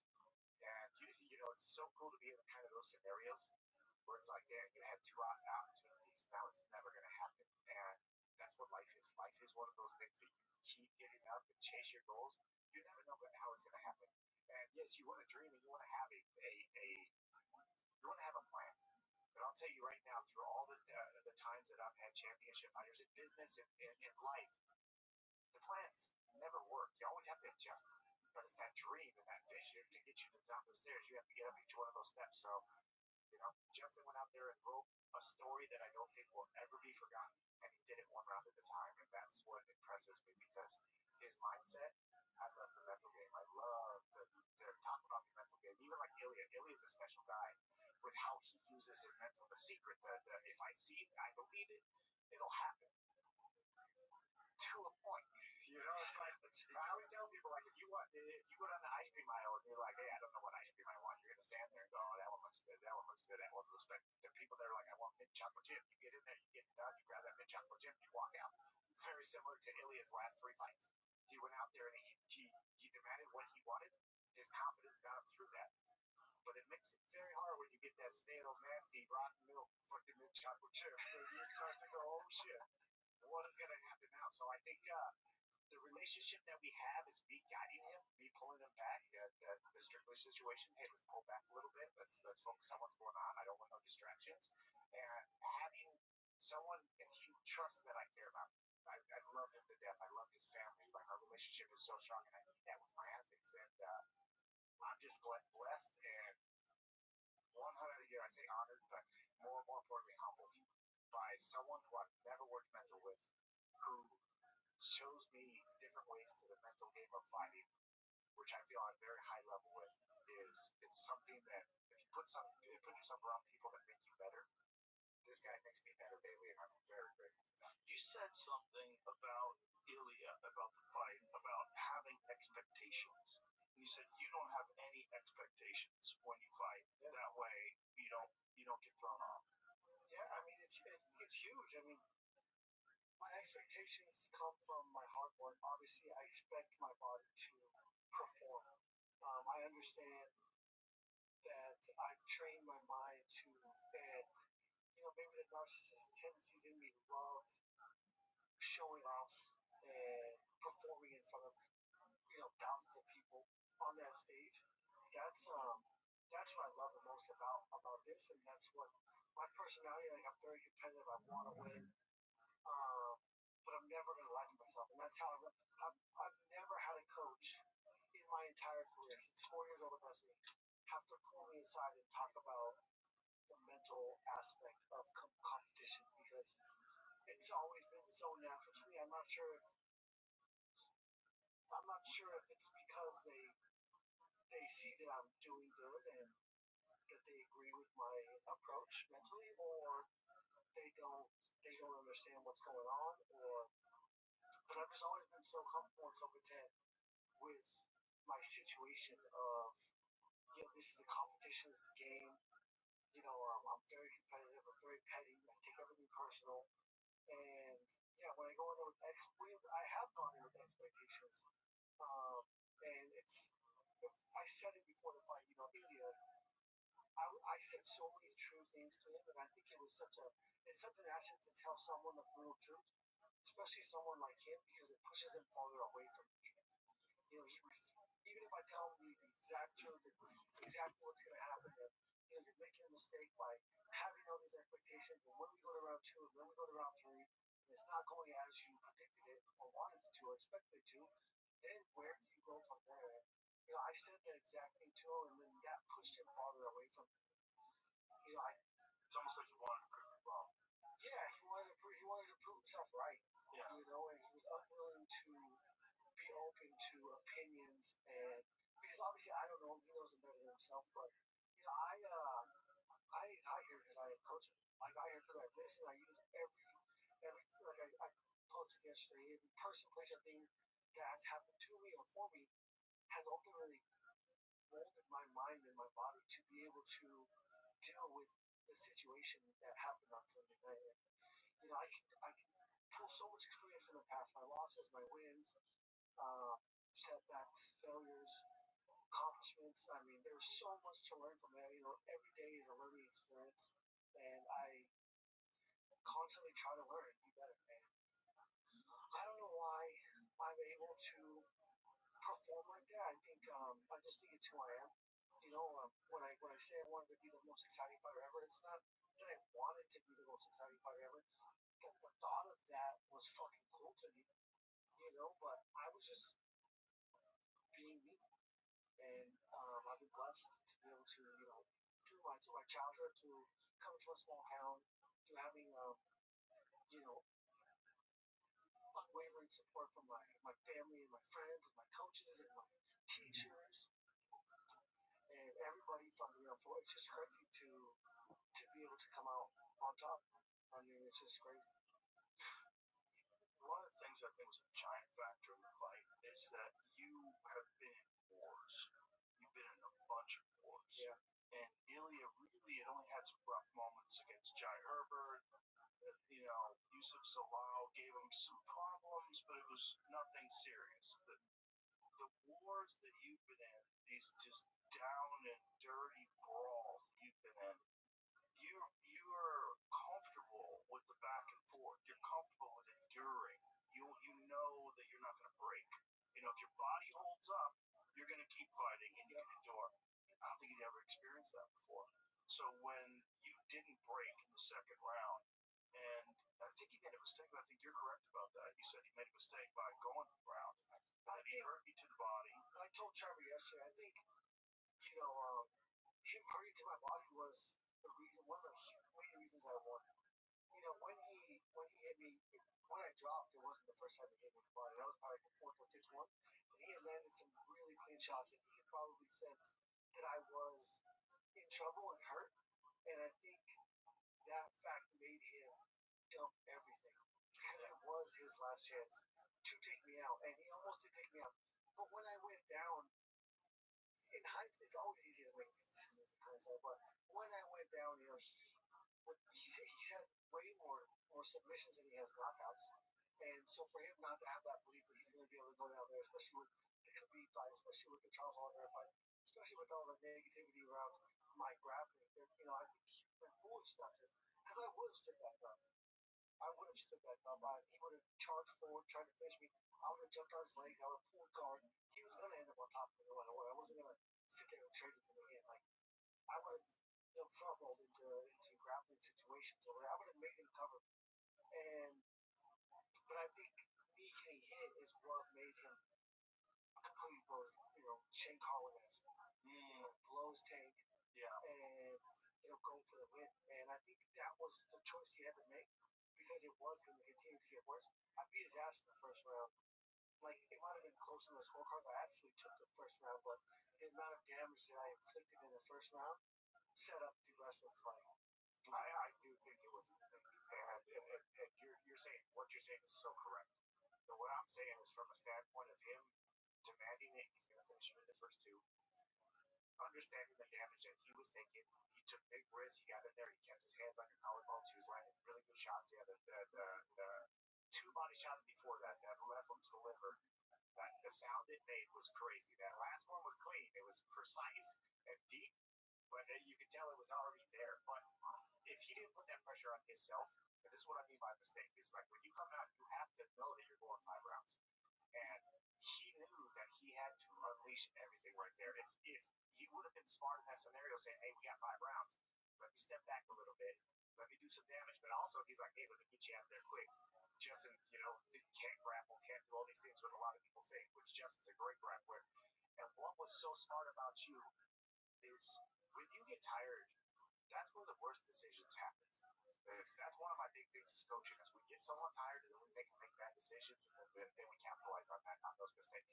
Justin was able to stay so composed here with being speared to the body. And when you take a liver shot, it is way different than the headshot. The headshot's like taking a shot with your buddies at the bar. It's like, baby, let's go.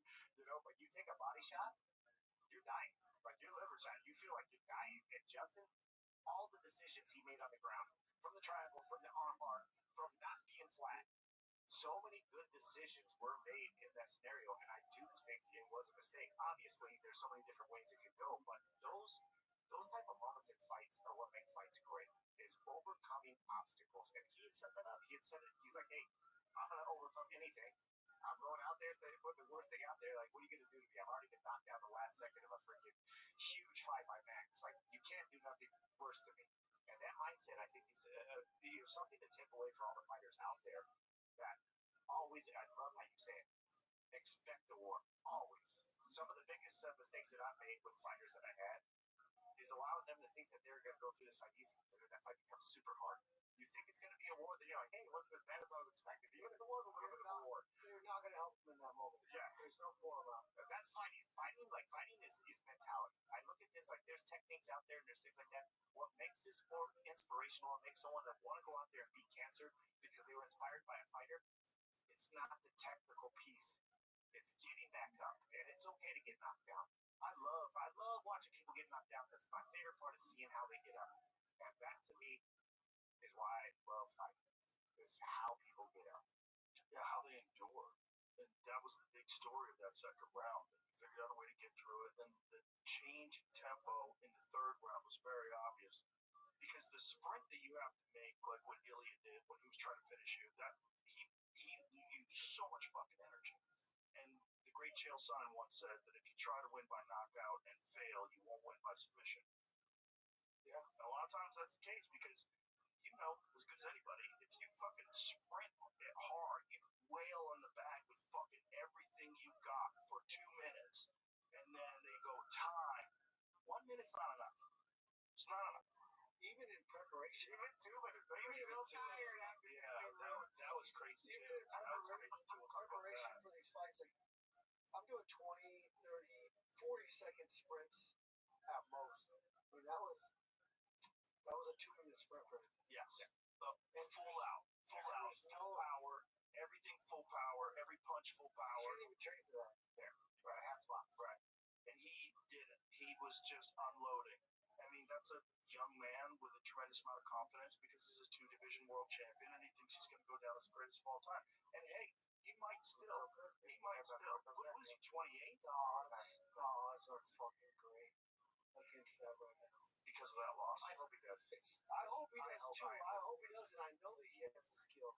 Right. I know that he has the skill to be a champion again. However, same thing with Tony Ferguson. I didn't break Tony Ferguson's confidence. I changed the perception of his opponents of him. And that is a huge factor when you go in there. Like, who are you fighting? What do you feel? You know, before this, he was a guy that you couldn't get to, that you couldn't push through, you couldn't survive with.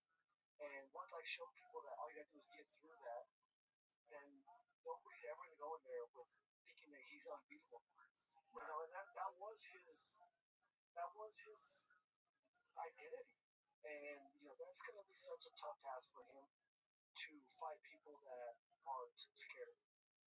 That's interesting. That's Mike Tyson in his prime. That's Anderson Silva in his prime, where the fight was lost. Ronda Rousey. Yeah. The fight was lost before he even got in there. Physically, now I don't know what the truth is, but all these reports are that he has 2 fractured orbitals and a broken nose. Just that alone, just the orbitals alone, like anytime you've got eye injuries, like anything severe with your eyes, long-term consequences vary. You know, psychological. Absolutely. Your body heals. Your body is resilient. Like I'm telling you, broken bones make stronger bones. Like that is his orbitals will be stronger. It depends on where, Justin, that orbital bone. I had my orbital broken, and for 6 months I had to do this. My tooth moved, and it's right where my sinus cavity is. You remember when you hit me with the spinning elbow? The tooth, dude, I right here, cheek. Yeah, tooth moved. Oh. Summer is great, but it also comes with a lot of chaos, travel, and spontaneous plans. So make sure you're taking extra care of yourself with AG1. It's a simple daily health drink that replaces your daily multivitamins, probiotics, prebiotics, adaptogens, and more. Plus, AG1's ingredients are sourced from quality partners for potency, purity, and nutrient density. AG1 is clinically shown to close common nutrient gaps and support gut health to keep you going all summer long. Wherever this summer takes you, stay on top of your health with AG1. Visit drinkag1.com/Joe Rogan, and for a limited time, get a free morning person hat and an AG1 flavor sampler for free in your welcome kit with your first subscription. That's drinkag1.com/Joe Rogan. I still feel this hot spot, but this is a very weak area where your sinus cavity is. That's if you broke both orbitals and the nose. Like I do believe the body is resilient. You ever seen Marab's nose? Yeah. You ever seen the X-ray of Marab's nose? Dude, did I send it to you? It looks like a spine. Dude, he's got 33 vertebrae. No, actually, I've had fucking crazy. I've had 3 broken noses. I've had it fixed twice. Yeah, I know you have it fixed. This is what there it is. That's Marab's nose. Holy oh my gosh. I mean, that looks like a long cocaine binge right there. Took out the whole fucking left side of his nose. That looks like he got hit with a sledgehammer. That nose is crazy. That is crazy. That is like, and to fix it, he's going to have no contact for like a year. Yeah, that's hard. So he's not gonna fix it. It's just gonna deal. Look how turned it is. Like that, the bone. I've had my eyes fixed and my nose fixed, and my nose was better for quality of life. Oh, the But nose is obviously being able to see was huge, but when your nose is broken, like you have to understand, like getting a haircut fucking sucks. You can't breathe through your nose, so your mouth's open the whole time. You're constantly breathing in fucking air. Like there's so much. Every time you eat food, like there's something missing. Yeah. Sleep. I've worn a nose strip to bed for 10 years now. You know, now I have a scab, a permanent scab because of people that big arm all the time. yeah, my nose is used to it now. Yeah. When you got it fixed, when you got it fixed, which fight was it before the Max fight? Yeah, right before the Max fight. And then you can breathe out of it perfectly. Yeah. Is it still good now? Yeah, he broke it, but he didn't break. He didn't fuck with the cartilage. He actually fractured the bone up top, so I didn't have to get it. It's another factor that when we were talking about the fight, and people were talking about this matchup with Ilya, I said you have to think about what he did to Fiziev. Fiziev is a super talented striker. And then you also have to think about the Max Holloway fight because he was pressing in the first round. He got caught with a jump spinning back kick to the fucking face. And when that's a game changer. And it happened at the end of the first round. And from that, it changed the tone of the fight because it was just dead on. It was perfect. Yeah, I couldn't have landed any better. The truth of the matter is psychologically, I was not there. I was not prepared mentally for the fight when I fought Max Holloway. It was such a different circumstance. It was, a guy that wasn't in my weight class. It was a guy that I never thought about fighting. It was for fun, and the whole experience was so different than any other fight I've ever had. When it comes to like being mentally prepared for a fight, what do you attribute that to? Like, what myself, my and us, like we told him to my take the coaches. fight. He didn't want to take the fight. My And coaches. we told him that you're going to keep the title contention fight because that's what they promised us. That's why he was very. Every one of you guys, every one of you was like, oh, something was different. It was like, well, why didn't you guys fucking say something before the fight? You told me after the fight, like I knew something was different, but like I needed to know. He told me afterwards. He's like this. He's like, I just didn't respect him, and I'm like, how could you not respect Max? And I didn't catch on to it. So it's like I'm always looking for flags and things like that. And 100%, I take 100% responsibility because that's how we learn. Everybody makes mistakes. I remember the Tony Ferguson fight. I didn't get any fucking water. Like there's like things that we all learn from. But the thing when he had told me that, I'm like, how did I not catch that from you? Because he's like, dude, he was a smaller guy. Just didn't. And I was like, dude, Max is like one of the guys that I look up to from the outside. Like he is talented. I remember thinking, what am I looking for? Like, what am I afraid of? I kept trying to convince myself that I needed to find what I was to be worried about, and I couldn't find it. So you always need that before a fight. Yeah, absolutely. No matter who it is, you're fighting. Right now. Right. Yeah, and so like I've never been as present in like I've never been able to retain a fight, and before the knockout, I was there. Like I was in the arena. I saw the lights, I saw the people, I heard the people. Like I've never been there in my life, and I think that I can attribute that to me not being scared, and so me not being a real fight or flight, real life or death situation. Yeah, so you weren't fully focused. You could actually hear the crowd. Yeah, I could hear my thoughts. I had thoughts. Never had thoughts in a fight because I'm so intuitive and reactionary. And that one was just so good. There was so much. And so, sure, the kicks, the eye post. No, I think I couldn't have beaten the night with the mentality that I had. And that was my last lesson to learn. I had made my lessons with Oliveira was like I wanted it so much. I wanted it so bad, and I wanted to perform, and I wanted to impress my fans. Rose had a fight that night, and she fought like absolute garbage. And I told my coaches, like, Coach, don't worry, I won't do that. Right before we're about to walk, I was like, don't worry, Coach, I'll never let you down like that. And Coach is pissed, and everyone's, the locker room's all fucked up because Pat's fucking weird.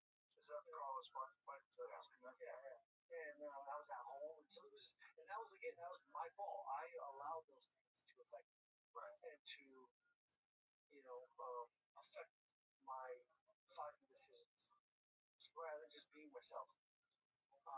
So that was a huge mistake. Another mistake was, winning 2 or 3 times in a row and just kind of becoming complacent with how serious what we do is, how dangerous this game is, and how much luck and chance are a factor every single night. And so, I wasn't doing the extra credit. I wasn't sitting the sauna at home. I don't know why. It's just, and I made that mistake probably into the Eddie Alvarez, Dustin Poirier fights, lost, and I won 3 or 4 in a row, and then I completely went back to the same mindset of I'm the best in the world. Nobody can beat me, and I paid for it. And those 2 mistakes were huge, very, very big learning lessons. And then the Charles Oliveira fight, I was like, I wanted it so bad, and I made the moment so much bigger than it actually was because it's just 25 minutes of time, and all I can control is being perfect, the preparation for it, but then ultimately being there for 25 minutes and being perfect. And yeah, those are the mistakes that I made. I had to learn. I had to make those mistakes. I would not change anything about my career. The farther back into my career you go, the more special this moment is. And I think in time, again, this is an age like my career is something special.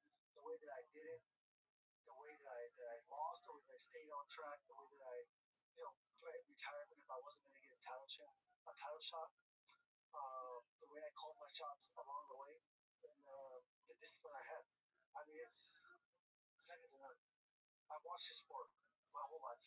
Since 1992, my dad showed me. I remember as a 4-year-old seeing it. I don't have a lot of great memories. I remember my childhood, but it's like you have specifics. But I remember seeing it for my first time in my dad's bedroom. We were sitting there watching it together, and I was enthralled. I was like, this is amazing. I love this. Can you picture that? Him with like a baby bottle, just squeezing it. I watched it, and I was a diehard fan. I've been a diehard fan ever since then. And especially 2001 when it came on, I was probably 7th, 8th grade, 6th or 7th grade. I just fell in love with it, and then being going to college, you go and sit at Buffalo Wild Wings for 6, 7, 8 hours, spend $5 for service to people. It's just amazing that you've been able to keep this ferocious mentality for so long. Because I remember when you first entered into the UFC Michael Johnson fight, I was so pumped for it because I was like, get ready, because this is going to be fucking wild. Because I had been a fan of yours when you were fighting in the World Series fighting. And then that Michael Johnson fight was everything that I thought it would be. Fucking crazy. Just a wild ass fight. Crazy coming out for it. Dude, I giggled so many times in that fight. Oh, dude, when you went against the cage and you were like this, you like went back and you were like, oh, I'm looking for the shot. You're like blocking off the thing. And then you come back with the right hook and then you let him back in again. You hit him with the right hook again off the cage. Dude, there's so many giggle sessions in there. I wasn't nervous because just again, that's the way he fights. And I'm like, no one's going to forget this fight. Michael Johnson was swinging, man. Caught him with that hot hands a few times. Well, that's the same left hand he knocked out Dustin. Yeah, his left hand is so fast. He is so fast. Michael's power. Yeah, dude, and he was trying to win. I mean, he was going all out. You guys just emptied out that fight. It was fantastic. I was like, there it is. The 3-rounder to get off the backflip. Took 3 rounds. Got up there, fell off. I was like, you can do it. Got out there, motivation. I always get so scared for your knees when you do that. I'm like, please don't hurt your knees after you won the title. 100%, baby. We're training for Khabib, but we're over at high altitude. He's throwing backflips off the cage. And I was like, stop. Do this after the fight. Yeah, he's like, hey, no more bad. I was like, today's the day. Today's the day I become a bitch. Like, today's the day. You know what? I turned my head. I was like, stop. That's kind of true, right? When you get something and all of a sudden you're special, then you start protecting it, and then you won't be special anymore.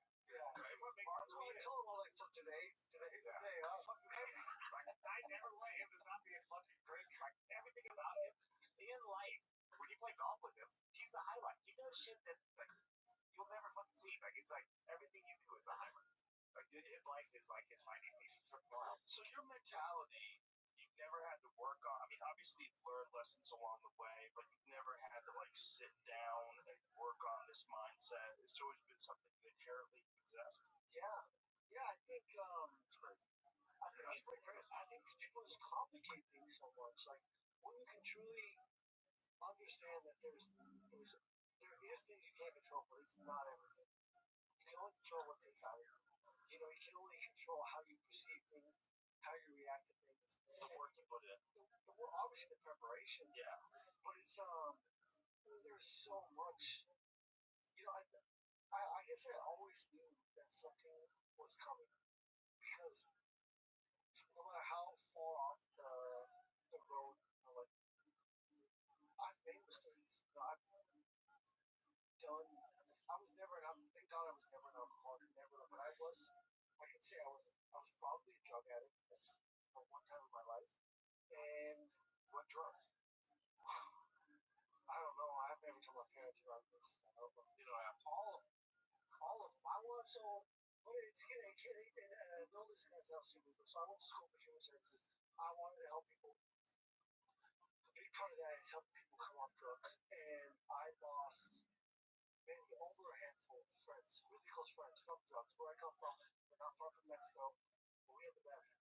We had the best shit coming right across the border before I ever got caught up, and it was my life. You know, where I'm from is very boring, so like you chase again. You know, we have it so good in this country. We're always trying to create chaos in order to feel something, and I guess that's what I was probably doing. And in college is when I really, you know, if I'm going to help people come off of drugs, then how can I ever even try to understand if I don't know what they're chasing? And so that was a part of it. You know, also a part was felt good, you know. And so, you know, once I did certain things, I knew what people were chasing. But then I always knew that something was better for me, and I had something to do. So that was always, it was never a crutch for me. I was always like, that was awesome. You know, I'm not doing it again. What is it in your head that where you always knew that you had something bigger? Well, probably my faith. I mean, I did, one of my parents, the best thing they ever did for me was make me go to church every single Sunday and create a relationship with God through the word of Jesus Christ and just trying to live up to those expectations. I knew not that I was going to be a champion or anything. I just knew that I couldn't take the easy way out. You know, when you're on drugs or when you're living a lifestyle like that, nobody expects anything from you. Nobody wants anything from you, and that's an easy way to live. You know, there's no pressure, no expectations, no pressure, and I mean, it really is. I can understand how you can let that overcome the passion to live. You know, and I don't know. I just think the passion to live because of my faith has never outweighed my desire to feel good. I want to talk about the shift that you made in your career from being the most exciting guy in the world, wanting to be the most exciting guy in the world, being happy with performing to the best of your ability, whether you win or lose, to wanting to get the belt.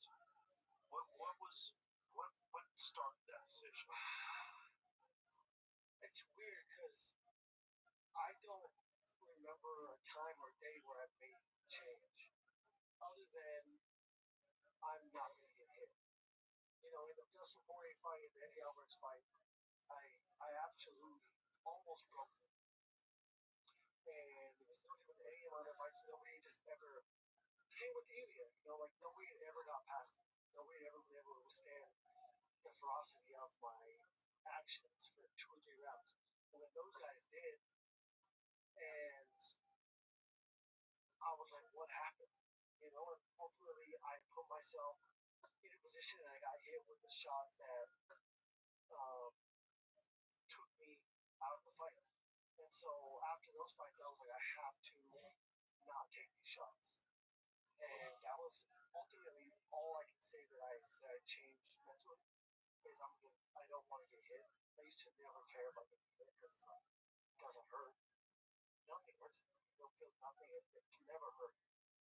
And so that was really just on my test. I just need to not let them get me in a predicament where I'm not able to, where they have to stop fighting. So the shift, but he probably from an outside source. Yeah, it's definitely there was a shift, and it wasn't just like an instant shift. There was the two losses in a row with Eddie and Flair, where he's like, I'm winning these fights, and I need to be able to get to the distance. And I was like, all right, you got to become a spot fighter because you just dropped people, and what's happening is you're making mistakes. If you're locating gets more in, you got caught because he faced back lazy with his shoulders above his hips. So I was like, all right, let's be sharp. Let's find in spots. Then he goes on a 3-fight win streak where he's finding the right spots and putting people out from Vic to Barbosa into Cowboy Cerrone. And that's where he's like, and then I said that with him. I was like, do you want to be a champion? I was like, this is how you have to fight to be a champion, is be smart. And he never said he didn't want to be the most exciting fighter anymore. He would tell me after fights, he's like, I'm not even trying to fight excited, but look at me. It's so amazing. Like it's in him. It's just how do we get you to sprint 50 yards, pull back for 100 yards, and jog, and then sprint for 50 yards, and like be able to know your red line. Don't cross over that red line. Don't hold red line. Well, that is again the experience you got out of wars. It's actually so critical. Yeah, why do you do it? Yeah, I don't want to make mistakes. And it is. I think it's crazy. I think like the fact that they said that he had outstruck me in the first round, 39-32 or something. He landed some hard jabs. Yeah, the years were devastating. They were might have touched his foot. I'm talking about the perception. Yeah. It looks like I'm getting hit. It looks like it's out. I mean, I don't have special skin. I am able to see punches and roll with punches. If you watch my fights frame by frame, I'm not getting hit for the most part. You're moving with punches. Yeah, be like water. Like I'm constantly, and intuitively making these calculations. That's the story. That when you see that, and I don't know who's counting that, but that's like amateur boxing. Amateur boxing, if the white glove touches you in the face, even if it's not a clean blow, that's considered that's how you judge. Yes, and that's where just I think where you look at it from a point system. You can't just look at the screen, and that's why judges can't look at the screen and go, "Oh, this guy landed more. This is who won." Right. You have damaging blows. I think everybody knows that. Like I get it. Like I see the way you roll a shot. I see the way that you made up. Yeah. And allow the shot not to go through your skull and deflect it. It still gets touched to you, so it's considered that they landed that shot. But the damage is like what you do to people, and by the way that you hit through, that you drive through people, is so different. Like just hits. Unlike I still think to this day we gotta ask UFC, but they did a test on to see who has the hardest blow in the UFC. He had the hardest blow. He kicks me up. It's like, dude, I'm so glad. I feel so bad for him. He don't let me hit him. God, he wouldn't even. He has his pad on. I kick him, and his nuts swell up. Dude, I get blue balls, bro. And so I can't kick a nerve on the inside of your leg. I talked to a doctor about it because I'm like, bro, like he kicks people and they bruise on the inside of their leg. And it's because they shot through, but there's a nerve on the inside of the leg. I go home and I tell my wife, I'm like, hey, I got blue balls. She's like, for who? And I'm like, Justin. She looks at me like, so fuck you got blue balls from Justin for? One of the things you were doing early in your career that I was so wild was you were leg kicking people from a collar tie. Like you were a leg kicking, and I was like, oh my goodness. Like, oh wait, how come no one's doing that? Like you were one of the only guys that I saw that was doing that was from the clinch, was leg kicking. You got some fucking flexible hips, man.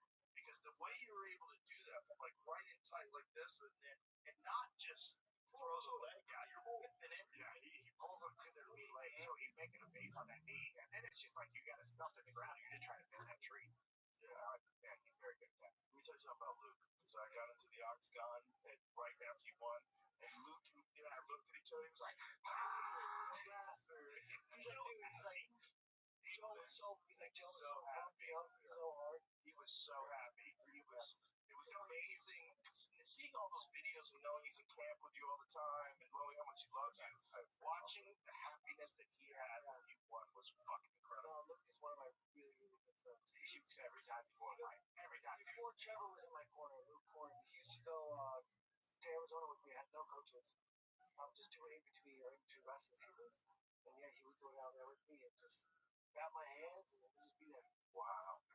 One of the best human beings I've ever had. Yeah, I love that, man. Can you tell them about the Sunday. So the Sunday before the fight.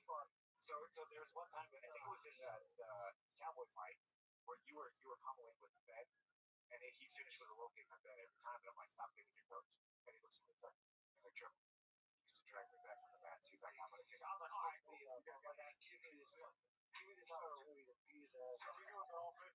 Joe and Sunday we go golfing. Sunday before the fight, we get there Saturday. We go golfing Sunday, and it's Sunday. We never work out on Sundays. And not Trevor, Luke and Ben got fucking pickled. They each had like 3 very, very, very stiff Bloody Marys. Luke bought like 12 beers. Because we got there and they're like, hey, everybody's on the president. And he's like, fuck yeah, I've never heard that before. Everybody's on the president. I'm going to drink. And so like whole 10 or 11, Trevor's like, let's fuck with them. Let's tell them we're going to work out. So we're going to work out, but I'm telling you, they're going to be the workout. I didn't know we were working out. I had no fucking. We're fighting on Sunday. We're definitely. I thought he was fucking with me. We're out there golfing. It's hot as shit. I'm sweating my ass off. I had no idea we were working out that day. He's like, let's fuck with them. Let's tell them that we're going to work out. I was like, all right, cool.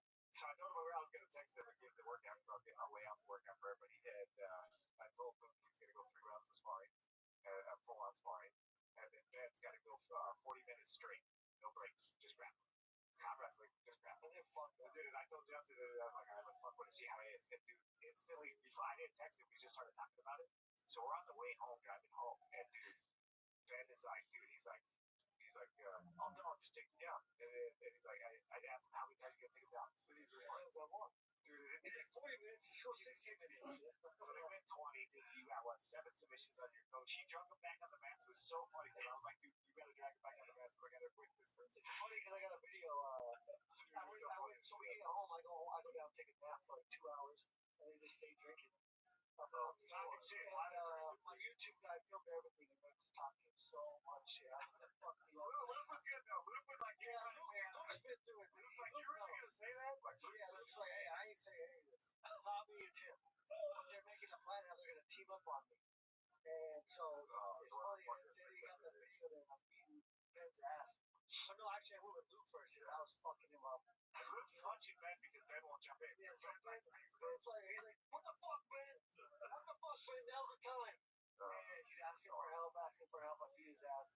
And I do have blood for sure. Yeah, they're great coaches. Our whole team is just, everybody's so dialed in. Yeah, that whole week is one of my, every time we go, that whole week is one of my favorite experiences. You were using the sauna in between workouts as well. And before. And so we were. Nothing, that shit sucked. I say it was perfect, you say it was perfect. It was not. It was detrimental to our outside. Yes, Yeah. The humidity was there. I didn't realize it because obviously it's not something I can worry about right now. But after round 1, I just remember thinking,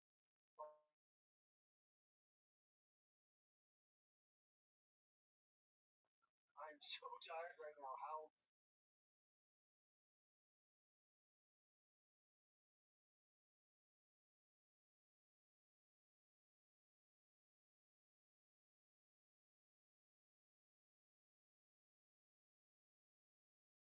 Did you change it affects me, it affects him. You know, I grew up in the country. He's a city boy. There's no way he's not a city boy. I don't know him personally, but there's no way he's not a city boy. You know, and so as a country boy from the desert in Arizona, like I was hoping that it would be hot as fuck. Like when he sat down on the stool, I was like, oh god, these outside fights kill me. Yeah. You know, he was the. Yeah, after round 1, they're like, dude, you were shaking. Dude, he was like trembling. I was like, holy shit. Well, it is crazy to ask people to defend the world title in a completely alien environment that you never have fights in. We've had how many fights outside? We've had the Abu Dhabi fight in like, what was that, 2009 or something like that? No, they didn't. What was the setting? I wasn't there. It was when Adesanya did his famous walkout in like that. It was covered, but it seemed like the environment was outside. Oh, you're getting against that. You know, Abu Dhabi. So the first Abu Dhabis were the outside. Well, we did one in Abu Dhabi when BJ The big arena. lost to Frankie Edgar. That was outside in Abu Dhabi. And that was when Anderson Silva fought Damian Maia. Is that what it was with the Ferrari building? The Ferrari building was there, but I don't know if it was the same place. Did they have a fight in the Ferrari building? I think they did. I wasn't there for that one. I only went to one of the Abu Dhabi fights. Yeah, it wasn't that long ago. Remember where I would say within the last 7 years. Marco said after the first half he was done, he was just trying to survive. He said it was so hot, remember? Yeah, no, I mean, that's what I remember it being over there. And once you realize the climate over there, the humidity, it's like, Do you remember Bodog? Remember Bodog fights? Yep. They had a fight outside in the sun, on the beach. Caesar Palace in Vegas. Remember Caesar's Palace? They had boxing. We got to fight there. Earl Phillips against Yeah, that's right. They used to always do it outside. World Series of Fighting around the NASCAR event. Yeah, that was crazy. Durant versus Hearns. Durant versus Hearns. Yeah, they were great. Yeah, that's true. That's right. At least Vegas is dry. Yeah. Arizona, Vegas. Yeah. Humidity was what I was training for with him. Was heat stroke, like dealing with it where you can't breathe, it's heavy air, like so you put water on the rocks in the sauna as well. Absolutely. And so we trained in a hotter gym. I turned the temperature for the gym just so he's getting used to dealing with a little bit more heat stroke. We would spike my heart rate. Then I would go in the sauna 15 minutes, and I would come out and do 8 to 10 rounds. It was great. Smart. Glad we did it. Very smart. Very smart. Because that environment, I mean, it's so completely different. I just ultimately, I think the best way to fight is obviously the way you usually fight. A controlled environment. That's how it should be. It was cool though, Joe. You know why? So cool. So we went to the rehearsal, and I'm like, why are we rehearsing? I walked like it's say a freaking wedding. Like, just tell us where to go. The camera guys are always like, all right, you Mark. Yeah, Just fine. follow me. So why are we doing this? And then we go there and we get stuck in this locker room for 2 hours because of rain. And thank God that happened because then I started to go, because it's all unexpected. And how Elliot said, hey, I'm a visualizer. I can't visualize this arena. And I visualize a lot too. So I was like, I felt the exact same thing when he said that. And that's when I knew, hey, these are going to be some huge unknowns. And I told him that night because the rain was coming. Like, it was crazy how the storm split around because it was all bright red. I was like, this is thunderstorms. And We're talking about pushing the fight to 10:30 p.m. we had planned that fight at Start like of the night. 2 in the morning. I started staying up till like 3 a.m. after the rehearsal. I was like, 3 a.m. when we like, I'm gonna just start staying up. But that's what was cool. Like the walkout, like having the soldiers, like just walking through the soldiers, there was that. We weren't able to take any of this in, Joe. And I can't really speak for him. I know where his mind's at. I couldn't, from a coach's standpoint, I was nervous as fuck because you don't know, there's no pattern I can take on right now. I kind of put myself and breathe to it. It was very unique. And at the end, I couldn't even really smile. It was just like, dude, I'm just like blown away. Now I can kind of just look around slowly and just try to take in everything because it was very, very hard to go through that scenario with the pressure of us fighting on this stage at the White House. We're the Americans. We're a 6-1 underdog. That gets to you. That you know when you hear that over and over and over and over, it's you know you can hear you go, oh dude, you kind of want, you kind of marveling. But having just that scenario was so unique. And then once it was over, then it was like now I get to enjoy the White House and just being here and this look at that silent. There you can see it. What is he reading there? Is that the Declaration of Independence? Yeah. So we weren't in the room with him right there. We through the rehearsal. Yeah, how crazy is that? He's in the Oval Office, stepping out, and then all the soldiers walking through. So cool, like having the two guys next to him. And a lot of people complained about this happening at the White House. Do you don't think this is cool? This is like how could you not like this? How could anyone not? This shouldn't be taking place. Shut the fuck. Dude, life is a fight. World is a fight. This is incredible to watch. Inspirational. It's a wild thing to watch. By the way, how much gold did Trump put on those walls? Look at the gold everywhere. Look at these fucking gold designs. When we were at the Oval Office, first thing I said is I was like, this thing is small as hell. Like when I see that pictures, it like seems so big, and I was like, the gold pieces on the wall is the first thing I was like, they dust that shit every day because dude, it was so clean. But he put that up there. None of that was there. None of that was there. He was explaining to me. There was no gold. I wanted to have gold. He's got a gold cherub, like a solid gold cherub that's above like one of the doors. He goes, if Putin comes, hopefully it doesn't fall on his head. It's like he's got gold everywhere. It's all him. He redesigned a bunch of the things. He's a builder, right? Yeah. So that's why he wanted to do the ballroom. That's why he wanted to keep it, he likes everything in gold. He's a gold guy. What was that, Austin Powers? We were just watching you look at the Declaration of Independence before you walked out, which is also wild. Like, this is never going to happen again. This is more historic than Rumble in the Jungle, more historic than. I mean, think about all the great fights that we've all watched as kids that were like, remember that? This tops everything because of the scene, because of the fact that not only is it at the White House, but the American was a 6-1 on some books underdog, pulls it off in spectacular fashion, and just the seesaw of the fight back and forth. Back and forth, the fight was fucking huge because the second round was crazy. It was like, oh no, it's letting it go on again. When it's our corner, all the coaches were like, dude, they're gonna stop it. I said out loud, I was like, please let it go on. And I just wanted to finish like a definitive ending. Dude, because that would have been the point where it's like, especially with him going, hey, I want to go and continue, and then we have Goddard come out and say, hey, you are. God for Mark Goddard. Yeah. Okay, because if it wasn't for Mark Goddard, if another less experienced referee, you think he did? He won it out. Yeah. You know for a fact, you do not ever, as a fighter, say, I cannot see. It's over. And he was counting on that. He said he had already stated it. He didn't say it again. He did not think they were. I don't think he thought they were. So you think that he called Goddard a turkey internally?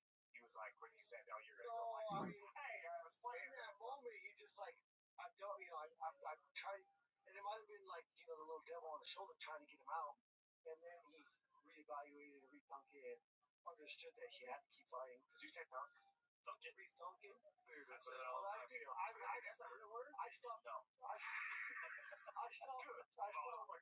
stopped him twice. I stopped him twice that night. There's no doubt about it. I loved it. This episode is brought to you by Onyx Off-Road. Ever wondered how to reach these epic mountain lakes or tucked away, dispersed campsites? With Onyx Off-Road, you'll find legal open trails around you and even better guided trails mapped by real off-roaders.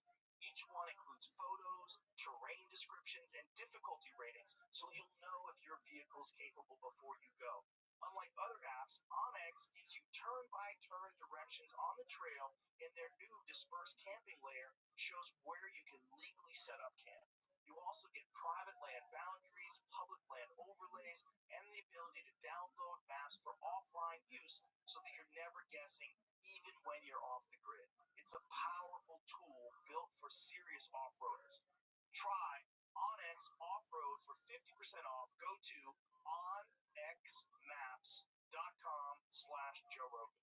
Well, it was a big factor that Goddard let it go on because then we got to see that epic fourth round, which is fucking crazy, which was just in the end when you landed that knee to the body, that was like the final. That was it. That knee to the body right when he landed that heavy knee that he just starts chopping it where he got the elbow in. Yeah, and then he has to put on a stool. And if Goddard had just given to that referee or that judges or the doctors rather desires, here it is. I love how you punch right here, right on the spot. Yes. Oh, right there. Oh, right where I just went. Oh. Yeah, he did not like that. And that was the end. Crazy fight. I mean, it's crazy how different. So, again, being a fan of the sport, I've got to watch. I would usually watch this from, and yeah, it would have been the most fucking incredible thing ever. Being a fighter, you're really not appreciating any of that because you're so locked into. It's like golfing, like, but golfing is like certain swing thoughts. And nothing else can come in, nothing freaking. And so, looking at the Declaration of Independence, I was looking at it, but I didn't take it in as this being declared. I was sitting there, I was like, okay, I gotta reset his feet, gotta control, gotta move left, can't get against the fence.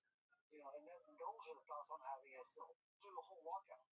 And so I'm really not taking any of it in as the show or as the theatrics of it. Of course not. Watching it in hindsight, obviously, it's fucking awesome.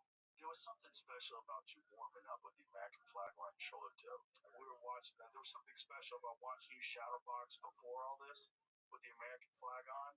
I was like, if he wins, good lord. If he wins tonight, it's going to be fucking insane. And it was. It's the feeling of like joy throughout the building, throughout the grounds, like the happiness that everybody had seen, had been there to see such an incredible event and such an amazing cap to that event with your fight. It was just nuts. It felt like a whole arena to me. It was crazy for the amount of people that you could see. But here it is, to backflip in front of the fucking White House. Dude, flag Hey, that's gonna be a sick. That's a sick picture. I rolled out of it. Dude, hey, tell me what was it? Tell me what'd you use? Newton's law? It was first law. Object in motion needs to stay. I just stay in motion. Stay in motion. That's all it is. Look at the size of that fucking crowd that was outside. So you couldn't see this crowd. Like, I couldn't see this crowd. But you know what? you could fire You could hear them and you could feel them. Dude, you could feel the energy. I mean, even though there was only 4,000 people, did not feel like 4,000 people. It felt like 100,000 people because all those people were behind us. You know, it was How many people were in that place? 85,000 plus. Yeah.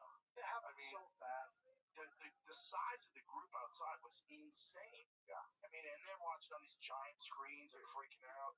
Like a concert. Yeah. When we were at the weigh-ins, it was like, dude, that's what I picture like Woodstock being like.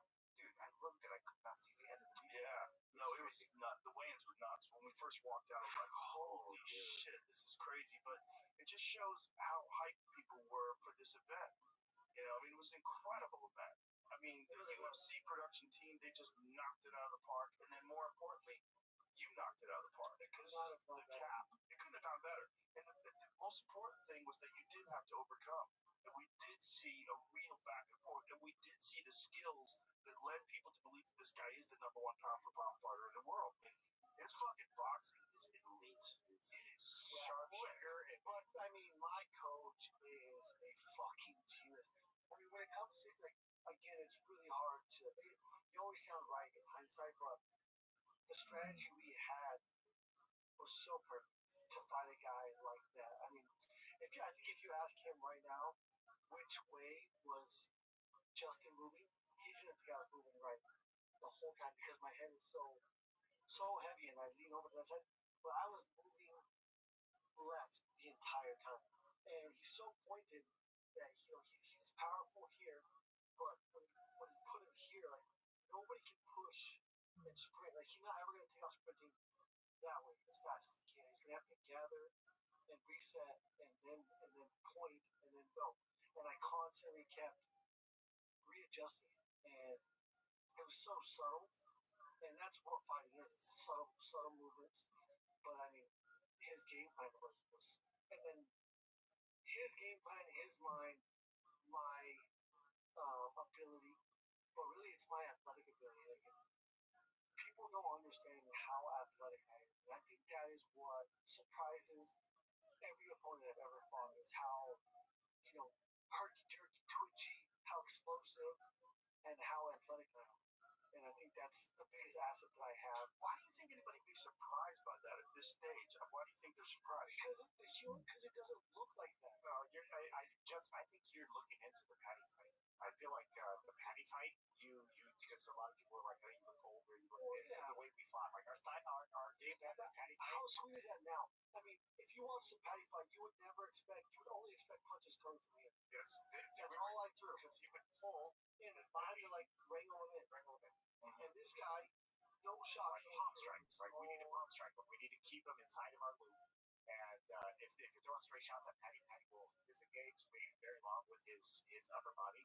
So he was throwing wild shots and then long uppercuts. Like stay on the outside when you're throwing uppercuts. Patty's got very good knees coming in, so we can't get too deep of head.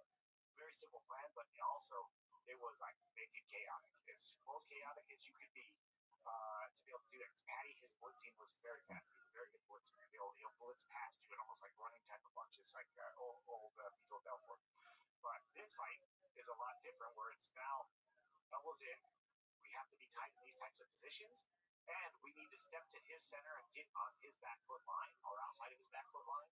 And that was like a key factor to this one, is because Ilya is very front heavy and will bounce back and forth. So once he goes to this angle, we need to attack the rear shoulder, and once he starts to reset, now we're going to be able to jab. And stick the jab at the rear shoulder where your jab was landing. That is my favorite part, is the jab wasn't landing here where Ilya's got a very good slide. We're jabbing outside, so you're not doing inside jab coming up here. You're jabbing from outside your shoulder, which is pushing him on his rear foot. And then once we started the pressure, my favorite part is the jab, pause, right hand, his left foot, Justin's left foot, when we go, has to be outside his rear foot, like right there. He opened his lead foot and he got his foot outside, and that's also sort of piece of right hand. That was a giant moment in the fight. Giant moment. That right Dude, the hand. sound of it was I wanted to see his ass. That was such a hard shot. Do that one more time, Jamie, and watch his lead foot after the jab. Now watch his left foot after the jab, outside the rear foot. Boom. And that, because he's got a high shoulder. If I'm throwing a right hand down this point, if you were looking at me, Joe, if I'm here, if he gets his foot out, now the shot is coming from here. So we're going to put him on the back foot, because he's got a very good shoulder turn. He also dropped that right hand down. Yeah. It was beautiful. It was beautiful. It was such a giant moment in the fight. Like, look where I started. I started with my back to us. Left, left, left, left, left. But if you go out to the left, backwards, that's where Ilya, to me, is the best. How he's got both, where he'll throw at you, then you go, then he readjusts his lead shoulder almost to a southpaw. Super dangerous there. That was one thing we talk about. We cannot go backwards to the left, because that's where we get square. And Ilya, dude, he's very front heavy, so he will attack you quick, and he gets there fast. Well, if he can recover from this, it's going to be a big lesson. A big lesson learned. And, I wonder if he'll still have those celebration dinners the night before. There's no way. Better not, dude. That's up to his coaches to be out there. It's amazing. Hubris is an amazing thing. Like, people love that kind of confidence. They love that belief in themselves. And when someone pulls it off, people were talking for days about the Oliveira fight. He celebrated the night before. Isn't that crazy? And it worked that time. And it worked that time. But the lack of experience being the nail, so much experience being the hammer. It's just and the also expectations. He never thought he had to be. But you keep saying, I want to go back to this thing that you said, that people don't think you're athletic, and I don't agree with that. I don't understand why you think that. I mean, and maybe watches the Michael Johnson fight. Even when I think you're got to college, my freshman year of college, and I did a cartwheel to a backflip, and these guys, 2-1, I was like, I would have never fucking guessed you would do some shit like that. Like, I just don't understand. If you look at me, I don't look like an athlete, but dude, you won a Ferrari. No, I know I'm athletic. I know how athletic I am. I just what are think you talking about? Perception. No. Your perception's crazy. Listen, you look like an athlete. What the fuck are you talking about? He sent me this picture when I first met him. He went up to do a clinic with his coach up in Granby with Van Sheraton, and he sends me this video. I don't know why. I open it up, and he's got a soccer ball, and he's in this auditorium with the pads down on the ground, and he's got his phone set up on like the pads that are against the wall. He throws a soccer ball in the air, and he does one of those bicycle kicks. Remember, he played just like 1 or 2 games on it.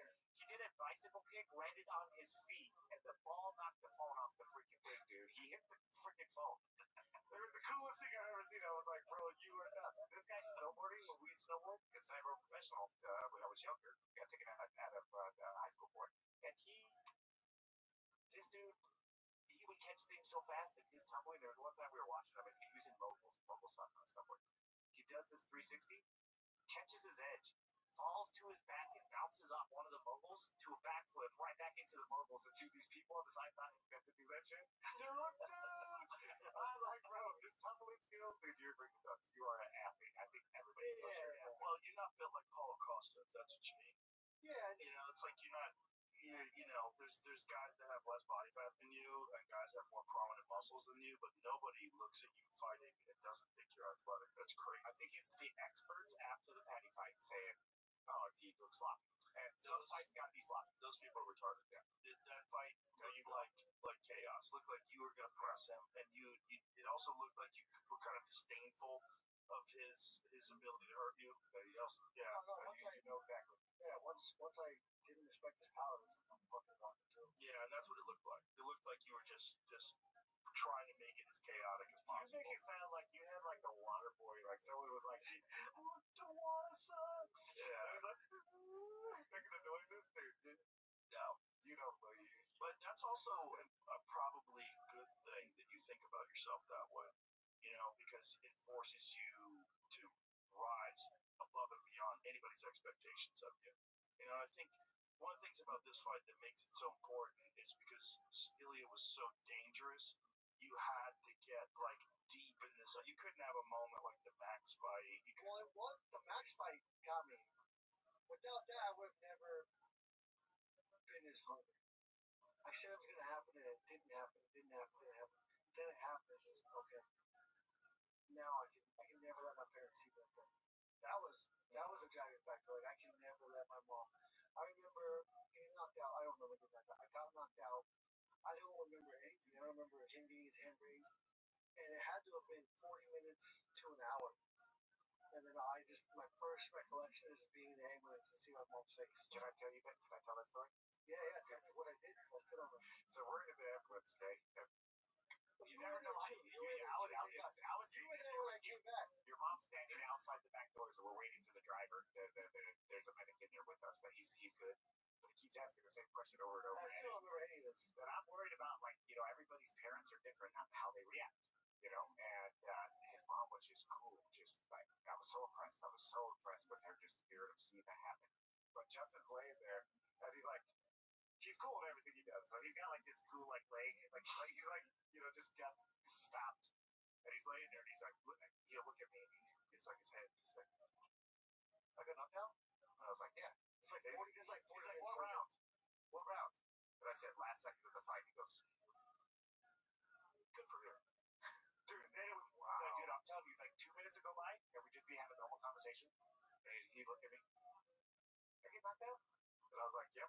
Dude, it happened over and over and over. Yes, but him saying, good for him.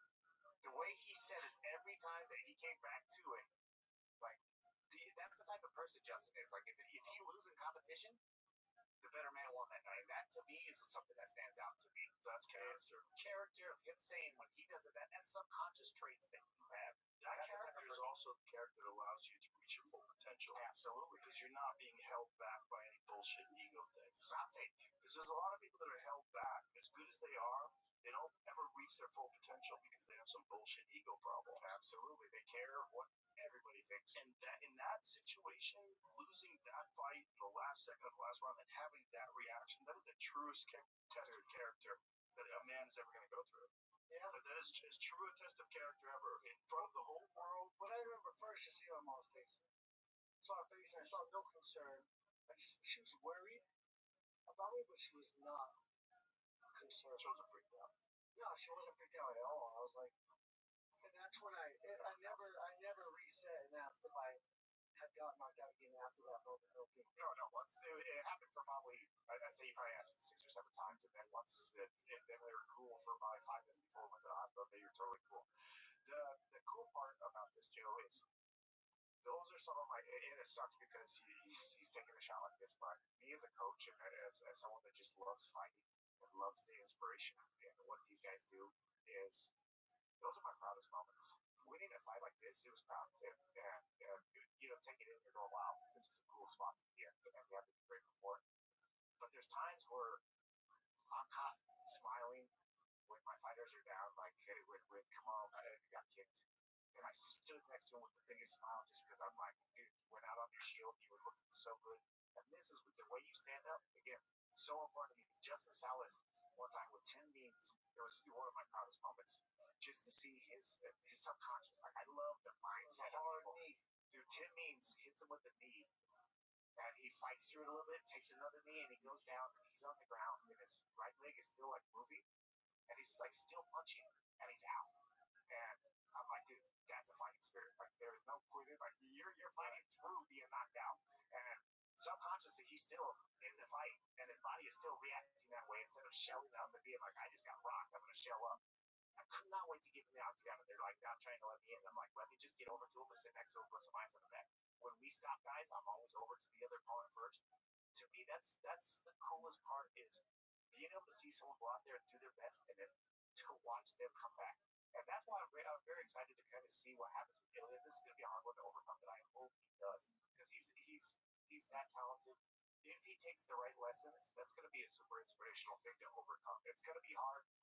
But I sure hope we get to win this one. I wonder if he's going to stay at 155. There are big guys at 155, right? And he wasn't that big for 45. When you think about weight cutting in the modern era, like you're considerably bigger than when you guys were standing next to each other. Like there's a big difference. I've also really focused on getting bigger the last 3 or 4 fights. Yeah.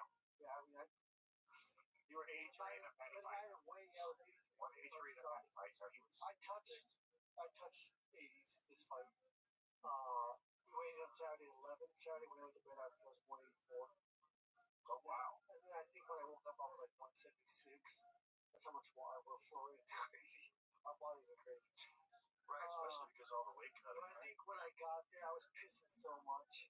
I was actually too hydrated for the drug test, so I had to piss three times. I couldn't drink water. You were too hydrated for a drug test? How's that? Yeah, so if the piss is too diluted, then they make you do it again. Really? Yeah. That's why, doing it after a fight. I used to do it after the fights all the time.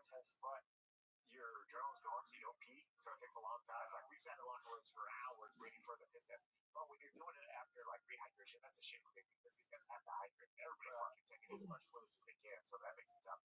But with the weight cutting piece with him going back down, I agree with you. I think Alien's a smaller body, but he's also a big advantage for Alien is speed. And when you go up in weight, that speed is a huge factor. And if you see a lot of guys go up, like with Max kept his speed when he came up. When he went back down, I think everybody was like, oh, he beat Max. He beat and drained Max. Yeah, I think that weight cut down to 45 for him was unbelievable. And this is where, from like a coaching standpoint, if it is hard for you to make it at that weight, I care about the longevity of a person. And I've seen guys get dropped with jabs because of bad weight cuts. Yes. And that going back down, that's to me the scariest part of this fight game. Well, I think there's two things we have to change in the fight game. One of them is weight cutting, and two of them is your gloves. Absolutely. Fucking close it. But the weight cutting thing, don't you think that we need more weight classes? Or I should say that. I should say, do you think we need more weight classes? I think there's many ways. I think you're going to have some kind of a weight class, and there's different ways to do it. Like maybe you have where you can't go over a certain amount of weight after you make weight, and you weigh in a week out.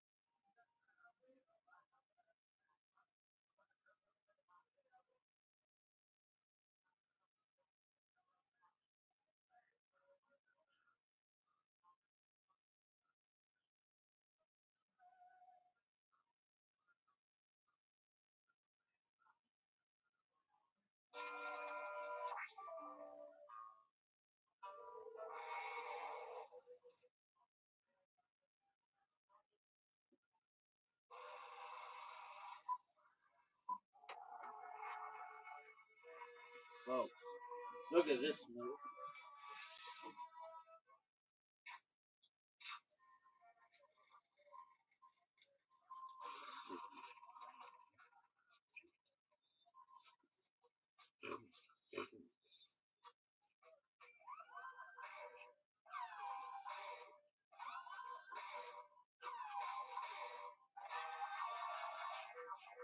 Hey, this is Rabbi coming to you live from the world famous Comedy Store main room for a brand new episode of Kill Tony. Give it up for Tony Hinchcliffe. Just a couple dogs hanging out in the doghouse. We are live from the Comedy Store. Brian Redman, how are you? Hey man, how you doing? It's been a long time. Shouldn't have left you without a dope beat to step to. We are back at the world famous Comedy Store for another episode of Kill Tony live on the Sunset Strip. But before we get into it all, here's a little bit more from our amazing sponsors. Hiring can be difficult. And if you're an employer, you probably experience hiring challenges from time to time, but right now you face even more challenges. From rethinking your workplace safety to hiring employees for specialized roles.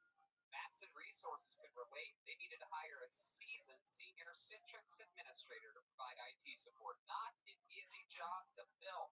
So they turned to ZipRecruiter. ZipRecruiter's powerful matching technology finds people with the right skills and experience for your job. In fact, 4 out of 5 employers who post on ZipRecruiter get a quality candidate within the first day. That's how Matson Resources found Peter Alcantar Jr. Peter was laid off during COVID-19 and needed to find another IT job quickly to continue paying his mortgage and bills. He posted his resume on ZipRecruiter. ZipRecruiter identified him as a great match for the role at Madison Resources, and they interviewed and hired Peter in less than 3 weeks. ZipRecruiter helped Peter find the right job, and they helped Madison find the right person for a hard-to-fill role fast. And you can see how ZipRecruiter can help you hire. Try it now for free at ZipRecruiter.com/KillTony. That's ZipRecruiter.com/KillTony. ZipRecruiter, the smartest way to hire. And you fans of this show, you know if you're having a rough time getting through lockdowns and social distancing, well then I want to tell you about some products from Infinite CBD. You remember Infinite CBD? Infinite CBD has the cleanest, purest CBD available. If you've never heard of CBD, it's derived from hemp plants and packs all the benefits of marijuana without getting high. And Infinite CBD has a ton of different products that we've used, and they're great. I love CBD. I rub it all over myself. I rub it on you too sometimes. Here's the Infinite CBD products I think can help get you through this. They have CBD AM Plus. If you have difficulty concentrating while working from home, this has CBD Plus caffeine for some mental clarity. CBD gummies, which is my favorite, with new flavors like sour and full spectrum. I'm in the spectrum. Gummies. If you think you're losing it, these can help you relax. And, of course, CBD lube. Why not add CBD to your self-love making? You know it feels good and you got time to kill. Treat yourself. If you haven't tried CBD, look it up. There's a lot of research, and users are reporting benefits like reduced anxiety, reduced inflammation, and more. So go to InfiniteCBD.com to see which one of their products fits your needs. That's InfiniteCBD.com. And if you use the promo code KillTony, you will get 20% off. Once more, that's InfiniteCBD.com and promo code KillTony for 20% off. And we are back here at the Comedy Store for another episode of Kill Tony. Very exciting to have the great Ryan J. Ebelt here with us tonight of RyanJEbelt.com. He draws every single episode of Kill Tony, including all the tour posters, and those are all for sale, sometimes for amazing auctions at RyanJEbelt.com. We have the great Gino from LA Speedweed is here. Always incredible. Got us through the hardest part of this pandemic. Let us use the great Butterbox Studios. Go get yourself a candle at damngoodcandleco.com. Damngoodcandleco.com. And they even have a Hinge Me I'm Dreaming. They sold out, but I do believe perhaps they restocked that. And yeah, check out Caveman Coffee. Use the promo code KillTony. Get some Caveman Coffee. Save some money using the promo code KillTony. And delicious Vito's Pizza here in Southern California. In fact, not only do I eat their pizza, but I have been completely addicted to the baked ziti as of late. I didn't get to tell you, Charlie, I did it again this week. I did it again. I Postmated it. I almost want to, if I were to put on the special instructions on Postmate, if I was going to be like, what's up, Charlie, throw in a breadstick, you would see that, right? Okay, I'm going to do that from now on. Because those little breadsticks you brought that one time are like, I don't want to say they're better than the big breadsticks, but I mean, But Charlie, what's the deal with them? they're just tinier. I'd rather have like a couple tiny ones than like they have crazy breadsticks there, but it's like for me, it's like a lot of work. I'm looking at this thing like, god damn, it's like a loaf of bread. I mean, it's great. I just want a little bit of bread. You know what I mean? I don't need all. Yeah, it's like you would love the normal bread. I don't really. I like bread. You know, my new favorite thing is getting fettuccine alfredo and then adding the mushrooms to it. Oh, It's like cream on mushroom soup almost. I get the baked ziti from Vito's, and I added the they have like small meatballs there. Either that or you like cut them in half or something. You just break them up. Oh my god, it's so fucking good. I mean, it's crazy. It's like a new. I have to make sure I'm not doing anything physical afterwards. You know, like riding an e-bike or anything like that. No serious exercise afterwards. But anyway, a lot of fun stuff happening. I'm excited to be here. And we have a guest tonight. Very excited about this. Ladies and gentlemen, this young lady joining us for this entire episode, I can say with no ego at all, is one of my favorite human beings, and she is truly Kill Tony royalty. I mean, she started on this show at the age of 19 years old. She became a regular at the age of 20. At that point, the Comedy Store enforced a rule that people under 21 aren't allowed in the building at all for any reason, even to perform, which was a controversial law at the time because you were allowed to perform on stage as long as you left right afterwards back then. So she had to break her tenureship of being a regular, and on her 21st birthday, she came back to be a regular. Did it for years, now opens up to the likes of Joe Rogan and a lot of the other best comedians in the world, including her own headlining dates as of late. Ladies and gentlemen, I present to you truly one of the truly greatest regulars in the history of the show, a woman that has a full-fledged comedy career and an unbelievable podcast. I love her with all of my heart. One of my favorite humans and favorite comedians. It's the great Ali Makovsky, everybody. Remember that music from when she was a regular? Wow, look at her. The baby girl is all grown ups, everybody. Hi. Hello, Allie. How are Oh my you? gosh, I'm good. I'm so happy to have you here. I'm so happy to be here. I am a big fan of yours. I get a little bit starstruck around you, so this is exciting. Welcome, welcome. Thank you. You've been doing a lot of skateboarding on your Instagram as of late. It's very inspiring. Yeah, I've had like this skateboard for 4 years because I thought that if I got a skateboard, skater boys would fall in love with me, and that didn't happen. So I just stopped skating. And then this guy came over to my house to look at a room that was open, and he mentioned that he was a skater. And so when he was leaving, I saw my board that I haven't rode, okay, in like 4 years, and I'm like, what do I do with this? Can I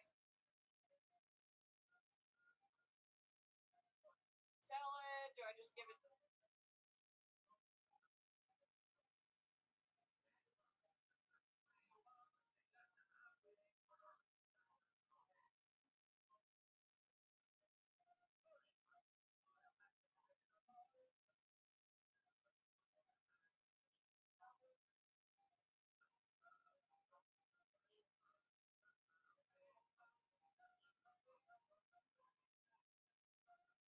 To a kid, and he picks it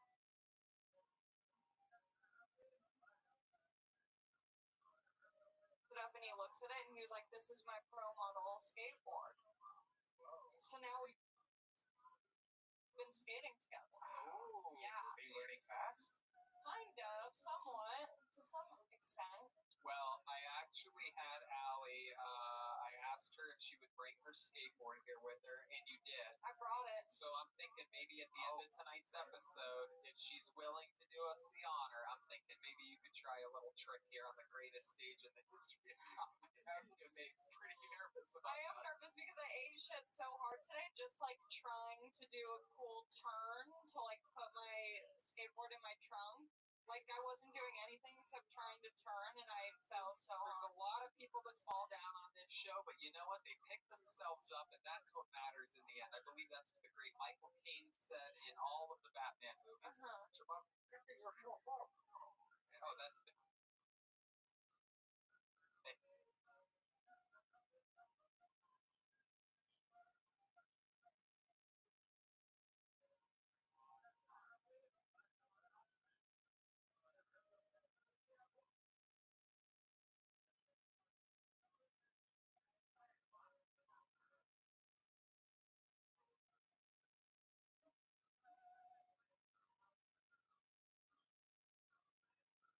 That was me. I get all my voices, Batman voices. If I do eat shit and like end up handicapped, do I get to become a regular on the show? Absolutely, you will become a regular yet again. You will be.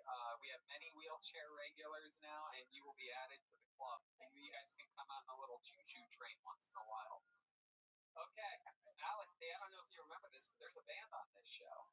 Yeah, they're the best damn band in the land. Every single episode, they commit to being different characters. Let's find out what they are tonight. As I present to you the best damn band in the land, it's the Kill Tony Band. Jeremiah Watkins, Schulberg, Joel Menes, Chroma Chris, and the Jet Ski Jesse Johnson. Here we go. Oh, this is scary music.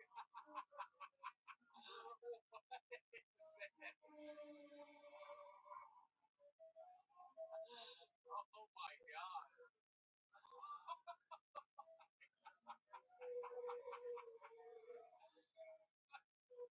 get out there, show these people what's going on. I literally have no idea what they're supposed to be, by the way. You guys all work at like a haunted house, a Halloween house or something? Welcome, ghouls and goblins, to Channel 9's horror-themed show. Wow. Bend, Oregon is in for a scare tonight. Oh my goodness, I thought you were Tommy Wiseau from The Room for a second. I did not hit her. I did not. Oh, hi Jeremiah. That's not Jeremiah. What's your name? My name's Vincent Shadow. Vincent Shadow. I'm going to write that one down because that seems easy to forget. Vincent Shadow. And who's this little ghouly When you think of the shadows, I will be. All right. Who's this little ghouly goblin you got here? Is that Edna Scissorhands over here? Hey, I'm a skeleton. Oh, you are? What's your name? A skeleton. Oh, hi, Skeleton. Welcome to the show, Skeleton. You came out, you were all silly and stuff. You swing that arm, that's like your trademark. Whoa. A lot I can do with these bones. And then who's this young cowboy back here? Good evening, skeletons in.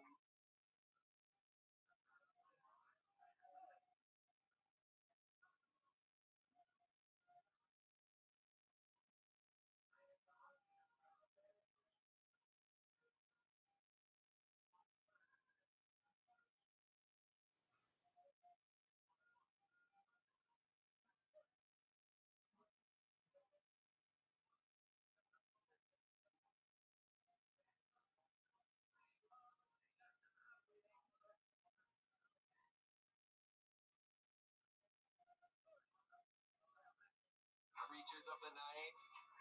This is your host on AM 66.6 Terror Hour. It's Ghoul Lee. Thank you for dropping in. Ghoulie? Your name's Ghoulie? That's his career. These are my favorite band characters of all time. I know it's early in the show. I don't want to curse it. I don't want to ruin it, but I already love these guys. Someone say Kurt. And there's a beautiful woman here, absolutely stunning. What's your name, little lady? My name's Jolvira, Jolvira. and I am a regional horror host in Texas, Channel 9. Oh my goodness. You really put the horror in horror. Well, you just stole my opening joke. Well, back to you in the studio. She thought of that for 3 months. Just big bold letters at the top of the page. Do not forget. Horror, horror, horror. Oh, that's great. Well, Jolvira, hopefully you have a little bit more up your sleeve, even though you don't have sleeves.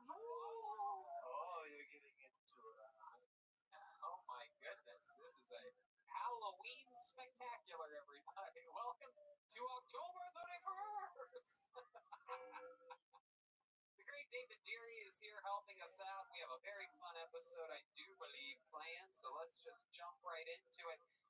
This first guy kicking it off, he's been on the show a couple times before, and he's back. It is Kyler Bentley, everybody. Here's some music, because here comes Kyler Bentley.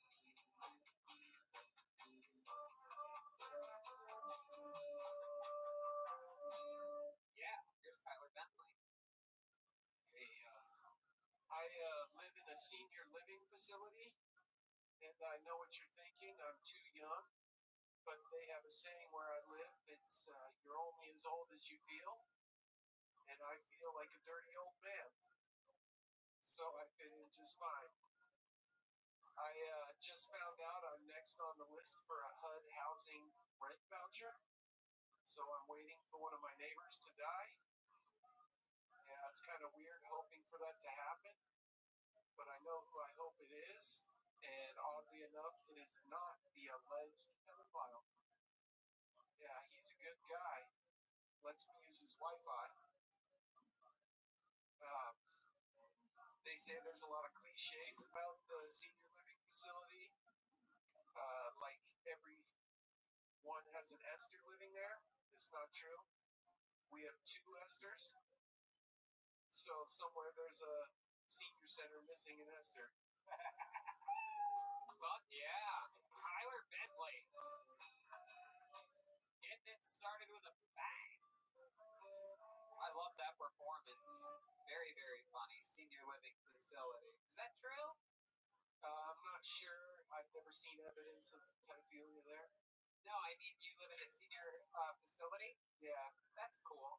My mom once lived in a senior facility for a couple years. That was interesting. It wasn't like a facility. It was like a luxury apartments just for old people. But she qualified. Yeah, she was old enough. You had to be like 60. And maybe you had to be like 50. It was like 20 years ago. It was for just a couple years, but it was awesome. Anyway, so is it like how senior living a facility is it? Like what I'm talking about was like separate apartments in a building. Is this like more like a nursing home, or what are we talking about? No, it's like a regular apartment complex, Right. But you got to be senior or disabled to live there. Okay, is it mostly senior? Yeah, I've got like a lot of surrogate grandmas that give me cookies. Heck yeah. Do you get hit on? Because I heard they're like super horny and they're on Viagra and shit like that. That's like the number one thing I hear. You're so handsome. He gets lots of blowjobs there. They call it Meals on Wheels. Oh my goodness. Whoa.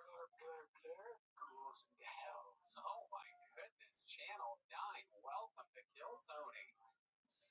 That's very exciting. Hello, it's a ghost. Do you guys ever play games? Do they have like community events or anything like that? Oh yeah, bingo's a big thing there. Do you play bingo? Favorite bingo number is B9. Wow. Yeah. It perfectly describes bingo. It's not really fun, but it's not cancer either. That's true. Benign tumor. I heard bingo's actually pretty fun. Like I used to know a lot of hipsters that would go to the bingo hall. Red Band's favorite bingo number is I-8. Tony's favorite one is come in his mouth. That's not how bingo works, Yes, Brian. it is. That is not how bingo works. That is not how it works. However, that is my favorite bingo number.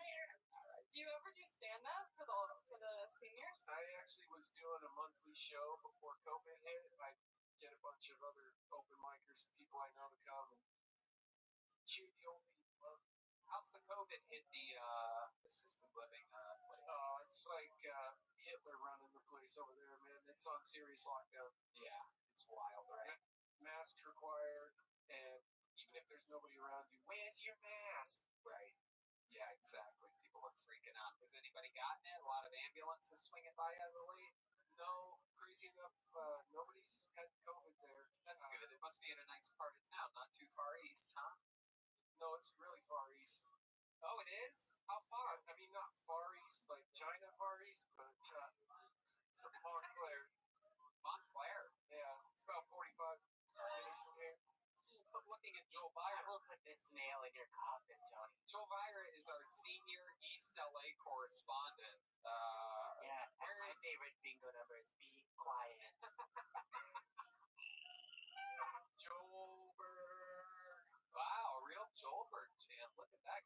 Joel Myra. Whoa, getting things started with a little whoa. You ever steal any like jewelry or anything expensive from any of these old people that are about to die? Good question. No, my neighbor says he has a $10,000 domino set though. Oh, red band or dominoes. Like cheesy bread? That's expensive. $10,000 cheesy bread. That must be the best cheesy bread ever. $10,000 dominoes. That's only a week at my place. Wait, why would that be? I don't get it. It's my impression of Red Band. Ooh, reverse. Hello? That sucked. You called him to tell him? Yeah. Oh, it's a bitter ghost. Ooh. Kyler, what's your sex life like? Did I ask you this before? No, but that's how I know that you're not gay, Tony, because only straight guys ask me that question. There you go. It's pretty much non-existent. Rock solid science. But that's not because things don't work. It's just I have no game. Well, you know what? We have good news for you. Joel Myra is ready to have anal sex. Here we go. Look at those hairy armpits. Can you do that? Have you ever been to Transylvania? Hey! There you go. That's a fucking slid that right in there. Go get the purple dildo. Oh, shit. I love it, man. Well, Kyler, I love that we're able to squeeze you in here and up here. What do you got planned for the rest of the night? Anything crazy?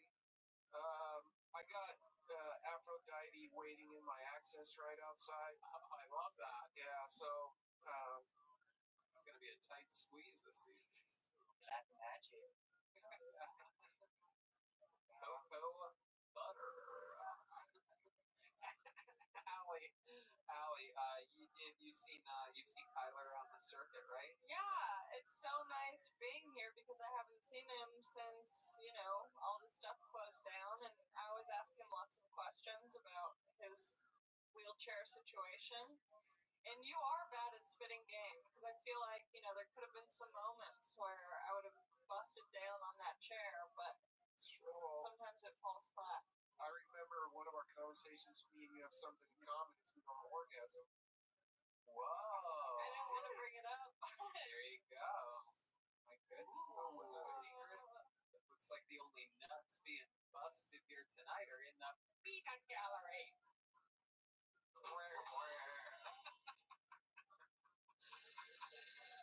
Okay, put your phone down. That joke brought to you by John's Manure Company on 3rd Avenue. Go get your manure. Wait, is that a Channel 9 reference? Yes. Kyler Bentley, ladies and gentlemen, so much fun. Thank you. The great Kyler Bentley. I like the bullet. Right? Oh, yeah. Kyler Bentley.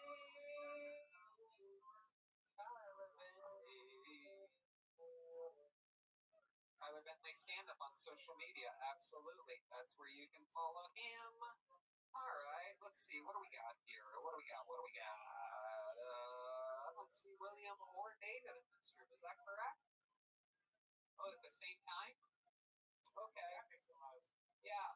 Tell one of them to come over here. Tell William. God, it's unbelievable.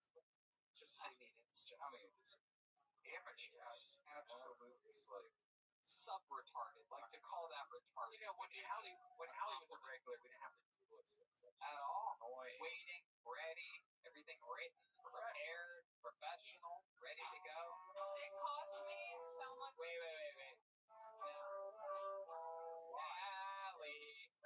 Allie, it's in your head, zombie. Okay, all right. Go grab Tony Gidley. I pulled Tony Gidley out. He works in the kitchen here. This is very exciting. This is going to be, I believe, his first time ever doing stand-up comedy. Here he is, Tony Gidley. We got him, David. We got him. Tony Gidley. It is Tony Gidley. Here he is. Tony Gidley, everybody. Here he goes. Here he is, Tony Gidley. Should I have my mask on? No. Okay. So you guys know what the most popular 2020 children's new names are G-Lane and Maxwell. Too soon? No. There's a couple months left in the year. She's still got some time to die.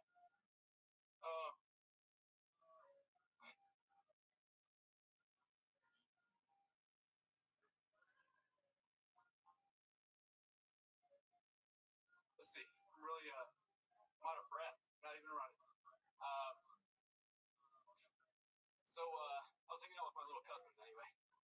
And I opened up the refrigerator for my little cousin. I said, "You want some of this 7-Up?" He's like, "No, I'm only 6." And I was like, "All right, well, you want some of this Coke?" He said, "Yeah, line it up, motherfucker." And we had a good time. Basketball all night. I was at a bar watching Steph Curry. I love to hate that guy. So I'm sitting there.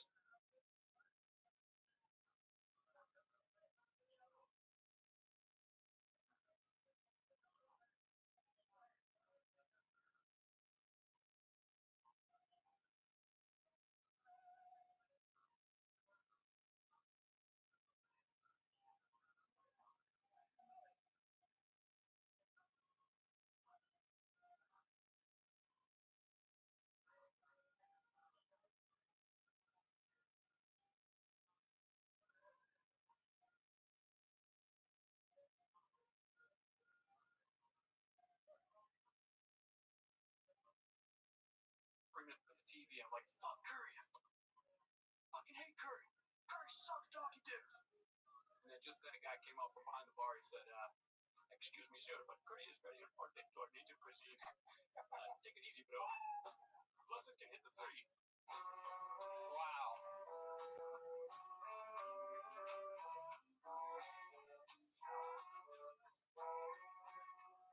There you go. It is in your head. The zombies are in your head. Tony Gidley, welcome to the show.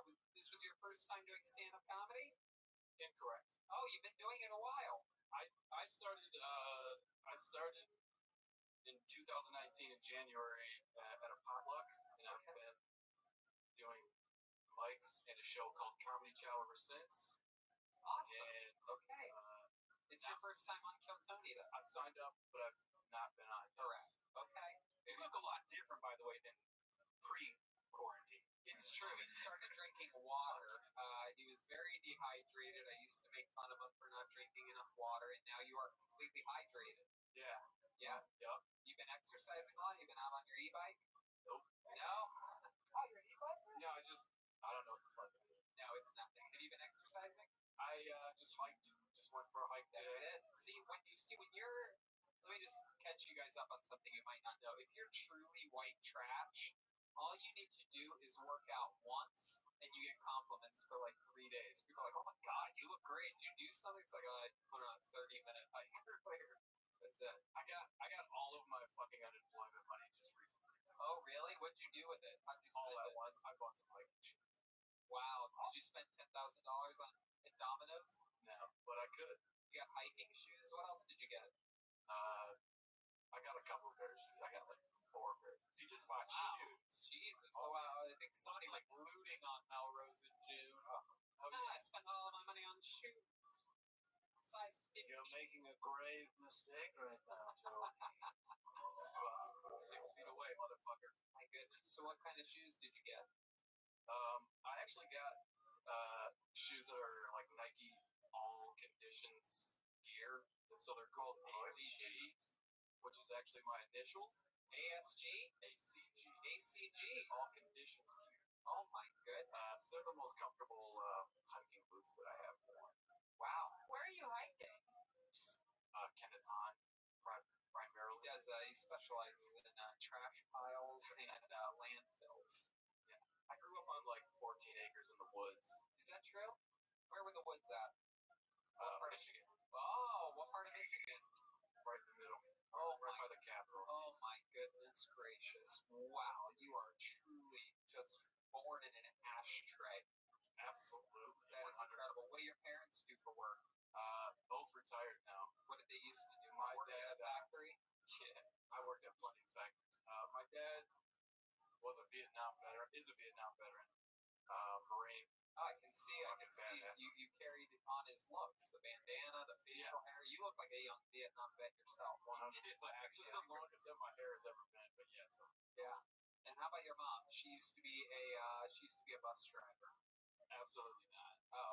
She's a prison warden. Whoa! Close. I was close. Bus driver, prison warden, right next door at the white trash family employee benefit place. They have the same shapes too.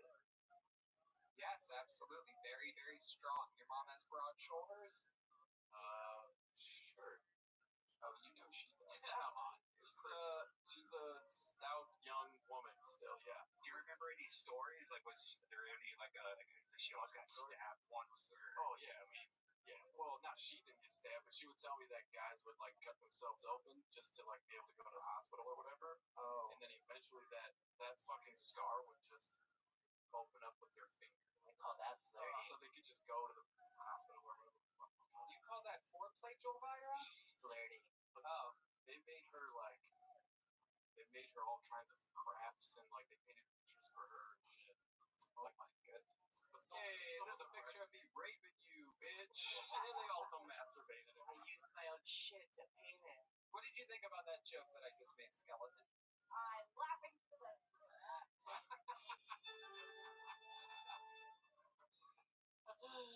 Oh my goodness. What's something crazy that we'd find a little bit wild about you, Tony Gidley? You seem like you have a lot of skeletons in your closet. Crazy? I'm not very crazy. I make beats. You do? Make a lot of beats. You do? Can you beatbox a little bit for us right now? Here we go, everybody. It's one of the rare live performances that we're getting. He's putting on his mask. He's going future on us. Yeah, I would have thought beatboxing would be one of the most dangerous things to do. He's got one of the official Kill Tony masks on. It's very exciting. Represent. He's a big fan of the show. Represent. That's right. Oh, shit.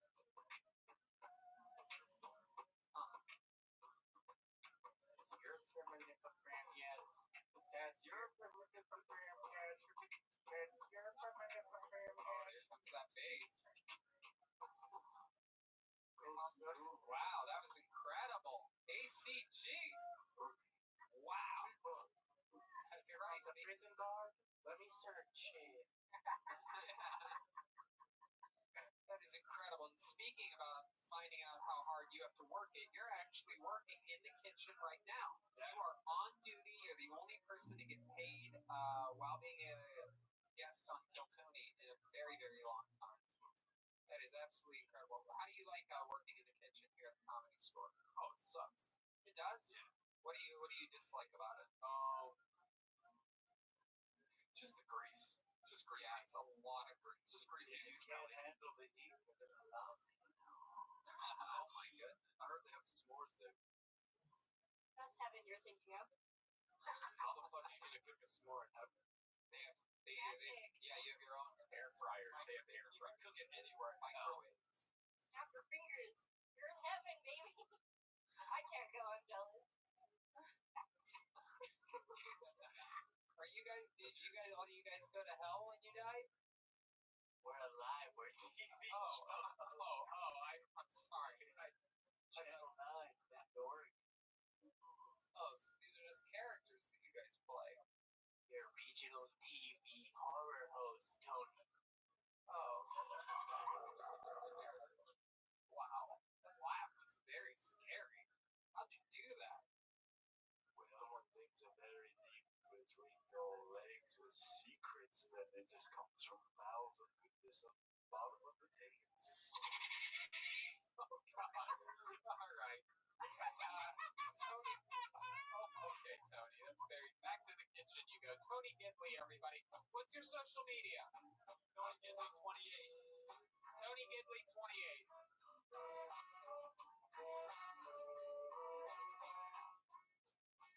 It's in your head. All right, we're having fun here. Hey, look, one of the regulars is here because they were both performing at the same time in a fucking window during the show a minute ago. But one of them is here. You know this guy, very controversial figure. A lot of people say he is the most beloved person ever. A lot of people people absolutely want to murder him on sight. Ladies and gentlemen, I give to you the Big Red Machine, the Red Dead Revolver, the Red Dead with the Red Shed. Ladies and gentlemen, it is lights out, William Montgomery. Y'all, I read the set when I was in New York City last week. I was about to perform at Showtime at the Apollo. Bunch of blacks. Spoiler alert. Smashing Pumpkins is a cool band name.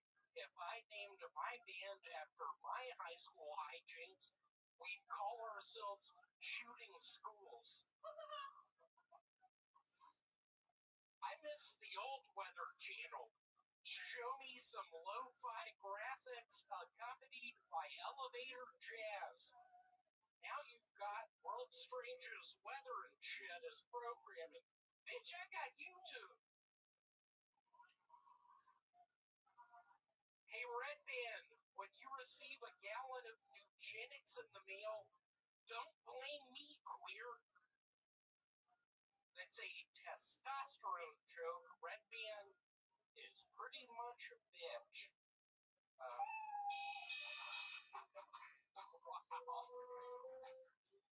Yeah, are you gonna really look at me that way, Red Band? Wow. William closing on a joke calling Red Band a bitch. That is not an angle very much used on Red Band. When I saw Red Band, I was at his place 3 nights ago. I was at his... I would never let you at my house. I was in his glory hole in his bathroom. I saw his Oriental... Oh, are you going to use another racist term from the 90s, you fuck? Wow. Are you really going to say that? Are you calling my girlfriend? Are you calling my girlfriend Oriental You bitch? said I could what? Oh, Red Band's walking over there. David, are you on camera? You're gonna do this? We were friends the other night. I watched his Chinese girlfriend suck his dick. Right now they're like blood brothers, but like with COVID instead of blood. And some bubblicious bubble gum. The Corona Bronas, William and Red Band. The bubblicious. Hey, Red Band, I did send you the new Jenna. Oh, he's about to get his pistol. Oh, Red Band. Sweetie, y'all are in for a treat. This is about to be unlikely. Red Band is about to murder me. Red Band, that's not how things work. Yeah, where do you think we are? The Orient? Bringing a new meeting to Death Squad. So yeah, where is the Death Squad? The Orient? William, let's talk about your set a little bit. What's that? I didn't see anything. There's some really... You would say that, William. That sounds very disoriented. William. Thank you. I appreciate that. William. You had some really great jokes in your set. I really like the Smashing Pumpkin school shooter joke. It was very, very good, very well written, very in your style, in your voice, well paced, well timed out. Got a big laugh. How's this week been going for you? It's been pretty good. I am now a salesperson. A singles person? No, a salesperson for the board game Jumanji. I've been playing a bunch of board games. Try to get that die out of my hands because you're not going to be able to. I'm playing Jumanji today. Jumanji? I'm playing Jumanji. You know my least favorite board game? I sort of don't like Monopoly. What do you think about Monopoly? Whoa. Red Band is very mad at you for calling his Oriental girlfriend Oriental. This is really interesting. He is mad I saw her suck his penis 2 nights ago in his fucking shower. And I think all the listeners want to know, where did you see this at? He did his at my house. Me and David hang out and have barbecues all the time. I'll let in my house. My girlfriend doesn't like them. Plot hole with that story. Plot hole with that story. Shower. Yeah. This is wild. But he stuck his penis. It looks a lot like mine. You weren't in his house, correct? I was in his bathroom. I saw his thing come through the hole. What did it look like? What did his thing look like? Sort of like a squirrel grabbing onto a pecan. What did it look Hold on, who messed my joke up? Who said that? Doesn't matter. What did Katie? I love you. William, what did you say that it looked like? It looked like when Red Bean stuck his penis through the shower hole and his Oreo girlfriend was bending over. It looked like a squirrel holding on to peanuts. A squirrel holding on to peanuts? A squirrel holding on to peanuts. And I didn't know What it. noise does a squirrel make? Okay. I heard a bunch of that. William, you're really good at making animal noises. Can you do a cow? How about a horse? Hold on. Oh, that's what a horse says? What else? Give me more animals. Okay, a skunk. All right. How about a walrus? Wait, that's an Australian person. It's an English person going to the match.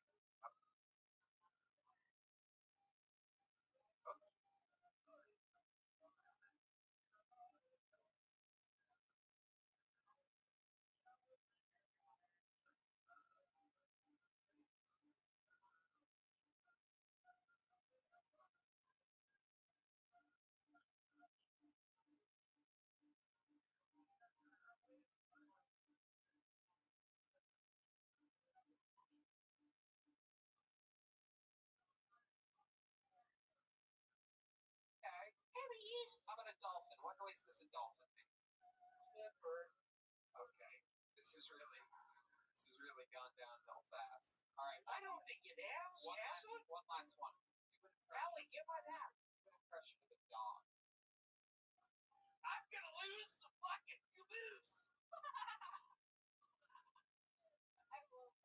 Allie, what do you think about William's style?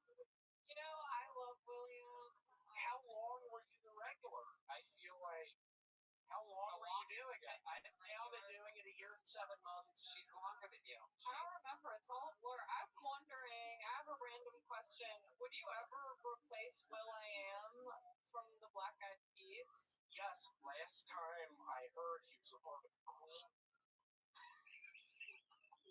Do you like Black Eyed Peas? I like when Will I Am sings the Bohemian Rhapsody song and I just get into it and I can't help but think, where is Red Band's Chinese girl group? I want to see her put her lips around his penis. Hey, where's your girlfriend that beats you up, you little bitch? Yeah, why don't you show me another bruise every week from you getting hit, you little fat. Are you fucking with me right now? No. Did you read all the news? She's in the hospital. Why? Because she hit herself and then called the cops and said that you did it? She got in a fight with the ghost. Really? Ooh. I'm kidding. I've been watching a bunch of Dateline. That is a Dateline line. All right, William, before we let you go, can we see your impression of a mosquito?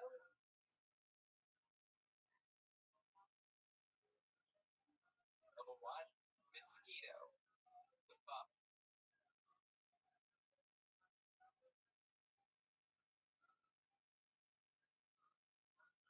It flies and sucks the blood of people. Hey, dude, just take your socks off. Could you do an impression of me? Yeah, do one of Allie.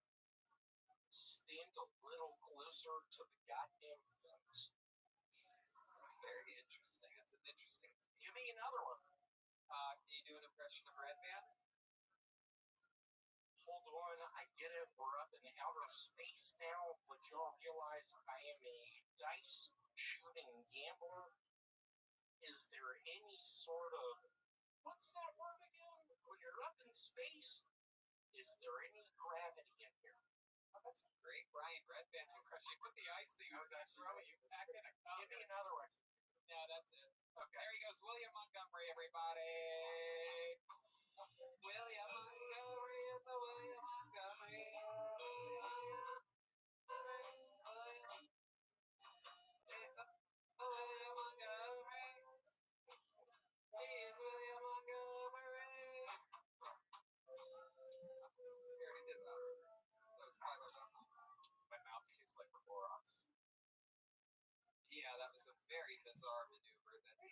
I mean, Trump said it would work, right? No, that's not what he said at all. At all. Don't you? He said there should be some type of cleansing agents in a vaccine, which there are in other vaccines. There's formaldehyde. He was actually right about that. And he was right about sunshine killing it, but they don't go back and look at any of these things. Go ahead, Ali Makovsky. Thank you, Mr. President. Don't you produce this podcast? Yeah. I mean, I did. Oh my goodness. Me and David have been looking for a replacement for a while. Oh my goodness. You stop it. We actually talked last week. You know what? I pulled another name out of the bucket, and we're going to knock it out right now. Ladies and gentlemen, this young man's first time on the show. Put your hands together for Pedro Mijo. Everybody, here he is.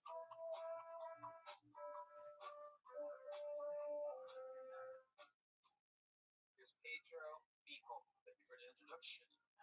So, you know what I find very unfair? I find very unfair when you're fighting a girl, and her friends find it very odd that she is fighting you, so she gets into it. I also think that it's also unfair that, she kind of takes her time. The guy usually just jumps in, no fucks given, just. So, there's that. There was a time I had a girl that I was really into, and like every other pursuit, it ended with misery, despair, and self-loathing, also known as Manuela. Manuela, would you like to say hi, hello?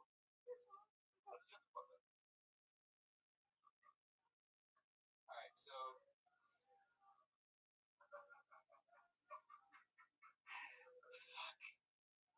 Okay. So there was a. There you go. Pedro Mijo. I only have two. Stand there. It's okay. Pedro.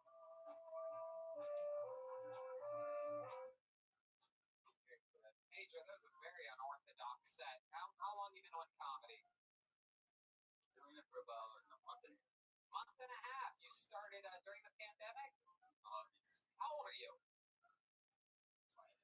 25 this year. I'm turning 26 this year. When? When's your birthday? September. Yeah. September what? 22. I'm a Virgo. Wow, what's yours? September 8th. Oh my goodness. Mine is September 11th. Wow. That way you never forget. Oh my god. Did you see that one coming in? I'm a regional TV horror. It's also 9/11. Right. Is that joke crashed and burned? 9/11. My favorite bingo number is Be Quiet. That joke was already made. Why did the chicken cross? Okay. Pedro, welcome to the show. You are 25, going on to 26 very quickly. I still feel like you might be 17. Yeah, I didn't say it's 15. You are. You have those young ages. Any of your classmates? Forget them. What's your favorite science teacher? Little baby. Okay.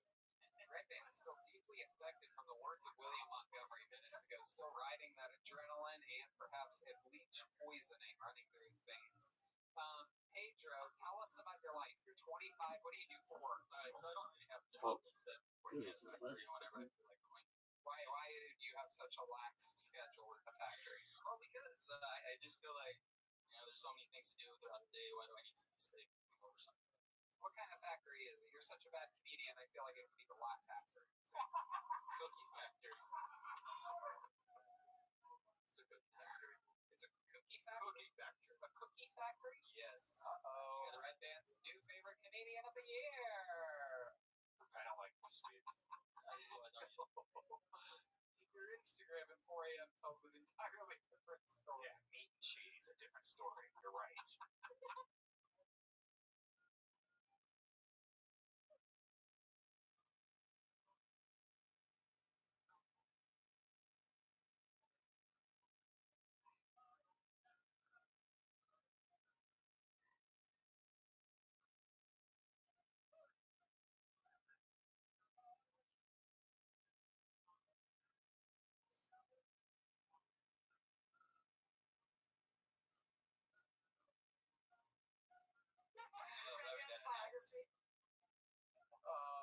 So what kind of cookies are you making over there?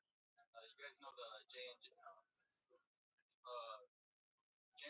Jerry's, the whole cookie, the one with the crazy hairs and stuff? Yeah. taste nasty. They taste nasty because they're not made with love. What are you good at? Like, you make shitty cookies, you write shitty jokes. What's like a talent that you have? Well, I did serve my country. What did you serve? What did you do? You served them cookies? What are we talking about here? Now I do, but no, I used to serve for the military back in 2013 to 16 for the U.S. Army at Fort Hood. Really? Yeah. Wow, that's incredible. What branch of the military were you in? Army. The Army. I feel like you're lying. How many push-ups can you do? Why? What if we had William do 25 alongside of you? Come on, here we go. Lay down, guys. Here we go. 25 push-ups coming from both of them. There's some armed forces music coming at you. Here we go. 25 push-ups. 1, 2, 3, 4. Come on, this is for America. Keep up, William. This is very exciting. Wow, this kid really was in the Army. This is very impressive. All right,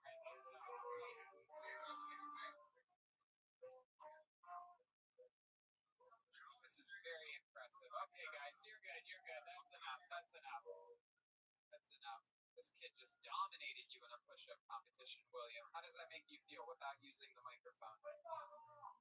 She's nowhere to be found. Okay, there goes William Montgomery. Here he goes. He's hogging it up on his way back to his...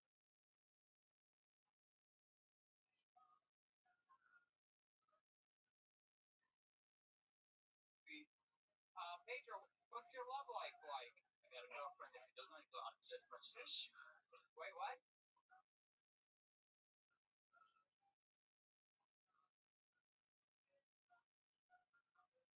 I have a girlfriend I don't acknowledge as much as I should. What? How do you acknowledge your girlfriend? But she's not here. Where is she? That's a good question. What does that mean? She's...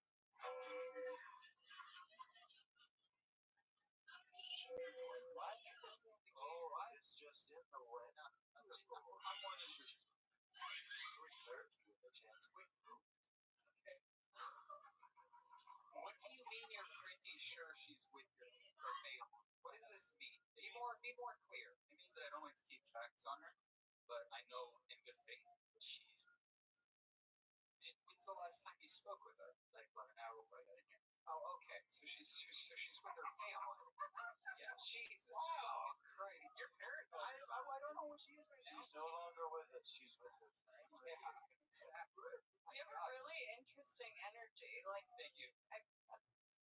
Like when you walked out, you seemed like really comfortable and adorable and sweet, and now you seem very like nervous and you're trying.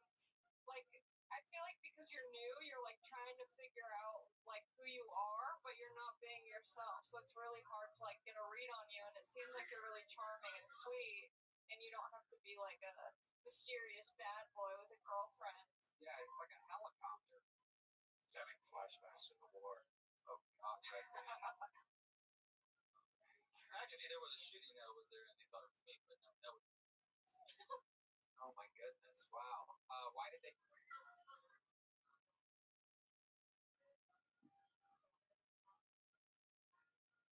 think it was you.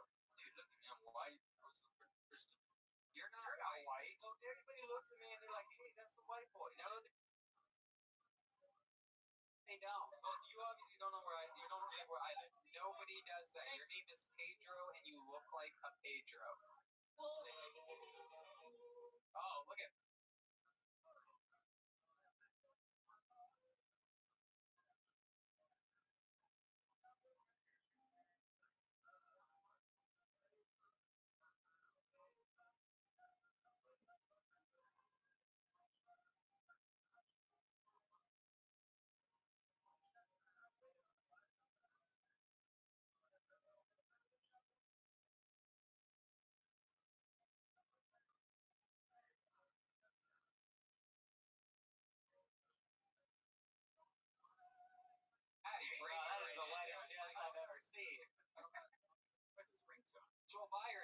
senior East Los Angeles correspondent. What do you think about this guy? What race would you call him? This guy's my cousin, eh? Oh, shit. There you go, man. Damn. God, I thought that was fucking digits for a second over there. He's only a white guy at the Million Man March. Yeah, we were featured on Fools Gone Wild. Did you see that? Oh, what? We were featured in a clip of. Did you guys see that? Yeah, Los Digits was on a viral, a massive Mexican. It's basically like World Star, but for Latinos. Because on the episode where I asked him, "What's your first pickup line when you meet a girl?" and he goes, "What's up, fool?" That's the whole clip, and it just keeps going over and over. It's really funny. It's great.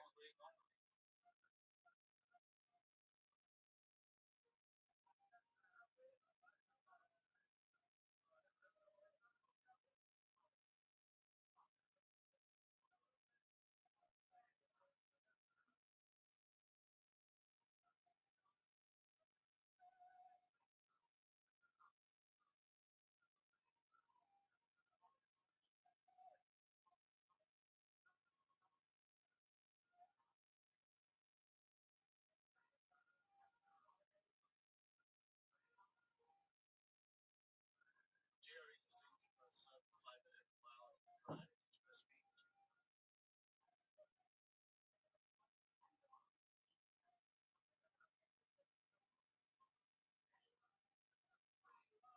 All right. How long you been with this girl?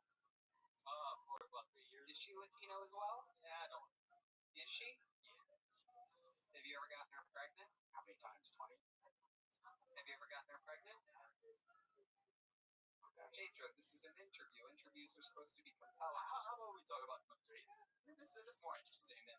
Is your girlfriend the one who inspired your joke about getting in fights? What was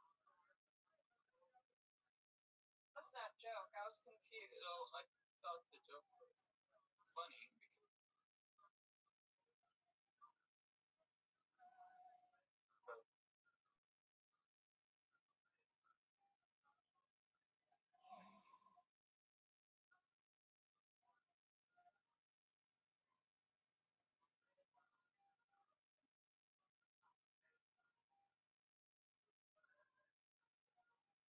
I was trying to make a long joke and it did not work out. I didn't have enough time in order to get to that joke. So at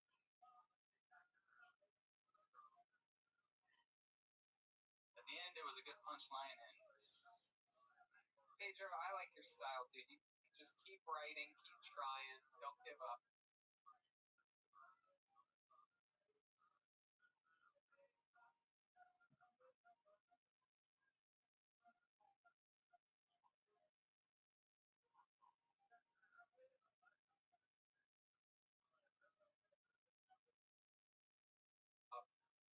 There's something in there. There's something deep in there. But I'm always good at, one good talent that I have is I can spot somebody before they even do anything decent of what their potential is. I have a good barometer for potential, and I see you being a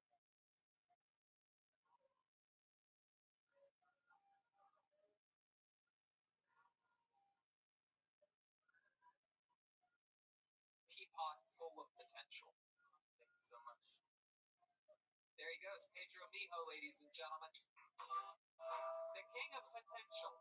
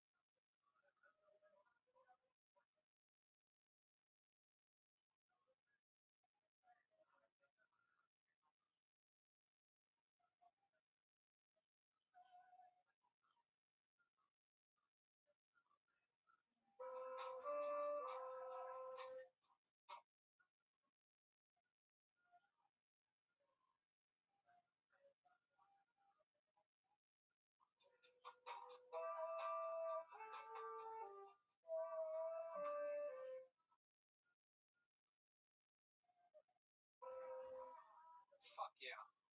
One of the comedians with the most potential we've ever seen. All potential, that guy. Pedro Nemo. Shitty cookies.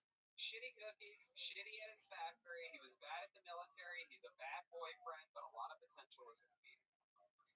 We have another regular, ladies and gentlemen, roast god, joke writing guru, one of my favorite human beings, ladies and gentlemen. It's David Lucas. Here he is. Let's do this shit. Here he is, the great David Lucas. Yeah. The WNBA is back, and these hoes are complaining about their pay. Everybody knows the WNBA sucks. I think they should be paid by the hour. If they get over 20 points, then you can get a bonus, bitch. But you're not getting what LeBron gets. Nobody wants to.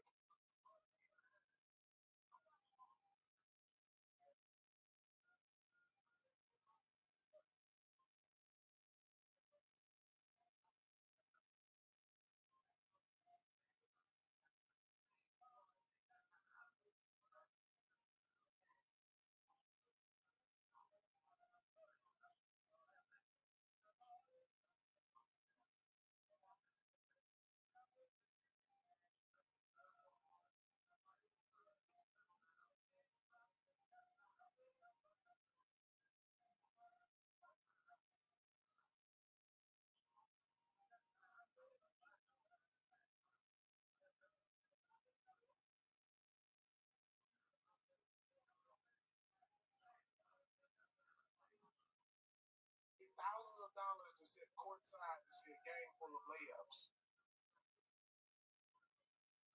And two you hoes are throwing alley oops and breaking backboards. Sorry.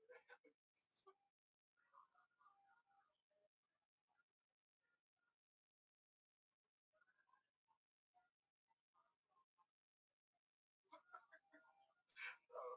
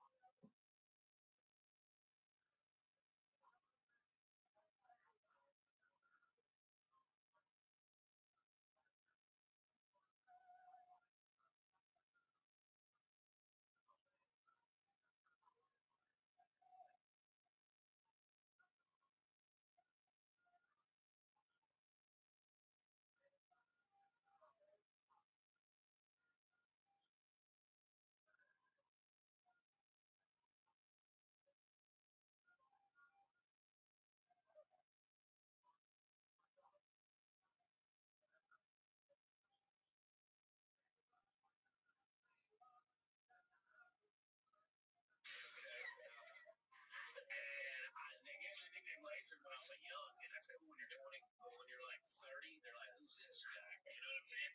And I was dating a single mother, and I don't know, she's quite done with her kid, or her like baby's daddy. Yeah. She in front of her kid, she always called him Uncle Lazy. And I was like, oh, that's it, you know. And then crazy story, I shall watch twist, okay? Okay, this is the K-Derma eye mask everyone's been talking about. Most patches only sit under your eyes. Geneville's PRN 60 covers your whole eye area. Korean Derma skincare, powered by PRN. No. Okay, let's go. You do one of those. Hey, bitch, you want to look like a raccoon tomorrow? Really? Oh, that's fucking hilarious, son.